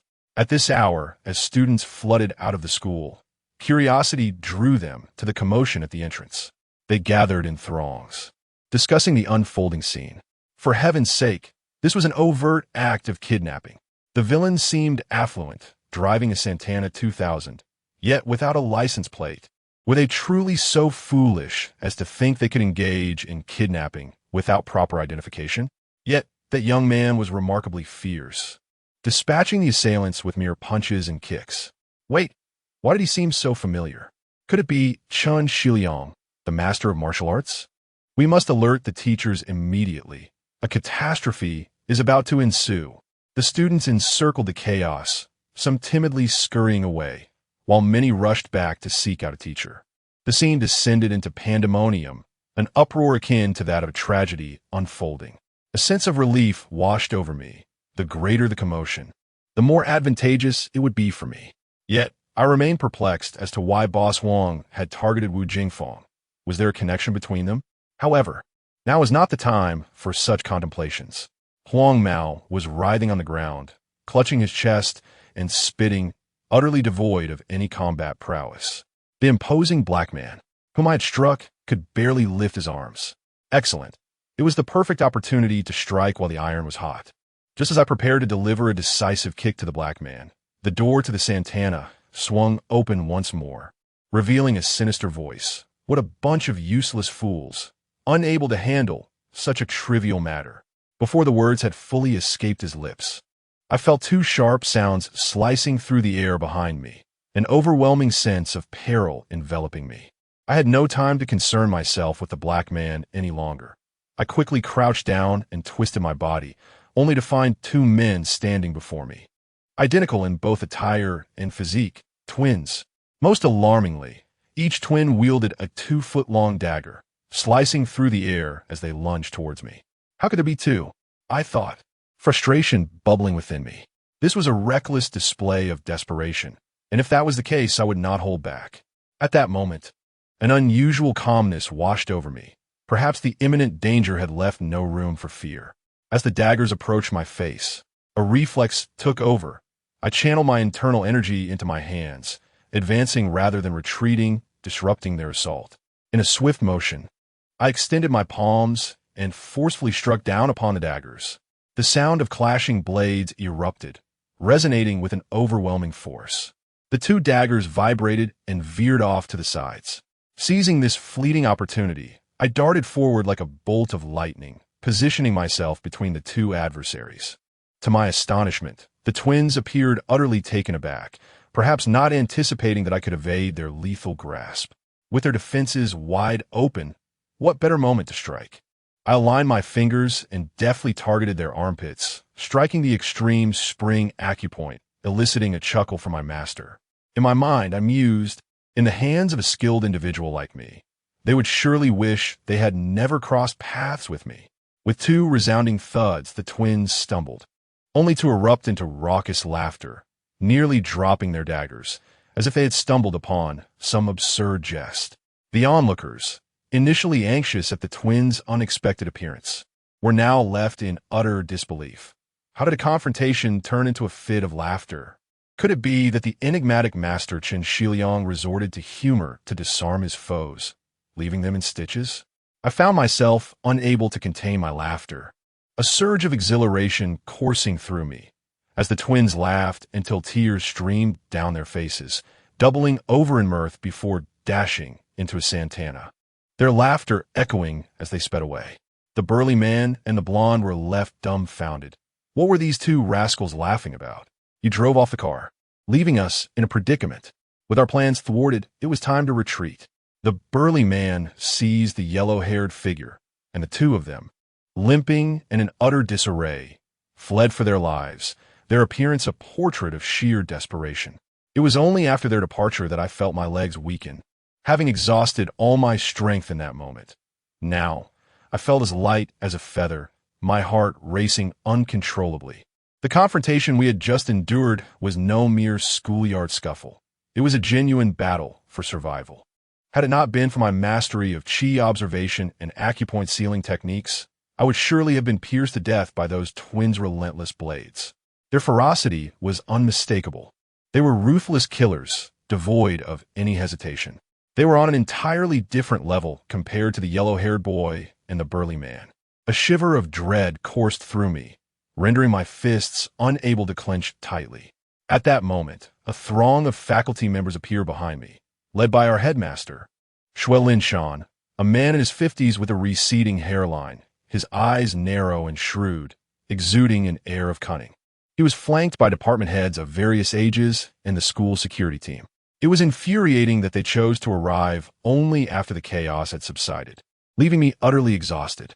Xue Linshan approached me swiftly, surveying the area as if searching for the assailants, and finally inquired this student what exactly transpired just now. Before I could respond, Wu Jingfang squeezed through the crowd of faculty, her eyes glistening with tears, nearly collapsing into my arms as she repeatedly asked if I was hurt. I managed a sheepish smile, but did not answer her. Just as I was about to update Xue Linshan on the situation, the students surrounding us erupted into a frenzy. Director Xue, for villains attempted to abduct Wu Jingfang, but ultimately, they were all driven away by Chen Xiliang single-handedly. Indeed, after being defeated, they appeared oddly jubilant, laughing as they fled. Chen Xiliang is a martial arts expert, a master of the martial world. It was entirely due to his prowess that they were thwarted. My goodness, the things people say are absurd. Next they might claim I am Ultraman, the guardian of world peace. Xue Linshan furrowed his brow, his slanted eyes narrowing further. Such incidents of the school gate could severely tarnish the institution's reputation. He addressed the surrounding students, urging, "Please, everyone quiet down. The authorities have already been informed of today's events. I advise you to return home swiftly. The school will handle this matter appropriately. Exercise caution on your way back." He dispersed the onlookers, casting a lingering glance at me, as if to convey, "So, you are Chen Xiliang? You too? Accompany me to the office soon. The officers from the police station will wish to speak with you," Xue Linshan stated. However, I observed that his gaze towards me was peculiar, filled with suspicion and confusion. Chapter 35. A visit in the realm of legends that abound within the campus. My reputation is widely acknowledged, rendering me a figure of considerable renown. It is likely that Xue Linshan has heard tales of my exploits, which may explain the turmoil reflected in his gaze. After all, I am merely 15 years of age. Despite my tall and robust stature, I remain, at best, a somewhat naive youth. It is inconceivable that I possess a profound understanding of both medical science and the intricacies of geomancy. I noticed our homeroom teacher, Ms. Wang, observing me with evident concern. With just over a month until her delivery, her pronounced belly made her stand out distinctly among the crowd. Mr. Zhang, our English teacher, and Mr. Yang Guozhong, our mathematics instructor, were equally invested in the matter at hand. As the gathering of onlookers gradually dispersed, Wu Jingfang and I followed suit into the school office. I intentionally concealed the connection between this group and Boss Wang, for our enmity stemmed from two specters. Should I divulge this truth? The room filled with educators might drown me in a deluge of incredulous disbelief. I could perhaps convince them of my knowledge of geomancy, but to assert that I could capture ghosts would likely result in my confinement within a psychiatric institution. Wu Jingfang, equally perplexed by the motives of this group, seemed to warrant an investigation by the local authorities. Overwhelmed by fear, she trembled incessantly, having consumed 3 cups of water without relief. One hand clutched my garment tightly, as if to prevent my sudden disappearance. Tears glistened in her large eyes as she tremulously expressed her wish to return home and seek the comfort of her parents. Oh my heavens, when she cried, my heart ached for her. I offered my unwavering comfort, assuring her that as long as I was here, no one could harm her. She should hold her heart close. In merely 5 minutes, the principal, the vice principal, and several key figures from the school had gathered. This matter was quite serious and could not be classified as a mere incident. Should something go awry, none of them could evade responsibility. The vice principal, Mr. Guancheng, a tall, slender, middle-aged man with gold-rimmed glasses, appeared cultured yet had a fiery temper. He slammed his hand on the table and exclaimed, "This is outrageous. It is utterly intolerable to abduct students right at the school gate in broad daylight. This situation must be dealt with sternly." The principal, a serious-looking, portly man with the surname Song, his full name eludes me, interjected to quell Mr. Guan's fury, stating, "Vice Principal, please remain calm. We shall approach this matter with objectivity. We will discuss it further once the officers from the police station arrive." Before long, the police officers arrived. warmly shaking hands and exhibiting great camaraderie. They began taking our statements, posing numerous questions. Upon learning that I had single-handedly defeated 4 assailants, the officers were utterly astonished and found it hard to believe. However, given that it was broad daylight and numerous witnesses were present at the school gate, they had no choice but to acknowledge my prowess. To ease their astonishment, I calmly remarked, "I have trained in martial arts since childhood. Dealing with a few petty criminals is hardly a challenge." Upon uttering these words, my teachers, well acquainted with my background, were taken aback, astonished that one who is knowledgeable in medicine and feng shui could also possess martial prowess. "Chen Xiliang, are you certain you are not the reincarnation of a transformer?" They mused. Meanwhile, the police, after conducting a preliminary analysis, reached a clear conclusion. The intentions of this group of criminals were unmistakably premeditated, warranting severe punishment without leniency. They shot me a look of shock before decisively departing, stating they would commence an investigation while simultaneously contacting Wu Jingfang's family. I sensed that uncovering the truth would not be a simple endeavor. After all, there was a lack of evidence at the scene, and the assailant's vehicle bore no license plates. In that era, surveillance was virtually non-existent. They drove away, leaving me at a loss as to where to begin my search. Nonetheless, I could almost ascertain that Boss Huang was behind it all, given my acquaintance with Huang Mao. However, lacking concrete evidence, I refrained from voicing my suspicions. Moreover, it was crucial to note that Boss Huang had instilled such fear in Ai Donghua and Zhang Matzi that they resorted to suicide in prison, indicating he wielded considerable influence. Even if I were to assert with unwavering conviction that he was guilty, the police station would scarcely be able to take action against him. It appeared that I would have to await the arrival of Wu Jingfang's parents. The very thought of this filled me with anxiety. I found myself thinking, oh my, meeting my future father-in-law in the office of the discipline director. This is something I could never have imagined. Approximately half an hour later, a middle-aged man, impeccably dressed in a suit and exuding an air of sophistication, entered the office. Upon seeing him, Wu Jingfang rushed into his embrace, tears streaming down her face.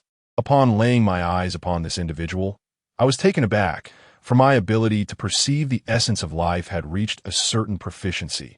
With a mere glance, I could discern the truth with great accuracy. The man exuded a vibrant aura of vitality, indicative of exceptional health. Most notably, a radiant purple light emanated from the crown of his head. It is said that only those who have attained the pinnacle of Taoist practice can manifest such a phenomenon, symbolizing the arrival of auspicious energy from the East, a precursor to immortality and enlightenment. However, intertwined within his purple glow was a streak of crimson, twisting and curling like a formidable dragon. I recalled the descriptions from the treatise on observing Qi, which suggested that this particular aura signified an abundance of fortune and prosperity, exclusive to the exceedingly wealthy and influential.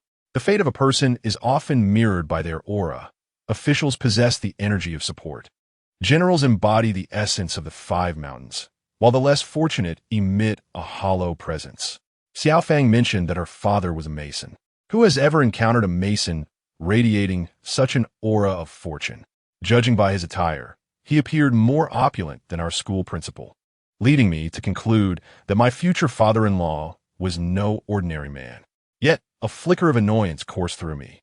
Xiaofang, my dear, if you hail from a wealthy family, why conceal the truth? Deep within, I felt a tinge of inferiority. The disparity between a carpenter and a prosperous businessman is indeed significant. However, I maintained an optimistic outlook. My love for Xiaofang transcended the mundane comparisons of social standing. I shall persevere and surely gain admission to the prestigious high school. When faced with challenges, one must confront them head-on, and if no obstacles present themselves, one must create them. Meanwhile, my future father-in-law began to console Wu Jingfang. Yet I could perceive the tempestuous fury in his eyes, crackling with latent violence, causing the very temperature of the surroundings to plummet.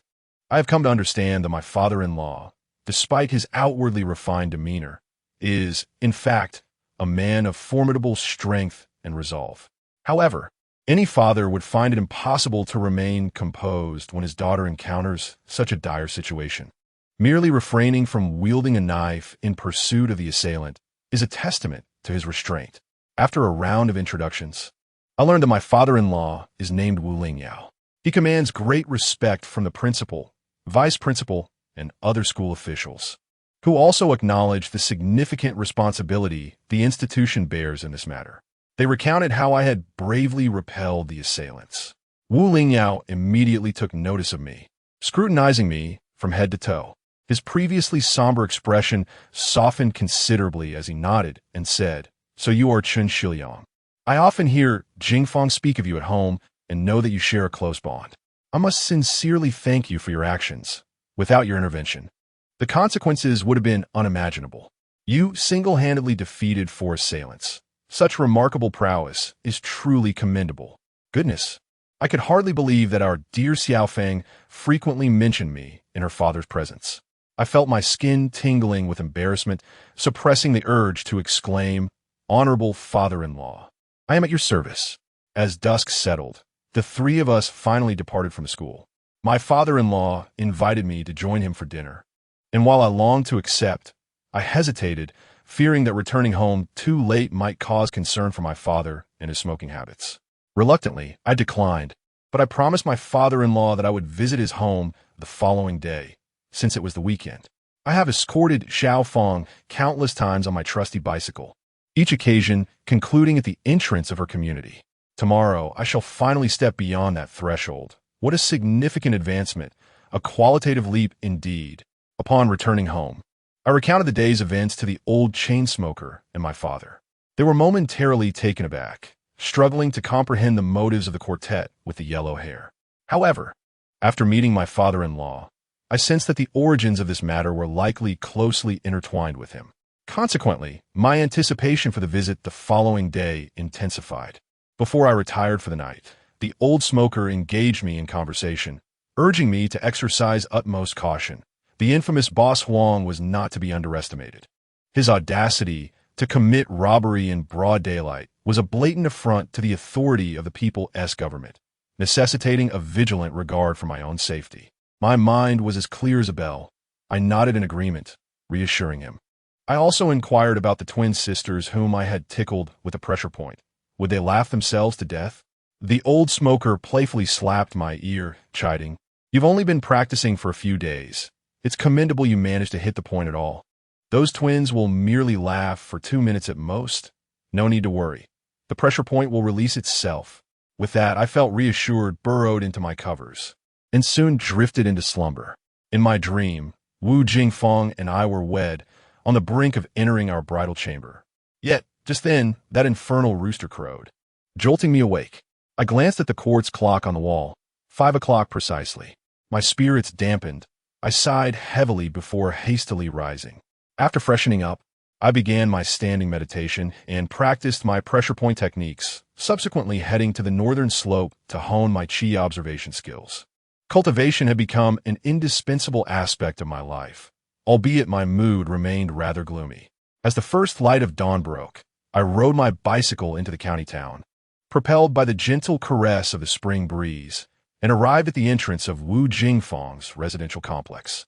The elderly doorman requested that I register, for this community was the most prestigious in the entire county, and entry was not granted to just anyone. I silently cursed myself, having visited this place numerous times. I should have known that only the affluent could reside here. I had previously naively believed that Wu Jingfeng's father was merely a bricklayer, mistaking ignorance for amusement. With a beaming smile, I completed the registration and even entertained the doorman with a tongue twister, before confidently riding my bicycle into this enclave of wealth. Upon entering, I was taken aback by the sight of numerous Santana cars lined up, and the small villas were impeccably constructed, their exteriors remarkably exquisite, resembling a painting. I felt like a country bumpkin in the city, yet I adeptly located my father-in-law's apartment and loosened my belt to secure my bicycle to a pine tree. As I knocked on the door of the security gate, my heart raced, and suddenly, I realized something was amiss. I had forgotten to bring a gift for my first visit. A wave of frustration washed over me as I chastised myself. wondering where my wits had disappeared to. This was my inaugural visit. Just as I contemplated retreating, the door creaked open, revealing a sophisticated middle-aged woman peering out. Who is it? My heart sank, realizing there was no turning back now. I steeled myself and, with a charming smile, replied, "Auntie, I am Chen Xiliang, a classmate of Wu Jingfeng." As soon as the words left my lips, the smile on my face froze. For I beheld that the sophisticated woman was enveloped in a malevolent aura, and within her bright eyes, a flash of green light appeared. Chapter 36. A long story. What began as a warm spring breeze, filled with joy, abruptly shifted upon encountering this fashionable woman, causing every hair on my body to stand on end. It felt as if a chilling wind swept through the entire corridor, and an ominous voice echoed in my mind. This person harbored significant issues. How could someone like her possibly be in my father-in-law's home? Surely, I must have taken a wrong turn. To be frank, a sense of unease gripped me. After all, I had come to pay a visit, and before even stepping through the door, I was faced with an unsettling situation. What direction should I take now? At that moment, the stylish woman leaned out, and upon seeing me, she offered a peculiar smile. "Oh, so you are Chen Xiliang. I've heard from Jingfeng's father that you would be coming today. Don't just stand there. Come inside quickly." My initial excitement dissipated in an instant, and my feet felt as though they were rooted to the ground, as if the security door before me concealed a den of dragons and tigers, a place from which no one could escape. Noticing my dazed expression, a glimmer of green light flickered in her eyes, and her aura of malice ebbed and flowed. "What is the matter?" she inquired. My tongue felt heavy, and I shook my head, ultimately summoning the courage to step over the threshold. I reasoned that this woman posed a threat. If I did not take action, it could jeopardize the safety of the Xiaofeng family. As a practitioner of Yin-Yang and Feng Shui, I compelled myself to enter the abode. Upon entering, my eyes were immediately captivated by the resplendence that surrounded me. Everywhere I looked sparkled with brilliance. The floor, smooth and polished, was coated in a layer of wax, while the walls gleamed as white as calculation paper. A light yellow leather sofa graced the room, accompanied by a marble coffee table. To my astonishment, a 21-inch color television occupied the space beneath it, alongside a video recorder and the fabled VCD player.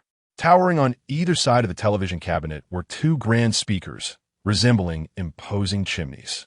Across from me, the expansive balcony was adorned with an array of flower pots, where vibrant blossoms flourished, red as fire, pink as dawn, and white as snow. Furthermore, on a shelf against one wall, a brass gramophone stood elegantly.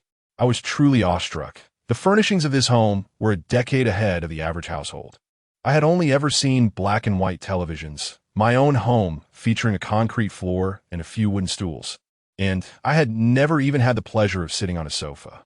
Truly, this was the abode of the affluent, exceeding my expectations of wealth. Oh, Xiaofeng, why do I feel so inferior again?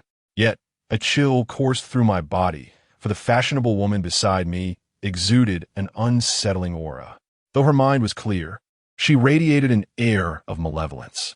I felt compelled to ascertain her identity before proceeding with any further actions. Thus, I calmly and cautiously inquired, "Auntie, are Uncle Wu and Wu Jingfeng not at home?" The living room was devoid of company, and there was no sound emanating from the adjacent rooms, causing my heart to race with unease.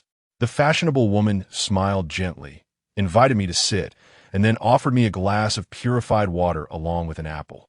She remarked, "Regarding yesterday's incident, the officers at the police station are currently conversing with the two of them in the study. Your arrival is quite timely. Once they finish, they can gather insights from you as well. By the way, I am Su Yi, Wu Jingfeng's mother. You may call me Aunt Su. We are immensely grateful for your assistance yesterday. Had it not been for you, our dear Feng would undoubtedly have faced harm. I find myself at a loss for words, but I would like to treat you to some dumplings this afternoon. Sitting idly is not as fulfilling as enjoying a good meal, and nothing compares to dumplings." I couldn't help but lick my lips at the thought. Upon learning she was Feng's mother, my apprehensions diminished significantly. After all, she might become my future mother-in-law. It is often said that mothers-in-law care for their sons-in-law, so today I must ensure to assist her in addressing her personal matters. Holding the glass of water, I asked with a half-smile, "Aunt Sue, you appear somewhat unwell. Have you been overexerting yourself lately? I possess some medical knowledge. May I offer my assistance?" Aunt Sue seemed taken aback at first, her pupils betraying a struggle within. A flicker of green light emerged, and I sensed an overwhelming aura of malice emanating from her. Clearly, she was resistant to my words. However, I understood that this was not her true intention, but rather the result of the malevolent energy within her. The old smoker had once remarked that mastery of the art of aura observation allows one to discern the balance of yin and yang. Aunt Sue's body was saturated with a dense, negative energy. It seemed she was harboring some form of malevolence, a phenomenon often referred to as being possessed by an evil spirit. However, Aunt Sue's situation is far from typical. She is much like an ordinary person, her actions methodical and well-structured. Without the ability to perceive the flow of energy, one would scarcely discern her peculiarities. Regardless, I cannot remain a passive observer. I recall a technique from the military dispatch chapter specifically designed to counteract possession by malevolent spirits. Today, it can be put into practice. Aunt Sue gazed in my eyes and remarked, "I often hear Xiao Feng speak of you, describing you as a remarkable individual with knowledge of medicine, feng shui, and even martial arts. Since you perceive that my complexion is poor, why not provide a diagnosis? I would like to experience the feeling of having a personal physician." Her jest was delivered with finesse, yet my expression grew more cautious. The clearer Aunt Sue's mind, the more formidable the entity within her becomes. This may be related to the daytime, when the yang energy is strong, preventing the spirit from manifesting. The night may present an entirely different scenario, and I genuinely worry for Xiao Feng and my father-in-law. How is it that you remain utterly oblivious to the presence of a spirit in your home? I scrutinized Aunt Sue closely and observed that her forehead appeared dark. A shadow loomed over her kidney area, and the corners of her mouth were ulcerated, with her lips tinged a bluish hue. A judgment began to form in my mind. With a smile, I said, "It appears there is no significant issue, merely some kidney deficiency. At your age, Aunt Sue, it is imperative to prioritize rest. Avoid overexertion and exposure to cold. Women are inherently more yin, and if vitality is depleted, it leads to an excess of yin, which not only affects physical health, but also disrupts personal fortune. In summary, please take care of yourself, and consider consuming some nourishing remedies." Aunt Sue was taken aback, and, with a profound meaning, remarked, "Indeed, you possess considerable skill. I just returned from a city yesterday, where the doctors expressed the same sentiment. However, I feel quite well and see no need for medication. I truly appreciate your kindness, Xiliang." I squinted my eyes.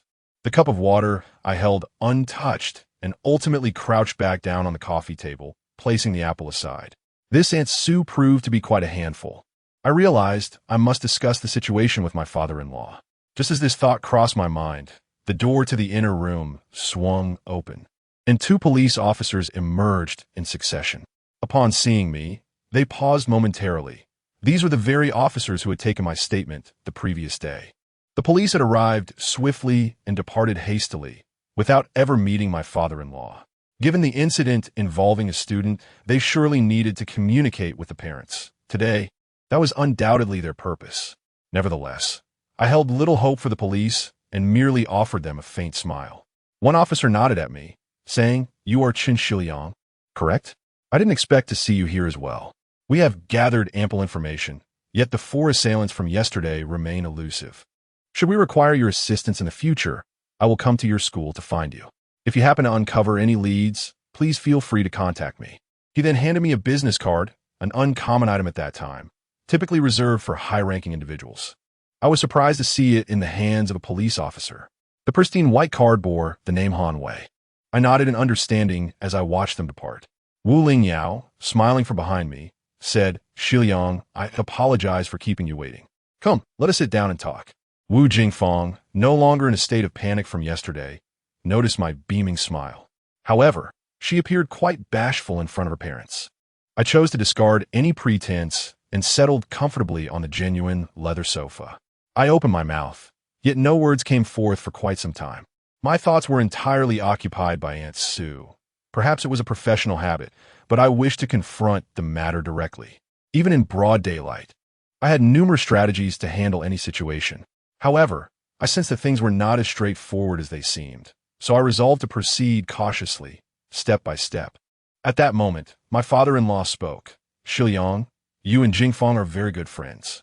Please do not remain strangers. Feel free to come over and visit. You are both about to enter the 3rd year of junior high, no longer children, and you must support each other in both studies and life. I have only this one daughter, and I'm often busy. You, young man, must look out for her. I hold great admiration for your martial skills. Mutual support in studies and life. Goodness, was this an implicit proposal? I had not anticipated happiness would arrive so swiftly. I could nearly break a tooth from smiling. However, it later dawned on me that my father-in-law's words subtly indicated his desire for me to protect Wu Jingfeng. I immediately stood up, confidently declaring, "Uncle, rest assured, with me around, no one would dare lay a finger on Xiaofeng." My father-in-law and mother-in-law exchanged amused glances, while Wu Jingfeng shyly lowered her head, her hands fidgeting with the hem of her clothing, occasionally stealing glances at me. Hey, if you wish to look, then do so. Why the hesitation? Be bold. Xiliang, sit down. With your assurance, I can rest easy, my father-in-law replied. Well then, let us forego dining out. Your aunt's culinary skills are commendable, and we shall enjoy a meal at home. By the way, given your tall stature, I presume you can indulge in some spirits. Perhaps the two of us could share a drink later. He cast him a disapproving glance, remarking that Xiliang is still a student and should not partake in alcohol. I responded with a smile, suggesting that a couple of ounces would not be detrimental, especially since it is the weekend and there are no classes to attend. Wu Lingyao chuckled, yet I noticed a cloud of worry lingering in the corners of his eyes. It appeared that he was entangled in considerable troubles. I promptly inquired, Uncle, in your opinion, who was responsible for yesterday's incident? Xiao Feng, our class monitor, is an exemplary student who keeps her distance from society's less savory characters. It seems implausible that she would be targeted by a criminal. Wu Lingyao sighed, affirming my observation. You are correct.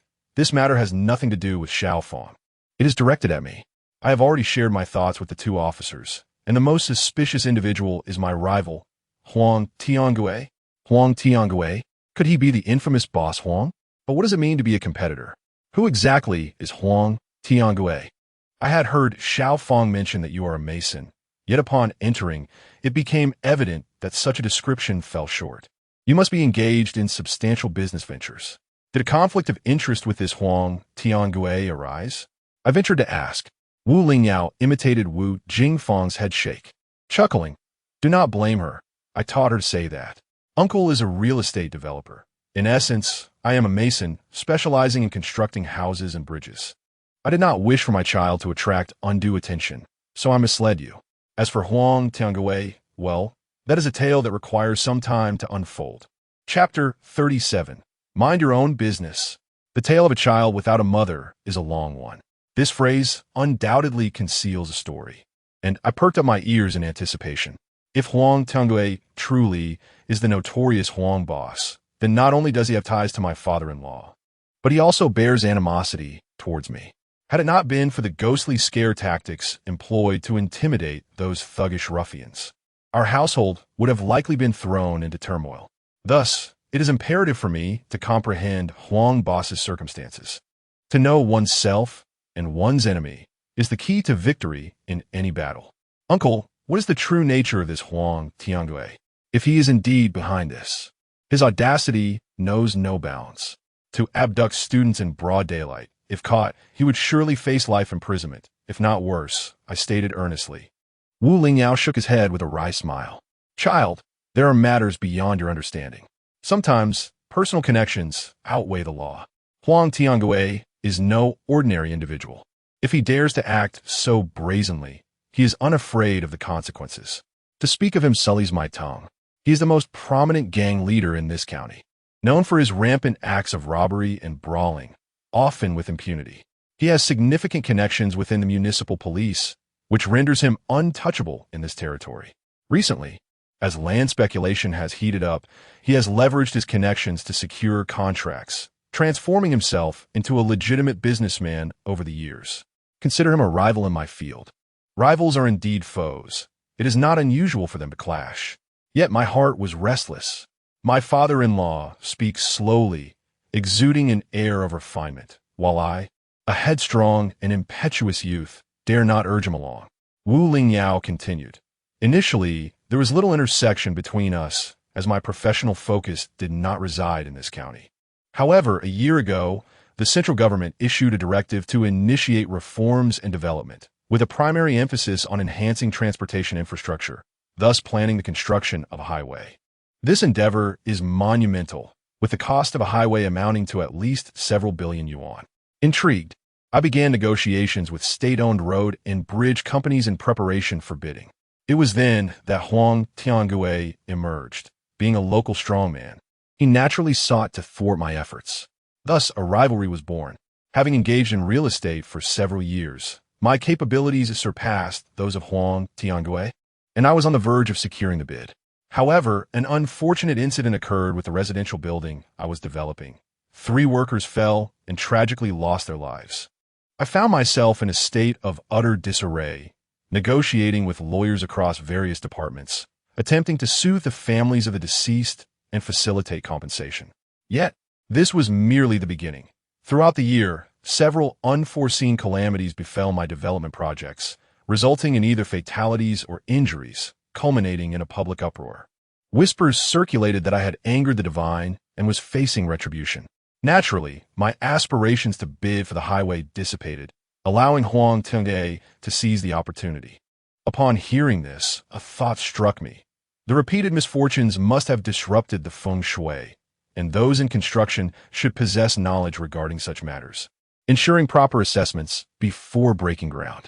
I stifled my curiosity and continued to listen intently. Wu Lingyao continued. Throughout the span of a year, I have encountered nothing but obstacles, which have driven me to the brink of exasperation. Just as I was on the verge of resolving these matters, I suddenly learned that Huang Tiangui had become embroiled in a homicide case and was under scrutiny, causing his project to stall. In that moment, an idea struck me, an opportunity to step in and re-enter the bidding process, seizing that lucrative endeavor for myself. However, I raised an eyebrow. But then another mishap occurred, did it not? Wu Lingyao nodded. Indeed, another calamity befell us. I cannot fathom how such misfortune has befallen me. Your aunt, while accompanying me on an inspection of the project, tumbled down the stairs. Thankfully, her bones remained intact, yet she required a full month of recuperation before she could rise from her bed. Furthermore, as he spoke, his eyes reflected a turmoil, as if he bore a secret too burdensome to articulate. My interest piqued. Could it be that he had also discerned the peculiarities surrounding Aunt Sue? I had come to realize that her condition was intricately linked to the city project. If it were merely a matter of feng shui, she would not exude such an overwhelming aura of malevolence. Thus, the only plausible explanation was that the project was haunted. I refrained from directly stating that Aunt Sue was possessed by a spirit and swiftly interjected, so that is why Aunt Sue's complexion appeared so poor. It seems this unfortunate incident has taken its toll.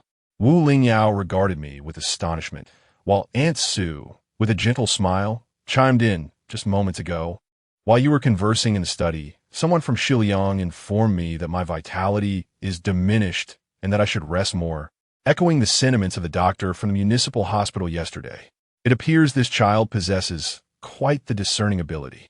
Wu Jingfang earnestly stated, Chen Xiliang indeed possesses medical expertise, a fact well acknowledged by all. Furthermore, he has knowledge of feng shui. Since you are visiting my home today and have some leisure time, why not take a look? I scratched my head and chuckled. You flatter me. I hardly consider myself that remarkable. However, Wu Lingyao regarded me with admiration, saying, Heroes emerge from youth, Xiliang. I have high hopes for you. My vanity was greatly satiated, and though I modestly declined, I was acutely aware of the troubling situation at his home. With the sun still high, I knew I needed to employ some tactics. I inquired, Uncle, having heard your words, I understand that Huang Tiangui does not wish for you to be involved in that project, hence his intention to abduct Xiaofeng as leverage, correct? It was certainly plausible. Huang Tiangui was notorious for his unscrupulous methods, employing every vile trick in the book. Those 4 thugs were undoubtedly his minions. Yet at this moment, I was merely speculating without any concrete evidence, rendering me powerless against him. As I gnawed at the dry skin on my lip, I pondered the formidable nature of Huang Tiangui. Engaging with him seemed to result in either death or injury. Could it truly be mere coincidence? Given Wu Lingyao's project had already led to fatalities, coupled with Aunt Sue's current condition, I surmised that there was something sinister lurking within that project. A thought struck me. Could it be that all of this chaos was orchestrated by Huang Tiangui? Let us not forget, he possesses the secret techniques of life and death stakes, indicating he is not entirely ignorant of the mystical arts and may very well surpass my own abilities. If he were to capture a few malevolent spirits and unleash them into Wu Lingyao's project, it would indeed be a miracle if anyone survived. Ah, Huang Tiangui, you scoundrel, how is it that you possess knowledge of the Tao? Here I am, with a heart as pure as jade, traversing the path of the Tao to enlighten all beings. Yet you employ your abilities to summon spirits for malevolent purposes. You have transgressed a grave taboo of our order. It would be unwise for the old smoker to catch wind of this. Otherwise, he would undoubtedly take it upon himself to rectify the wrongdoing. I must act swiftly to resolve this matter. Otherwise, innocent lives may suffer as a consequence. I glanced at Aunt Sue, then turned to Uncle Wu Lingyao and said, Uncle, I possess a modicum of understanding in the realms of yin and yang as well as geomancy. Your construction project has seen a series of unfortunate fatalities this year. It is clear that you have offended some taboos. If you trust me, I can offer you some insights. Wu Lingyao straightened his back, the leather sofa creaking beneath him, and with a look of astonishment, he replied, Xiliang, I must be candid with you. In our line of work, we have experts in metaphysics. Prior to breaking ground, we meticulously determined the auspicious directions, and there should be no issues in terms of geomancy. After the fatalities, I even consulted several esteemed geomancers, all of whom are renowned masters, and they too affirmed that my project bore no signs of adverse influences. Do you hold a different perspective? I smile mysteriously. Sometimes one must shift their perspective to perceive the matter anew. Just because there are no signs of adverse influences does not preclude the possibility of exploring alternative avenues. What do you mean? My father-in-law looked utterly perplexed, his gaze filled with confusion. I chuckled softly. Uncle, let us step aside for a moment to converse. Once I share my thoughts, everything will become clear to you. Wu Jingfeng gazed at me with admiration and earnestly inquired, Chen Xiliang, are you truly going to examine our family's geomancy? Are you poised to showcase your abilities? I reject the notion of personal worship, truly. Hence I paid no heed to the young lady and followed Wu Lingyao into the study. Ah, what a magnificent study it was, adorned with a rosewood desk, bookshelves, and chairs. The shelves brimmed with books, while unfinished calligraphy adorned the desk. A cashmere carpet graced the floor, and a screen stood in the corner, with a potted plant resting on the coffee table. Judging by the layout of the study, the mastery of feng shui was evidently precise, indicating expertise rather than amateurism. Once seated, my father-in-law spoke with palpable anticipation. Xiliang, this place is tranquil. Feel free to share your thoughts. I leaned in, fixing my gaze upon him, and whispered, Uncle, let us set aside the matter of the project for now. First, tell me about Aunt Sue's condition. Do not conceal it from me. I've already discerned her issues. Is she exhibiting any peculiar behavior at night? Upon hearing my words, Wu Lingyao's complexion drained of color, his eyes flickering nervously, unmistakably struck at a vulnerable point. I quickly added, Aunt Sue's situation is dire. If we do not act swiftly, her very life may be at stake. What?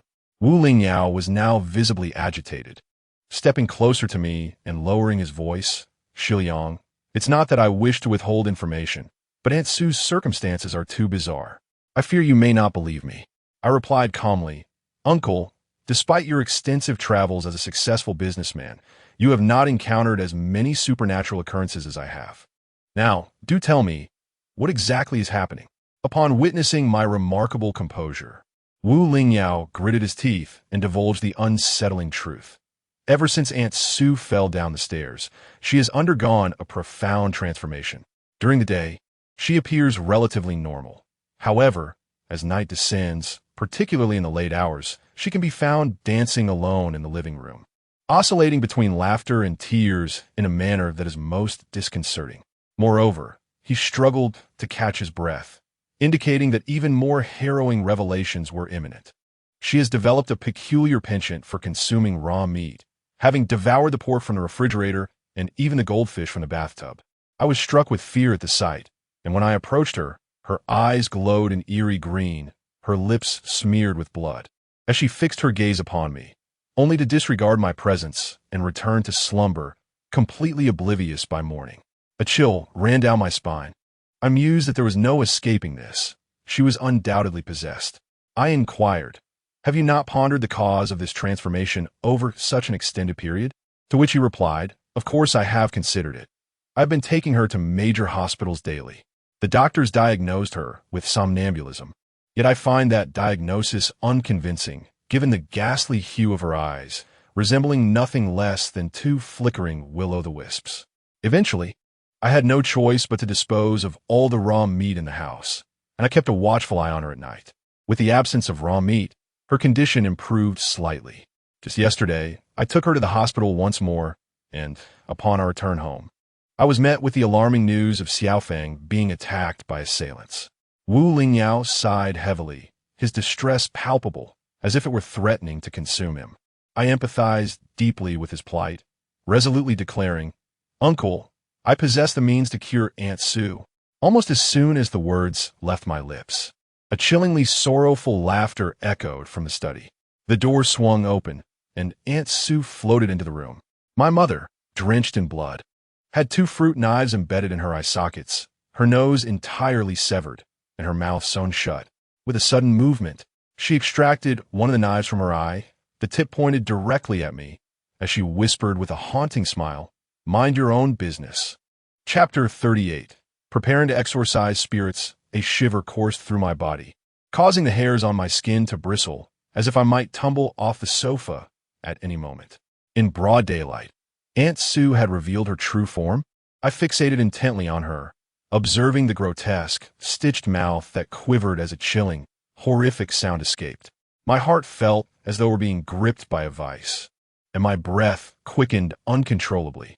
Aunt Sue's sinister laughter echoed, her blood-filled eyes housing a writhing orb, lifeless and pallid, oozing a yellowish fluid.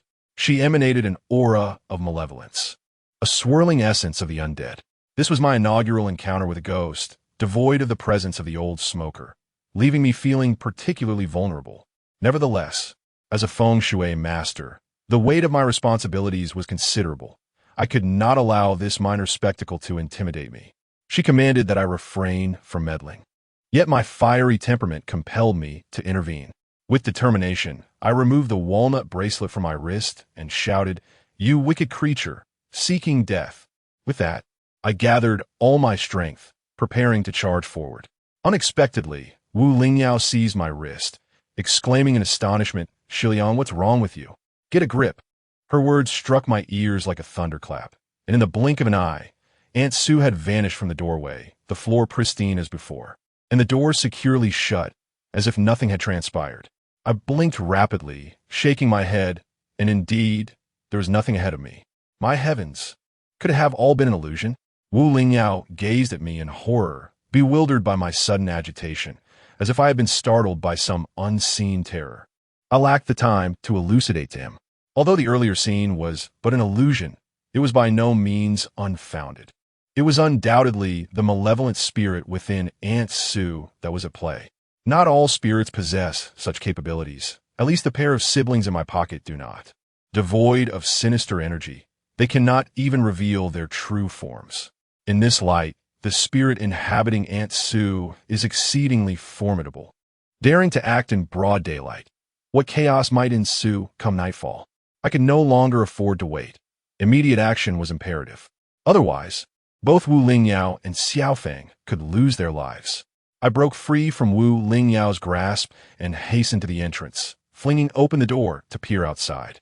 There stood Aunt Sue and Xiaofeng, their backs turned to me as they busied themselves in the kitchen, occasionally exchanging light-hearted banter, their faces adorned with smiles.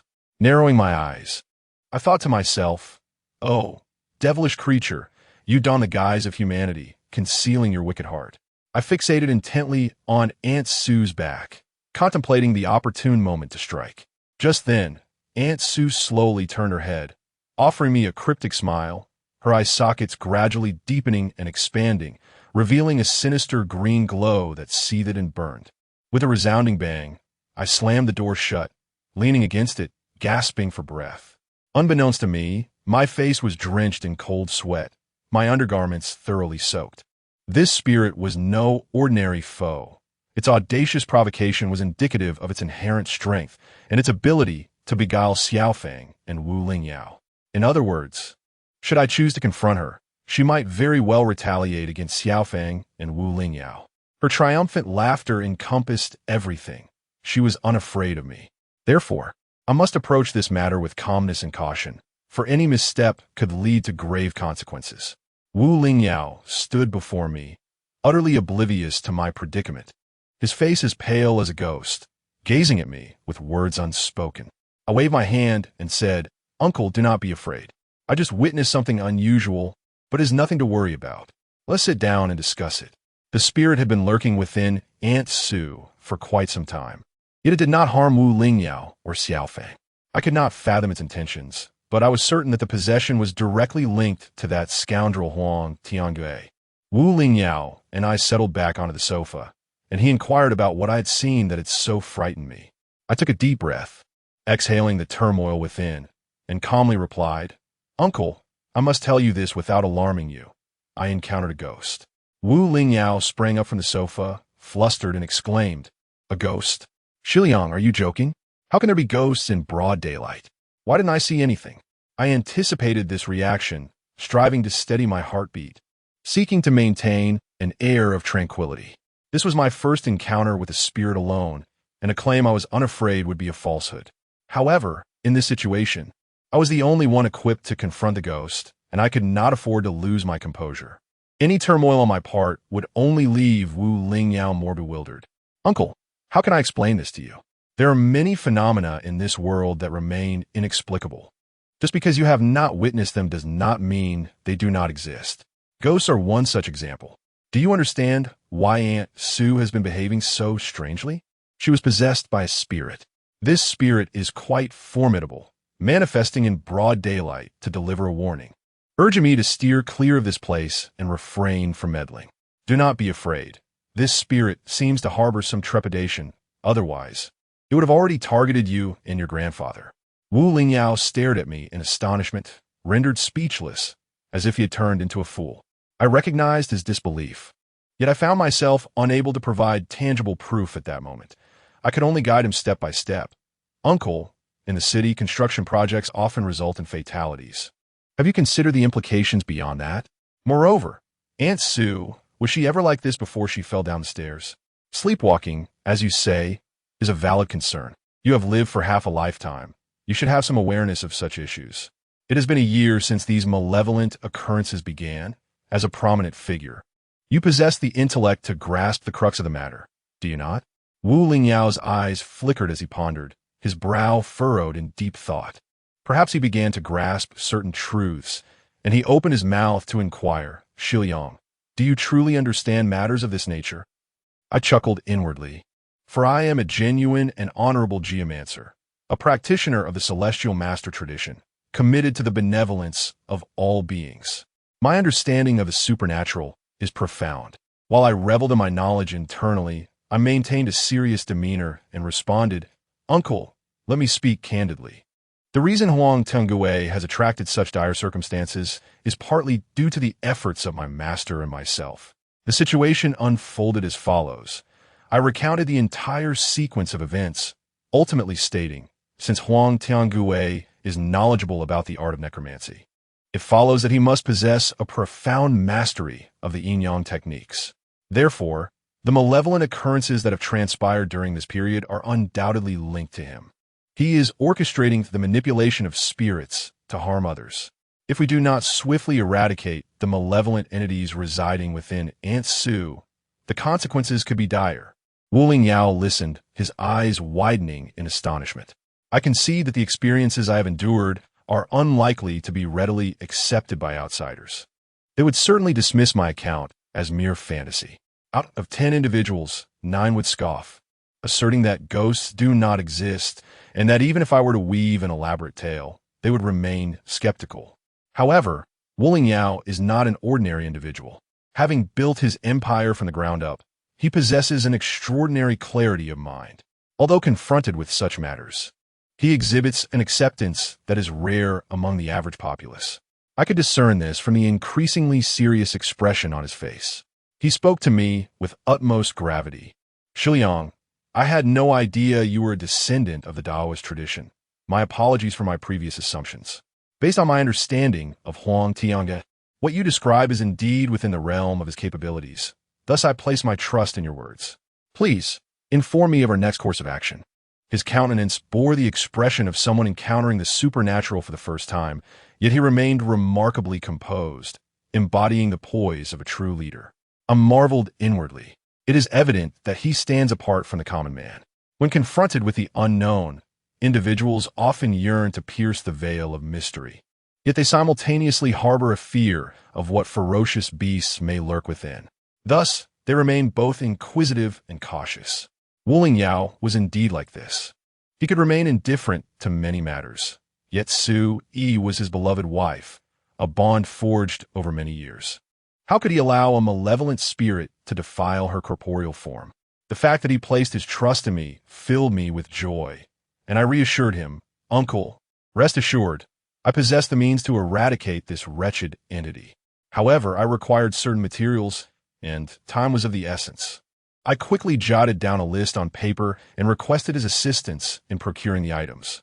Furthermore, I inquired whether he or Xiao Feng possessed any artifacts specifically designed to counteract such malevolent forces, perhaps protective talismans or the like.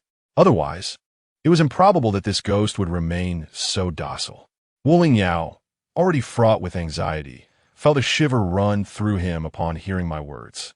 He instinctively placed a hand on his waist and retrieved a small piece of red cloth from his belt.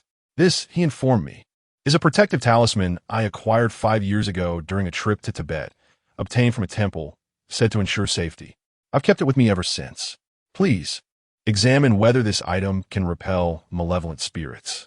I took the red cloth, unfolding it to reveal a yellow talisman folded into a triangular shape, bound with tree fibers.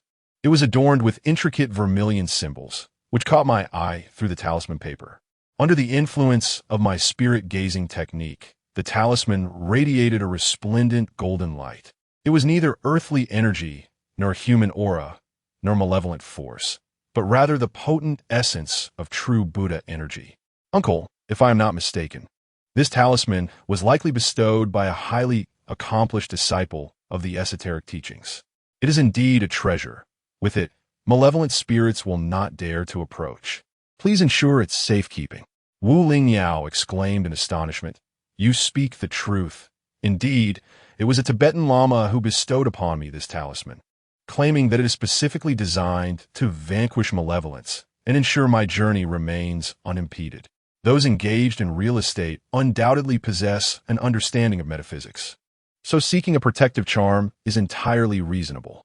It is precisely due to this talisman that my life has been safeguarded. I continued to inquire, what does Xiaofang possess? Wu Lingyao pondered for a moment before responding. She does not carry a talisman on her person. However, there exists a statue of Zhong Kuei in her bedroom. Given the orientation of her room, according to the 8 mansions theory, it confronts the 5 ghosts, hence I placed a statue of Zhong Kuei there. Joy filled my heart as I replied, Uncle, you truly are knowledgeable in this domain. That Zhong Kuei will prove invaluable. Since Aunt Sue's incident, she likely has not dared to enter Xiaofang's bedroom. Zhong Kuei, being the progenitor of ghost catchers, will undoubtedly aid us in our endeavor. Let's not linger. We must commence preparations for the materials at once. Before darkness falls, I vow to capture that accursed spirit. Wu Lingyao harbored no doubts regarding my intentions and inquired, what shall we utilize in Xiliang? Speak freely, and I shall prepare. Let us remain discreet and avoid revealing our intentions. I shook my head, offering a wry smile as I replied, our every action will assuredly be under the watchful gaze of that spirit. Yet, for the moment, it dares not act. As long as I proceed swiftly, there should be no issue. I require a total of 9 items. The beard of an adult male, egg whites. The urine of a prepubescent boy, incense ash, rice wine, a chicken comb, yellow paper, vermilion, and a brush. I can only provide the urine. The rest shall be your responsibility to procure. Chapter 39. The War Demon. Upon absorbing the provided materials, Wu Lingyao stood in a momentary stupor for 3 seconds, yet ultimately refrained from inquiring further, resolutely turning his attention to preparations. I could discern the tension within him as he exited the study with utmost caution, likely anticipating a rather intriguing internal dialogue when confronting Aunt Sue. I rose from the sofa, stretching my limbs, contemplating the considerable task ahead. I could not afford to remain idle, so I set about preparing the essence of youth. I diligently filled a teapot, then endeavored to calm my restless spirit, for I would soon be inscribing symbols, and agitation would serve no purpose. Before long, Wu Lingyao returned, carrying a tote bag. Aunt Sue inquired about his whereabouts, to which my astute father-in-law cleverly replied that he had forgotten something in the car and had merely returned to retrieve it. He then summoned Wu Jingfeng to the study. Wu Jingfeng entered, her hands dusted with flour from assisting Aunt Sue in making dumplings, her eyes wide in confusion as she looked between us, uncertain of the reason for her summons. I had already confided in Wu Lingyao. After all, Xiaofeng was still young, and the affairs of ghost hunting were not matters she should be privy to. The last thing we needed was for her to harbor psychological scars that could haunt her for a lifetime. Meanwhile, I quietly lamented. I had been introduced to the realms of Yin and Yang, as well as Feng Shui, at an even younger age. Yet that old chain smoker had never considered my emotional well-being. Wu Lingyao hesitated, unsure of how to broach the subject, so I took the initiative, forcing a smile as I said, "It is as follows. You experienced a fright yesterday. Today, you need not exert yourself. Why not take a moment to rest here?" Xiaofeng beamed sweetly. "It's fine, I'll finish quickly. By the way, are you jealous?" I squinted abruptly, reaching out to touch the nape of her neck, locating the Tianju acupoint and applying pressure. Xiaofeng rolled her eyes back and slumped softly onto the sofa. The Tianju acupoint is known to induce slumber, making it particularly apt for this critical moment. However, I was uncertain how long it would last. Wu Lingyao, agitated, exclaimed, "Xiliang, what are you doing?" "Uncle, it's nothing. I'm merely allowing Xiaofeng to rest for a while. Once she awakens, everything will be resolved." Wu Lingyao, taken aback, stammered, "What trickery have you employed?" A living person fell unconscious in an instant. My heavens, how many more abilities do you possess? He was astute enough to recognize that I would not harm Xiaofeng. Had my intentions been malicious, I would not have fought against the assailants yesterday. I managed a strained smile and replied, "Uncle, we possess numerous skills, which you shall come to know in due course. For now, you must assist me. We must hasten to fabricate weapons." "Weapons?" Wu Lingyao could no longer contain his curiosity and inquired, "What exactly are you planning?" Without further ado, I seized the tote bag and began extracting its contents. A bloodied rooster comb, a small packet of vermilion, a brush, a stack of yellow paper, several eggs, a bottle of rice wine, and a bundle of incense. "Where are the whiskers?" Wu Lingyao exclaimed, revealing a layer of stubble on his palm. "I just shaved them off. They're still fresh." Without hesitation, I tossed the whiskers into a teapot filled with urine, cracked the eggs to let the egg whites flow out, then secured the lid and shook it vigorously. Subsequently, I began to rinse the vermilion with these liquids, transforming it into a viscous substance, into which I squeezed the blood from the rooster's comb. At last, I picked up the brush, dipped it in vermilion, and prepared to inscribe the talisman. I preemptively instructed, ignite all the incense and arrange it according to the post-heaven bagua directions. With rice wine in my mouth, I shall spray it towards the 8 cardinal points, ensuring the entire room is enveloped in an intoxicating aroma. Wu Lingyao, sensing my urgency, suppressed his inner doubts and swiftly commenced the preparations. Well-versed in esoteric arts, he effortlessly arranged the post-heaven bagua. Soon, the sound of puff, puff, puff resonated, as the rich scent of alcohol permeated the air. The incense at the 8 positions, infused with the spirit, burned more rapidly, releasing tendrils of fragrant smoke, while ashes scattered gently. I nodded subtly, deeming this a success halfway. However, just as I was about to put pen to paper, the study door creaked open, and an eerie wind swept in.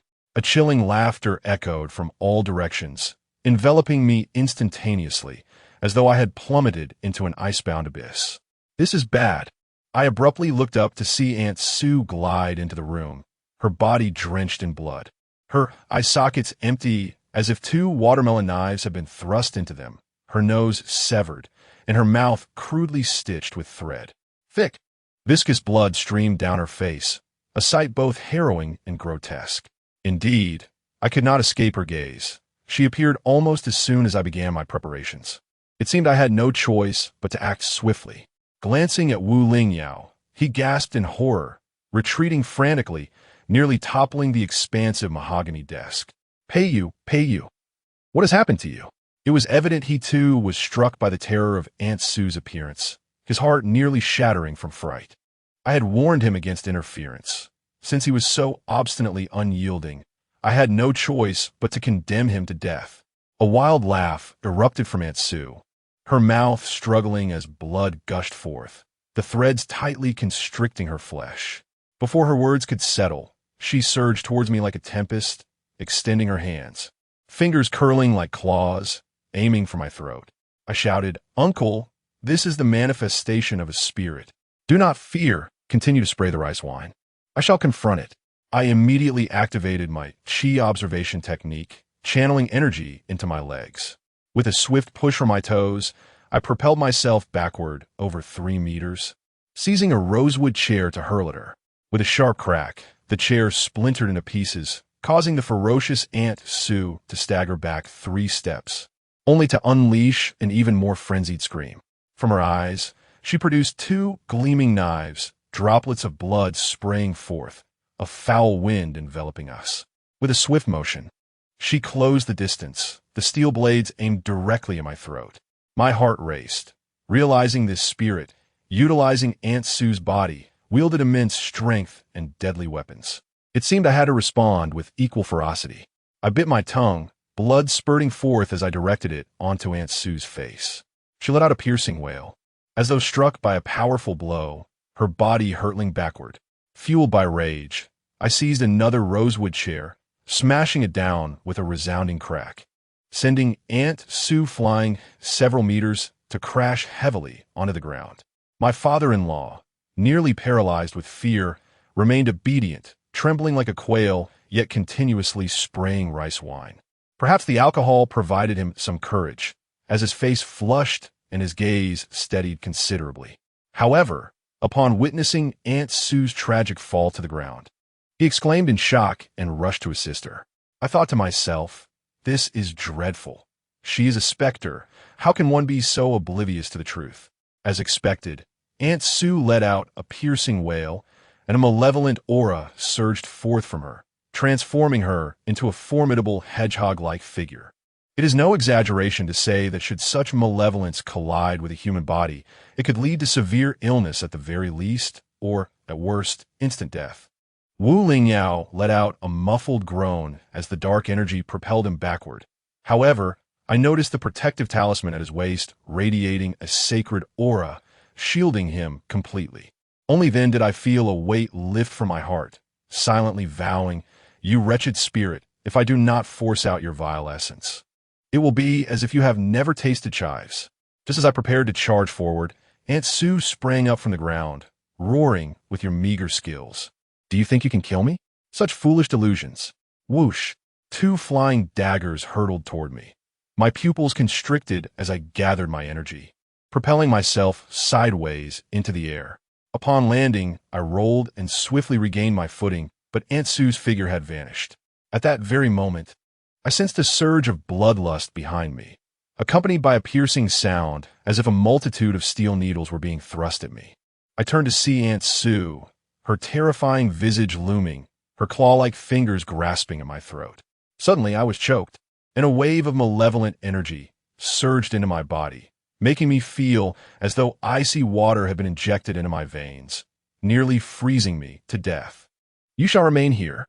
With great effort, I extended a hand, cradling a walnut bracelet in my palm, and pressed it firmly against Aunt Sue's chest. A sudden hissing sound erupted, followed by a billowing cloud of white smoke, as if I had seared her with a branding iron. Aunt Sue let out a wretched scream and was propelled backward, landing squarely in the fragrant array of the postnatal bagua. My eyes sparkled with realization. The moment had arrived. I swiftly darted to the coffee table, seizing a brush and setting it to the yellow paper with fervor, anxious that Aunt Sue might still possess some fighting spirit. I worked with remarkable speed, completing 8 spiritual talismans in the blink of an eye. I advanced towards her, while Wu Lingyao stood frozen, astonished, gasping for breath. The stench of alcohol reeking from him, as he had nearly emptied a bottle of rice wine. I thought to myself, well done, and directly affixed the 8 talismans onto the burning incense.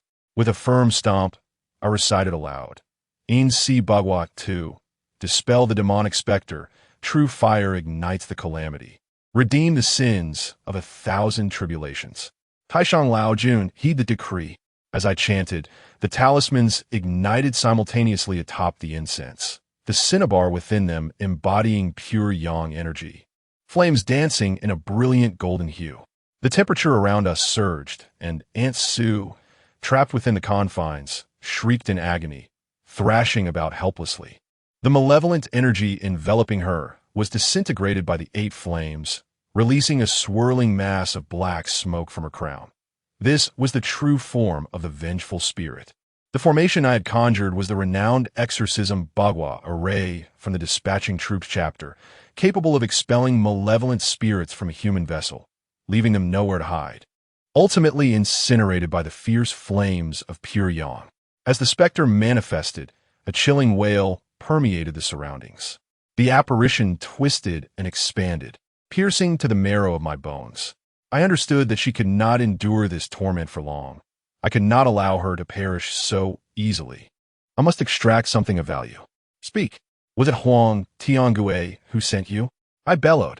The ghost had lost its form, pleading desperately, spare me, please. I am merely a wretched spirit raised by Huang Tiangue. I am compelled to obey his every command. Wu Lingyao outbid him, and thus he ordered me to wreak havoc upon the city's projects. Subsequently, he possessed Wu Lingyao's wife, intending to bring ruin upon their entire family. Yet, the father and daughter possessed protective means, and I accomplished nothing. Please spare me.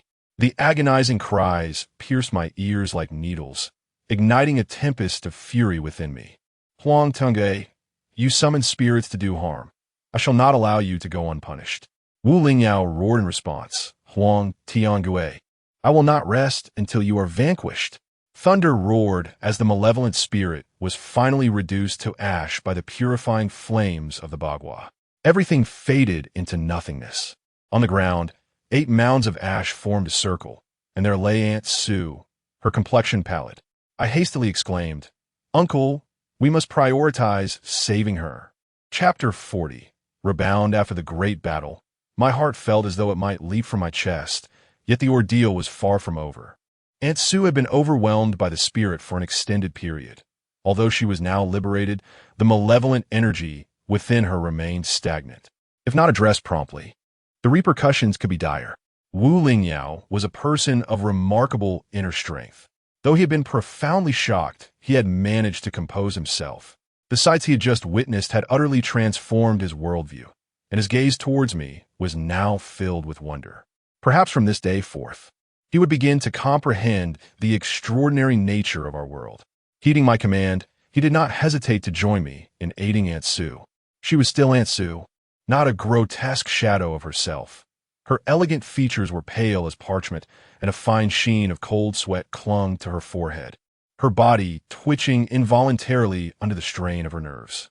I quickly knelt beside her, checking for her breath, which was faint and thread-like. Her condition was not optimistic. I promptly declared, Uncle, the human body has 3 vital points that connect the entire system, the yin tang and the soles of the feet. Since Aunt Sue is afflicted with malevolent energy, we must expel it. Let us act together. We shall use the incense ash to massage these 3 locations. Wu Lingyao harbored no doubt regarding my words. With urgency, he grasped a handful of incense ash and began to apply it vigorously to Aunt Sue's feet, while I recited the Sutra of Deliverance and traced circles with the ash on her yin-yang. Before long, Aunt Sue let out a soft groan, and wisps of malevolent energy began to emanate from her body, causing the temperature in the vicinity to plummet swiftly, making Wu Lingyao shiver. I insisted that we could not cease our efforts. We must wait until the malevolent energy had been entirely expelled. Wu Lingyao resolutely nodded, grasped the incense ash, and rubbed Aunt Sue's feet until they turned a vivid red. 10 minutes passed, and we were both drenched in sweat. I activated my energy observation technique and discovered that Aunt Sue's surface no longer released the malevolent energy, allowing a heavy weight to lift from my heart. Uncle, Aunt Sue is no longer in serious danger. Please prepare a bowl of honey water for her to drink. I will tidy up the study. Otherwise, when she and Xiaofeng awaken, they will surely notice something amiss. Such matters should remain discreet, lest your family be forever shrouded in shadows. Since we have the materials today, I shall draw a couple of talismans for the two of them, ensuring that such incidents do not occur again. Having spoken, I began to clear the debris of broken furniture, while Wu Lingyao busied himself in the kitchen preparing honey water for Aunt Sue. Half an hour later, the study was transformed and felt significantly more spacious. Aunt Sue awakened with a sense of tranquility, and I had also released Xiaofeng from her energy blockage. Xiaofeng, still in a daze, asked, "Weren't we making dumplings? How'd I end up here?" I smiled sheepishly and replied, "You must have been startled yesterday. A little rest is perfectly fine. Here, take this and keep it with you. It will help soothe your nerves." As I spoke, I handed Xiaofeng a triangular folded talisman. She furrowed her brow, examining it for a while with curiosity, before sleepily inquiring, "Is this a protective charm?" Wu Lingyao spoke, "Do not inquire too much. What Xiliang has given you, accept it graciously. If you feel drowsy, retreat to your room for some rest." As his words faded, Xiaofeng noticed her mother sprawled on the sofa and exclaimed, "What has happened to my mother? Why is she asleep?" Aunt Sue wore a perplexed expression. She had been in a daze for days, unable to comprehend her own condition. Upon seeing me, she furrowed her brow in recollection, as if she scarcely recognized me. I understood this to be a lingering effect of a spirit's possession, so I quickly reassured, "Aunt Sue is merely fatigued. A brief slumber will suffice." Afterward, I introduced myself. Aunt Sue glanced at Wu Lingyao and then back at me, managing to utter, "Oh, you are Chen Xiliang. When did you arrive? Why didn't your uncle inform me? What time is it? It must be nearing noon. Shall we dine at home or venture out?" She cast a sidelong glance at Wu Lingyao, silently questioning how she had fallen asleep there. Wu Lingyao, witnessing her recovery, erupted into laughter. "Do not fret. Xiliang is not a stranger. We shall have lunch at home. You two should rest without worry. I will prepare the dumplings with Xiliang." Alas, after toiling for so long, I must yet again take to the kitchen. There is no other choice. While I kneaded the dough, Wu Lingyao discreetly inquired, "Is Aunt Sue's health in jeopardy?" He could not recall what had transpired during this period. I nodded affirmatively. She only remembers falling down the stairs. The rest is but a vague outline, utterly beyond her recollection. You comfort her, deceiving her into believing she has suffered a head injury, which has left her in a state of confusion for some time. However, from today onwards, she shall be well. Wu Lingyao felt a surge of relief, as if two doors had swung open, and he chuckled.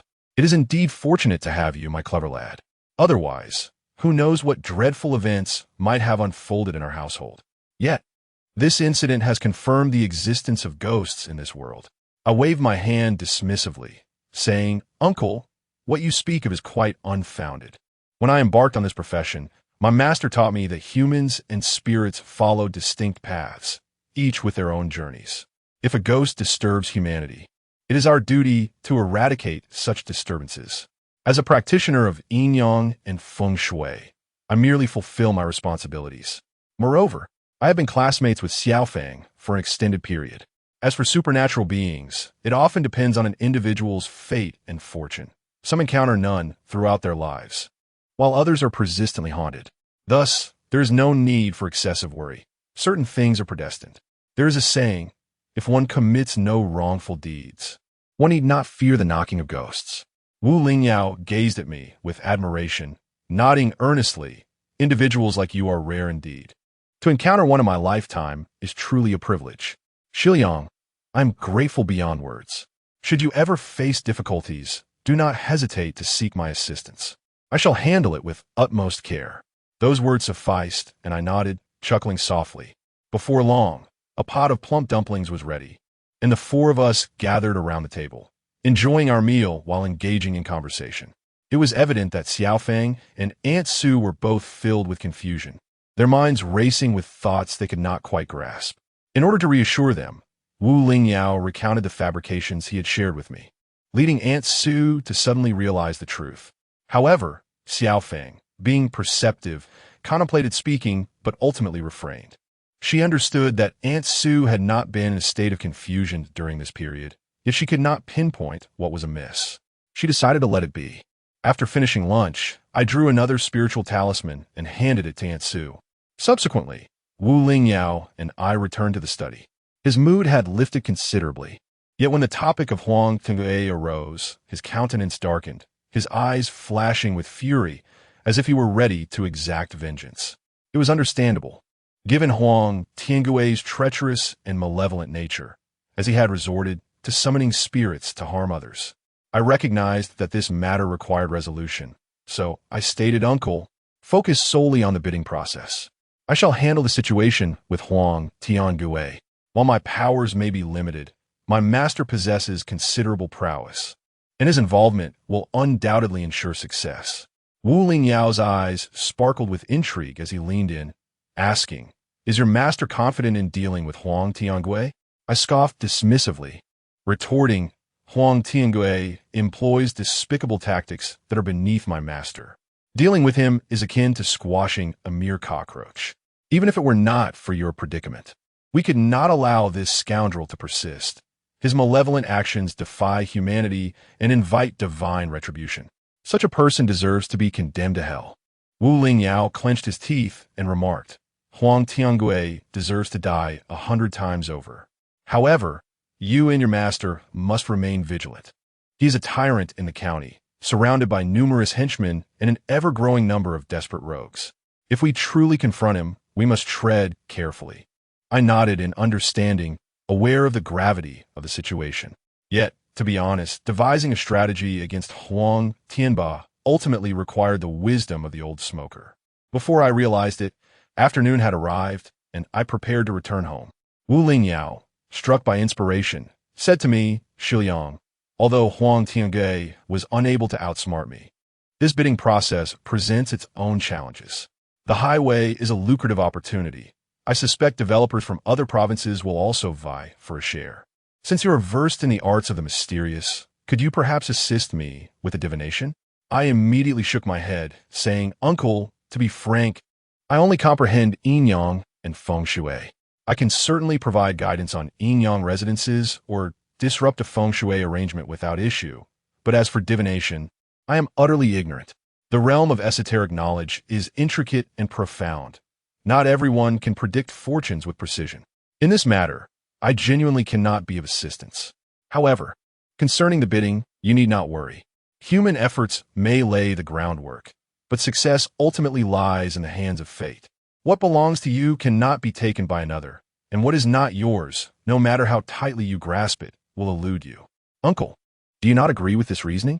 Wu Lingyao chuckled, "Xiliang, encountering you has truly broadened my horizons. You speak wisely.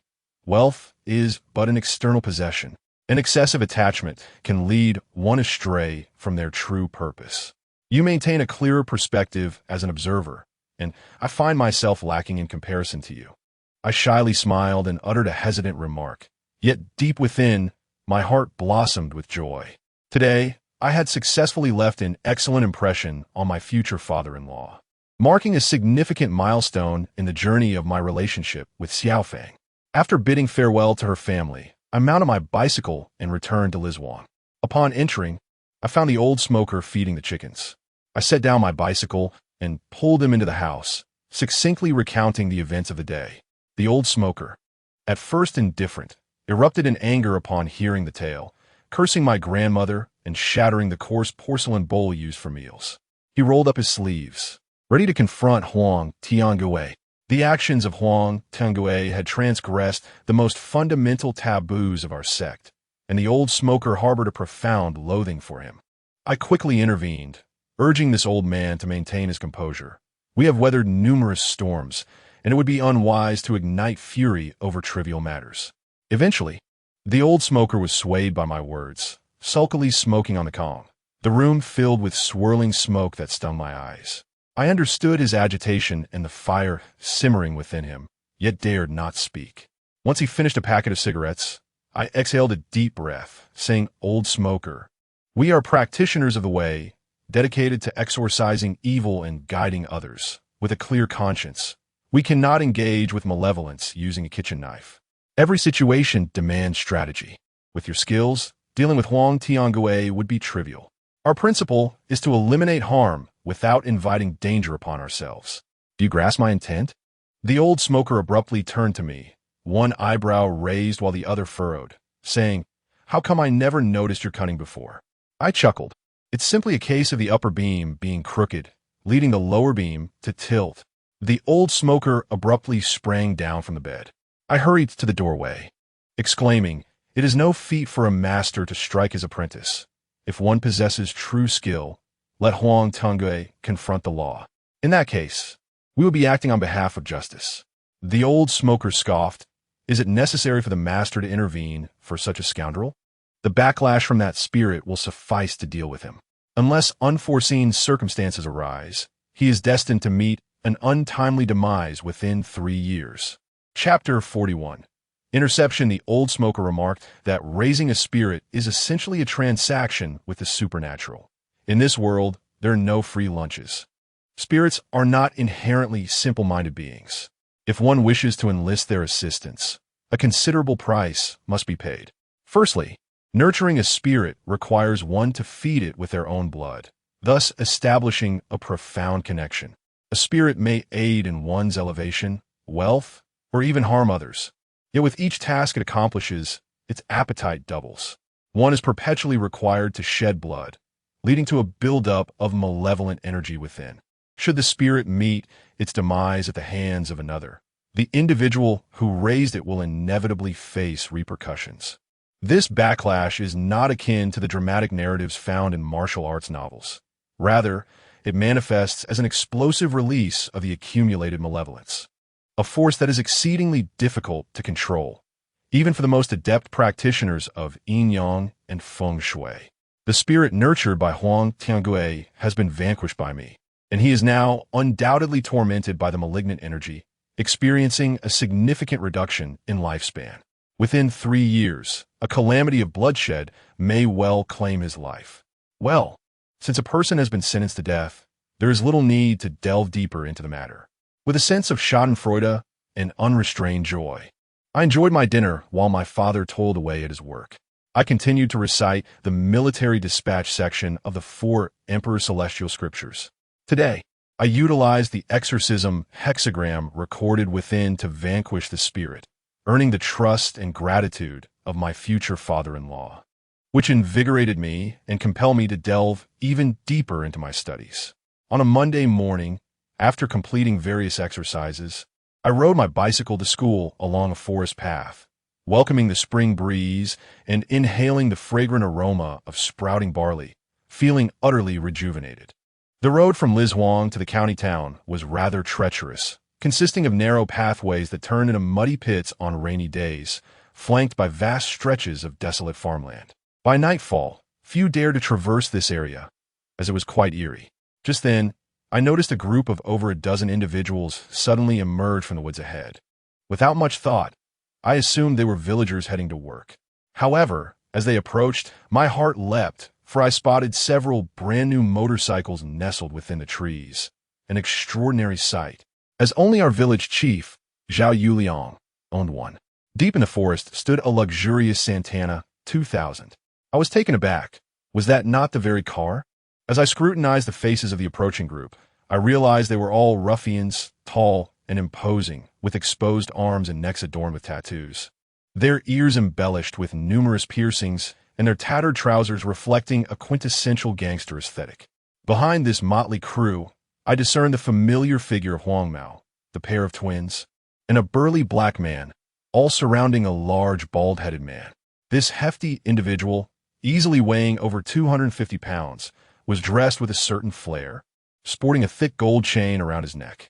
Out of his 10 fingers, 8 were adorned with gold rings, and he held a massive cigar between his fingers, waddling as he walked, reminiscent of a penguin. Upon closer inspection, the individual's complexion was deathly pale, with a bluish tinge to the area between the eyebrows, and 2 dark, cavernous eye bags resembling those of a giant panda. My heavens, I instinctively grasped the throttle, and with a sudden jolt, the rear wheel of my bicycle carved a trench into the dirt path. I came to a halt, astonished.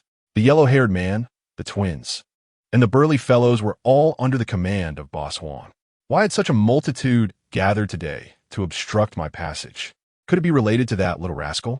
No, that was impossible. I had beaten him to the point of terror, and he would never dare to inform on me. Then it must pertain to the incident involving Wu Jingfang. On that day, I had kicked the yellow-haired thug, and he had rolled on the ground, undoubtedly recognizing me. Their blockade today was surely a premeditated act of vengeance. Moreover, their numbers were substantial, and I felt an overwhelming sense of danger engulfing me. Just as I was about to turn back, a group of over 10 ruffians surrounded me, shouting fiercely, "You little brat, let's see where you think you can run today. After repeatedly opposing us, we will put an end to you." In this desolate wilderness, they could easily dispose of me and bury me in the earth, undetected by even the highest authorities. These thugs were menacing, their eyes bulging and mouths twisted in fury, eager to tear me apart. I regulated my breathing, swiftly calming myself. Since escape was no longer an option, I decided to observe what tricks they might have in store for me. I stood resolutely, arms hanging by my sides, silent yet discreetly attuned to the flow of energy surrounding me. Every fluctuation, no matter its origin, registered in my awareness. A group of 4, led by a stocky fellow, approached, and the throng parted instinctively to allow their passage. How audacious of you! You've struck me twice, and today I shall personally ensure your downfall. The blonde-haired ruffian bellowed upon spotting me, launching a fierce kick in my direction. Bolstered by his companions, his bravado surged, and the force of his kick threatened to break my leg. Yet who was I? I had previously bested him twice. Today, I would not be outmatched. With a sharp intake of breath, I advanced rather than retreating, evading the blow while my powerful fist connected squarely with his knee. He let out a yelp, toppling to the side. I could not let him escape so easily. I seized his shoulder and yanked him back, crouching low as my elbow struck forcefully against his ribcage. A sharp crack echoed as several ribs succumbed to the impact, and the blonde emitted a howl akin to a slaughtered pig, slowly collapsing to the ground. The stout figure behind him widened his eyes, a palpable aura of menace radiating from him as he roared, "You little brat, you're ruthless. Finish him." There were no elaborate exchanges. It was pure chaos from the outset, for they had come seeking confrontation. This rotund adversary must surely be the infamous Boss Huang. Seeking death. Our YA group of ruffians swiftly encircled me, drawing gleaming daggers from their waists, poised to lunge at me. With the aid of my chi observation technique, I sensed a sudden shift in the atmosphere around me. The previously calm trajectories were abruptly severed, revealing the source of their impending strikes. In the face of such a life-and-death confrontation, my mind remained as tranquil as ice, devoid of even the slightest hint of fear. Perhaps I understood that in this critical moment, a mere flicker of trepidation or distraction could result in being pierced like a honeycomb by their blades.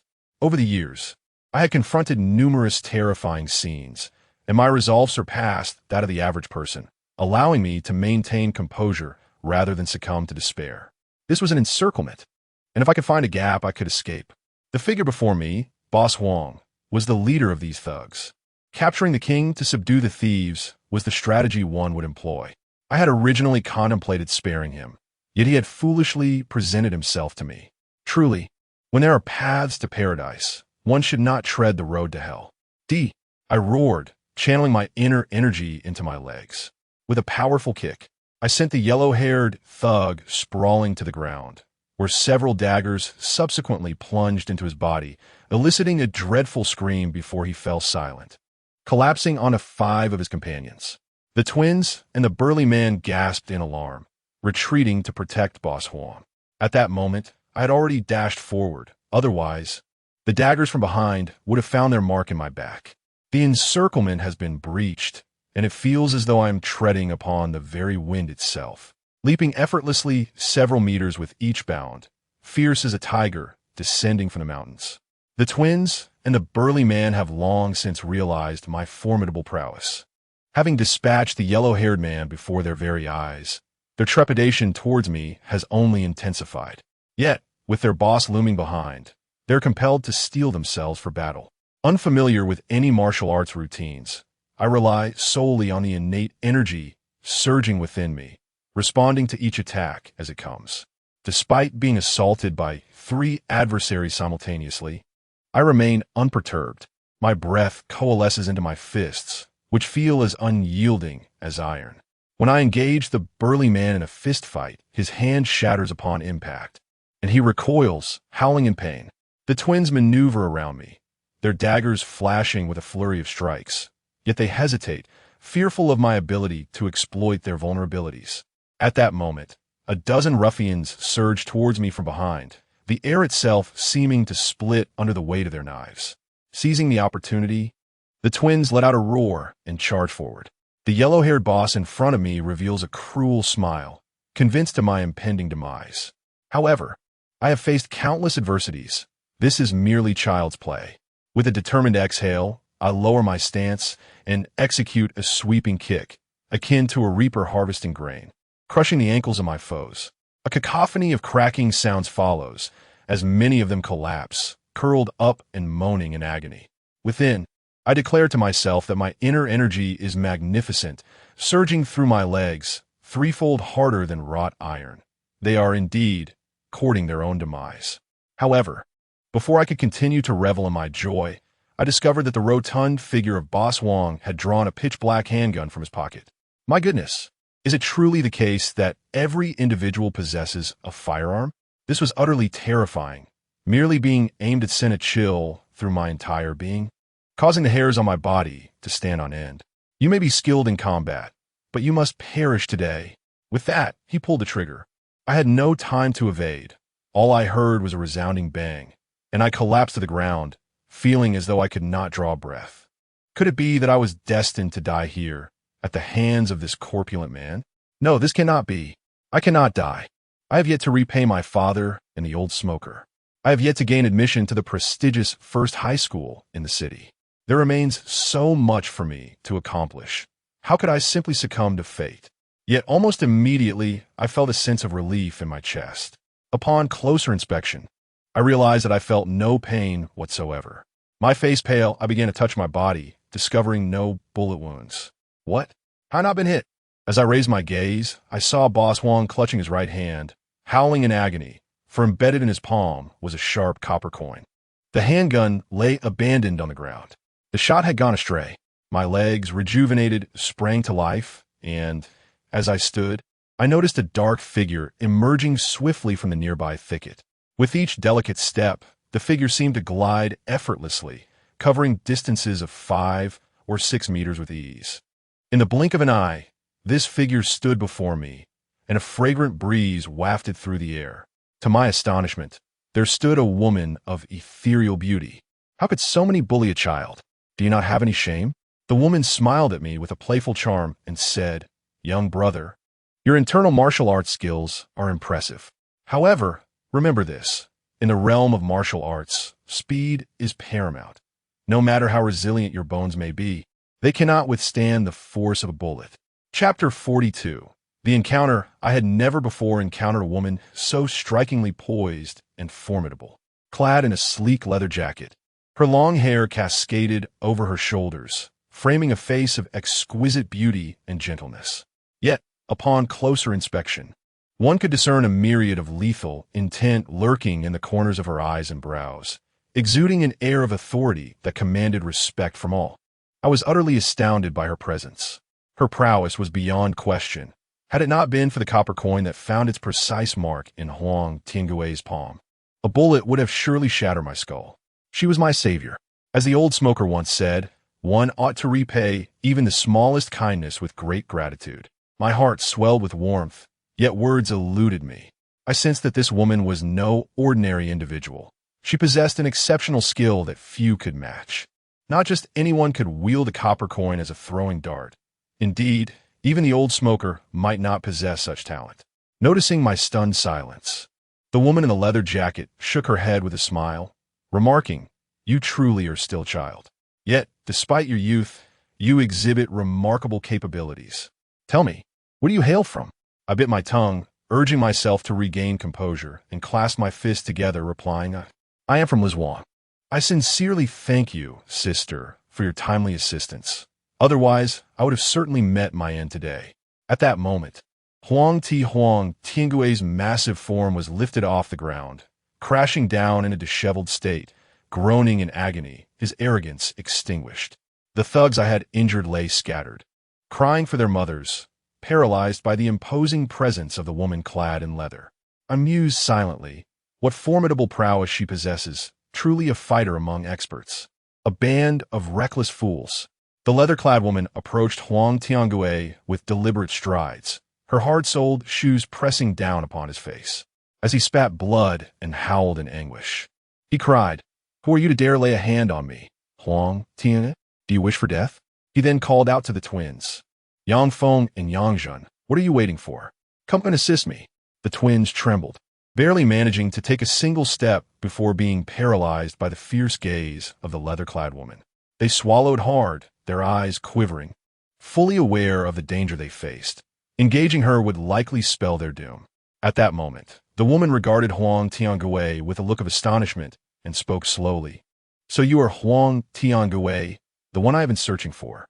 I never anticipated our meeting would unfold in such a manner." With that, she lifted her foot and commanded the twins, "Help him up. This is truly unfortunate."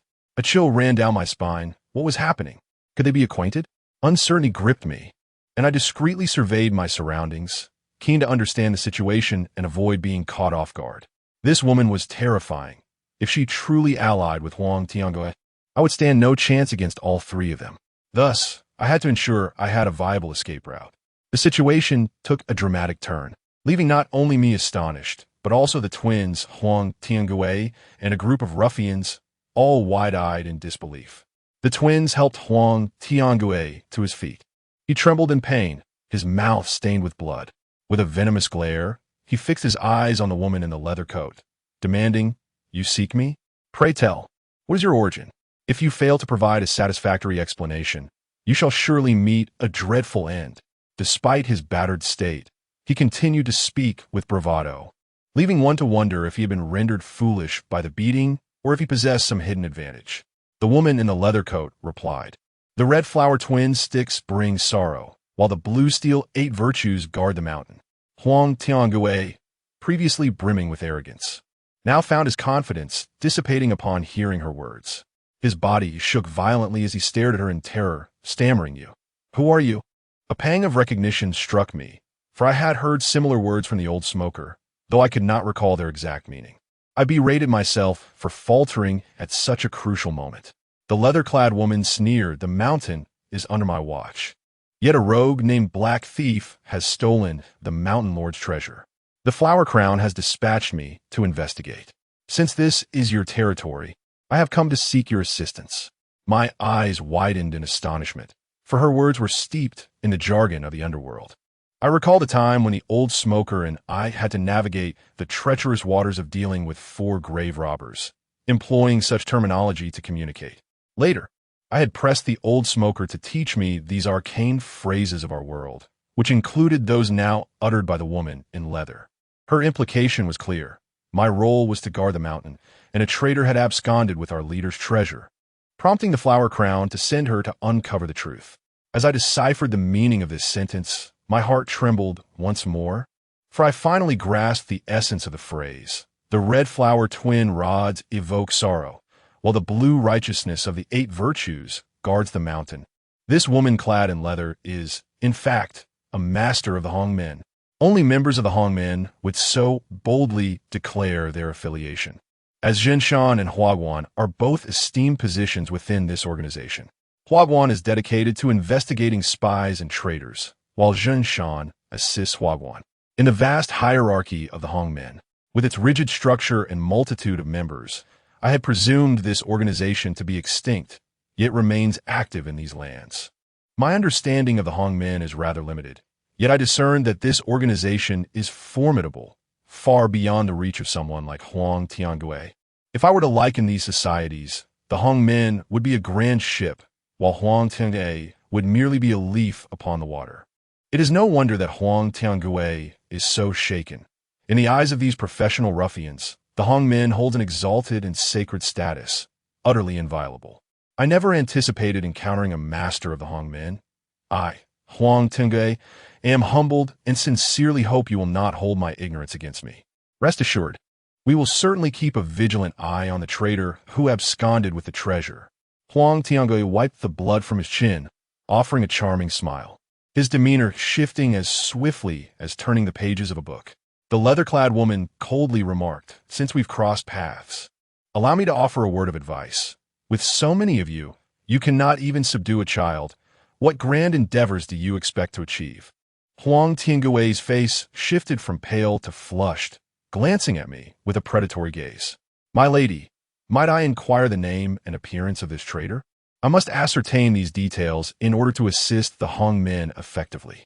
Huang Tiangui spoke humbly, and upon witnessing his deference, the woman in the leather jacket's expression softened considerably. She leaned closer, whispering in his ear, prompting Huang Tiangui to nod incessantly. Suddenly, he exclaimed in pain as a jet of blood erupted from his palm. The woman had extracted a coin embedded in it. With a playful smile, she turned to me and said, "Young brother, your internal energy skills are quite impressive for someone so young. My affairs are resolved, and I must leave, but I do not yet know your name." "Internal energy skills? Huh. My dear lady, what I possess is merely the art of energy observation, not any form of martial arts." Nevertheless, I replied with equal respect, "I am Chen Xiliang. May I inquire about your esteemed name? You have saved my life, and I shall surely repay this debt in the future." My words rang with a certain social grace, reminiscent of a seasoned veteran in the underworld. The woman's eyes sparkled with intrigue as she nodded. "Indeed, you are quite interesting. My name is Shui Weni. You may call me Sister Shui. We have ample time ahead of us. May our paths cross again.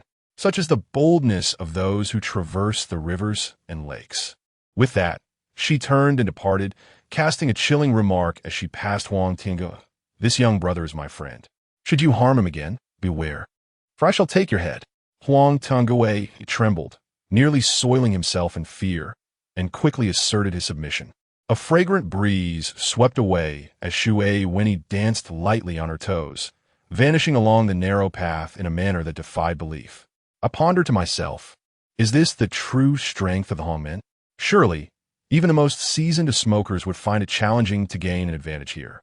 Huang Tiangui and his companions cast venomous glances in my direction, yet none dared to take action. They were well aware of the consequences of offending the Hongmen, and of course, my own prowess was not to be underestimated. Should they provoke me again, I would show no mercy. "Kid, consider yourself fortunate.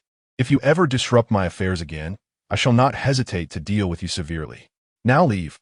I scoffed. "How audacious of you to act tough now. Just because Sister Shui has departed. Do you truly not realize your own limitations?" With that, I lunged forward, delivering a powerful kick that sent Huang Tiangui sprawling to the ground.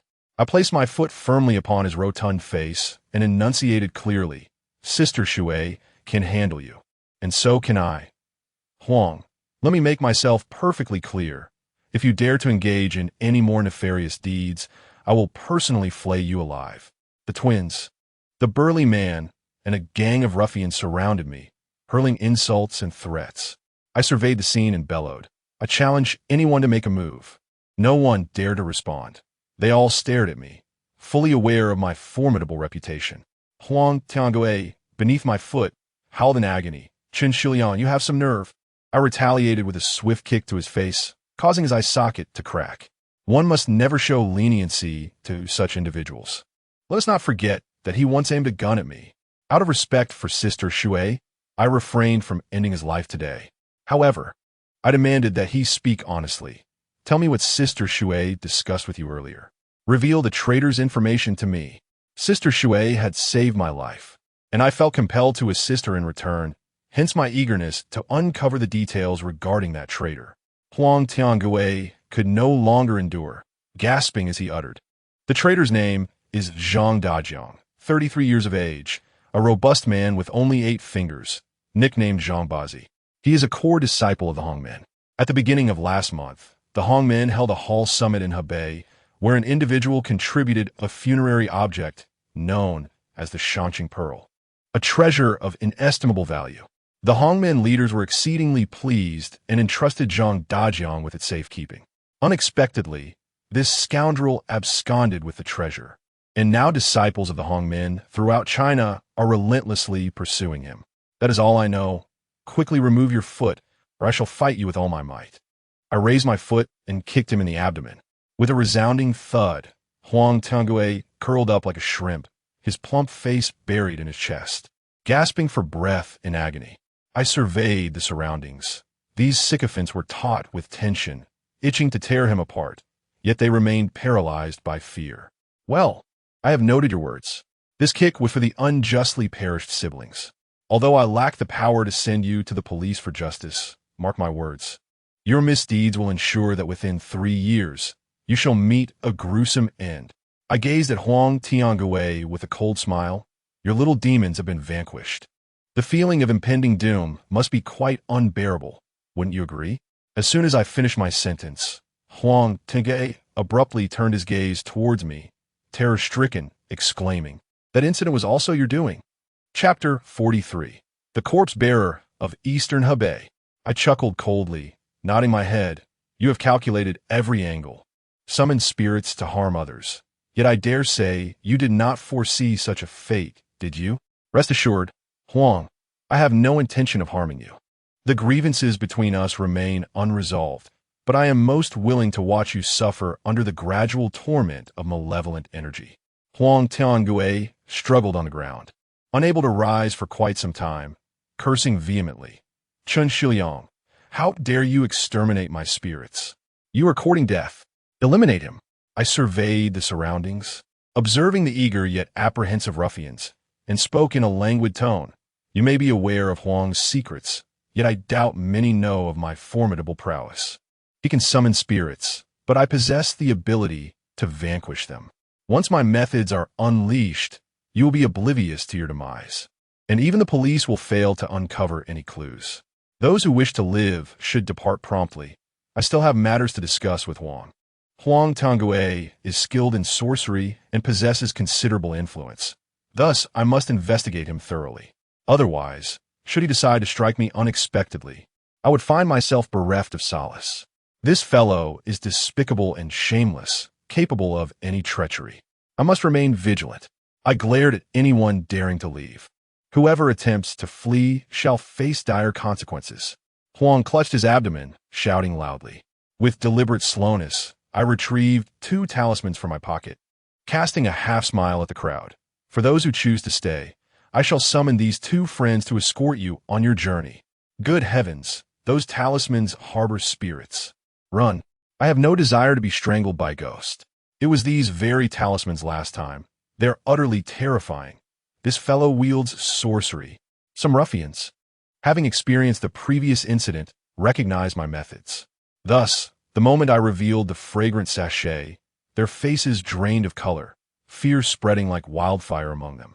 In the blink of an eye, this band of miscreants wilted, hastily lifting their injured companion from the ground and fleeing into the woods. The roar of motorcycles echoing as they sped away, each one faster than the last. Huang Fatty finally rose to his feet, hopping in agitation and cursing. You lot wait for me. He too wished to escape. Yet I seized him and coldly inquired, the matter remains unresolved. Where do you think you are going? Alone and confronted by my menacing presence, Huang Fatty had succumbed to despair, bellowing, What do you want to ask? My inquiry was quite straightforward. Who did you learn your sorcery from? How did you master the art of crafting life and raising spirits? I bent down and retrieved the handgun from the ground. It felt heavy, cold, and unyielding in my grip. I swiftly aimed it at Huang Tiangui's forehead. Speak the truth, or I shall end your life. After all, I am still a minor. I would not face the death penalty for murder. I jabbed the barrel forcefully against his temple, shouting, "Confess everything you know, or I will blow your brains out." My eyes reddened, a surge of both fresh grievances and old resentments flooding over me. Huang Tiangui deserved his fate, and my ferocity was genuine enough to completely intimidate him. Little brother, let us converse amicably. Do not lose your temper. Put the gun down. It is prone to misfire. Faced with the barrel pressed to his head, Huang Tiangui immediately cowered. In my mind, I mused that had this method proven effective, I would have long since picked up the firearm. Enough with the trivialities. Hasten to answer my question. Under my intense pressure, Huang Tiangui finally relented, yet the revelations he shared sent a shiver through my being, filling me with an extraordinary blend of curiosity and dread. It turned out that in his youth, Huang Tiangui was a corpse bearer from eastern Hebei. He hailed from the Wangzhuang region of Hebei, bordering Shandong, where his father was a renowned corpse bearer. Many have heard of the corpse transporters of Shaanxi, yet few are familiar with the practices of Eastern Hebei.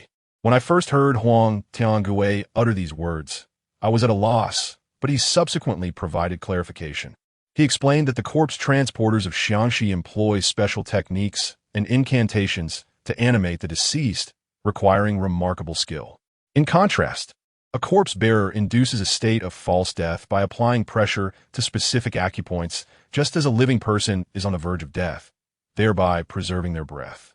They then carry the corpse to its destination, where the acupoint is released, allowing the individual to draw their final breath, thus marking their true demise. Typically, this destination is the individual's hometown, as many cultures emphasize the importance of returning to one's roots, asserting that one should ideally pass away on familiar soil.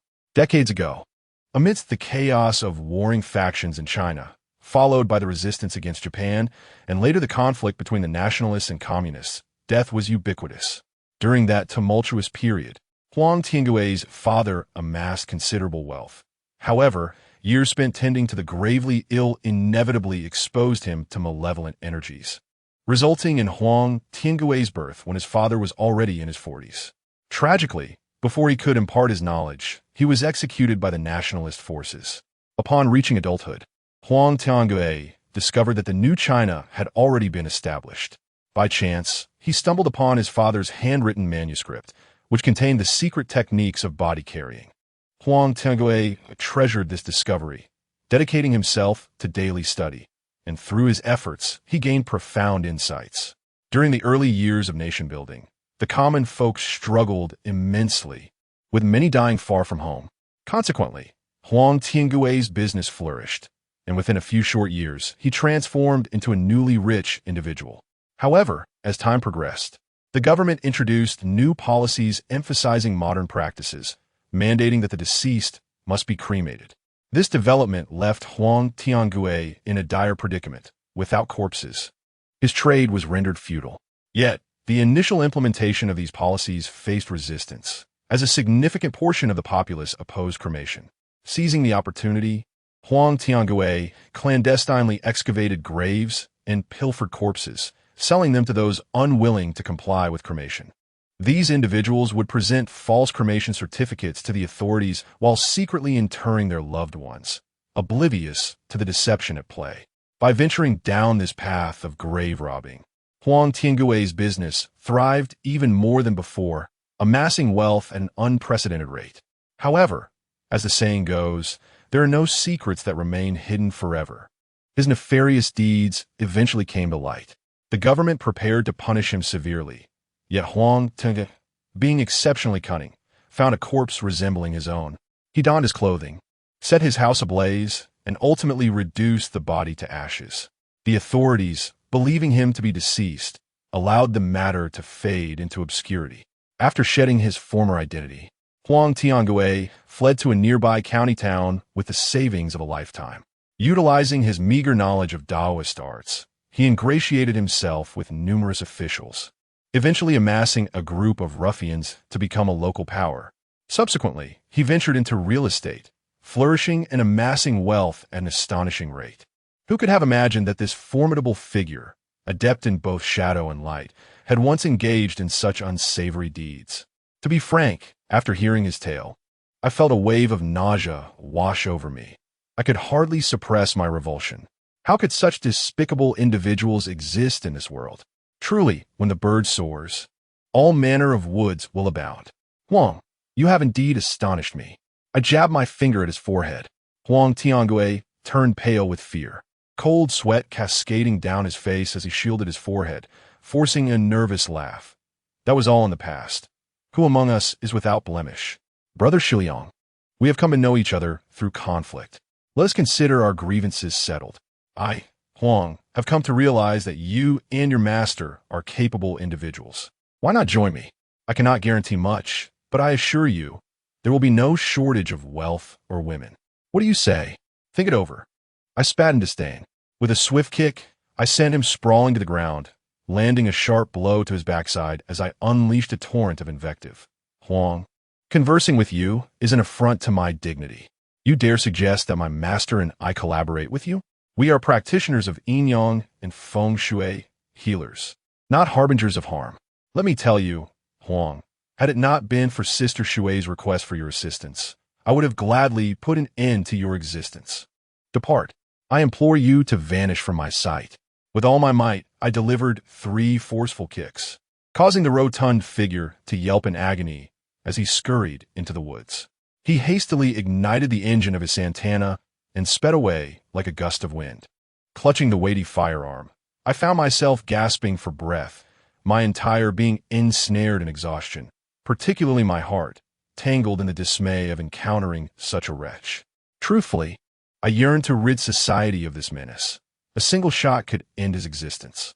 However, committing murder would be a crime, and lacking evidence to expose his nefarious deeds, I could not possibly invoke the spirits of the siblings to present them to the authorities. As the old smoker once remarked, the realms of the living and the dead must remain distinct, thus imposing limitations upon us, the practitioners of Feng Shui. The sensation of helplessness was utterly suffocating. Yet, in the next moment, I exclaimed in frustration, "What time is it? I shall be late for school. I must depart swiftly. Otherwise, the disciplinary officer, Xue Lingshan, will apprehend me. The consequences could range from standing in punishment to a summons from my parents. My father toils tirelessly as a carpenter to support me. I cannot burden him with further troubles. But what to do with the firearm in my possession? Should I simply discard it? No, it is a valuable tool, with significant potential for self-defense when necessary. However, carrying it on my person is impractical. After a moment of contemplation, I resolved to conceal it for the time being, intending to retrieve it when the need arises.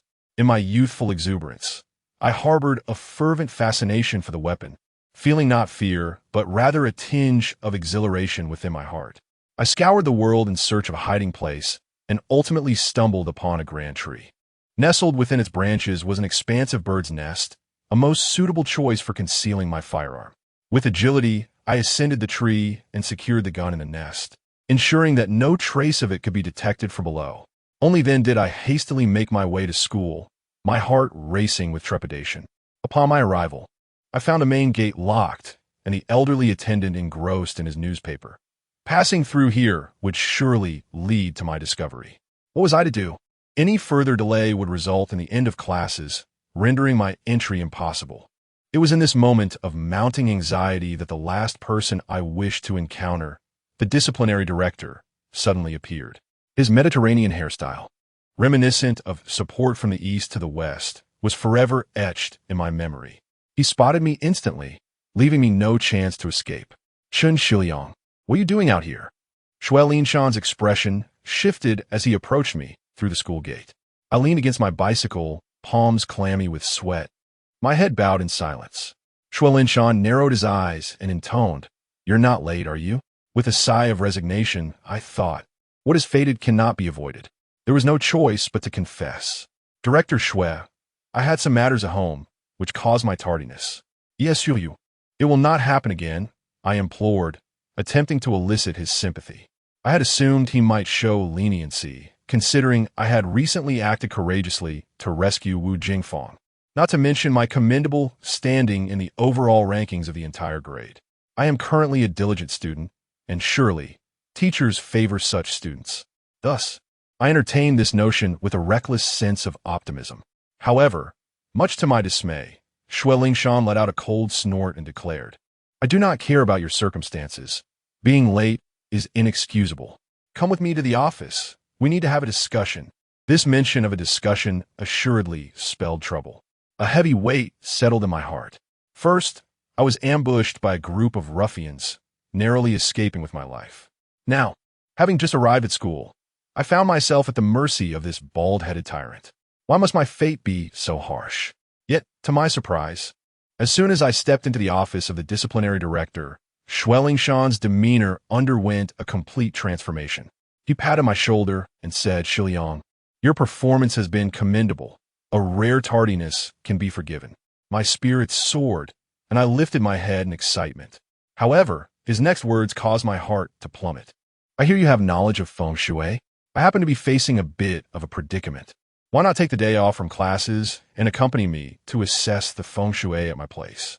Alas, fortune does not favor me. Chapter 44. Zhou Xiaohua. Upon hearing Xiliang's words, I felt an overwhelming sense of discomfort. This old fellow had appeared so official and businesslike earlier, yet now he revealed his true intentions. Akin to a fox exposing its tail, he sought my assistance in Feng Shui. His duplicity was palpable. Even when soliciting favors, he maintained an air of indifference. It was evident that if I did not acquiesce, he would undoubtedly cling to my tardiness as leverage. Is it really necessary? Your cunning is as convoluted as a honeycomb, leaving me drenched in cold sweat, and I curse you to lose every strand of hair. I felt a surge of frustration and, maintaining my composure, replied, "Director Shui, I do not possess extensive knowledge of Feng Shui. The rumors circulating at the school are greatly exaggerated, and you must not take them at face value. As for matters concerning your home, I genuinely find myself unable to assist." With a sense of helplessness, I lowered my gaze, my lips pressed tightly together. Xiliang glared at me, saying, "Chen Xiliang, what pretense are you putting on?" Both Teacher Zhang, who instructs English, and Teacher Yang, who teaches mathematics, have mentioned to me on numerous occasions that you have provided them with Feng Shui consultations, which proved remarkably effective. Why is it that you cannot assist me? He continued earnestly. If it weren't for the complexity of the situation, would I be compelled to discuss this with you? He scrutinized me intently and confessed, "To speak candidly, I hold dual roles. I am the discipline director at the school, and I have also established a fertilizer and agricultural machinery factory in partnership with relatives." However, my curiosity piqued. I immediately interjected, "But what? If you divulge that, how will it showcase your expertise? Let's embark on a journey together. If you can identify the flaws, it will be a testament to your skills. Next year, you will be facing the high school entrance examination. If you can assist me in resolving this matter, I assure you, you shall not be neglected." Xiliang dropped a bombshell. Still keeping me in suspense? It seems the situation on his end is indeed significant. My previous evasions were not due to a lack of willingness to intervene. After all, we are practitioners of Yin-Yang and Feng Shui, and evaluating Feng Shui is part of our duties. I merely sought to challenge him a bit, not anticipating that it would lead to the discovery of a major opportunity. Should I assist him in rectifying the Feng Shui? His aspirations of attending a prestigious high school would be even more attainable. I admit my motives are rather self-serving, for I must fulfill my commitments. However, one must acknowledge that nothing comes without a price. To receive assistance, one must offer something in return. After all, we are dealing with secrets of the universe. Without hesitation, I agreed to his proposal. At this, Xiliang revealed a smile, giving me a light pat on the back. "You crafty rascal. You won't show your hand until you see the benefits, but now that I've promised you something good, you've become quite lively." I responded with earnestness. The purpose of assessing Feng Shui is to create a better living environment for humanity, not merely to serve as a means of boasting. I am your student, and I shall not stand idly by when you are in need. This has nothing to do with personal gain.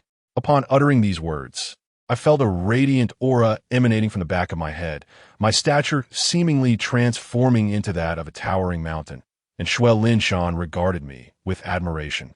Nodding in approval, he rode a motorcycle, colloquially known as an electric donkey, which sped along with remarkable swiftness. My father has long desired to purchase one, but financial constraints have held him back.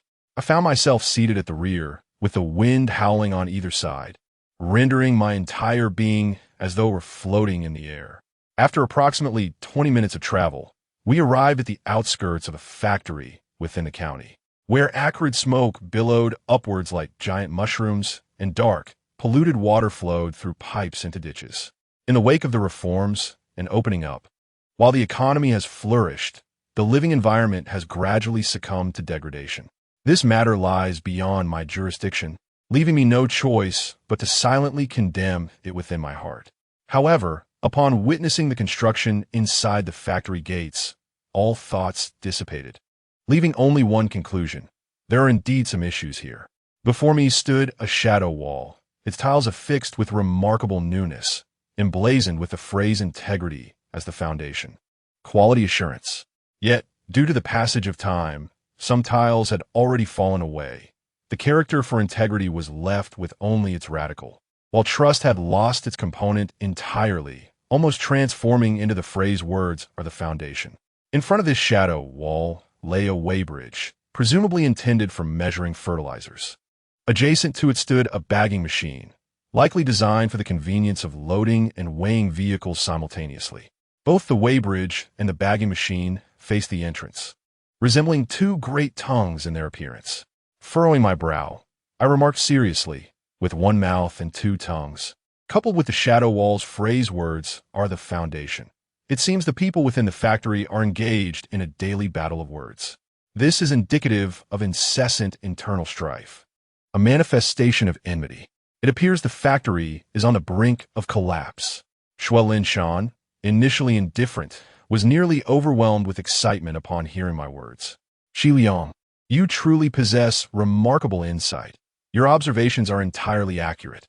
The factory is embroiled in constant internal strife, rendering business operations nearly impossible. With a single statement, I had him completely subdued, leading him to divulge all the details without reservation. This fertilizer plant was originally established by him, with an investment of 500,000 yuan. Subsequently, faced with economic difficulties, his father-in-law proactively provided an additional 100,000 yuan, thereby acquiring a stake in the enterprise. However, his father-in-law later insisted that the management rights be transferred to his eldest son, which Xue Linshan vehemently opposed. As he had two sons, entrusting the factory to the eldest would leave the younger one without any prospects. This disagreement ignited a fierce quarrel between the two families, significantly disrupting the factory's operations. Should this turmoil persist, the business might indeed face closure. Xue Linshan implored me, Xiliang, you must assist me in this matter. This fertilizer plant represents the culmination of my life's work and cannot be jeopardized over such trivial disputes. I found it perplexing that a director of discipline could amass 500,000 yuan to establish a factory. Yet, witnessing his distressed demeanor, I felt compelled to lend my support. Please reapply the tiles on the shadow wall, remove the weighing scale and bagging machine, and also take me to your office for a brief inspection. Having issued my instructions, I clasped my hands behind my back and strolled toward the factory. Xue Linshan beamed with joy, nodding vigorously. I will comply without fail. Xiliang, you must see for yourself. My office is located on the west side of the factory. Come with me, follow me. His previous demeanor had completely vanished, replaced by an expression of timorous caution. A lewd chuckle echoed in my mind. Yet as I passed by a certain factory building, my body suddenly stiffened. A thick, ominous aura wafted from the roof of the structure, more striking than the black smoke belching from a chimney. My goodness, how could there be such a malevolent presence here? Could it be that a vengeful spirit lurked within?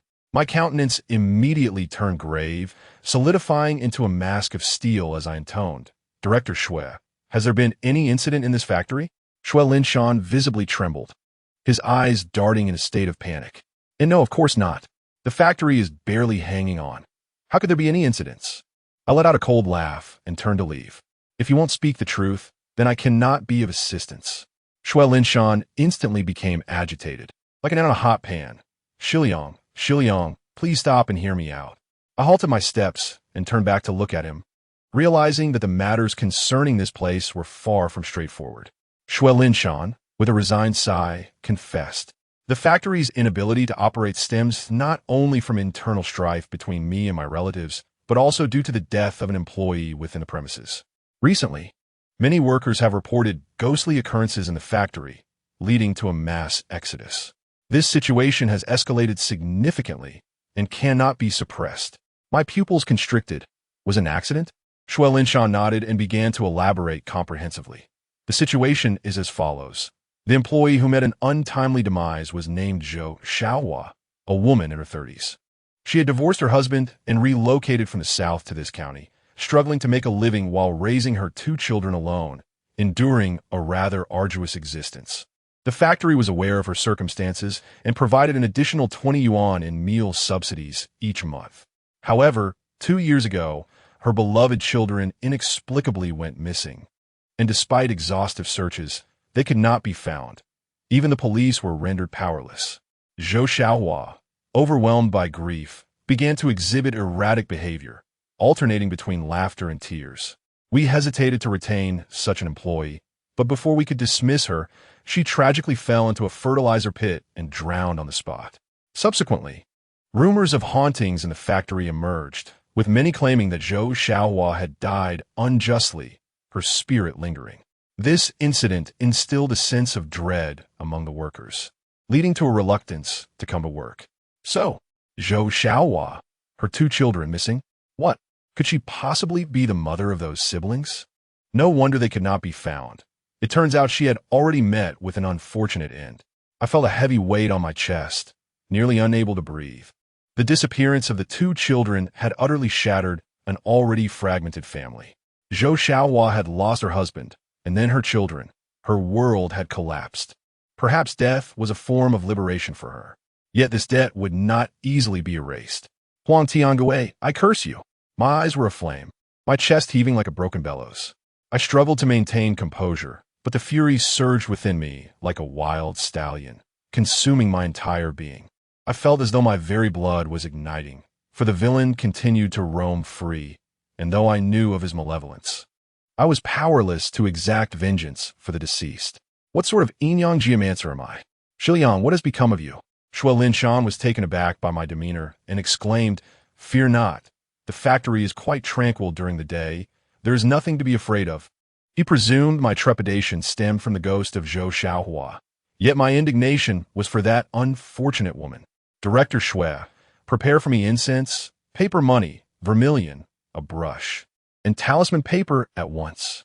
I finally quelled my emotions, reason triumphing over rage. This was not the time for confrontation, given the overwhelming malevolence emanating from Zhou Xiaohua's spirit. She was undoubtedly a vengeful ghost. To prevent innocent souls from suffering, I must subdue her. The realms of the living and the dead are disparate. As a Yin-Yang geomancer, I must ensure the safety of my domain. Director Shui's eyes widened in disbelief. Xiliang, what are you planning? I retorted sharply. What are you waiting for? I must capture Zhou Xiaohua's spirit. The malevolence here is too intense. If we do not act swiftly, it could lead to grave consequences far beyond the mere collapse of the factory. You can capture ghosts. I countered, I am not capturing a ghost. She is merely a sorrowful mother. I exhaled deeply, recalling my own mother, as night fell and the fertilizer plant concluded its operations. Director Shui securely locked the factory gates and hurried with me towards the workshop. His legs trembled uncontrollably, yet he remained more concerned about my solitary presence. After all, I was merely a student, and should any calamity occur, he would bear the weight of the responsibility. Upon entering the workshop, a pungent chemical odor assaulted my senses, prompting me to cover my mouth and nose as I advanced cautiously, with Director Shui shivering apprehensively behind me. At that moment, a sudden, mournful meow pierced the silence from outside the window, sharp and haunting, causing every hair on my body to stand on end. An ominous thought crossed my mind. That cursed feline cry could very well awaken the wrath of a malevolent spirit. Before I could even blink, I heard a disturbance ahead, the water rippling with a cacophony. And then, to my horror, a grotesque human head emerged from the depths of the fertilizer pool. Chapter 45. The disciple of exorcism. The factory was shrouded in darkness, yet I could distinctly perceive the subtle expressions on that person's head. The skin had peeled away, likely burned by the caustic chemicals in the fertilizer pit, leaving a grotesque mass of flesh and blood, with the stark whiteness of exposed bone. Her features and orifices were mere gaping voids, from which the chemical solution flowed in a ghastly manner. Her body continued to rise, ultimately standing amidst the fertilizer pit. Xiliang let out a piercing scream. "Ah, a ghost! A ghost!" He turned and fled in terror. A chill coursed through me as well. Yet I endeavored to maintain my composure. I had come here to subdue the malevolent spirit. I could not afford to flee like a frightened rodent. Summoning my courage, I shouted, "Zhou Xiaohua, I understand that you cannot find your children. Your resentment runs deep, and you are unwilling to depart. I am here to tell you that you're—" Before I could finish my sentence, Zhou Xiaohua let out a chilling laugh and surged forth from the fertilizer pit, her face a horrific tableau of writhing flesh, akin to a flower on the verge of blooming, lunging towards me. "How dare you interrupt my words?" I thought, as I hastily reached into my bag for a handful of incense ash, casting it forth while silently reciting the Sutra of Relief. However, upon encountering Zhou Xiaohua, the incense ash proved utterly ineffective. A wave of despair washed over me. Indeed, she had transformed into a vengeful spirit, impervious to ordinary means of subjugation. Zhou Xiaohua emitted a ghastly hissing sound, and a torrent of malevolent energy surged forth like a flood breaking through a dam as her decayed hand struck toward my shoulders. I cannot remain idle. Channeling my energy into my legs, I propelled myself backwards, simultaneously retrieving 3 talismans from my backpack. These were the Ghost Palace Collapse talismans I had crafted earlier in the afternoon, specifically designed to combat malevolent spirits. This powerful talisman from the Military Dispatch chapter is formidable, and I shall now test its efficacy. Within the 3 realms, I reign supreme. The fate of the Ghost Palace shall shatter and decay. Grand Supreme Lord, heed my command. With a flick of my wrist, I cast the 3 talismans into the air. A series of explosive sounds erupted, bang, bang, bang, as a surge of energy enveloped Zhou Xiaohua, who let out a piercing scream, her body propelled backwards like a cannonball. Humans possess destinies, and spirits have their ghost palaces. These 3 talismans are specifically designed to rupture the ghost palace of malevolent spirits. Akin to striking a serpent at its vulnerable neck, any malevolent entity would suffer grievous harm. Elation surged within me. The 4 Imperial Celestial Manuscripts Military Dispatch chapter truly did not disappoint. However, I refrained from seizing the moment to strike down a fallen foe.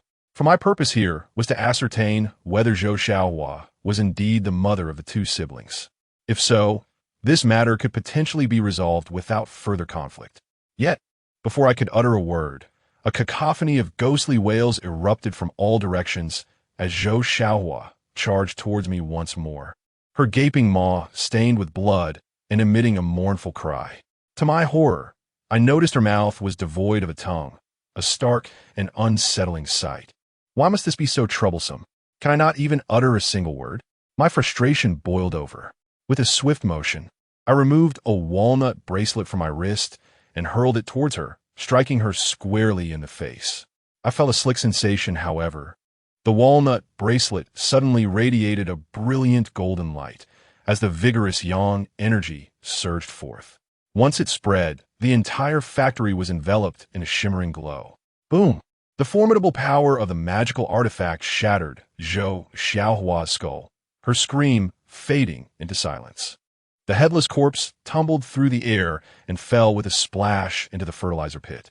The acrid chemical liquid splattered, and smoke billowed upwards. I fixed my gaze on that spot, gasping for breath, my clothes drenched in cold sweat. The vengeful spirit had suffered significant damage at my hands, its malevolent aura dissipating considerably, resembling a toothless tiger, no longer able to display its former arrogance. I hastened to the edge of the fertilizer pit, scattering large handfuls of incense, ash, in an effort to stabilize Zhou Xiaohua's spirit. Zhou Xiaohua, I said, I'm not here to confront you, but to reunite your family. Do you see what I hold in my hands? As I spoke, I produced 2 silk pouches, preparing to recite the incantation to summon the siblings. Just then, the fertilizer pit erupted violently, countless chemicals soaring into the air as a pair of decayed hands emerged from the caustic liquid, reaching towards my abdomen. What the hell? Could it be that these siblings were not her children? Why would they attack even after such words? I stifled a grunt, channeling energy into my legs to retreat. But at that moment, the factory door slammed open with a loud bang, footsteps echoing. I initially thought it was the coward Shui Lingshan returning. But when I turned to look, I was met instead by 2 towering figures. The factory was shrouded in darkness, obscuring their features. Yet I could ascertain with certainty that they were indeed human. Indeed, there are indeed foul entities, exclaimed the robust man on the left with palpable excitement. Meanwhile, the man on the right grumbled in a deep voice, Father, we must hasten. Our truckload of pork is still outside. If we lose it, Mother will surely flay your skin. Get lost. This is a matter for us men. Why should your mother be involved? It appeared they were a father and son duo, their thick northeast accents lending a humorous touch to their banter. Just as I was about to speak, the man who referred to himself as Lao Hu interjected, Young brother, you stand alone against this malevolent spirit, exhibiting some courage. However, this spirit has become quite formidable. Allow me, Lao Hu, to handle it. You should step aside for the moment. Before he finished speaking, he drew a butcher's knife from his coat, and in the dimly lit factory, a flash of brilliance emerged. A faint scent of blood mixed with grease wafted through the air, revealing him to be a butcher. An old smoker had once told me that malevolent spirits fear 3 types of people: evildoers, carpenters, and butchers. Butchers, steeped in the essence of death, carry a certain malevolence that even the most sinister spirits would avoid. At that moment, the headless corpse of Zhou Xiaohua soared into view, inexplicably targeting me. It infuriated me. It seemed that upon becoming a vengeful spirit, her mind had grown muddled. Even if she were the mother of the 2 brothers, recognition was likely beyond her grasp now. Thus, I decided to leave this to the butcher. Swish! The butcher's knife pierced through the air with a straight thrust, tearing through the atmosphere, and landed squarely upon Zhou Xiaohua's arm. With a sharp sound, her limbs were severed, the wounds smooth as a mirror. Yet, instead of blood, a chemical liquid gushed forth. Lao Hu charged forward with the knife, resembling a segment of an iron tower, as the butcher's knife danced in the air, rendering the surroundings impervious to intrusion. Zhou Xiaohua was systematically dismembered into fragments. I was secretly astonished. This seemingly ordinary butcher's knife inflicted immense damage upon a malevolent spirit, suggesting that countless creatures had perished beneath its blade. A piercing scream escaped Zhou Xiaohua's lips as her body was completely shattered, ultimately transforming into a shadowy mist that revealed her true form. She appeared as a weary woman, not particularly tall, yet her eyes and brow betrayed her resilience. The malevolent energy surrounding her was thoroughly dispersed, restoring her former consciousness. As she gazed upon the 3 of us, a flicker of panic crossed her eyes. Upon death, if one's grievances linger, they may coalesce into a vengeful spirit, and over time, evolve into a malevolent ghost. Zhou Xiaohua had been consumed by despair due to the disappearance of her children, her emotions stifled in her chest, leading to her immediate transformation into a vengeful spirit without undergoing a transitional phase. Such spirits are the fiercest and most troublesome. However, once the malevolent energy is dissipated, the ferocity of the ghost diminishes, rendering it a lost soul devoid of power. Zhou Xiaohua epitomized this predicament. As the saying goes, humans fear ghosts 3 parts, while ghosts fear humans 7 parts. Transformed into a wandering spirit, Zhou Xiaohua was exceedingly wary of the 3 living beings before her. Lao Hu bellowed fiercely, "You wicked creature! Today I shall make you taste the terror of losing your very soul, compelling you to emerge and harm no more." After speaking, He unexpectedly discarded the pig-slaughtering knife and produced a small drum from his bosom. Shaking it rhythmically from side to side, it resonated with a series of thuds, resembling a rattle. However, I noticed that the surface of this small drum was adorned with intricate runes, exuding an air of mystery. Old Hu, while shaking the drum, began to leap and chant. As the sun sets behind the western hills, every household secures their doors. Magpies and crows retreat to the woods, while sparrows and doves flee to the eaves. The main road is blocked for carts and vehicles, and the narrow paths are perilous for travelers. Of 10 households, 9 are locked tight, yet my door remains ajar. I raise my whip and beat the drum to summon the deities. I was utterly captivated. Under the influence of the divination technique, I witnessed a layer of silver radiance swiftly coalescing around his body, as if it were a celestial blessing, imbued with an ethereal essence. My goodness, this was a shamanistic ritual. Could it be that Old Hu was indeed a disciple of the shamanic tradition? The most formidable skill of a shamaness disciple is to invoke the presence of deities, and this shimmering silver light likely represented the power of the divine.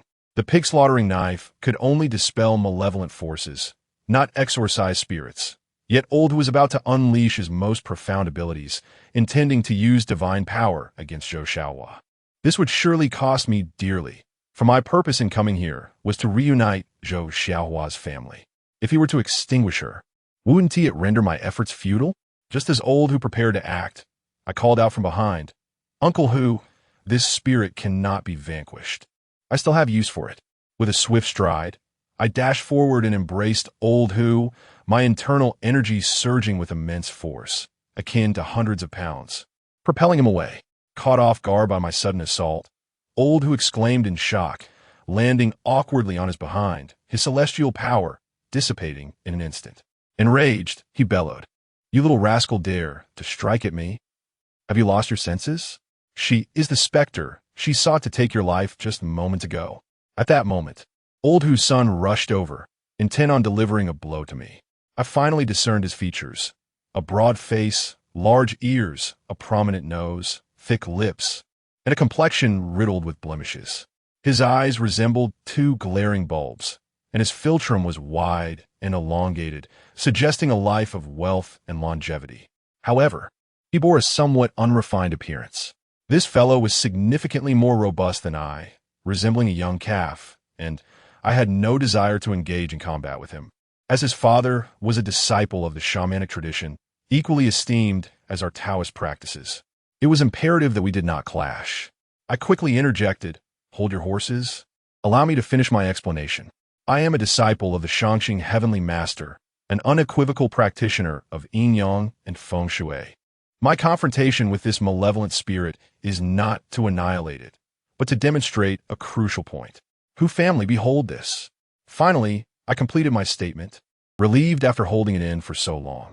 I raised my hand to produce 2 scented pouches, reciting an incantation, and a piercing wail echoed throughout the workshop. From the pouches emerged the spectral forms of a boy and a girl, who, upon spotting Zhou Xiaohua, immediately lunged towards her. Mother. Chapter 46. The moment of departure, the spirits of the brother and sister plunged into Zhou Xiaohua's embrace, leaving her momentarily stunned, silent for a full 3 seconds, before she erupted into heart-wrenching sobs. "Wang Chong, Wang Qian, how could you? Mom, we miss you so much." The siblings' forms nearly merged with Zhou Xiaohua's. Her cries, filled with raw agony, pierced the stillness. She had awoken to the painful realization that her beloved children were also spirits, that they too had perished. For 2 long years, the torment of their absence had gnawed at her, a heavy burden of resentment weighing down her heart, rendering her nearly lifeless. Initially, she had clung to a fragile hope that her children would return, yet this reunion had manifested in an entirely different guise. They were gone, all gone. In life, they had been torn apart, yet in death, they found solace in each other's presence. It was a profound conundrum. Was this a blessing or a tragedy? While spirits shed no tears, the sound of their weeping struck like a cruel blade, deeply embedding itself in my heart. Observing this family's reunion, I found myself unwittingly awash in tears. As the saying goes, People experience joys and sorrows. Just as the moon waxes and wanes, some things remain beyond our grasp. As a practitioner of Yin-Yang and Feng Shui, I may have achieved a semblance of perfection in my endeavors, yet why was I engulfed in such sorrow? In this world, a family of 3 had vanished, replaced by 3 wandering souls. They possessed thoughts and souls of their own. Perhaps having reached this juncture, they cared little for the distinction between life and death. The mere ability to meet, to be together, was a profound grace. In a moment of clarity, I seemed to grasp a truth. In this life, there are indeed some things that hold greater significance than mere existence.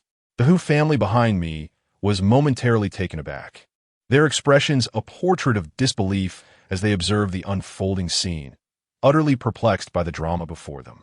I wiped my face, cleared my throat, and cast aside the chaotic thoughts that clouded my mind. Calmly, I articulated the truth. I could not keep Zhou Xiaohua in the dark. Despite the tragic fate that befell her and her brother, as a mother, she had the right to know. Bowing my head, I uttered solemnly, Huang Tiange deserves his fate. Yet as a practitioner of Yin-Yang and Feng Shui, I cannot contravene the natural order of life and death. The wrongs he has committed will inevitably exact a heavy toll on him. I hope you can release the resentment in your hearts and embark on your journey to the place you are meant to go. As my words settled, the 3 of them knelt before me, their heads touching the ground in reverence. With a voice tinged with sorrow, Zhou Xiaohua expressed her gratitude, saying, "Thank you, sir, for reuniting our family. You are right. Evil deeds beget retribution. Now that we have passed, it is time for us to reincarnate and not linger in this world. It is no longer our home." I exhaled a deep, heavy sigh, gazing at the siblings with a bittersweet smile. No matter my abilities, all I could do was guide them away. I could not summon them back. Go forth. Huang Tiangue will inevitably descend to accompany you in death. I finally released my grief in tears, vowing, I swear. Then, I lit incense and burned paper money, binding the 3 of them with a specially crafted red thread. I recited the Sutra of Deliverance, and with a single flame, consumed the red thread until it turned to ashes. In that moment, their spirits shattered, and I beheld the 2 children waving goodbye to me, their faces radiant with smiles. I rushed forward, but my hands grasped only emptiness. They have vanished, disappeared, and within the vast factory, one could hear a pin drop. They have departed to another realm. I have vanquished malevolent spirits and dispelled evil forces. Yet I never anticipated that guiding souls to their final journey would evoke such an emptiness, akin to the sensation of losing something precious. As I gazed through the factory's window, I beheld a sky adorned with countless stars. An elder once told me that upon death, one transforms into a celestial star. I pondered what form the 3 of them had taken in the heavens. Just as I was engulfed in melancholy, a large hand clapped upon my shoulder, startling me. It was old Hu, the very man I had thrown to the ground. With utmost seriousness, he remarked, "Young man, I never imagined you were in the same line of work. Your actions were commendable. Had it not been for your intervention, I would have committed a grave mistake. That scoundrel Huang Tianguai, I yearn to turn him into mincemeat." Old Hu's son was taken aback to discover that I was a practitioner of Yin-Yang and Feng Shui. Yet he sensed within me a profound respect for life. Thus his gaze towards me brimmed with admiration. After departing from that place, the 2 of them found a tricycle parked beside the fertilizer factory, laden with pork. Old Hu explained that they had just finished selling meat at the market and were on their way home to rest, but upon arriving here, they sensed a surging malevolence emanating from the factory, prompting them to disregard all else and venture inside to catch ghosts. Bathed in the luminous moonlight, I observed that Old Hu had grown more rugged, with a leopard-like visage, piercing eyes, and a thick beard. His breath resonated like a great bell. Meanwhile, Old Hu's son, though robust in stature, bore the unmistakable features of youth, likely around my age, appearing somewhat dazed, akin to a block of stone. However, I hold a deep admiration for the demeanor exhibited by the duo, particularly for the elder, who has not tarnished the esteemed reputation of the shamanic disciples. He embodies integrity and fortitude. Upon parting, I learned that the elder's name is Hu Jiefeng, residing in the eastern part of the county at Sunjiaji, while his son is named Hu Jianquan, A rather amusing moniker indeed. Once they departed, I found myself in a predicament. Xiliang, that coward, had fled, leaving me stranded in the darkness of night. My father would undoubtedly worry upon my late return. I hastened along the road, my physical conditioning from the past 2 years proving beneficial, particularly my lung capacity. I regulated my breath to the point where even a dog could not catch up to me. After running approximately 2 miles, I noticed something shimmering in the nearby ditch. Upon closer inspection, I discovered an overturned motorcycle next to which lay a person. The individual had a shiny bald head, and his hair seemed to be in disarray. To my astonishment, it was none other than Xiliang. How had he ended up in the ditch? I could not stand idly by, so I quickly descended into the ditch and managed to extricate both him and the motorcycle.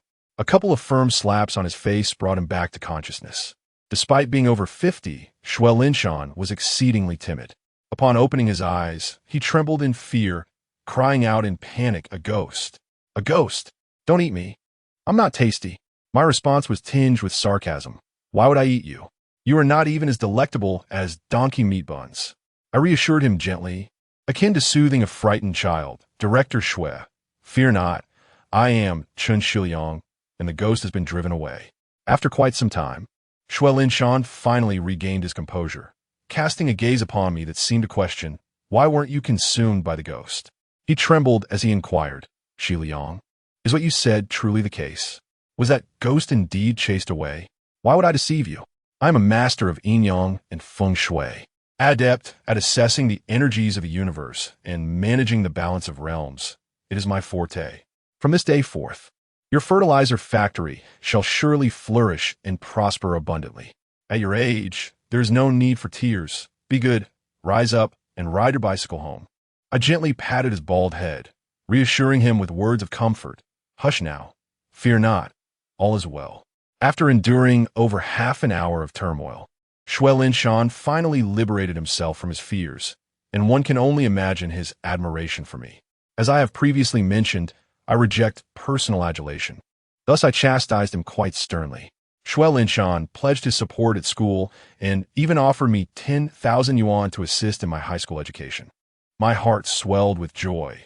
10,000 yuan was a substantial sum at that time, enough to construct 5 large tiled houses in the village, enclosing a courtyard for merely 5 or 6,000. However, when it came to matters of money, I found myself hesitating.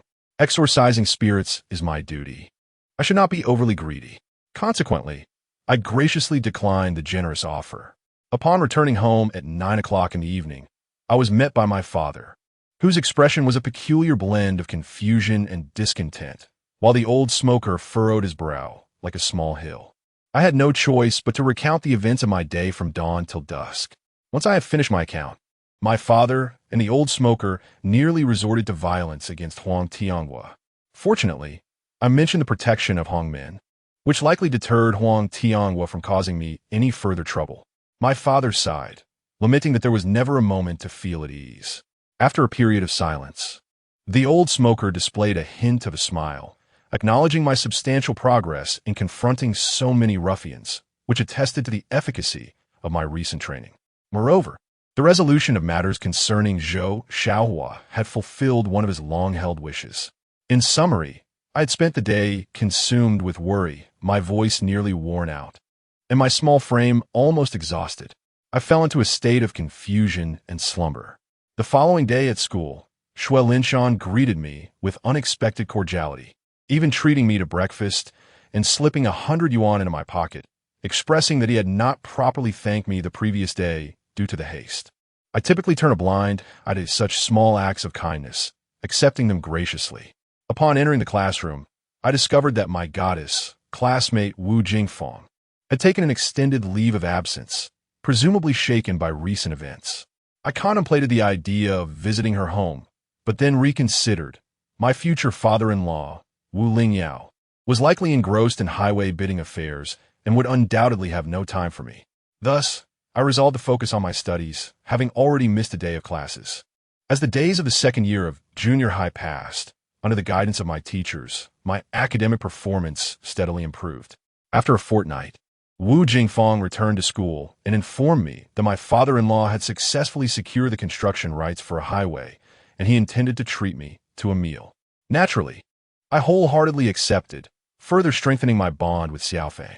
In the blink of an eye, spring ebbed and flowed, and I advanced to the third year, achieving a commendable rank within the top 5 of my grade. I even had the honor of representing the entire faculty and student body in a speech on the podium, becoming a distinguished academic leader, celebrated by both teachers and peers alike. During this time, my personal cultivation did not wane. My mastery of Qi observation had grown increasingly refined, and I had thoroughly comprehended a significant portion of the Dispatching Troops chapter from the Four Immortal Books, enhancing my abilities to capture spirits and subdue demons. As for acupoint striking, there was an occasion when I stealthily ambushed the old smoker, leaving him chuckling on his grinding stone for the better part of an afternoon. With only 3 months remaining until the high school entrance examination, the atmosphere of study grew considerably tense. In order to fulfill my promise, I dedicated myself to my studies. Yet, on the eve of the examination, I stumbled upon a piece of news in the newspaper. The renowned local entrepreneur Huang Tiangui had died in a car accident following a bout of heavy drinking. It is said that retribution will come in its own time. Upon learning of his demise, my family feasted on dumplings for 3 consecutive days, set off 6 firecrackers, and I even burned joss paper for his widow and children, sharing this joyous news with them. Time flew swiftly, and I finally found myself in the examination hall for the high school entrance exam. The ordeal lasted 2 days, during which a torrential downpour lasted for a day and a half, prompting complaints from the students. Director Shuai Lingshan even personally arranged for a car to pick me up, ensuring my convenience. The most joyous moment was when, during the summer vacation, a teacher from the admissions office of the first middle school in the city called my family, informing us that my scores exceeded the cutoff by 36 points, securing my admission. My father beamed with delight for an entire day, patting my shoulder and expressing his pride, assuring me that I had not let him down. That evening, however, he succumbed to intoxication, weeping bitterly while clutching my mother-esque photograph, lamenting that his son had grown up and that his little sparrow was about to take flight. Witnessing his sorrow was unbearable. With teary eyes, I joined the old smoker for a drink. It was my inaugural experience with white liquor, a promise fulfilled, yet my heart felt heavy. The reason for my discontent was that attending the first middle school in the city necessitated boarding, meaning I would only return home once every couple of months. I had seldom been apart from my family, and the thought of leaving was heart-wrenching. The old smoker, puffing on his cigarette, tapped his glass against the table, saying, "Kid, it's hard to believe we've known each other for 2 years now, spending every day together. If you were to suddenly depart, I would feel an undeniable void. Let us not dwell on such matters. Let's share another drink." That night, I lost track of how much I consumed. When I awoke the next morning, I found myself sprawled beneath the table alongside the old smoker, marking the only day I refrained from my practice. As I opened my eyes, a throbbing pain engulfed my head, as if it were about to split. I made my way to the northern slope, arriving at my mother's grave. After burning joss paper, I sat down on the ground, softly murmuring, "Mother, in a little while I'll be going to high school in the city. Time has flown by in the blink of an eye. It feels just like yesterday. If you miss me, please send me a dream. Your son has become a master of Yin-Yang and Feng Shui, with great abilities now. Although I have never comprehended the heinous acts my father may have committed that led to your retribution, my love for this family remains unwavering. I shall not allow my loved ones to suffer even the slightest harm. As a wise saying in literature goes, during the fleeting years of youth, we often find ourselves at the mercy of circumstances. Yet now, as we embark on a new journey, we are filled with hope for the future." Chapter 47, Xiliang, May You Perish. Joyful moments are always fleeting. This carefree summer has come to a swift conclusion. During this time, I devoted myself to both cultivation and assisting my father with carpentry, eager to alleviate some of the familial burdens. After all, the expenses of attending the prestigious No. 1 high school far exceed those of a junior high in our county, standing at a height of 6 feet. I cannot continue to live a life where I merely extend my hands for clothing and food. As a man, one must bear some responsibility.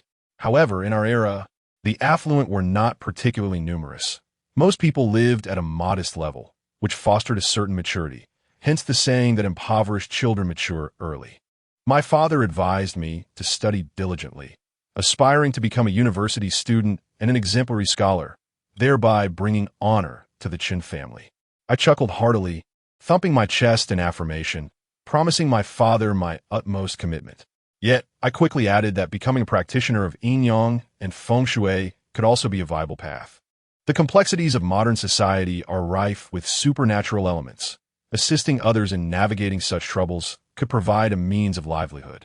Even the old smokers are still making a living by offering Feng Shui consultations, enjoying a life of indulgence. My father chuckled with a hint of resignation, stating that the path of Yin-Yang and Feng Shui was one I was encouraged to pursue for the sake of protection against malevolent forces. Although society is intricate and shadowy, it is at its core evolving. In the future, a lack of education will be detrimental, unless absolutely necessary. One should not consider becoming a Yin-Yang and Feng Shui practitioner as a primary vocation. My father's love for me is profound and fervent, so I take his words to heart. Yet, I slyly ponder that should I gain admission to university and acquire an education, I could elevate the practice of Yin-Yang and Feng Shui into a profession, thus enhancing my prospects significantly. The enigmatic practitioners of Yin and Yang Feng Shui are not to be feared. Rather, it is those who possess knowledge that instill trepidation. With this profound notion in my heart, I departed from home, greeted by the personal chauffeur of Wu Lingyao, accompanied by my goddess, classmate Wu Jingfeng. As I prepared to leave, my father reiterated his heartfelt advice to study diligently, avoid trouble, and foster good relationships with my peers, all the while presenting me with 500 yuan. This sum represented not only the tuition for the semester, but also the living expenses for the month. In contemporary times, 500 yuan may seem trivial, but back then, it was a considerable amount. Clutching those 5 crisp bills, a wave of bittersweet emotion washed over me, leaving my throat constricted as if something were lodged within. Ultimately, I could manage only a grand embrace for my father. Yet, once enveloped in his arms, my tears flowed uncontrollably. It dawned upon me how frail he had become, resembling a smaller version of myself, his back slightly hunched, hair graying at the temples. The warmth of his affection enveloped me, stirring a deep-seated resolve within. Father, endure a few more years of hardship. Once I complete my studies, I shall ensure you live a life of comfort. As we parted ways, the old smoker extended a cloth bag towards me, chuckling, as you embark on your journey, I have little to offer. Inside was a spirit whip, a talisman I had crafted during my recent endeavors. Should you encounter any malevolence in the city, it shall serve as a protective charm. Additionally, there was a bottle of medicinal wine. A sip after each training session would not only bolster one's health, but also aid in healing external injuries. It is a precautionary measure for unforeseen circumstances. I received the cloth bag and, upon opening it, discovered a 1-foot-long black whip. The core was crafted from hard peach wood, its exterior intricately woven with tree fibers, emanating a delightful fragrance. Under the influence of my observational skills, I perceived a radiant golden glow emanating from the whip, infused with the profound essence of Taoist energy, pure and vigorous, capable of vanquishing malevolent spirits without hesitation. The bottle of wine was encased in an iron kettle, flat and weighing over 3 jin, sheathed in a leather pouch that could be slung over the shoulder. It felt heavy in my hand, reminiscent of the care bestowed upon me by an old smoker. I pressed my lips tightly together, nodding in acknowledgement, yet words eluded me. Perhaps I had become less adept at expressing myself with age. Having conveyed these matters, Wu Lingyao exchanged pleasantries with my father and the old smoker. To save time, they did not linger, and soon we were on the road. Through the rear window, I watched my father and the old smoker still standing in place. Leaning forward to wave, I abruptly turned away, swallowing back the tears that threatened to spill. Wu Jingfeng consoled me, remarking that it was not a matter of life and death, so there was no need for such sorrow. I simply replied, they are growing old. As we departed from Lizuang and headed towards the county town, my spirits gradually lifted, perhaps due to Wu Lingyao's presence. I refrained from banter with Wu Jingfang and gazed intently out the window. Wu Lingyao, driving, frequently glanced at me through the rearview mirror and suddenly remarked with a smile, "Xiliang, you need not worry about home. Focus on your studies. During the highway construction, I will be residing in the county town and will certainly visit your home often." A warmth enveloped my heart as I nodded and replied, "Uncle, your thoughtfulness is appreciated. In a family, we do not speak as strangers. Without your intervention, Huang Tiangue would not have faced such dire consequences, and a lucrative opportunity on the highway would not have come my way. However, the crux of the matter lies with Aunt Sue. You are indeed a benefactor to our family. These are merely my obligations. Why do you dwell on them?" I never pondered on rewards for my actions. I spoke earnestly, yet inwardly I wore a self-satisfied smile. After all, we are family. What need is there to speak of help? Assisting you is tantamount to assisting myself, is it not? My more dubious side has always been well concealed, but Wu Jingfang, being in the know, pouted and remarked, "Dad, you need not thank him. Chen Xiliang is not a good person. How dare she label me thus in front of my father-in-law? After just assisting her family, she seeks to undermine me. Nonsense. My father knows my true character well. Be mindful of your words in the future." Wu Lingyao flashed a smile at me through the rearview mirror, commenting, "This girl has been spoiled by your Aunt Sue. As a man, I possess a great capacity for understanding. I do not claim to be humble, but I certainly won't stoop to quarreling with this young lady." Yet, I was genuinely perturbed by her disregard for the promise she had made to me. She had vowed that if I were to gain admission to number 1 high school, we would be together, or, as they say in Hong Kong, dating. Given the presence of a third party, certain things were best left unsaid. So I cast a glance at Wu Jingfang that conveyed, "I have you firmly in my grasp." Unwilling to concede, Wu Jingfang retaliated with a resolute glare, her eyes silently communicating, "If you wish to pursue me, forget it." With a sigh, I conceded defeat, extracting a sheet of paper from my backpack and swiftly scribbling my thoughts before handing it to her. The note read, "Xiaofeng, I am sincere in my feelings. How can you disregard your promises? One must uphold their integrity." Over the past 2 years, Wu Jingfang had undergone a transformation, both in stature and form. Standing gracefully before me, her bosom full and rounded. Upon reading my words, a delicate blush adorned her smooth profile, and with a soft huff, she began to write in return. I merely stated that she needed to gain admission to a prestigious high school to be worthy of my pursuit. If she truly wished to converse with me, her ability to attend university would be the deciding factor. My focus was unwaveringly on my studies, for the 3 years of high school were paramount, and I cautioned her against bothering me, lest I unleash my wrath. I rubbed my face vigorously, urging myself to remain composed.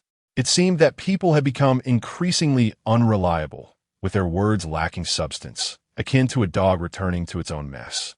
My frustration simmered, as I reflected on the age-old adage that it is difficult to nurture both the unworthy and women.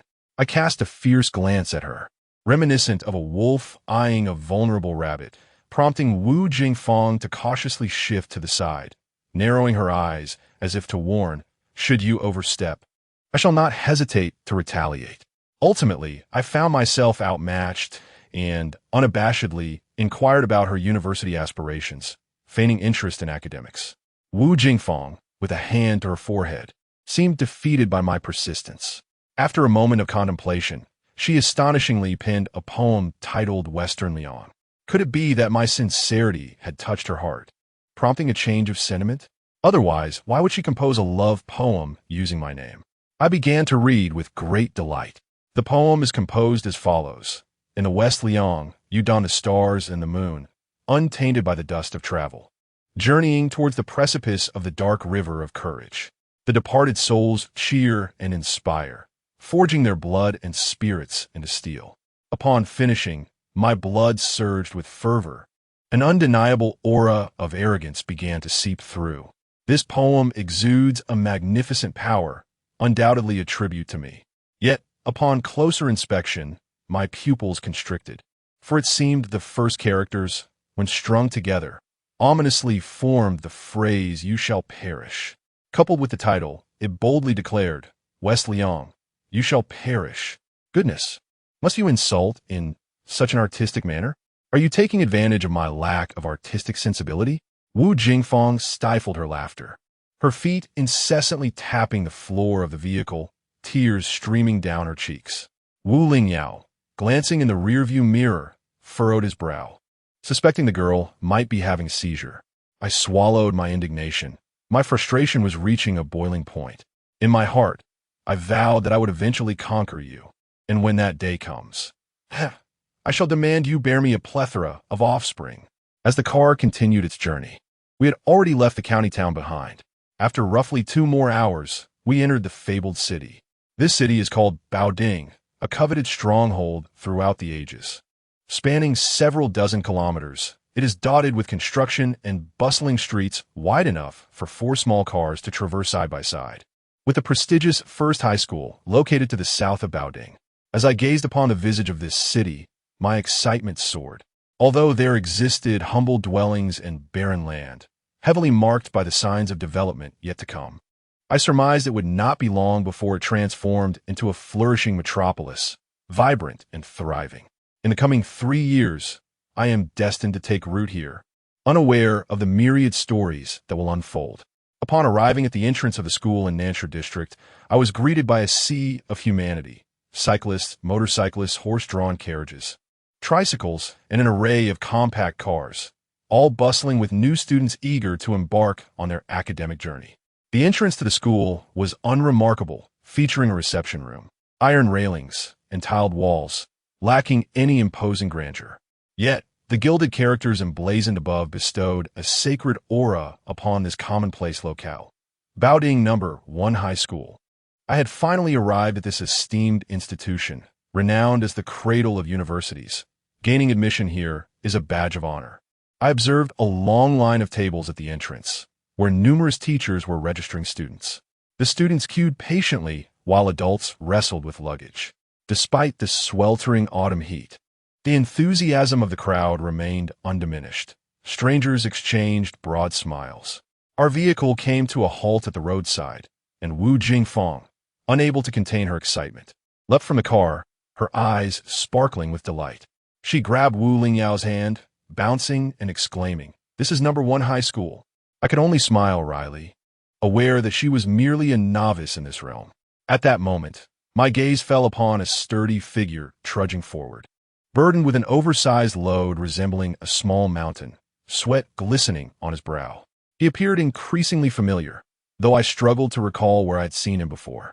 It was only when I caught sight of his oversized, greasy sneakers that realization dawned upon me. I remembered. He was the son of the butcher, Hu Jiefeng, Hu Jianquan.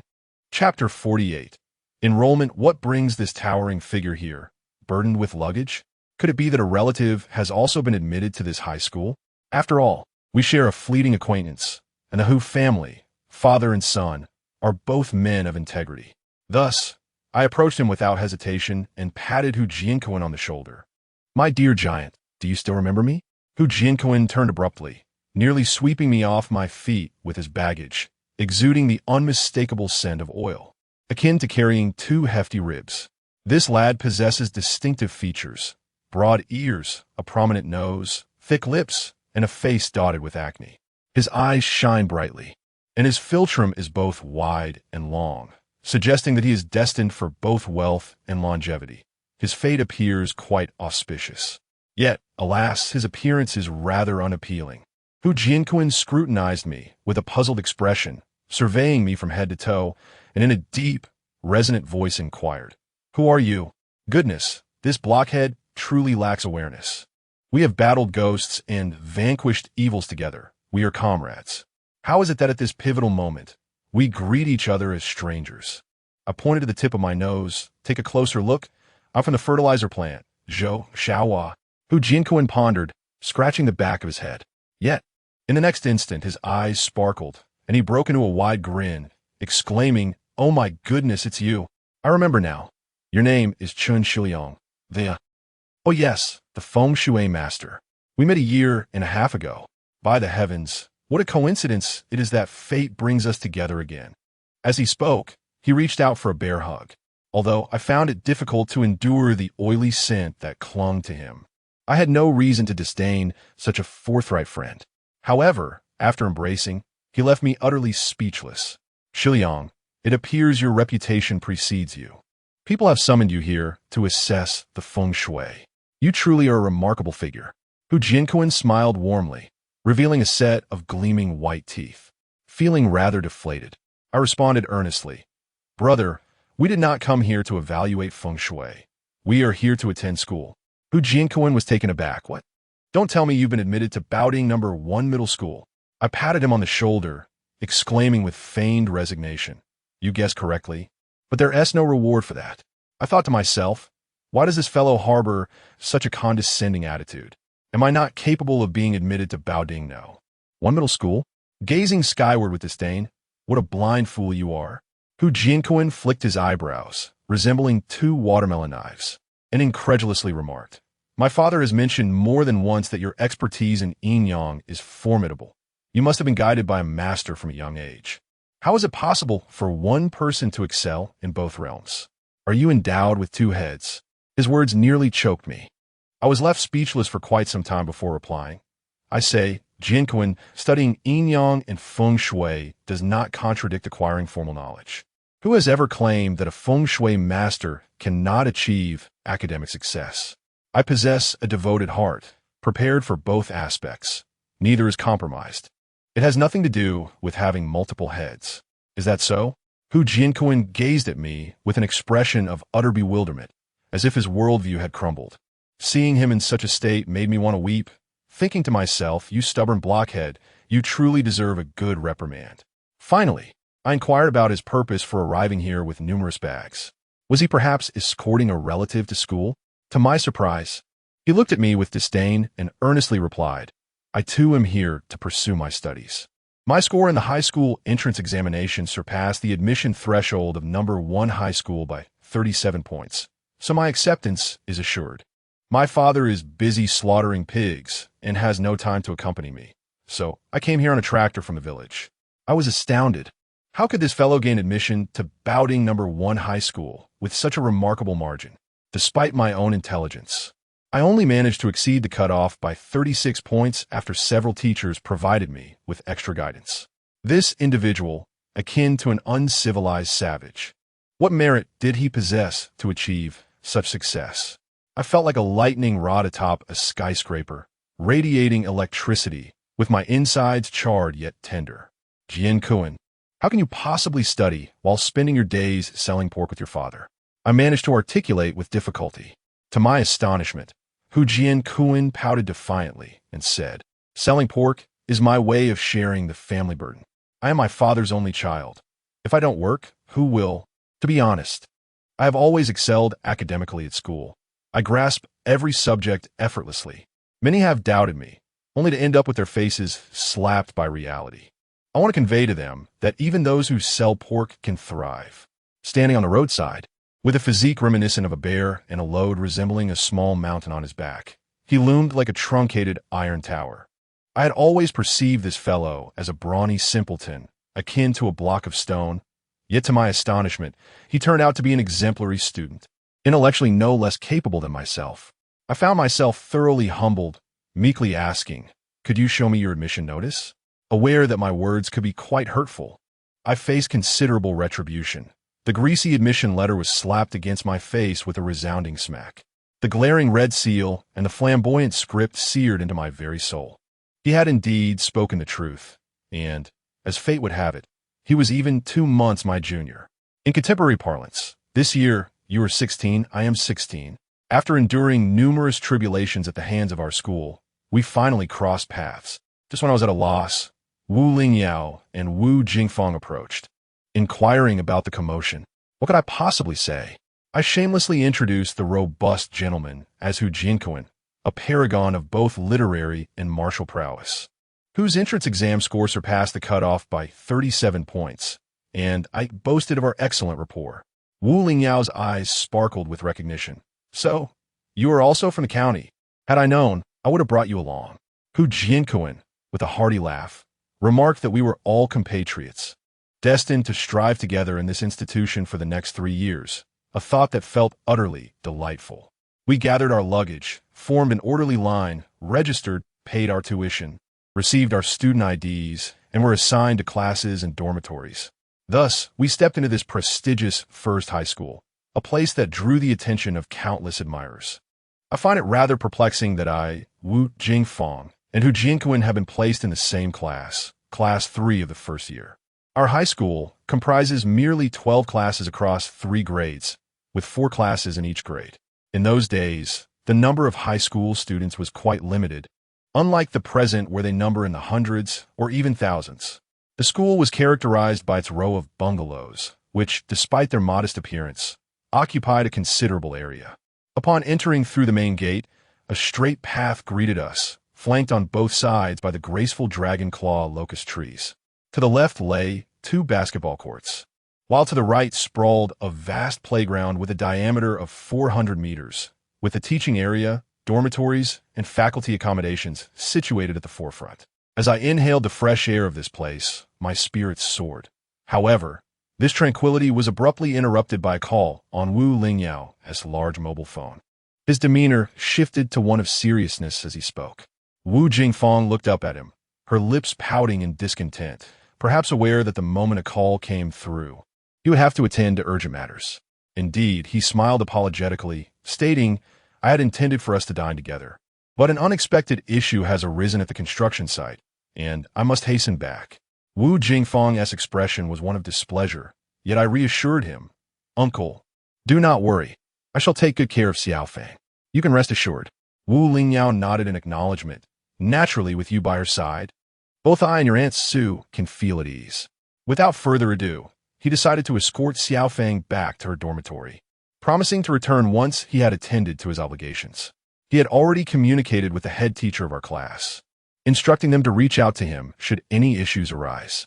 With that, the 2 of them departed, and Hu Jianquan and I exchanged a glance before we hurried off to find our own dormitory. Indeed, our dormitory is quite similar, a testament to fate. As we traversed a boiler room, presumably supplying hot water, Hu Jianquan spoke up. "Xiliang, do you fancy Xiaofeng?" I bit my finger, gazing at him in surprise. "How did you know?" With a smirk on his face, he replied, "It's obvious." As we approached the neighboring dormitory, we were taken aback to discover it was a quaint, square building. The facade suggested it bore the marks of time, with its crimson walls displaying a patchwork of faded hues and extensive peeling. A resilient vine clung tenaciously to one side, creating a striking contrast. To our astonishment, we found ourselves residing in a multi-story building, while it appeared Xiaofeng's dormitory was a single-story dwelling. This truly reflects a society steeped in patriarchal values, manifesting rather distinctly. Having never lived in an apartment before, I felt a tinge of excitement as I dashed into the corridor, eager to locate room 502. However, upon entering, I was abruptly halted by a middle-aged man. "What are you doing?" Charging in here without any decorum. The man wore thick glasses, his eyes, though not large, sparkled with intensity. His clean-cut, short hair complemented his immaculate white shirt, free of even a speck of dirt, with a pen neatly tucked into his breast pocket. He seemed devoid of any major flaws, yet his demeanor was exceedingly stern. I stood there, momentarily perplexed about his identity, until Hu Jianquan reminded me, during the dormitory allocation, the teacher mentioned we should report to the dormitory supervisor, and this must be him. I immediately nodded, bowing slightly as I smiled. "You must be the dormitory supervisor, right?" "Greetings. We're the new freshmen from the first year." As I spoke, I showed him our admission notices and student IDs. The dormitory supervisor examined them attentively, finally nodding. "Chen Xiliang, Hu Jianquan. Yes, there are no issues. Room 502 is now occupied, so you won't need keys. However, as newcomers, I must inform you of the rules. No loud noises in the dormitory, no fighting, no room swapping, no smoking or drinking, no use of electrical appliances, and lights out at 9 o'clock. You must be in bed by then. Should you violate any of these regulations, I will report to the faculty. And do not say I did not warn you." After delivering this stern admonition, he gazed at us, who were left speechless and with satisfaction. He resumed his meticulous registration at the desk. Once we reached the corridor on the second floor, we exchanged glances and erupted in expletives. This son of a gun is truly formidable. Our dormitory was situated at the end of the corridor, where students had already begun to settle in, accompanied by guardians arranging beds and unpacking belongings, though it remained quite subdued. At that time, we were obedient. Whatever the teachers instructed was accepted without question, unlike now when we often oppose the school's authority. Thus, the supervisor's stern lecture silenced any potential dissent. However, upon arriving at the entrance of room 502, we were met with a cacophony. There was a girl in the village named Xiaofeng. She was beautiful and kind, with a pair of lovely big eyes, her braids long and flowing. With a bang, we pushed the door open, only to discover a quintessential fool passionately clutching a broom, lost in her fervent serenade. Chapter 49. The roommate, upon witnessing the absurdity of this individual. Both Hu Jinquan and I were rendered momentarily speechless. The cacophonous wailing that had filled the air abruptly ceased. The fellow appeared momentarily taken aback, but upon noticing our numerous bags, he could not help but offer an awkward smile. "Is this room 502? We are here to check in," I inquired hesitantly, my mind racing with thoughts of how this peculiar character might affect our lives over the next 3 years, provided we were indeed in the right dormitory. The eccentric gentleman promptly discarded the broom he had been holding and approached us with the enthusiasm of a welcoming committee for the 8th Route Army, extending his hand in a warm greeting. "Comrades, you have finally arrived. This is indeed room 502. I was the first one here. My name is Han Hongtao." As he spoke, he busily assisted us in unloading our luggage, tossing our belongings onto the empty bed with a casualness that left me feeling rather embarrassed. Hu Jinquan, a straightforward individual, experienced a complete reversal in his impression of Han Hongtao. With a chuckle, he asked, "Are you Han Hongtao? What a delightful name." To my dismay, it seemed that two foolish souls had collided. Han Hongtao paused for a moment, then raised an eyebrow with an unmistakably mischievous glint. "You are quite the joker. Actually, I am the diamond of spades." Seizing the opportunity, I took a moment to scrutinize him. Han Hongtao had a robust physique, broad at the shoulders and tapering at the waist, akin to a fan in shape. He stood at a height comparable to mine, with striking sword-like brows and fierce eyes, a straight nose, and a square jaw, handsome and exuberant. Yet there was an unsettling undertone of lewdness in his demeanor that left me pondering its origins. Later, we exchanged our backgrounds. Han Hongtao was a native of Baoding City, and it seemed that his family was quite affluent, as his attire exuded a certain sophistication that surpassed our own. We were of similar age, youthful and innocent, and within mere minutes, our conversation blossomed.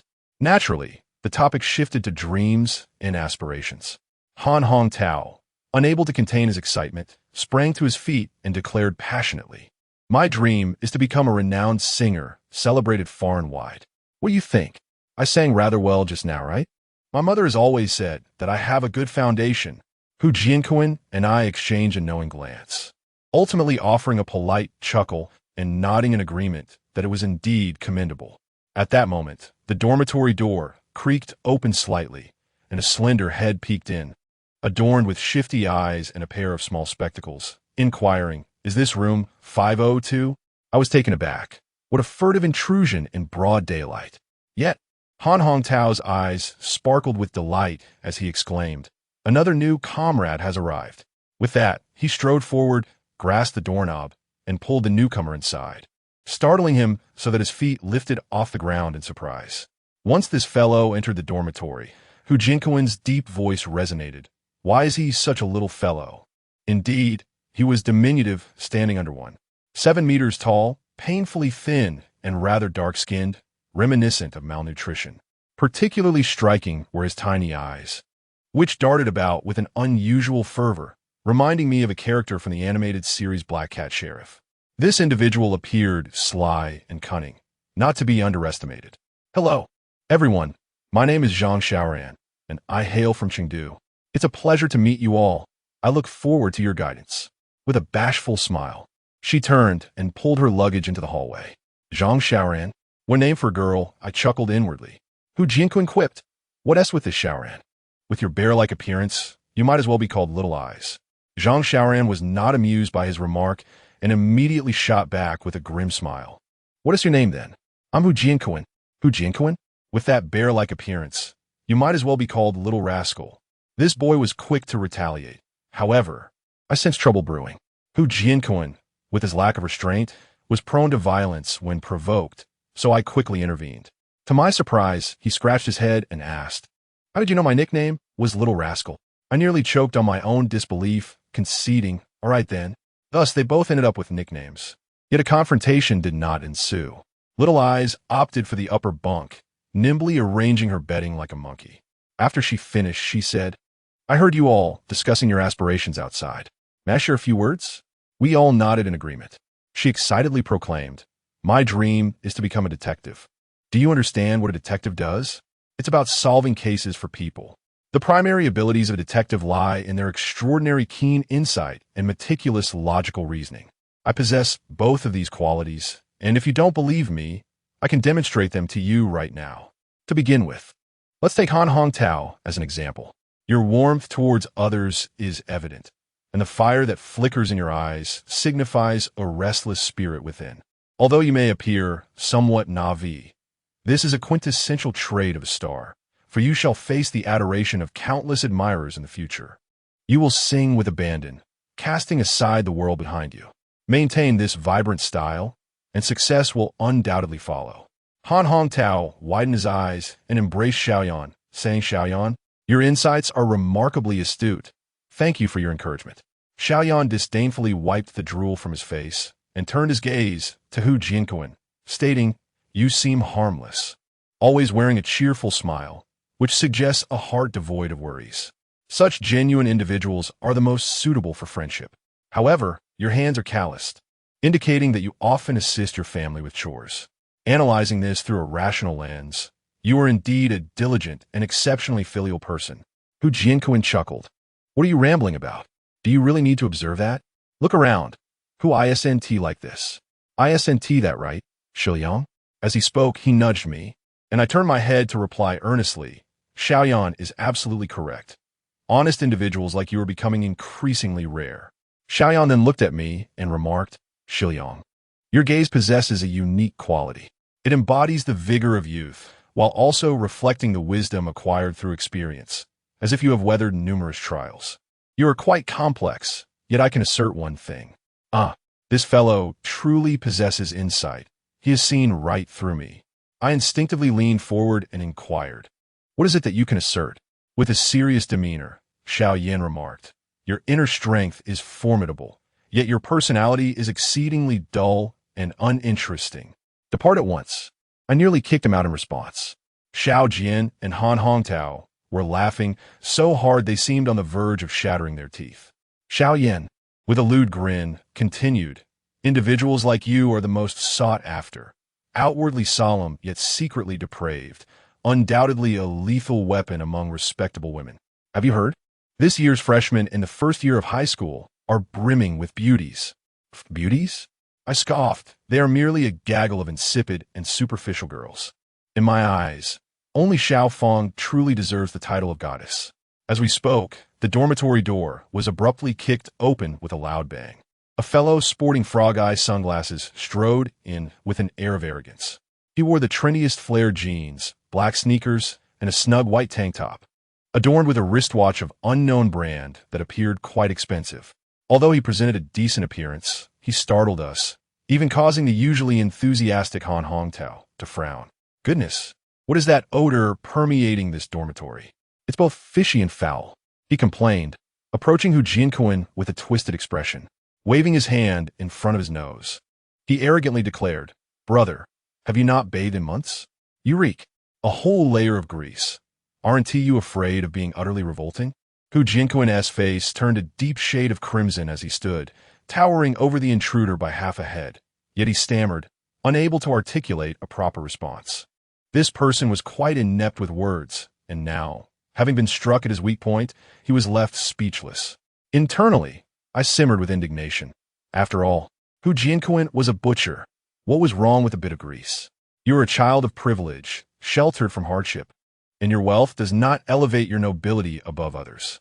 Suddenly, I sprang to my feet. Why does their situation concern you? If you wish to stay, hurry and make your bed. If not, Leave at once. Stop pretending to be important." The young man immediately turned to me, raising his hand in aggression. "How dare you repeat that?" The small-eyed fellow rushed over, restraining him, and with a forced smile implored, "We are all on the same side. Let us avoid conflict and refrain from violence." He then exchanged glances with me and the other boy, and I thought to myself that it was indeed unwise to engage in a fight on the very first day of school. I decided to let it go and patted the other boy's shoulder, signaling him to sit down. To my surprise, the young man was relentless, shoving the small-eyed fellow aside and pointing at me and the other boy, cursing, "I've got no qualms about getting my hands dirty. I'll take you two down, even if it means sullying my own hands. What a ridiculous dormitory. I'll demand a room change from the supervisor." With that, he stormed out, and the other boy could no longer contain himself, rising to retaliate. "You little brat, I'll get you." Truth be told, I too felt the urge to retaliate against this insufferable fool, but having endured much, I had learned the importance of discretion. Today was genuinely not the time for conflict, so I swiftly intervened. The other boy glared at me, his eyes as wide as saucers. "Why are you holding me back? Chen Xiliang, where has your courage gone? Coward! You ask whether I am wronged, having been unfairly berated by this scoundrel." I retorted loudly, "Did you come here to study like a tractor? Everything you consume, including tuition, comes at a cost, which your father earned by slaughtering pigs. If you wish to engage in a brawl, I shall not stop you, but be warned, expulsion will follow. So do not come crying to me." The petty fellow momentarily froze, veins bulging on his forehead, his clenched fists resembling iron clumps. Yet, he ultimately relaxed, comprehending my intent. He merely nodded a hua chow and, without uttering a word, plopped down on the bed, panting heavily like a bull. Hua chow looked at us with disdain, mocking, "What a bunch of impoverished weaklings. So many reservations, even for a mere fight. This high school is one I can enter or leave at will. Humph. We have ample time ahead. There will be plenty of opportunities to clash again. I shall remember you." I regarded him coldly, contemplating that I possess at least 3 methods to make your life a living hell. However, such skills are not meant for dealing with the living, so consider yourself fortunate. Yet, should you dare to overstep in the future, rest assured, your fate will not be pleasant. As Hua Chao cursed and departed, he collided with a small individual clutching a stack of books, sending him sprawling and scattering the volumes across the floor. Hua Chao retorted, "You blind fool, watch where you're going, or I shall trample you." The diminutive figure remained silent, engrossed in collecting books and heading straight to the dormitory, as if nothing had transpired. It appears that he has indeed joined our ranks in the dorm. However, as he passed by us, he didn't even lift his eyelids. Climbing to the upper bunk to begin reading, resembling a complete bookworm, we exchanged glances, silently questioning his peculiar demeanor. To be knocked down without uttering a word? Each dormitory consists of 3 bunk beds, accommodating 6 students in total. With Hua Chao's departure, only 5 of us remain. The bookworm maintained his silence until his parents arrived with his bedding, reminding us to support one another before departing. Xiao Yin, ever chatty, and Han Hongtao, full of enthusiasm, engaged the bookworm in conversation, yet he remained unresponsive. At this point, we were left with no recourse but to exclude him from our circle, not even knowing his name. After conversing for a while longer, we began to unpack our belongings. Today marked the first day of school, with no classes scheduled until tomorrow. In the evening, we returned from the cafeteria with our meals, and before we knew it, darkness enveloped us. As we all hungrily dug into our food, Xiao Yin, with a mischievous glint in his eye, broke the silence. "Everyone, I can see that you seem rather drained by Hua Chao's antics. How about I share a story to lift your spirits?" Observing his demeanor, I was at a loss for words. Yet, Han Hongtao and Xiao Jian displayed great enthusiasm, urging Xiao Yin to share his tale without delay. Xiao Yin set down the rice bowl, opened the door cautiously, and peered furtively into the corridor with a mischievous glint in his eyes. Finally, he shut the door tightly behind him, turning to us with an air of mystery and whispered, "I have heard that someone perished in our dormitory building 2 years ago." Chapter 50. The story with a single sentence. Xiao Yin captured the attention of all present, even the bookworm who was already reclining on the bed. A peculiar sensation stirred within me. Death is a commonplace occurrence, even within the confines of school. Thus, I surmised that Xiao Yan's tale was far from ordinary. Out of professional instinct, I gradually calmed my mind and listened intently. Han Hongtao drew in a sharp breath. The topic of death seemed distant to him, yet it instinctively ignited a fervent curiosity. The foolish grin on Xiao Jian's face vanished, replaced by a grave demeanor. His father, Hu Jiefeng, was a disciple of shamanism, possessing a unique understanding of life and death. It appeared that the two of us shared a profound resemblance. Noticing that everyone was rapt with attention, Xiao Yan wore a look of satisfaction. He proclaimed, "Now, let Detective Zhang guide you into a world rife with the bizarre." The story unfolds as follows. He deliberately built suspense, slowly returning to his bed. At that moment, the dormitory fell into a profound silence. Outside, the sky loomed dark and oppressive, devoid of starlight. The inky blackness matched the atmosphere, rendering it difficult to breathe. Xiao Yan began his narration. "When you arrived, you must have noticed that this dormitory building consists of 5 floors. Its exterior appears quite dilapidated, bearing the marks of age. I have heard that this building was originally constructed in 1960. It was not initially a school, but rather a state-owned research institution. What exactly was studied there remains a mystery to me. However, in 1966, due to political reasons, this research institution was forced to disband, and after the Cultural Revolution, it was transformed in a number 1 middle school. I feel a restless anticipation within me. This little one speaks of the trivial. Let's get straight to the point." The little one continues. After the establishment of the first secondary school, it has nurtured numerous talents for the nation. This dormitory building was originally cohabited by both genders. The boys occupied the lower 2 floors, while the girls resided on the upper 2. The middle floor remained uninhabited, serving as storage for various items or housing the children of certain faculty members. This custom persisted over the years. A couple of years ago, when the student population surged, the boys claimed all 3 floors, leaving the girls unchanged. Consequently, the boundaries between the genders became blurred, leading to unsavory occurrences. My goodness, there are unexpected revelations, and my adrenaline surged uncontrollably. Let us cut to the chase and discuss the matter at hand. Han Hongtao, blushing and flustered, exclaimed, "Has something transpired? If there are risky tales, do share. I old who can handle it." Hu Jiankuan, this stubborn fellow, has also shown signs of interest. At this moment, the bookworm from the upper bunk, who had been silent, piped up weakly. "I believe I am somewhat familiar with the story you mentioned. There was a boy named Wu Fengxian who lived on the 3rd floor and engaged in an improper relationship with a female classmate, Bao Bihong, residing on the 4th floor. It seems Bao Bihong even became pregnant. This incident caused an uproar within the school, and under the weight of public opinion, Bao Bihong tragically chose to self-immolate. Following her death, Wu Fengxian transferred schools. This affair made headlines, causing significant repercussions, prompting the school authorities to swiftly relocate all female students from a dormitory. They constructed new single-story buildings and locked the 4th floor, preventing anyone from accessing it. Originally, it was a rather exhilarating tale, whether thrilling or romantic. However, when recounted by this young man, it resembled nothing more than a monotonous recitation from a textbook, devoid of any intrigue. Moreover, we soon grasped that he was neither mute nor deaf. In response to his prior disregard for the audience, we maintained an absolute silence.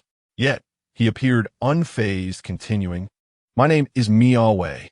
After stating this, he fell silent once more. The young man with small eyes was incensed, for it was he who had initiated the conversation. Yet Miao Wei had monopolized the words. He tilted his head, casting a sidelong glance at Miao Wei, with a face that was neither here nor there, retorting, "What you know is merely superficial. How dare you speak of it, as if it were the truth? Also, where did you learn to interrupt? If you enjoy reading, then continue. Do not disturb my storytelling." Oh, the young man with small eyes, typically cheerful, surprised us all with his sudden ire. It seems that his desire for attention is quite intense. While other matters may be easily discussed, should one touch upon his sensitivities, he might very well turn hostile. Miao Wei appeared oblivious to the outburst, and it was unclear what he was thinking, as his demeanor was decidedly peculiar. Han Hongtao urged, "All right, enough. If Miao Wei is mistaken, simply repeat it." At this, the young man with small eyes revealed a lecherous grin, enigmatically stating, "To recount the origins and developments of this matter, few are truly aware, for my brother was a classmate of Wu Fengxian, and they shared a rather amicable relationship, which is how I came to possess this first-hand information. Comrades, brace yourselves, for you may find it difficult to sleep tonight." Hu Jinkuan, growing anxious, exclaimed, "I urge you.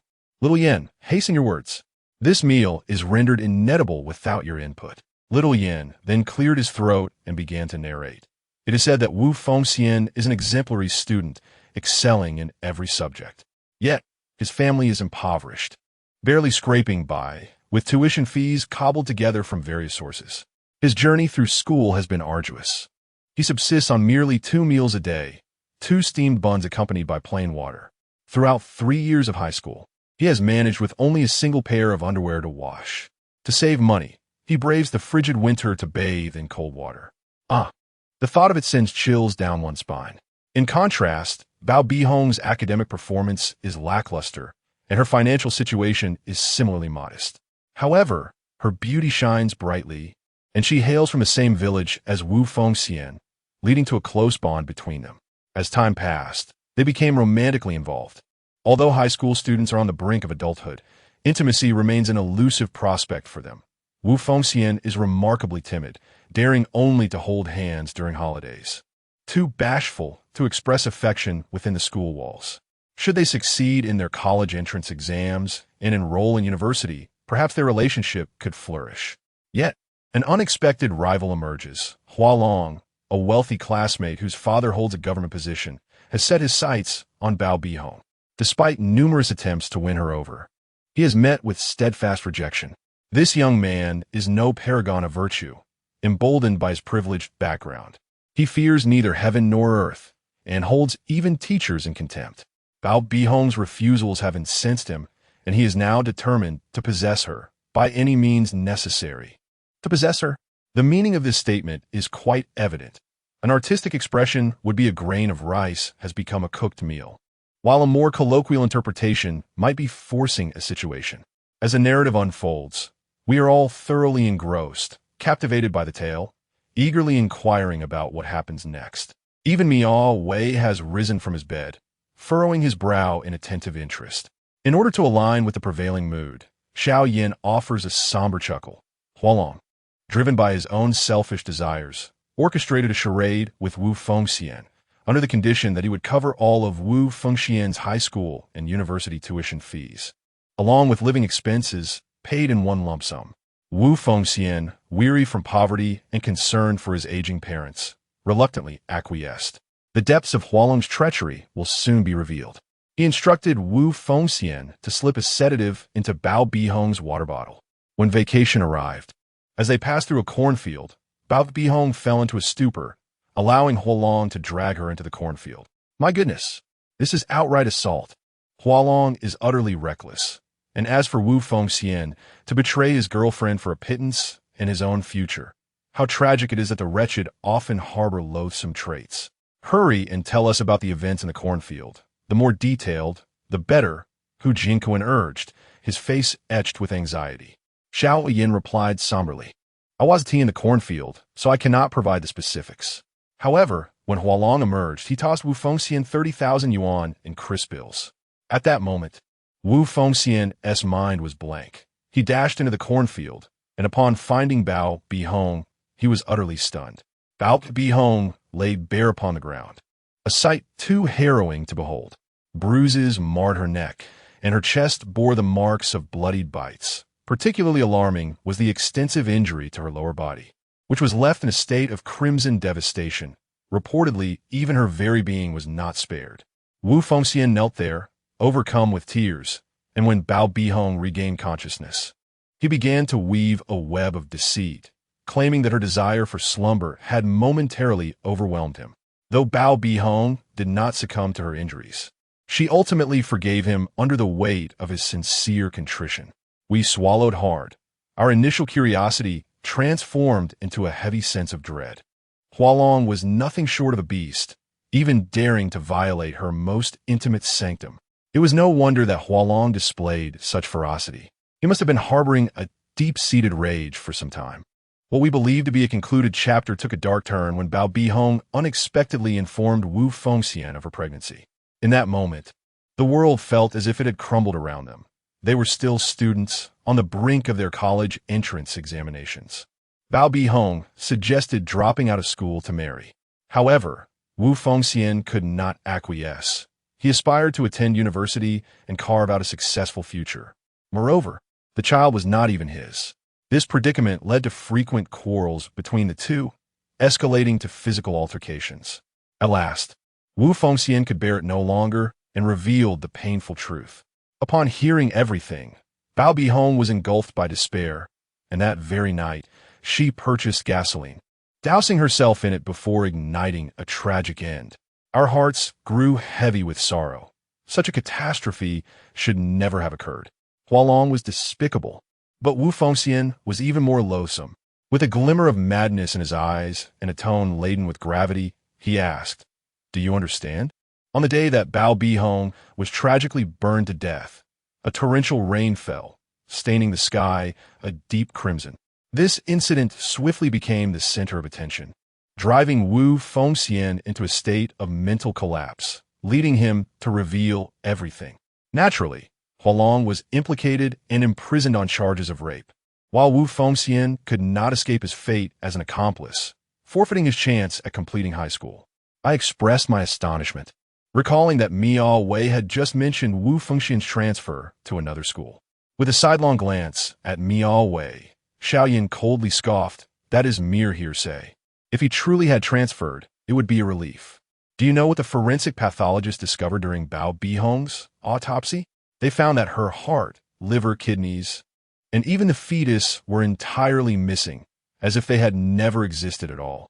Even charred remains would not account for such a phenomenon, making this revelation the most significant point of suspicion. Shortly thereafter, both Hualong and Wu Fengxian met untimely deaths in prison. Hualong's skin was flayed from his body, and his private parts were turned into a gruesome paste and stuffed into his mouth.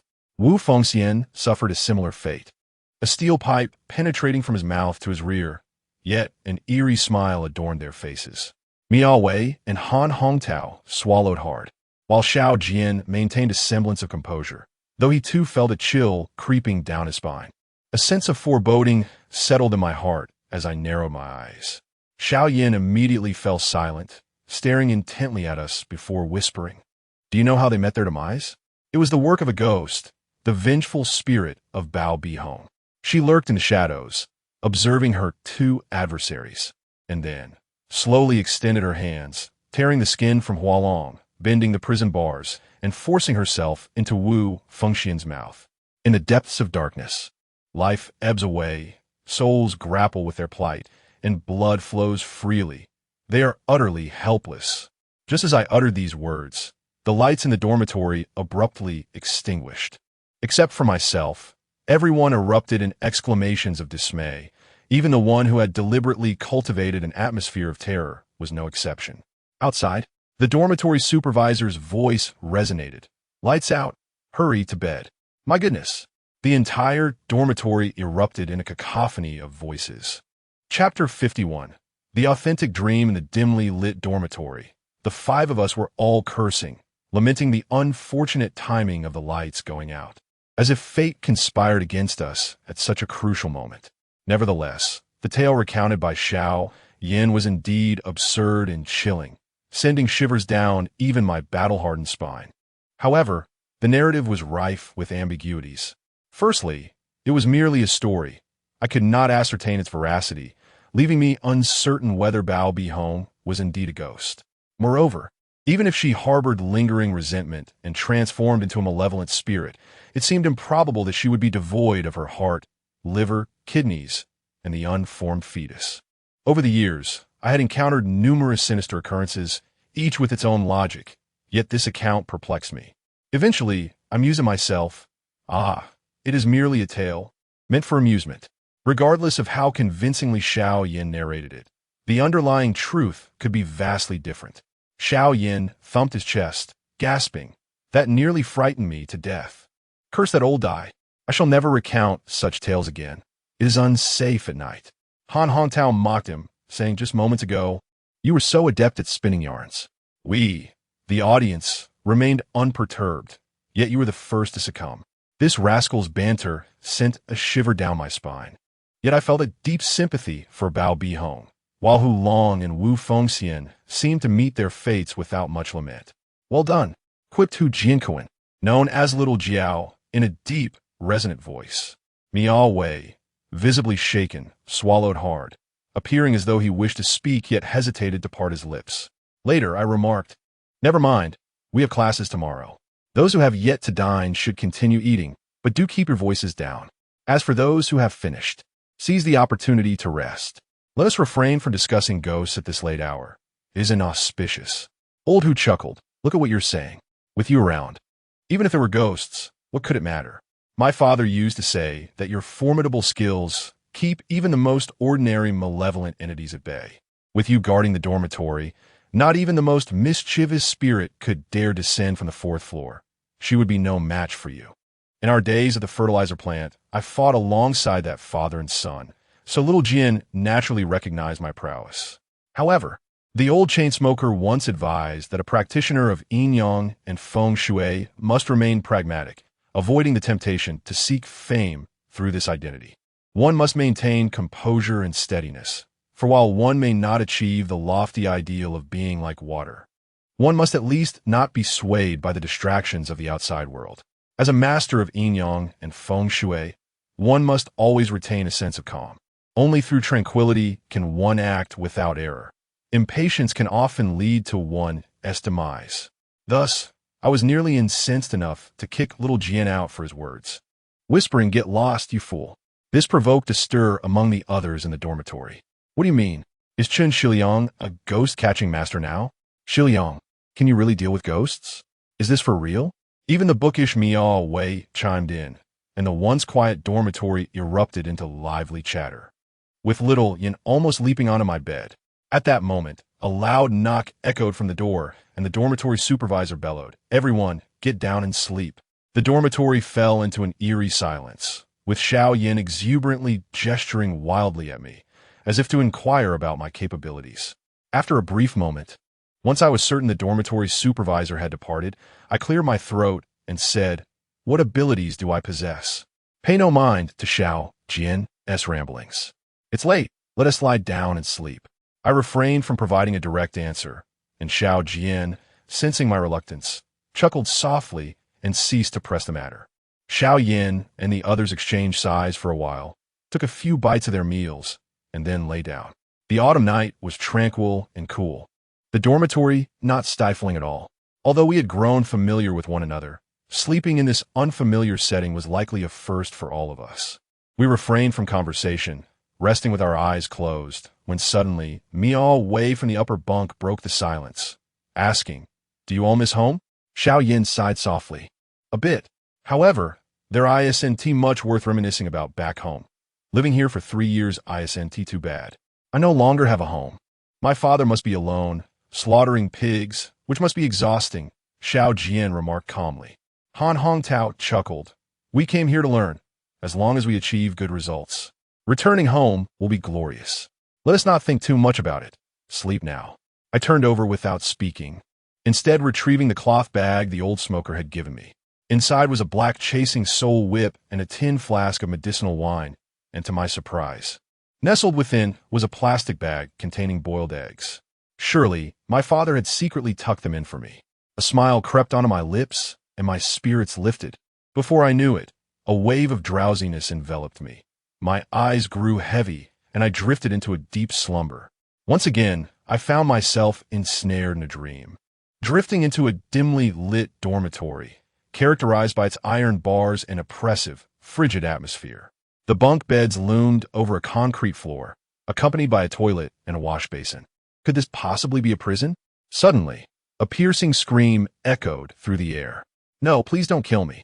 I swiftly turned my head to behold a young man clad in prison garb, his face ashen, struggling with an arc of pain, ensnared by a swirling mass of black mist enveloping his waist. This dark haze emitted a noxious, burnt odor, accompanied by cacophonous laughter. Hualong, is this not what you desired? I have arrived, and I shall be with you for eternity. The black mist began to coalesce ominously.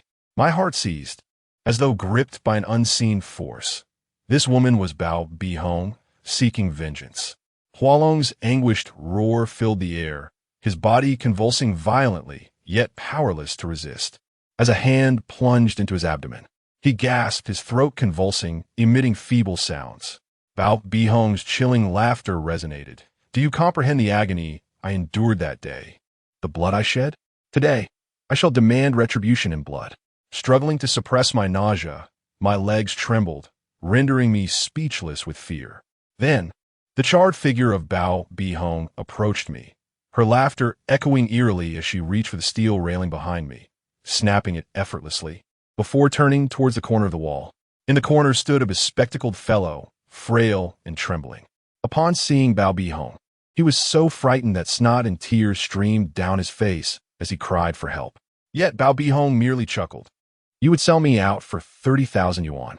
I devoted myself to you, and yet you only consider your own future. Bihong, listen to me.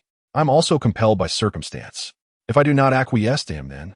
Suddenly, I realized that this bespectacled man was Wu Fengxian. The horrific scene unfolded before my eyes, my legs quaking, breath coming in ragged gasps. I longed to intervene, but my feet felt as though they were rooted to the ground. With a loud cry, I jolted awake. The dormitory was enveloped in darkness, eerily silent. I sat up on the bed, drenched in cold sweat, my legs still trembling slightly, and my heart raced as if it might leap from my throat. I gasped for air and glanced around, noticing that the others were fast asleep. I thought to myself, this dream felt too damn real, as though I had lived it myself. Surely it was inspired by the story told by Xiaoyan, for how else could such an identical scene manifest in my dream? Damn it! This dream was terrifying. Bao Bihong had transformed into a vengeful spirit, employing cruel methods. My stomach churned, a bitter taste filling my mouth. Nevertheless, it was merely a dream. As a practitioner of Yin and Yang, as well as Feng Shui, how could I let a dream instill fear in me? Time to sleep. There are classes tomorrow. However, I inadvertently glanced out the window, and the sight almost made me lose control of my bladder. Before me appeared a shadowy visage pressed against the glass, its features charred and distorted. The face was riddled with gaping holes where once lay the contours of a human countenance, and it bore a wide grin, laughing eerily at me, with flakes of its skin crumbling away. My goodness, it is Bao Bihong. Chapter 52, A Life is Lost. After being startled, a surge of righteous energy erupted within me. Indeed, there are spirits about, yet if you dare show off before me, you are only courting your own demise. I prided myself on possessing certain skills, and after the initial shock, I found myself surprisingly composed. With a swift motion, I leapt from the bed and approached the window, eager to discern the truth. However, upon reaching the window, I discovered nothing outside, as if the visage I'd seen moments before had never existed at all. A fleeting doubt assailed me. Could it have been an illusion brought on by a nightmare? I gazed outside. This was the second floor, and the world beyond was enveloped in darkness. Yet the horizon was beginning to lighten with the first blush of dawn. From my vantage point, I could survey the entire school, and the outside was eerily silent, devoid of even a single rabbit. Moreover, this was the liminal hour between night and day, when a yang energy is strongest, and malevolent spirits dare not show themselves. What on earth is happening? I did not claim to be particularly brave, but I certainly should not be susceptible to hallucinations. Otherwise, all my training would have been in vain. With a newfound sense of caution, I reflected on the feng shui of this dormitory before entering. It bore no signs of malevolent energy nor any taboos. If there were indeed a vengeful spirit, how could it have evaded my scrutiny? It was perplexing. I lingered by the window for quite some time, my brow furrowed into a deep line of concentration, every thought converging into a singular focus. At that moment, a voice emerged from behind me, asking, "What are you doing?" I shivered involuntarily, nearly gasping for breath. Upon turning my head, I found it was none other than Hu Jianquan. He stared at me, his expression a canvas of bewilderment. Taking a deep breath, I cleared my throat and said, "You could frighten someone to death. What are you doing?" Hu Jianquan chuckled with curiosity. "And what about you? It's barely past 5. Why are you up? Were you gazing at outside the window?" As he approached, every joint in his body creaked audibly. I opted not to divulge the truth, fearing this clumsy giant might get the chills, so I chuckled lightly and replied, "I rise at this hour every day for my training. It has become a habit." I was just about to head out. Hu Jianquan perked up. "Oh, no wonder you possess such skills. I see you truly dedicate yourself." Coincidentally, I've gotten used to slaughtering pigs with my father at this hour as well, often unable to sleep. How about I join you for a stroll and perhaps learn a few techniques? I had never realized how cunning he could be, and I did not refuse. I quietly opened the dormitory door and stepped outside. The corridor was filled with a musty odor, yet it was relatively clean. Xiao Jian inquired about my destination for training. I gazed towards the stairway at the end of the corridor and replied, "I practice qi observation, a higher form of feng shui, so I need to reach a vantage point. The rooftop on the 5th floor should suffice." However, it soon dawned on me that, due to Bao Bihong's suicide, access to the 4th floor had been completely locked, and without a key, we could not ascend. Thus, we had no choice but to go to the 3rd floor and look outside through the corridor windows. At this moment, as the yin and yang transition, the yang energy is at its peak resurgence. I silently recite the atmospheric observation incantation from the 4 sovereign celestial text, and my eyes are veiled with an otherworldly shimmer. I perceive the breath of the vast universe, intertwining and vibrant in hue. From the eastern clouds, a surge of purple energy bursts forth. This is the purest essence of the heavens and earth. Ever since I encountered a bottleneck in my atmospheric observation technique, I discovered that absorbing this purple light would yield significant progress. Thus, I diligently pursue this phenomenon each day. I fixate intently on the purple energy, my pupils flickering with violet luminescence, a chilling sensation flooding my mind. Splendid. I relish this feeling, for it heightens my sensitivity to the energies of the world. I close my eyes to savor the experience, while my companion stands beside me, bewildered by my rapture. He bites his lip, stifling a laugh, yet struggling to maintain his composure. In the blink of an eye, an hour and a half has passed. Immersed in this experience, I finally open my eyes, beads of perspiration dotting my skin, a refreshing sensation enveloping me. Once I gather my spiritual energy, I exhale deeply, releasing a tangible stream of white vapor that arcs outwards, stretching over a meter. With a sense of pride, I declare, "Look, my dear friend, marvel at this extraordinary ability of mine." However, after a moment of silence, I turn around only to find the space behind me empty. My hefty companion has vanished without a trace. I exclaim in disbelief, "Where has he gone? Surely, he hasn't found my prolonged stillness so tedious that he returned to slumber alone?" At that moment, a figure descended the staircase. It was none other than Xiao Jian. Upon noticing my cessation of practice, he hurried over, resembling a bear in his earnestness. "Why do you stand there like a wooden post for so long?" he inquired in a hushed tone. It appeared he had ventured off to amuse himself. I chuckled and replied, "The art of observing qi emphasizes the necessity of a tranquil heart and mind to perceive the flow of energy in the universe. I stand here for extended periods daily. Anyway, there's little point in elaborating further, as it may not resonate with you. However, when time permits, I could enlighten you. Now, it is getting late. During yesterday's orientation, our instructor informed us that classes commence promptly at 8 o'clock. It is already 7:30, so we ought to hasten to breakfast." Indeed, my stomach growled audibly, a testament to my growing body that demanded sustenance. Yet, to my surprise, Xiao Jian's demeanor shifted as he said, "Don't be so eager for breakfast. Just a moment ago, while I lingered at the staircase, I thought I heard commotion from the 4th floor, someone calling out. Last night, Xiaoyan mentioned that Bao Bihong seemed to have perished on the 4th floor. Goodness, do you think it's haunted?" A chill ran through me as I recalled the face I had seen outside the window. I replied sternly, "Do not utter such nonsense. It is past 7 o'clock. What ghost could possibly be stirring?" "That is not right." I heard it very clearly. The cries were quite distressing. Had you not been familiar with such matters, I would to even mention it. Unable to resist his insistence, I observed the surrounding dormitory doors, all tightly shut, with no one emerging. I thought to myself, heavens, I must uncover the truth. For the next 3 years, I shall reside here. If there are any malevolent entities, it would be prudent to address them promptly, lest they manifest to frighten us. As daylight broke, emboldened by the sun's warmth, I declared, let us ascend and take a look. We shall be swift, lest we delay our classes and you continue to nurture your unfounded suspicions.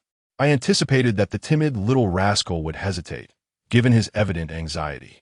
However, to my surprise, upon uttering these words, his eyes sparkled with enthusiasm, and he readily acquiesced.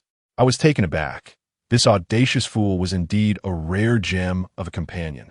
We departed from our previous location and made our way to the entrance of the staircase, nimbly ascending. Upon rounding the corner, we discovered that the upper stairwell had been secured with a rusted iron gate, a formidable padlock rendering it impenetrable without a hefty hammer. I had momentarily forgotten this obstacle. It seemed we were thwarted from entry. I let out a resigned chuckle, yet I continued onward, peering through the bars of the gate.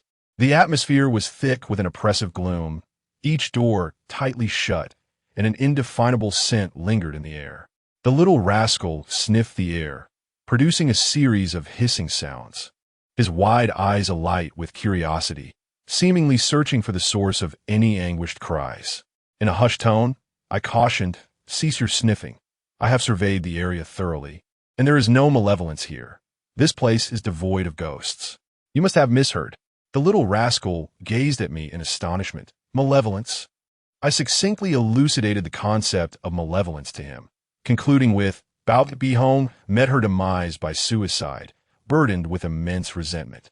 Should she ever manifest as a spirit, it would undoubtedly be as a vengeful specter. If such a malevolent entity were to reside here, no matter how adeptly it concealed itself, it would not evade my vigilant gaze. Did you think I stood by the staircase window merely to savor the fresh air? I have honed the art of perceiving energies. Little Jian exclaimed in astonishment, you are far more formidable than my father. He merely invokes spirits, and sometimes he fails to summon them. In his youth, he did not study diligently. I shook my head, replying, do not belittle yourself. Your father possesses great skill. My master once told me, southern Maos and northern horses, referring to the Maos of Maoshan and the disciples of the horses, each holds an equal stake in the realm. Taoism has its own mystical powers, while shamanism employs its distinctive methods. There is no hierarchy between them. Little Jin, perhaps, did not fully grasp my words. Scratching the back of his head and chuckling, you certainly know a lot. Since there are no malevolent entities here, I must have misheard. Let us be on our way. We retraced our steps, descending carefully, yet neither of us noticed the thick stream of fresh blood seeping from beneath a door on the 4th floor. Creaking sounds echoed, as though something were scratching at the door. As little Jian and I prepared to head to the cafeteria, my mind was preoccupied with thoughts. If there are no ghosts in the dormitory, then the faces I saw and the screams little Jian heard must have been mere illusions. However, never mind. I must trust my observations. Where there is no ominous aura, there is none. First, let us have our meal, and these matters can be left to the realm of the supernatural. Along the way, I inquired, since your father is a disciple of the horse, did he not teach you a few techniques? Little Jian responded earnestly. My father said that entering the mystical gate would reveal the secrets of heaven, binding one for life to the troubles of the 5 deficiencies and 3 shortcomings. Therefore, he did not take me under his wing, but he did teach me a set of martial arts known as the Black Snake Twining Force. I am fully aware of the significance behind the phrase 5 deficiencies and 3 lacks. The 5 deficiencies refer to the states of being widowed, bereaved, orphaned, solitary, and disabled. To be widowed signifies a man who has lost his wife and has no partner throughout his life. Bereaved refers to a woman who has lost her husband. Orphan describes a state where one loses their parents or relatives at a tender age. Solitary pertains to an elder who finds no joy in the company of children. Disabled denotes a condition resulting from congenital factors or unforeseen circumstances leading to physical impairment. The 3 lacks are straightforward, representing the absence of wealth, life, and power, namely, the lack of resources, a short lifespan, and the loss of authority. I am acutely aware of my transgression concerning one of these taboos. As my mother tragically passed away during childbirth, which directly relates to the state of being orphaned. Upon arriving at the cafeteria, I discovered a multitude of students already engaged in their meals, including freshmen from the first year and seniors from the second and third years. Among them were Han Hongtao, the bookworm, and Xiaoyan, who were also present. They inquired about our absence so early in the morning.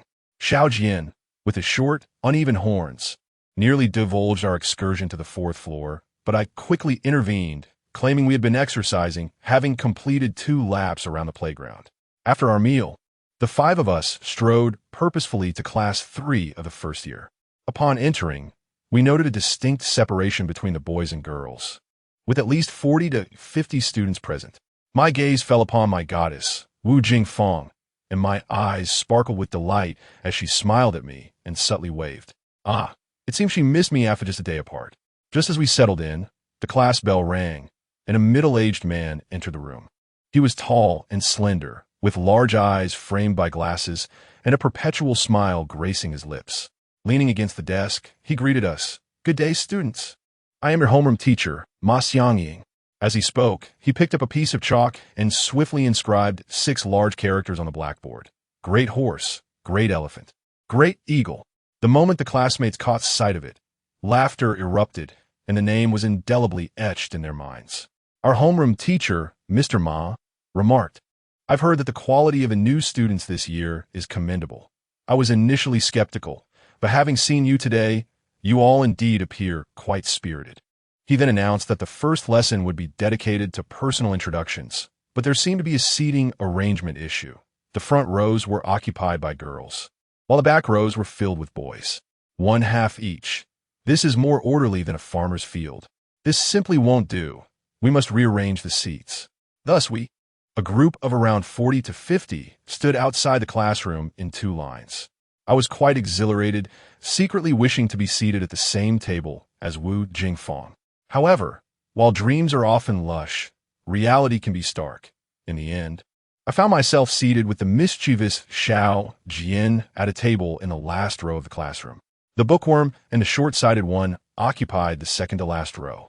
Han Hongtao sat in front of us, paired with a classmate whose head was crowned with unruly curls, as if styled with a hot coal clamp, and his face was dotted with acne. Had it not been for his slightly larger nose, I might have mistaken it for yet another blemish. Just as we had settled in, before Mr. Ma could utter a word, the classroom door was flung open with a loud bang. To our astonishment, it was the dormitory supervisor, his previously stern demeanor replaced by an expression of sheer terror. "Mr. Ma, there has been a fatal incident." Chapter 53. The death of Hua Chao. In a moment of utter shock, all 50 of us students were left speechless, staring wide-eyed at the dormitory supervisor. The classroom was enveloped in an eerie silence. Teacher Ma's expression shifted dramatically as he hurried down from the podium, whispering, "Old Dai, what on earth is happening? What has occurred?" Da's face turned ashen as he adjusted his thick-bottomed glasses, speaking in a flustered manner. "On the 4th floor, someone has died. The school authorities have already gone there. It appears to be a student from your class, Hua Chao." Teacher Ma gasped sharply, his gaze sweeping across the classroom, as if suddenly realizing that one student was indeed missing. "My goodness, how could this happen? It's terrifying, especially on the very first day of classes. Who was Hua Chao, and how had he met his demise?" A wave of commotion erupted among the students, with both boys and girls murmuring and exchanging hushed conversations. Han Hongtao turned his head, staring at me in bewilderment, much like the others. Even the small-eyed student and the bookworm in the second row kept glancing in my direction. Hua Chao had once been our roommate, but after a disagreement, he had changed dorms. Since then, all I had heard were stories from the small-eyed student. No one knew where Hua Chao had gone. However, a deep unease gnawed at me, the mention that Hua Chao had died on the 4th floor. Yet this morning, the small-eyed student had claimed there was some noise coming from that very same floor. But the iron gate was locked. Even if Hua Chao had met a grim fate, there was no way to dispose of him there. How could he have perished in such a place? A chilling association struck me, reminiscent of the nightmare I endured last night and the peculiar visage outside my window. A wave of unease washed over me as I pondered. The 4th floor harbors no malevolence. How did Hua Chao meet his demise? My mind was besieged by an overwhelming torrent of questions, akin to a tangled mass of yarn.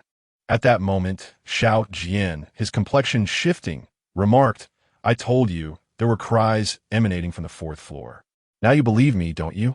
It seems my hearing remains intact." Yet, the iron gate was secured tightly, devoid of any signs of forced entry. How did Hua Chao gain access? Could it truly be that there are spirits among us? Go where it's cool. Haven Tea, I told you? The fourth floor is free of evil spirits. Where'd ghosts come from? I warned him.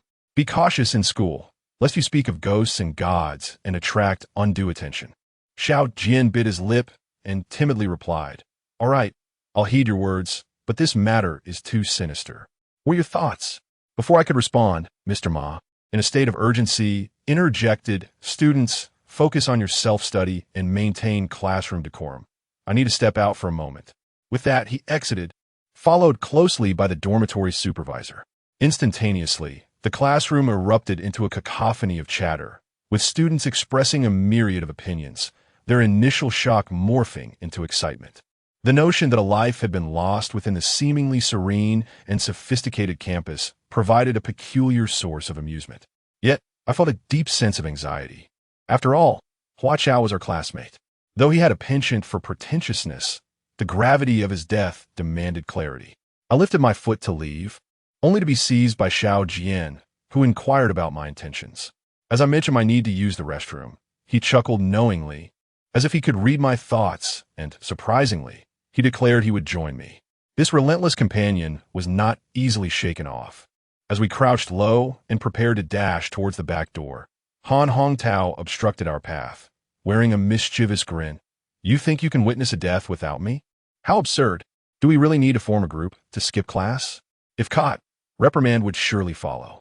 The sly one whispered to me, "Invite old Han along. The law does not penalize the multitude. The more, the merrier." Together, the three of us dashed through the classroom's back door, making a beeline for the dormitory building. In the distance, we could hear the wailing of police sirens as 3 patrol cars swiftly maneuvered towards us. A death would undoubtedly attract the police, and their response time was remarkably swift. However, as I glanced casually, I noticed a familiar face among the officers in one of the cars, though I cannot recall where I had seen him before. Han Hongtao urged, "Hurry up. Once the police cordon off the dormitory, we won't be able to get in." To my surprise, he seemed quite knowledgeable, likely from watching too many dramas. Upon our arrival at the dormitory, we indeed found several officers guarding the entrance, complete with yellow caution tape. As a throng of school staff hurried towards the scene, a death was a significant event that drew everyone's curiosity. However, our plan was thwarted, as the crowd was too dense for us to blend in. At that moment, one of the officers suddenly spotted us three, shouting, "Those 3 students. What are you up to, sneaking around? Come here." Upon being discovered, the 3 of us exchanged glances, steeling ourselves to face the situation. If questioned, we would simply state that we were roommates from Hua Chao, capable of providing some leads. As we arrived at the dormitory entrance, I once again spotted the familiar police officer. He paused upon seeing me and exclaimed, "Aren't you Chen Xiliang, the one who stood up for justice 2 years ago? I encountered you at Boss Wu Lingyao's residence and even handed you my business card." Realization dawned upon me. Indeed, that was the case. I had remarked to myself how impressive the current police were, possessing business cards. If I recalled correctly, his name was Han Wei, a detective from the county precinct.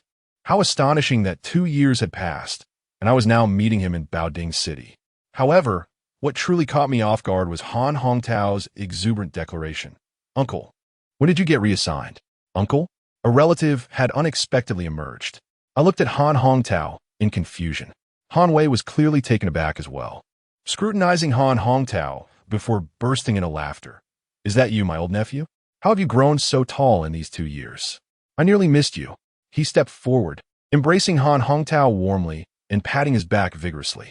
After observing them closely for a moment, I noticed they indeed shared a resemblance, confirming they were indeed family. This provided hope. Even if apprehended, we would have an explanation. Han Hongtao inquired, "Uncle, why haven't you returned home after being reassigned to the city?" "You foolish child. Look at what you're saying. I just returned the day before yesterday, and have been occupied with numerous police duties. For the past couple of days, I've been entirely immersed in police work, even lacking the time to make a phone call. Today, as I was about to visit your home, an emergency call came in, claiming there had been a fatal incident at the school, so I rushed over and, unexpectedly, found you here. It's also my fault for being careless. Calculating the days, you should be entering high school now. In these last 2 years, we have seen little of each other, and your grandparents have relied solely on your father for care. From now on, I will remain in the city and go nowhere else. Hearing this, Han Hongtao couldn't contain his delight, to the point where he nearly let slip a tear. It was evident that the bond between the uncle and nephew was quite strong. Han Wei adjusted his demeanor and asked earnestly, "By the way, why are the 3 of you skipping class to come here? If your homeroom teacher catches you, you'll surely face a reprimand." Han Hongtao, quick-witted, immediately replied, "3, uncle, you misunderstand. The deceased was from our dormitory, named Hua Chao. We came over to see if we could provide any clues. By the way, how exactly did this person die?" Han Wei responded, "Oh, we just arrived as well and have yet to see the body.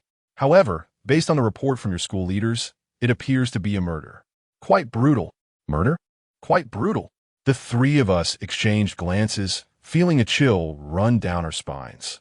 Just imagine, on the very first day of school, someone was murdered. This indicates that the perpetrator had been plotting for a long time and executed the act quietly. Who would dare to sleep at night after this? However, I hold a different perspective. Hua Chao perished on the 4th floor, and the doors were all locked. Who could have entered to take his life? In other words, how did he himself manage to gain access? I considered the dormitory's supervisor, as he possessed the keys. Han Wei proclaimed, "Since you are all here, follow me upstairs. However, brace yourselves mentally." With that, he ascended the stairs accompanied by 2 investigators and a forensic expert clad in a white lab coat. In the corridor, a few teachers were present, and they looked at us 3 students with astonishment. Upon reaching the 3rd floor, an elderly gentleman approached and reprimanded us. "What are 3 students doing here? Nonsense." As I focused, I thought to myself, is today a gathering of familiar faces? The old man was none other than Shui Linshan, the disciplinary director of the county middle school, the very one who had been terrified by Zhou Xiaohua's ghost. What was he doing here? The next moment, Shui Linshan spotted me, initially surprised before breaking into an unexpected smile. "Xiliang, what brings you here?" Xiao Jian and Han Hongtao simultaneously glanced at me, their expressions conveying the sentiment of shared recognition. "Director Shui, how are you here?" I inquired, perplexed. Shui Linshan still sported the same hairstyle from his service in the eastern regions, his head gleaming. He chuckled, "You see, after bidding farewell to your graduating class, I applied for a transfer and was assigned to Baoding No. 1 Middle School as the head of moral education. It's quite similar to my previous role as the disciplinary director, albeit with a few more administrative responsibilities. I am aware that you have gained admission to the prestigious First High School. However, during the new student orientation yesterday, the atmosphere was tumultuous, and we did not have the opportunity to meet. My heart swells with joy. This fellow has always regarded me as his benefactor, and now he holds the esteemed position of the director of moral education at the school. It would surely be quite convenient for him to overlook my minor transgressions in the future." I chuckled shamelessly to myself. I pulled aside Director Shui Linshan for a moment of conversation and inquired, "Director Shui, has there been any progress with your fertilizer factory?" Upon hearing this, Shui Linshan's face lit up with a radiant smile, and he clapped me on the shoulder, exclaiming, "We have relocated to the outskirts of Baoding City, and our operations have expanded more than double. I must credit my current success to your assistance, so should you need anything at school, do not hesitate to seek me out. My Feng Shui master." His words brought an overwhelming sense of satisfaction from my throat to my very core, and I responded with a cheeky smile, "You are too kind." Including Han Wei, they were oblivious to our whispered conversation. Little Jian, with a hint of mischief in his voice, remarked to Han Hongtao, "Could it be that this old man is also a relative from Xiliang?" I questioned them about their strange behavior today, suggesting that they might have encountered a relative. "Nonsense," Han Hongtao replied earnestly, "I have seen that old man. He is the director of moral education at the school, known for dealing with troublemakers. If he heard your comment just now, it would certainly lead to severe consequences." Little Jin's expression changed instantly, and he hurriedly rubbed his backside, rendered speechless. I distanced myself from Xue Linshan and asked, "The three of us are here for Hua Chao. He is our roommate. Director Xue. How did he meet his demise?" It was better not to have mentioned it. However, upon doing so, we witnessed Xue Linshan's complexion turn a ghastly white. Leaning against the staircase, he began to retch, saliva pooling at his feet, gasping, "It's too horrific. You three cannot go up there. It would terrify you." To the police officers, he added, "I came down to greet you. Please follow me. The scene has already been secured." With that, he ascended to the 4th floor. Han Wei cautioned us, "Did you hear that? The murder scene is exceedingly gruesome. You must gauge your own fortitude." My mind drifted back to last night's nightmare, and I thought how repulsive it had been. Could it be that Hua Chao was more dreadful than Hualong and Wu Fengxian? We finally reached the 4th floor, only to find the staircase stained crimson with blood, the acrid scent of it assaulting our senses. It was no wonder that the dormitory supervisor had sensed the presence of death. The blood must have flowed down from the 4th floor. In the corridor on the 4th floor stood 5 school leaders, while the police were busy collecting evidence and analyzing the scene. Despite the scrutinizing gazes of others, the three of us finally entered the corridor, where we discovered an open door revealing an extraordinarily terrifying sight. Chapter 54. Is it haunted? Hua Chao lay at the doorway, blood streaming from his 7 orifices, his face marred with bruises, contorted yet adorned with an eerie smile. Han Hongtao retched violently, and I hurried over with Xiao Jian to attend to him. Despite my accustomed exposure to bloodshed and horror, the visceral impact of the scene was undeniably intense. The most composed among us was undoubtedly Xiao Jian. He spoke in a low tone. "Having spent days slaughtering pigs at home, I have seen my fair share of blood. This is merely a trifle. Yet, watch how at a most tragic end. Who could have done this? Who harbored such a deep-seated animosity toward him?" I narrow my eyes, sensing the enigma that enveloped the situation, utterly perplexed. At that moment, a tall man in his 50s approached Xue Linshan and inquired, "Old Xue, what is the matter with these three? Why are they here, adding to the chaos?" Xue Linshan, bowing his head in deference, replied, "Please, calm your temper. These three are Hua Chao's roommates. They have come to provide clues." "Oh." The man cast a glance at the three of us, poised to speak when suddenly a police officer emerged from another room, a case file in hand, followed closely by our homeroom teacher, Ma Xiangying, and the dormitory supervisor. Upon spotting us, Ma Xiangying's expression soured, yet before she could interrogate us, Han Wei stepped forward to offer an explanation. "These three can provide valuable clues that may aid in the investigation." However, the police officer interjected, "Captain Han, I have just inquired, and this dormitory supervisor claims that Hua Chao was not residing in room 502 yesterday. He had switched to another dormitory. It seems he was quite upset, likely due to a dispute with his roommates that prompted the change." The countenances of the three of us immediately fell, as we realized the gravity of our predicament. How could we have been so naive from the very beginning? So innocent, perhaps far too innocent. Han Wei, Ma Xiangying, Xue Linshan, Principal Zeng, along with other law enforcement officials, all directed their gaze upon us three, filled with scrutiny and bewilderment. Ma Xiangying, incensed, demanded, "What transpired in the dormitory yesterday? Why create discord so soon after the semester commenced?" Han Hongtao, having just recovered from his earlier distress, looked pallid yet emboldened by the support of his uncle. "Teacher Ma, Hua Chao is exceptionally arrogant. We did not instigate the conflict. He sought out. Moreover, we did not engage in physical confrontation, merely exchanged a few heated words before he exited. Now that he is dead here, you cannot justly direct your ire towards us, can you?" Ma Xiangying was truly flustered. The tragic demise of one of his students weighed heavily upon him, leaving him with an undeniable sense of responsibility and heightened emotions. "Then why are the three of you here? To gawk at the spectacle?" Han Wei interjected sternly, "Enough. You will all accompany me to the police station for questioning. Do not impede our investigation." He turned to Principal Zeng and inquired, "Have the deceased family been informed?" Principal Zeng nodded. "They have been notified and are en route. Hualong's father is the mayor of Baoding. Upon learning of this incident, he was furious, and the pressure on our school is immense. At that moment, a forensic expert clad in a white coat approached, presenting a document. Upon reviewing it, Han Wei's brow furrowed deeply as he exclaimed, "The heart, liver, and kidneys are all missing?" The forensic expert nodded and stated, "Indeed, the deceased was severed at the waist by a sharp weapon, executed with remarkable skill. To achieve such precision, the weapon must be extraordinarily sharp, and the assailant's strength must exceed 500 pounds.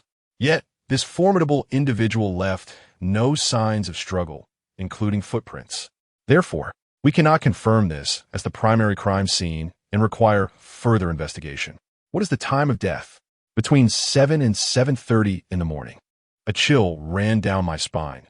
During that time frame, I had already ascended to the 4th floor with Xiao Jian and conducted a brief inspection. Who would have imagined that Hua Chao was being murdered at that very moment?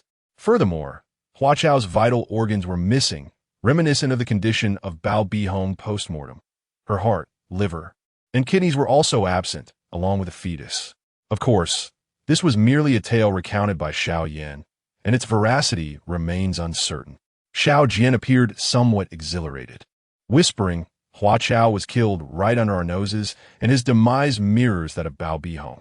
I told you it was a haunting. Keep your silence, and no one will mistake you for a mute," I retorted sharply. At that moment, another detective rushed over, presenting 2 photographs. "Team Leader Han, while examining the staircase for traces, I discovered 2 sets of footprints in the pool of blood. This indicates that 2 individuals were present here before the blood was left at the staircase." Han Wei's eyes lit up as he swiftly took the photographs for a closer look. Approximately size 44, the tread pattern is quite ordinary, likely from rubber-soled sneakers. Moreover, one footprint is notably deeper, suggesting a substantial weight. I exchanged glances with the mischievous Xiao Jian, a sense of dread washing over me. Could those shoe prints possibly belong to us? We must swiftly investigate the origin of these shoes. Han Wei turned to Principal Zhang and said, "We should also screen the students within the school." Just as the criminal investigators and Principal Zhang were about to depart, I felt compelled to step forward. There is no need to investigate further. Prior to the incident involving Hua Chao, I was here with Hu Jianquan. Of course, we had no knowledge of Hua Chao's demise occurring here. What? Everyone was taken aback, including Han Hongtao. "Chen Xiliang, why were you here?" Han Wei inquired. I replied candidly. It was Hu Jianquan who heard the screams from the 4th floor. We decided to come and see what was happening, but upon reaching the staircase, we discovered it was locked and left without noticing anything unusual. "You reside on the 2nd floor, and yet you could hear the screams from the 4th floor? Why didn't the students on the 3rd floor hear anything?" the dormitory supervisor questioned. Hu Jianquan quickly clarified. "We left our dormitory around 5 o'clock and arrived in the 3rd floor corridor." Han Wei pressed, "What were you doing on the 3rd floor so early?" The nearby criminal investigators were poised for action, encircling us as if we resembled the culprits too closely. The dormitory supervisor, Ma Xiangying, and Principal Zheng all recoiled in horror. Only Shui Linshan, who knew me well, remained somewhat composed, although beads of sweat trickled down his forehead. In resignation, I could only say, "I rose early to practice martial arts. I have been doing so for several years." "Martial arts? What sort of practice requires one to be in a corridor?" Han Wei narrowed his eyes. "Chen Xiliang, your talent for deceit leaves much to be desired." Xiliang practiced the art of observing qi, a discipline rooted in feng shui, which you may find difficult to comprehend. He stood by the window in the corridor on the 3rd floor, gazing out at the surrounding energies. Xiao Jian hastily sought to elucidate the matter for me. Shui Linshan also stepped forward, addressing the police officer. "I must confess, I am a fellow villager of Chen Xiliang. Although this young man is not of advanced age, he possesses a genuine talent for feng shui. Feng shui is an esoteric practice, and his methods of cultivation are undoubtedly unique. I believe he is entirely innocent of any wrongdoing." "Nonsense!" a thunderous voice echoed from the staircase, and an elderly man with graying hair ascended. Upon seeing him, I felt a chill run down my spine. This man exuded an aura of authority, unmistakably a high-ranking official. He was flanked by 3 impeccably dressed gentlemen, their expressions exuding a chilling charisma. The faces of Principal Zhang and his companions paled significantly as they hurried to greet him. This individual was none other than Hua Chao's father, Hua Wanfu, the secretary of the Baoding Municipal Committee. Hua Wanfu cast a fierce glance in my direction, an oppressive presence emanating from him, before hastily making his way to the crime scene. Upon lifting the white cloth, his entire demeanor stiffened. The three young men behind him averted their gazes, some even retching in disgust. Silence reigned for a full 3 minutes, the atmosphere thick with tension. Finally, Hanwei stepped forward and offered a salute, saying, "Secretary, please accept my condolences. Our municipal bureau will work with utmost urgency to solve this case and ensure the perpetrator faces the consequences they deserve." Hua Wanfu turned away, tears streaming down his face, pointing at Xiao, Jian, and me, declaring, "These two are the primary suspects. I demand a resolution by tomorrow." The municipal bureau would not falsely accuse an innocent person. However, I sincerely hope that no culpable individual escapes justice. This matter must be addressed with utmost seriousness. Hanwei nodded in agreement, assuring, "We will provide you with an explanation." As for Principal Zhang, he was nearly paralyzed with fear. A mere word from municipal party secretary could strip him of his esteemed title. Even the bureau chief would likely hesitate to breathe audibly in such a tense atmosphere. Yet, I was filled with indignation. The feeling of being misunderstood is profoundly distressing. However, mere words cannot clarify the situation. If you were to label us as the perpetrators, you must present compelling evidence. Thus, on the very first day of classes, instead of engaging in our lessons, we found ourselves summoned to the municipal bureau, subjected to separate interrogations. That evening, I finally met with Xiao Jian, and we concluded that, despite our prior enmity with Hua Chao and the apparent motive, we lacked the capacity to commit the crime. Moreover, while our footprints were found on the staircase, there were none at the crime scene, marking a significant discrepancy. Additionally, around 4 o'clock that afternoon, the dormitory supervisor reassigned Hua Chao to a new dormitory. However, Hua Chao's time of death was recorded between 7 and 7:30 the following morning, leaving a span of 15 hours during which he had not entered the new dormitory to rest. No one knew where he had gone. Furthermore, the lock on the 4th floor had not been tampered with. Only the dormitory supervisor had the ability to open the barred door, thereby placing him under suspicion. Nevertheless, the dormitory supervisor held multiple responsibilities and had to accompany the external garbage truck at 7 o'clock each morning to collect the refuse from the dormitory building, with numerous witnesses who could attest to his whereabouts, thus providing him with an alibi that seemingly absolved him of the opportunity to commit the crime. As for the key to